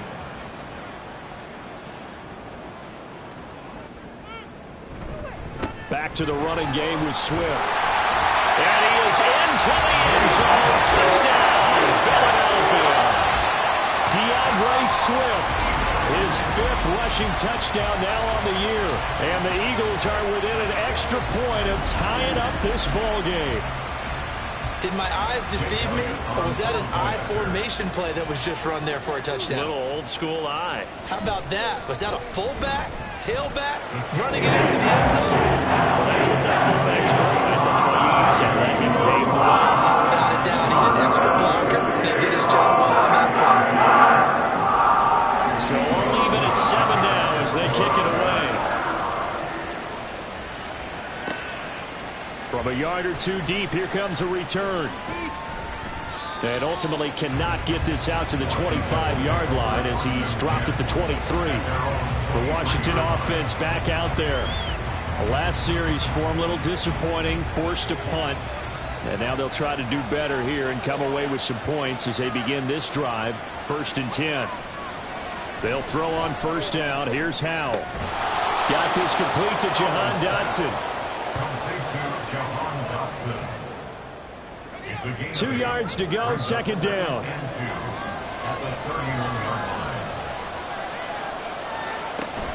Off the option, here's Robinson. A gain of 5, good enough for the first down. 2nd and 2 is prime time for a little bit of a gamble, isn't it? Open up the playbook, go play action, toss that bad boy deep. But in this situation, go ahead and give it to your back. Let him pick up a first down, keep the sticks moving. A throw there, but that's going to wind up incomplete. He shook his head right when he released that throw. He knew it was going to be a little off target. Yeah, the excitement got him on that one. Wasn't able to control the fact the receiver was open, and it would have been an easy throw. Throwing here, Howell. Here's a screen for Robinson. 5 yards, now it's 3rd and 5. Boy, that one was well read defensively, and this is all about diagnosis as a safety and being decisive because he saw it setting up in front of him, able to knife through there and make the play. Pass taken in by his big tight end, and he's going to have a Commander's first down as they're able to get the 3rd down conversion. When an offense reads blitz, doesn't matter where it's coming from, tight ends know that they become a big part of the passing game because they should be an easy outlet when all those extra bodies are trying to get to the quarterback. A hot route, so to speak. Howell looking to throw again. That's into the hands of his tight end Bates. Giving back-to-back catches now. That one for 16 and another first down. First down, Washington.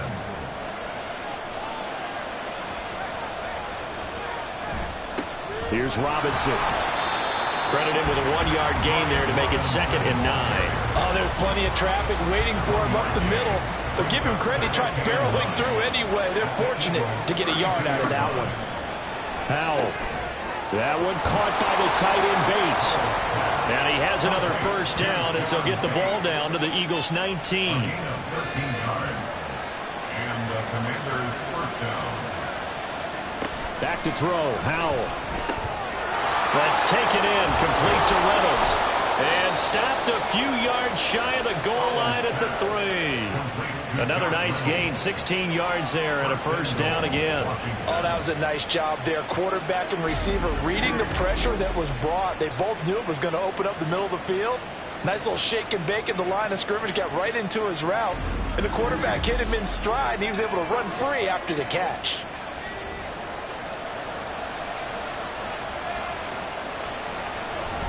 Now they go play action with Howell. And this is taken in for a Washington touchdown. A great effort there with his first career NFL touchdown. And Washington has taken the lead. This is where, as a tight end, you've got to really sell that this is a run. They're going to fake the give, hope the linebackers bite, and here they do just enough. That split second, that's all it takes for that tight end to leak out into the end zone. Touchdown.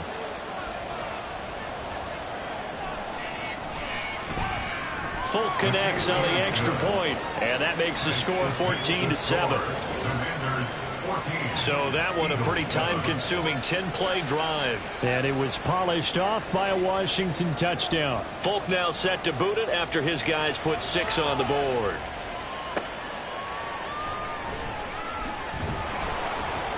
And no alley to be found. The coverage was solid, and he's dropped at the 18. DeAndre Swift and the Eagles back out there. And we checked the rushing numbers so far here into Week 6, and the returns have been really good. Now, you're starting to hit that stride middle of the season toward the end. They're certainly hoping they can keep up this production. They are, because one of the adages in the NFL is that defense travels and defense endures even in bad weather, right? You know what else does? A good running game. And people want that, especially as you head down the stretch. You may play outdoors in some nasty stuff. You're trying to get to the playoffs. This is the time to get it going. And individually, I don't think you should just think about 1,000 yards either. The bar has to be set higher with this beginning. Off the play fake, here's Hurts. He'll get this one complete. That's A.J. Brown. And they get him down, but not before he takes it across the 40-yard line. Back-to-back good plays have him on the move on first down. Throwing from the gun, it's Hurts. And he's got his man in stride, complete. And he'll be out just a yard or two shy of the 30. The extra effort after the catch makes it good for a gain of 26 and also a first down. Well, it certainly doesn't matter if it's been through the air like on this play or on the ground. I don't know what's going on with this defense. In a sense, they've been AWOL on this drive so far. 3 plays, 3 first downs given up. They've got to find the answers, and they've got to find them quick. On 1st and 10, it's Swift. And he works his way forward to pick up 4 yards there. Second down. Now a 2nd and 6. On any running play that's called, they're always hoping that it's going to break big and go the distance. But when you get a nice gain like that, you're able to do so many things anyway. You can come back and run essentially the same play again, continue to move the ball on the ground, or you can decide to throw the ball now because usually you have the defense back on its heels. Starting to rack up the yardage here in this first half. 5 catches now and a first down. Here's Hurts to throw. Touchdown, Eagles! A.J. Brown, a 9-yard touchdown grab. And the Eagles are an extra point away from evening this one up. That's a good read of the situation by a quarterback. It's a sprint out to the flat, so after he fakes the handoff, he's going to give the impression this is going to be thrown to the back. Instead, he goes to the next level, and it pays off with a touchdown. Elliott now to add the extra point.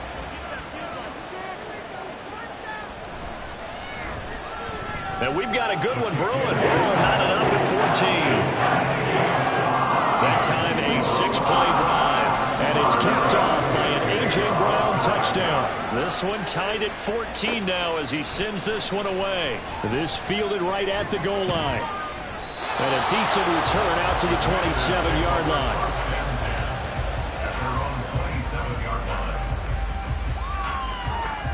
Out comes Washington's offense as they get set to take over here. And right now, we've got a little bit of an offensive masterpiece going on both sides, moving the football, scoring points. It's almost like somebody put the defense on rookie mode in this one. I mean, we haven't even left the first half, Charles, and we're certainly on pace for a shootout. An excellent start for both offenses. The fans have to be enjoying this to seeing all these points go up on the board. As a former defender, you know I'm not enjoying this at all. But right now, both these teams just trading haymakers. Let's see if anyone slips up first. Can anyone counter with a nice little jab and get things going in their direction? On second down, another shot for Robinson. And he is not going to go anywhere. They're going to get to him behind the line, and that is going to get us to the 2-minute warning. So time to start going in the other direction as they come up now 3rd and long. Robinson with another carry. And he's going to get this to the 31, but that is still well short of what he needed. The Eagles going to take the first of their timeouts. So as they talk it over, we step aside. With it is Brown. Philadelphia getting set to take the field. The last time out, they had to march almost the full length of the field for their touchdown. So here, much easier, Charles, with this better starting field position. I love your sarcasm, but I love even more your observation, because look, what they did last time out, now with a shorter field, they should have a lot of confidence that they're going to put more points up on the board. Hurts trying to hurry up the offense. 4 yards on the pickup. To throw again on second down. Hurts. That is caught. It's the tight end Goddard. And he's going to get this all the way down inside the 35. That one good for 26 and a first down. It certainly feels like there are more stars at the tight end position than there were even 10 years ago. And I think it's become more of a glamour position because of the ways it can hurt a defense, and guys want to be involved. They can be in line, close to the line of scrimmage. They can split out like receivers.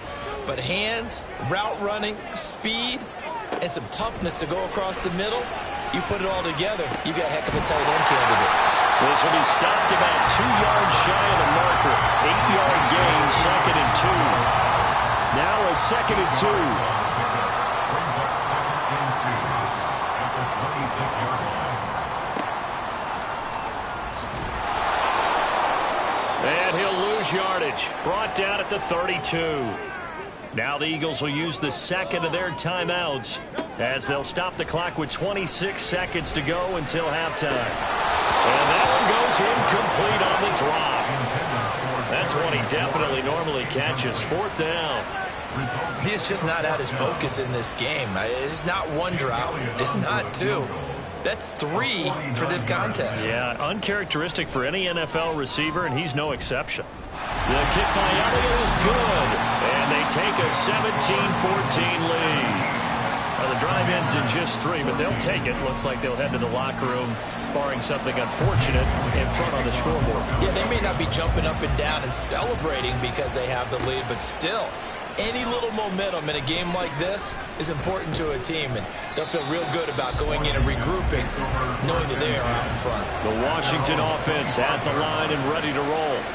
And with time quickly fading here in the second quarter, not sure how aggressively, offensively they want to play this.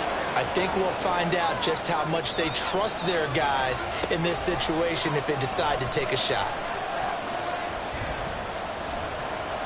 Pass incomplete, but the flag in the backfield, and this might be a roughing call. Personal foul, roughing the passer, defense.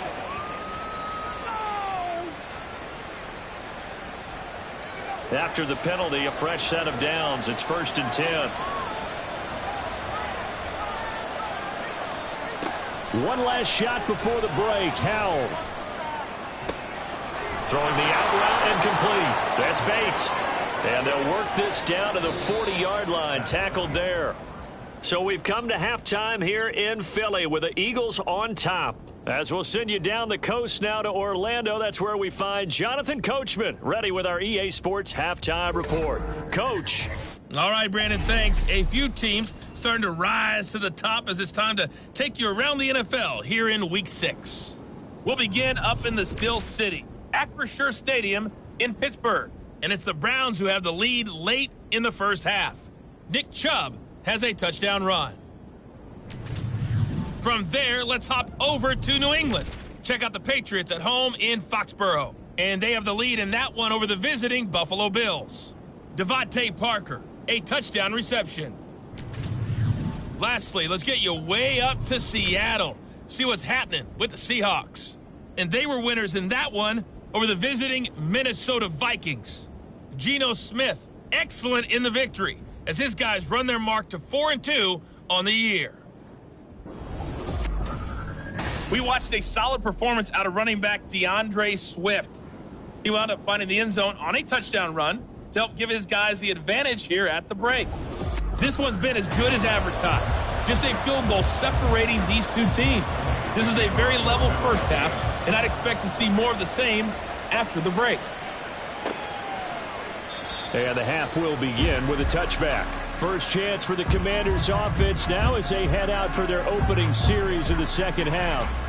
Well, Charles, we saw a pretty entertaining first half, close ball game. Remember there toward the end of the second quarter, the opposition scored to take the lead. Now we'll see if these guys can get a score of their own to regain that lead. Yeah, they want to have that type of a response, don't they? Because they want to find a way to take control of this ball game one more time. Gauntlet's been thrown down. They want to see if they're ready to answer it. First play of the drive goes the wrong way. Here's 2nd and 12. Here's Howell. And he couldn't square up to throw there, and it falls incomplete. That one doesn't find its target, but all in all, he's been much sharper this week. He was under 50% a week ago, and now he's up over 70%.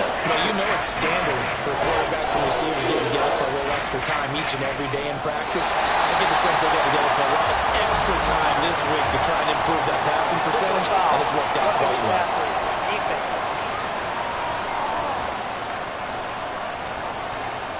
A bad time for a roughing penalty, and they get the gift of a 1st and 10. Out of the gun, they give to Robinson. He'll take it past the 40 to the 41, 2nd down. Not a lot of running room there, not a place to make a cut and kind of exit out because they had everything bottled up. Looked to me like the linemen were taking on their blocks really well and giving up no creases. Out of the gun, it's Howell. Flushed out right. A good decision in the end to pull it and run, get some 9 yards and a 1st. He's been patient this entire game, waiting for the perfect moment to surprise them with a quarterback keeper. There he catches him off guard and converts his first rush of the game into a 1st down. Gotta love that efficiency. From the midfield stripe, they'll look to throw. That's into the hands of Reynolds. And he gets it inside the 35 and just shy of the 30. It's a 1st down, his 4th catch of the game after having 3 in the first half. Couple of 1st downs right in succession, and this is an offense that could really use a good drive, and they're off to a fast start here. From the 32 now, here's 1st and 10. Howell out of the shotgun. On the throw, led him too much that time. It's incomplete. John Bates, the intended receiver. And that'll bring up 2nd down.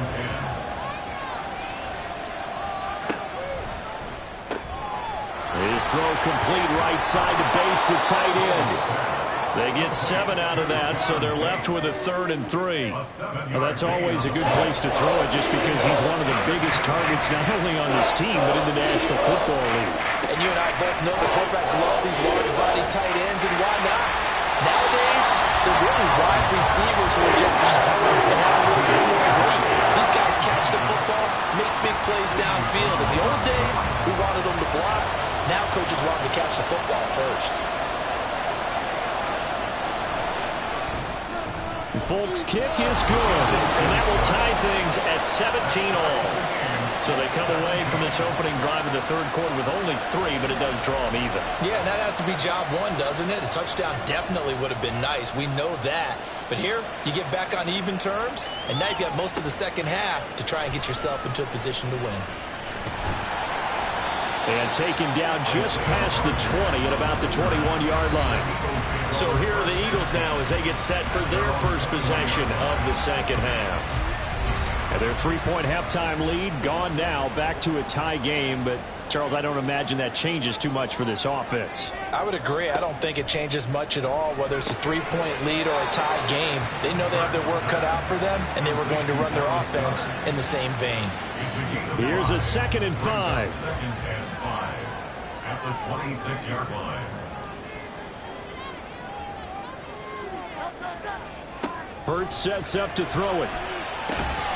Over the middle, complete. That's Brown. And brought down, but not before reaching the 45-yard line. 19 yards to pick up there. Move the chains. First and 10 at the 45-yard line. From the gun, here's Swift. Fancy footwork at the 45. And taking it across midfield and just shy of the 40. Another strong gain on the last two plays. They've moved it a combined 33 yards. We don't talk about it very often, but sometimes there's a dip in intensity when you start the second half, which can manifest itself in some sloppy tackling. And how about right there? He ran right through that weak tackle attempt. Shakes off the sack. And able to break one tackle, but then quickly brought down. But a nice little gain. He'll get 10 there all on his own, but it'll be second down. 10 yards on the pickup. It's second and inches. Throwing is Hurts. This short throw caught by Goddard. Only a gain of a yard, but that's all they needed. They got completion there. That's clearly an example of one side happy, the other side not very happy. Defense, hey, take 1 or 2 yards. We're good with that. Offense, you got to expect to get more on the passing play. And he'll get what he can up the middle, 3 yards. That'll bring up second down. Here's second and 7. 3-yard pickup brings up second and 7. Hurts. This short throw caught by Goddard, and he's brought down at the 24 after a gain of 4. The 8th play of the drive coming up. It's 3rd and 3. Looking to throw. He had a man open, but he missed him, and it's incomplete. Well, the offense is not leaving the field. They're going to stay out and go for it on 4th and 3.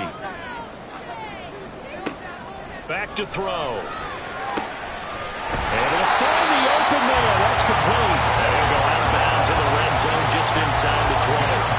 Well, they deemed it 4-down territory, and they got 4 yards to pick up the first. They'll look to throw again.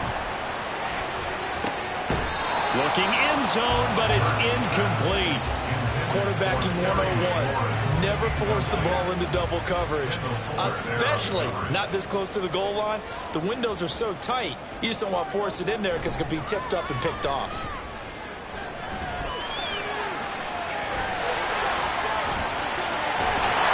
And he gets it inside the 10 to the 9. Hurts dangerous when he runs that football. He's got a first. Partner just a second earlier, and they might have had him because they certainly thought they were going to close in and drop him behind the line of scrimmage, but he had just enough time to dodge the pressure, and he ends up getting yardage before being stopped. Play action. Here's Hurts. And here he'll get it down to the 7. Give him a couple on the scramble. It's second down. Pickup of 2 brings up second and goal at the 7-yard line. Swift going to try up the middle. Looking for a seam, but finding none. He'll get back to the line of scrimmage, and that's it. Call it no gain that time, and now it's 3rd and goal. Brings up 3rd and goal. They'll look to throw on 3rd and goal.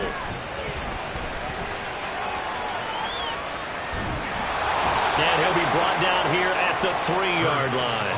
He'll wind up getting 4 yards there on his own, but it also brings up 4th down. I'm actually looking at this play with defensive eyes here, partner, because they were still laser focused on him after his earlier exploits on this drive. I think they went back to the well just a little bit too soon. He got across the line of scrimmage, but they certainly weren't giving up much more than that. The kick by Elliott is good. And with that, they take the lead here 20-17. So they're able to answer back here in the 3rd quarter with a field goal of their own to move back in front by 3. It's like watching a tennis match, isn't it? Who's going to be able to break serve? Is it going to be Borg or is it going to be McEnroe, one of their great Grand Slam epics? Go ahead and look it up, folks. A look at Washington as they come onto the field. And after the field goal last time, we'll see what they can get here. At least they got points out of the last drive, Charles. I never met an offensive coach that didn't want to drive to end with a kick. Most of them want it to end with a PAT, right? In this case, a field goal, they'll take it way better than the alternative, which is a punt. Yeah, but you met fan bases that wanted that, that weren't happy with that field goal. I haven't met a fan base yet that wants to drive to end with a kick, other than the extra point. That's it. Now a deep ball here, hauled in just past the 50. And he'll take this to the other side of midfield before going out of bounds. A gain there of 30 big ones. That is the exact right play call against that defense. So a hat tip to the offensive play caller because he won that part of the chess match. But give credit to his players as well. Plenty of shouts from this crowd as they watch the replay. They want a challenge, and they're going to get one. Did he keep those feet in bounds? That's the question they've got to decide. And I got to say, watching it in real time, it was awfully close. Yeah, it certainly looked like a heck of a catch because he didn't appear to bobble it, which could complicate things. But even with the benefit of replay, that's pretty tight. Well, here's the call. So the challenge there does not go their way. This will indeed remain a completed pass. They'll throw on first down. Here's Howell. Short throw here, the tight end Bates.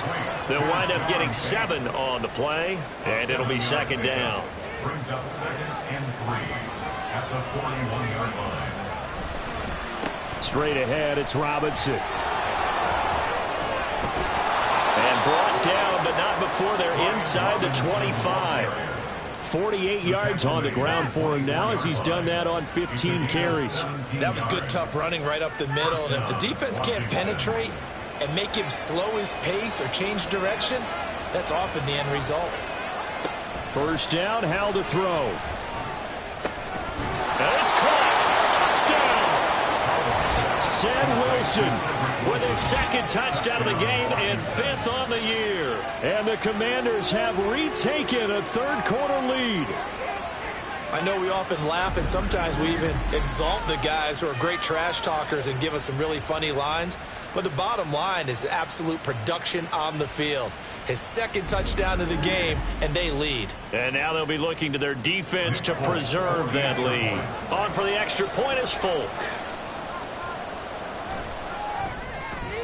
And that will make this a 4-point game. That time, 75-yard drive, 5 plays. And the result, a touchdown for Washington. Here's Isaiah Rodgers to return. And he brings us out past the 20 to the 24. Here's the Philadelphia offensive unit now as they head out to take over possession. And last time they got 3 points, but it was a chip shot field goal. And when you go to the sideline after a chip shot field goal, maybe the offense not too happy. It's a balancing act, isn't it? Because you're exactly right. They're none too pleased that they didn't punch it in for 6 points. But they also have to remember they did put points on the board. 3 points is 3 points. And in this league, you take points when you can get them. Not easily done. So from the 26-yard line, here's second down and 8. Now back to throw. Open man, there's Darnell Washington. And he's taken down, but able to slip across the 35. Line of scrimmage, the 37 on 1st and 10. He'll look to throw. Throwing left sideline there, but it's incomplete. He was trying to get it to A.J. Brown that time. And it's second down.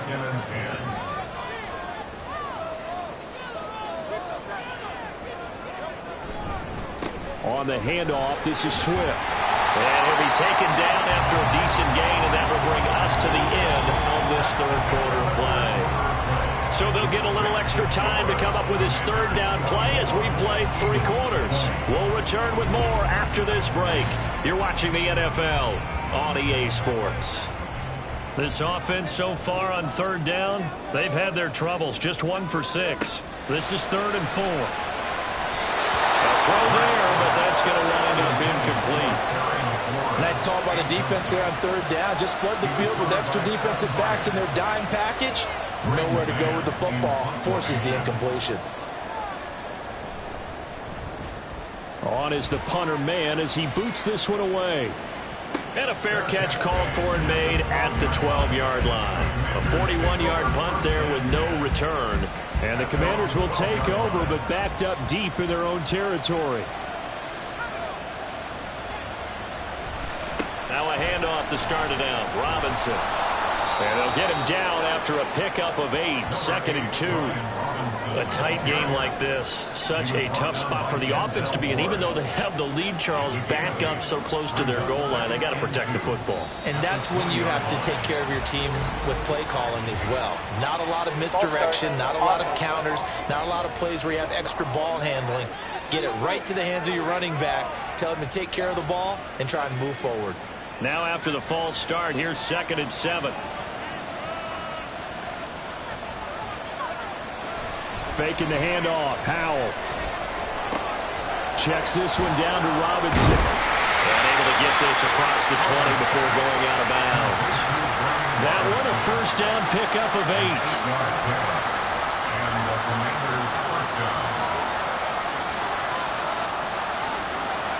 Now Howell.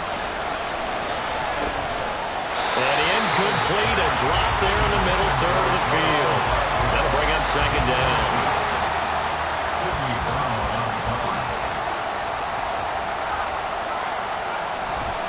On the give, here's Robinson.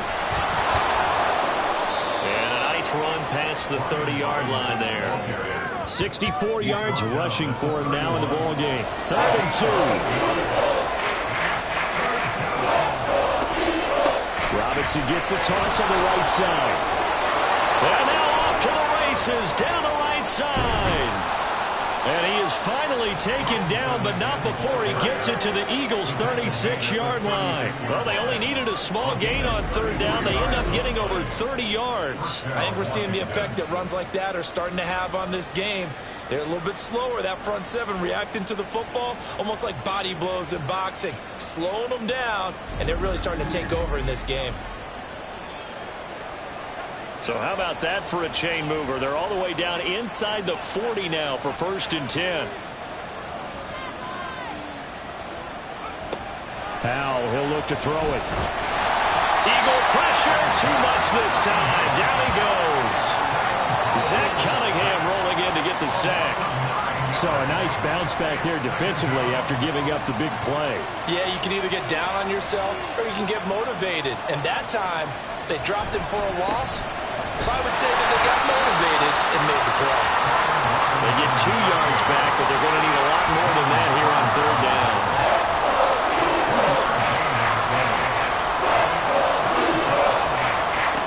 And now we'll throw it.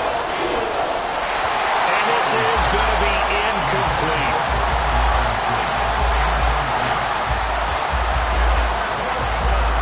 Here's Tressway now as he's on to punt for Washington.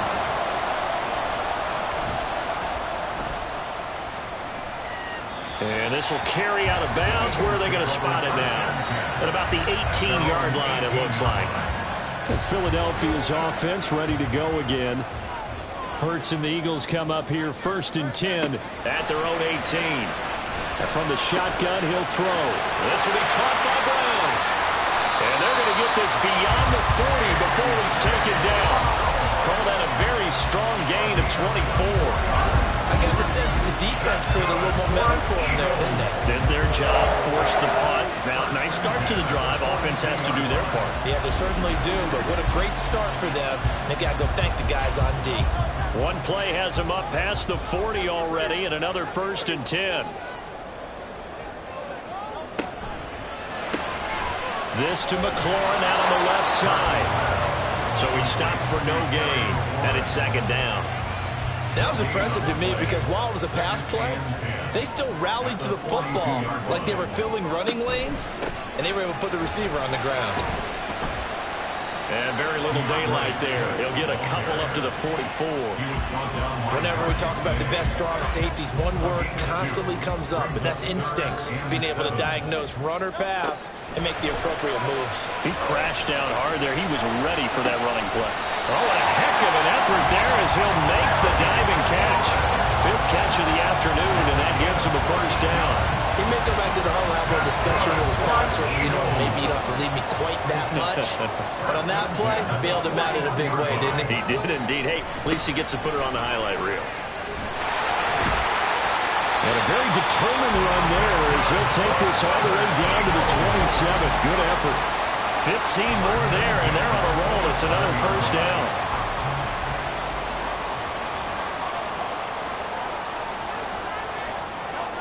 Here's Hurts to throw.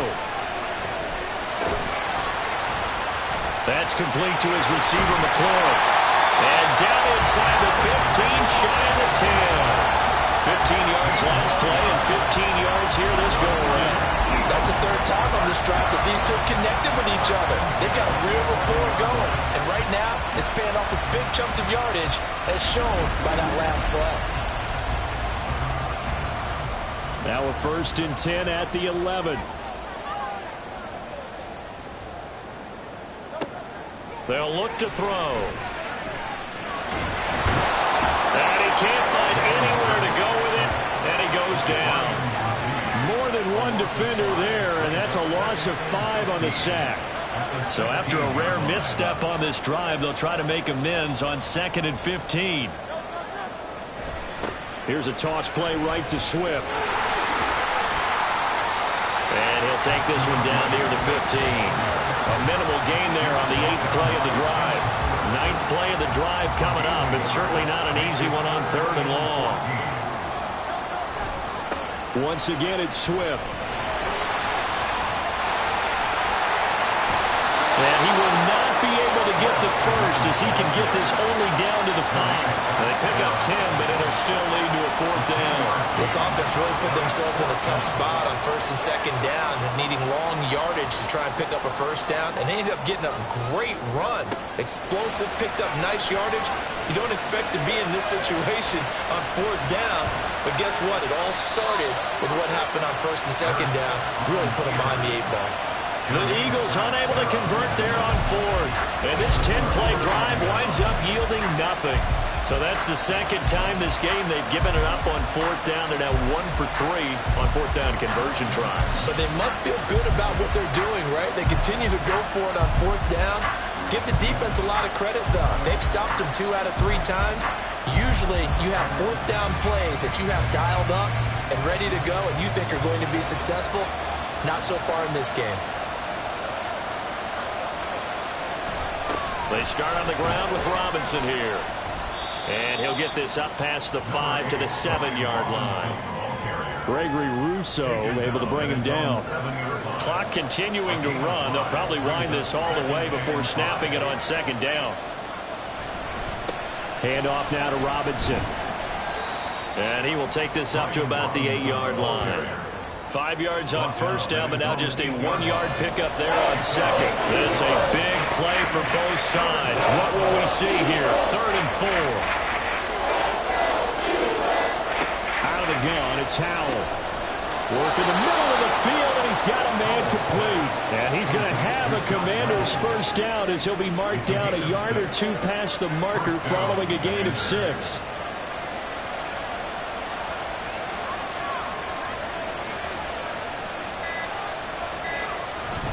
The play fake, and now here's how to throw it. And the pressure gets there. He'll go down. It's a sack. And it is going to bring us to the 2-minute warning. It'll be a loss of 7 on the sack, and it brings up 2nd. Give to Robinson on the option. And he'll be a couple yards shy of the 20 at the 18. And now right out of the 2-minute break, we'll get a timeout used defensively with 1:56 to go. And he can't get a throw away. He's taken down.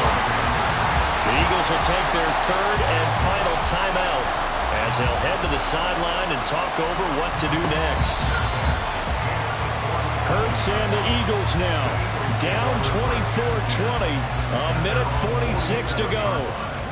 Their 5-game winning streak hanging in the balance here. They'll look to throw. And his throw is going to be incomplete. I like the calmness regardless of how he played the ball here. No panic in his eyes as that throw arrived. Tracked it from the moment it left the quarterback's hand, and that's just where he needed to be to knock it away. Another throw on second down, and this one incomplete as well.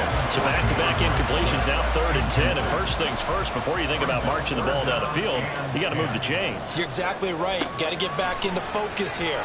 Get the first down. That's what's vital to them. And he can't get a throw off. He's taken down. What a huge play at this point in the game. They're going on 4th down with Hurts. That is caught. And he's going to get this all the way down inside the 35. Final minute. No timeouts at their disposal. Here's 1st and 10. Slings this deep from McLaurin. And this is caught. Touchdown. And they've taken the lead here in the final minute. Charles, what a big drive late in the 4th quarter to take this lead. And normally you're really excited if your offense has the ball late in the game. I think this crew is really excited to have their defense go back out there because they haven't surrendered a point in the 4th quarter yet. They've helped make this comeback possible with their defensive play. Now they get a chance to finish this game off.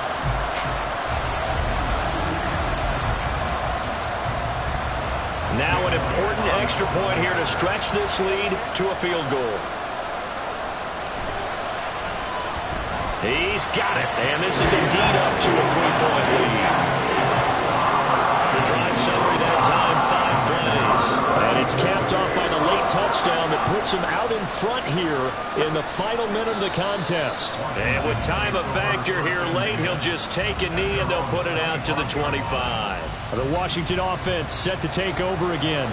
See if they can put this drive in the end zone, Charles, because it's been a little bit of a rough go at times. They've had to punt the football a ton in this ball game because of Skull. Oh, and that's going to sabotage their comeback plans. It is intercepted. And he's going to return it to the 21-yard line. Well, you knew you had to take some chances here with the clock winding down, needing a touchdown to win it, and that one might have just sealed their fate. Yeah, and that's the nature of the 2-minute drill. The offense trying to go downfield and make their plays. But defenses, they're sitting back watching everything that they do, but not too far back. They want to be in position to make a play on the ball, and that they did.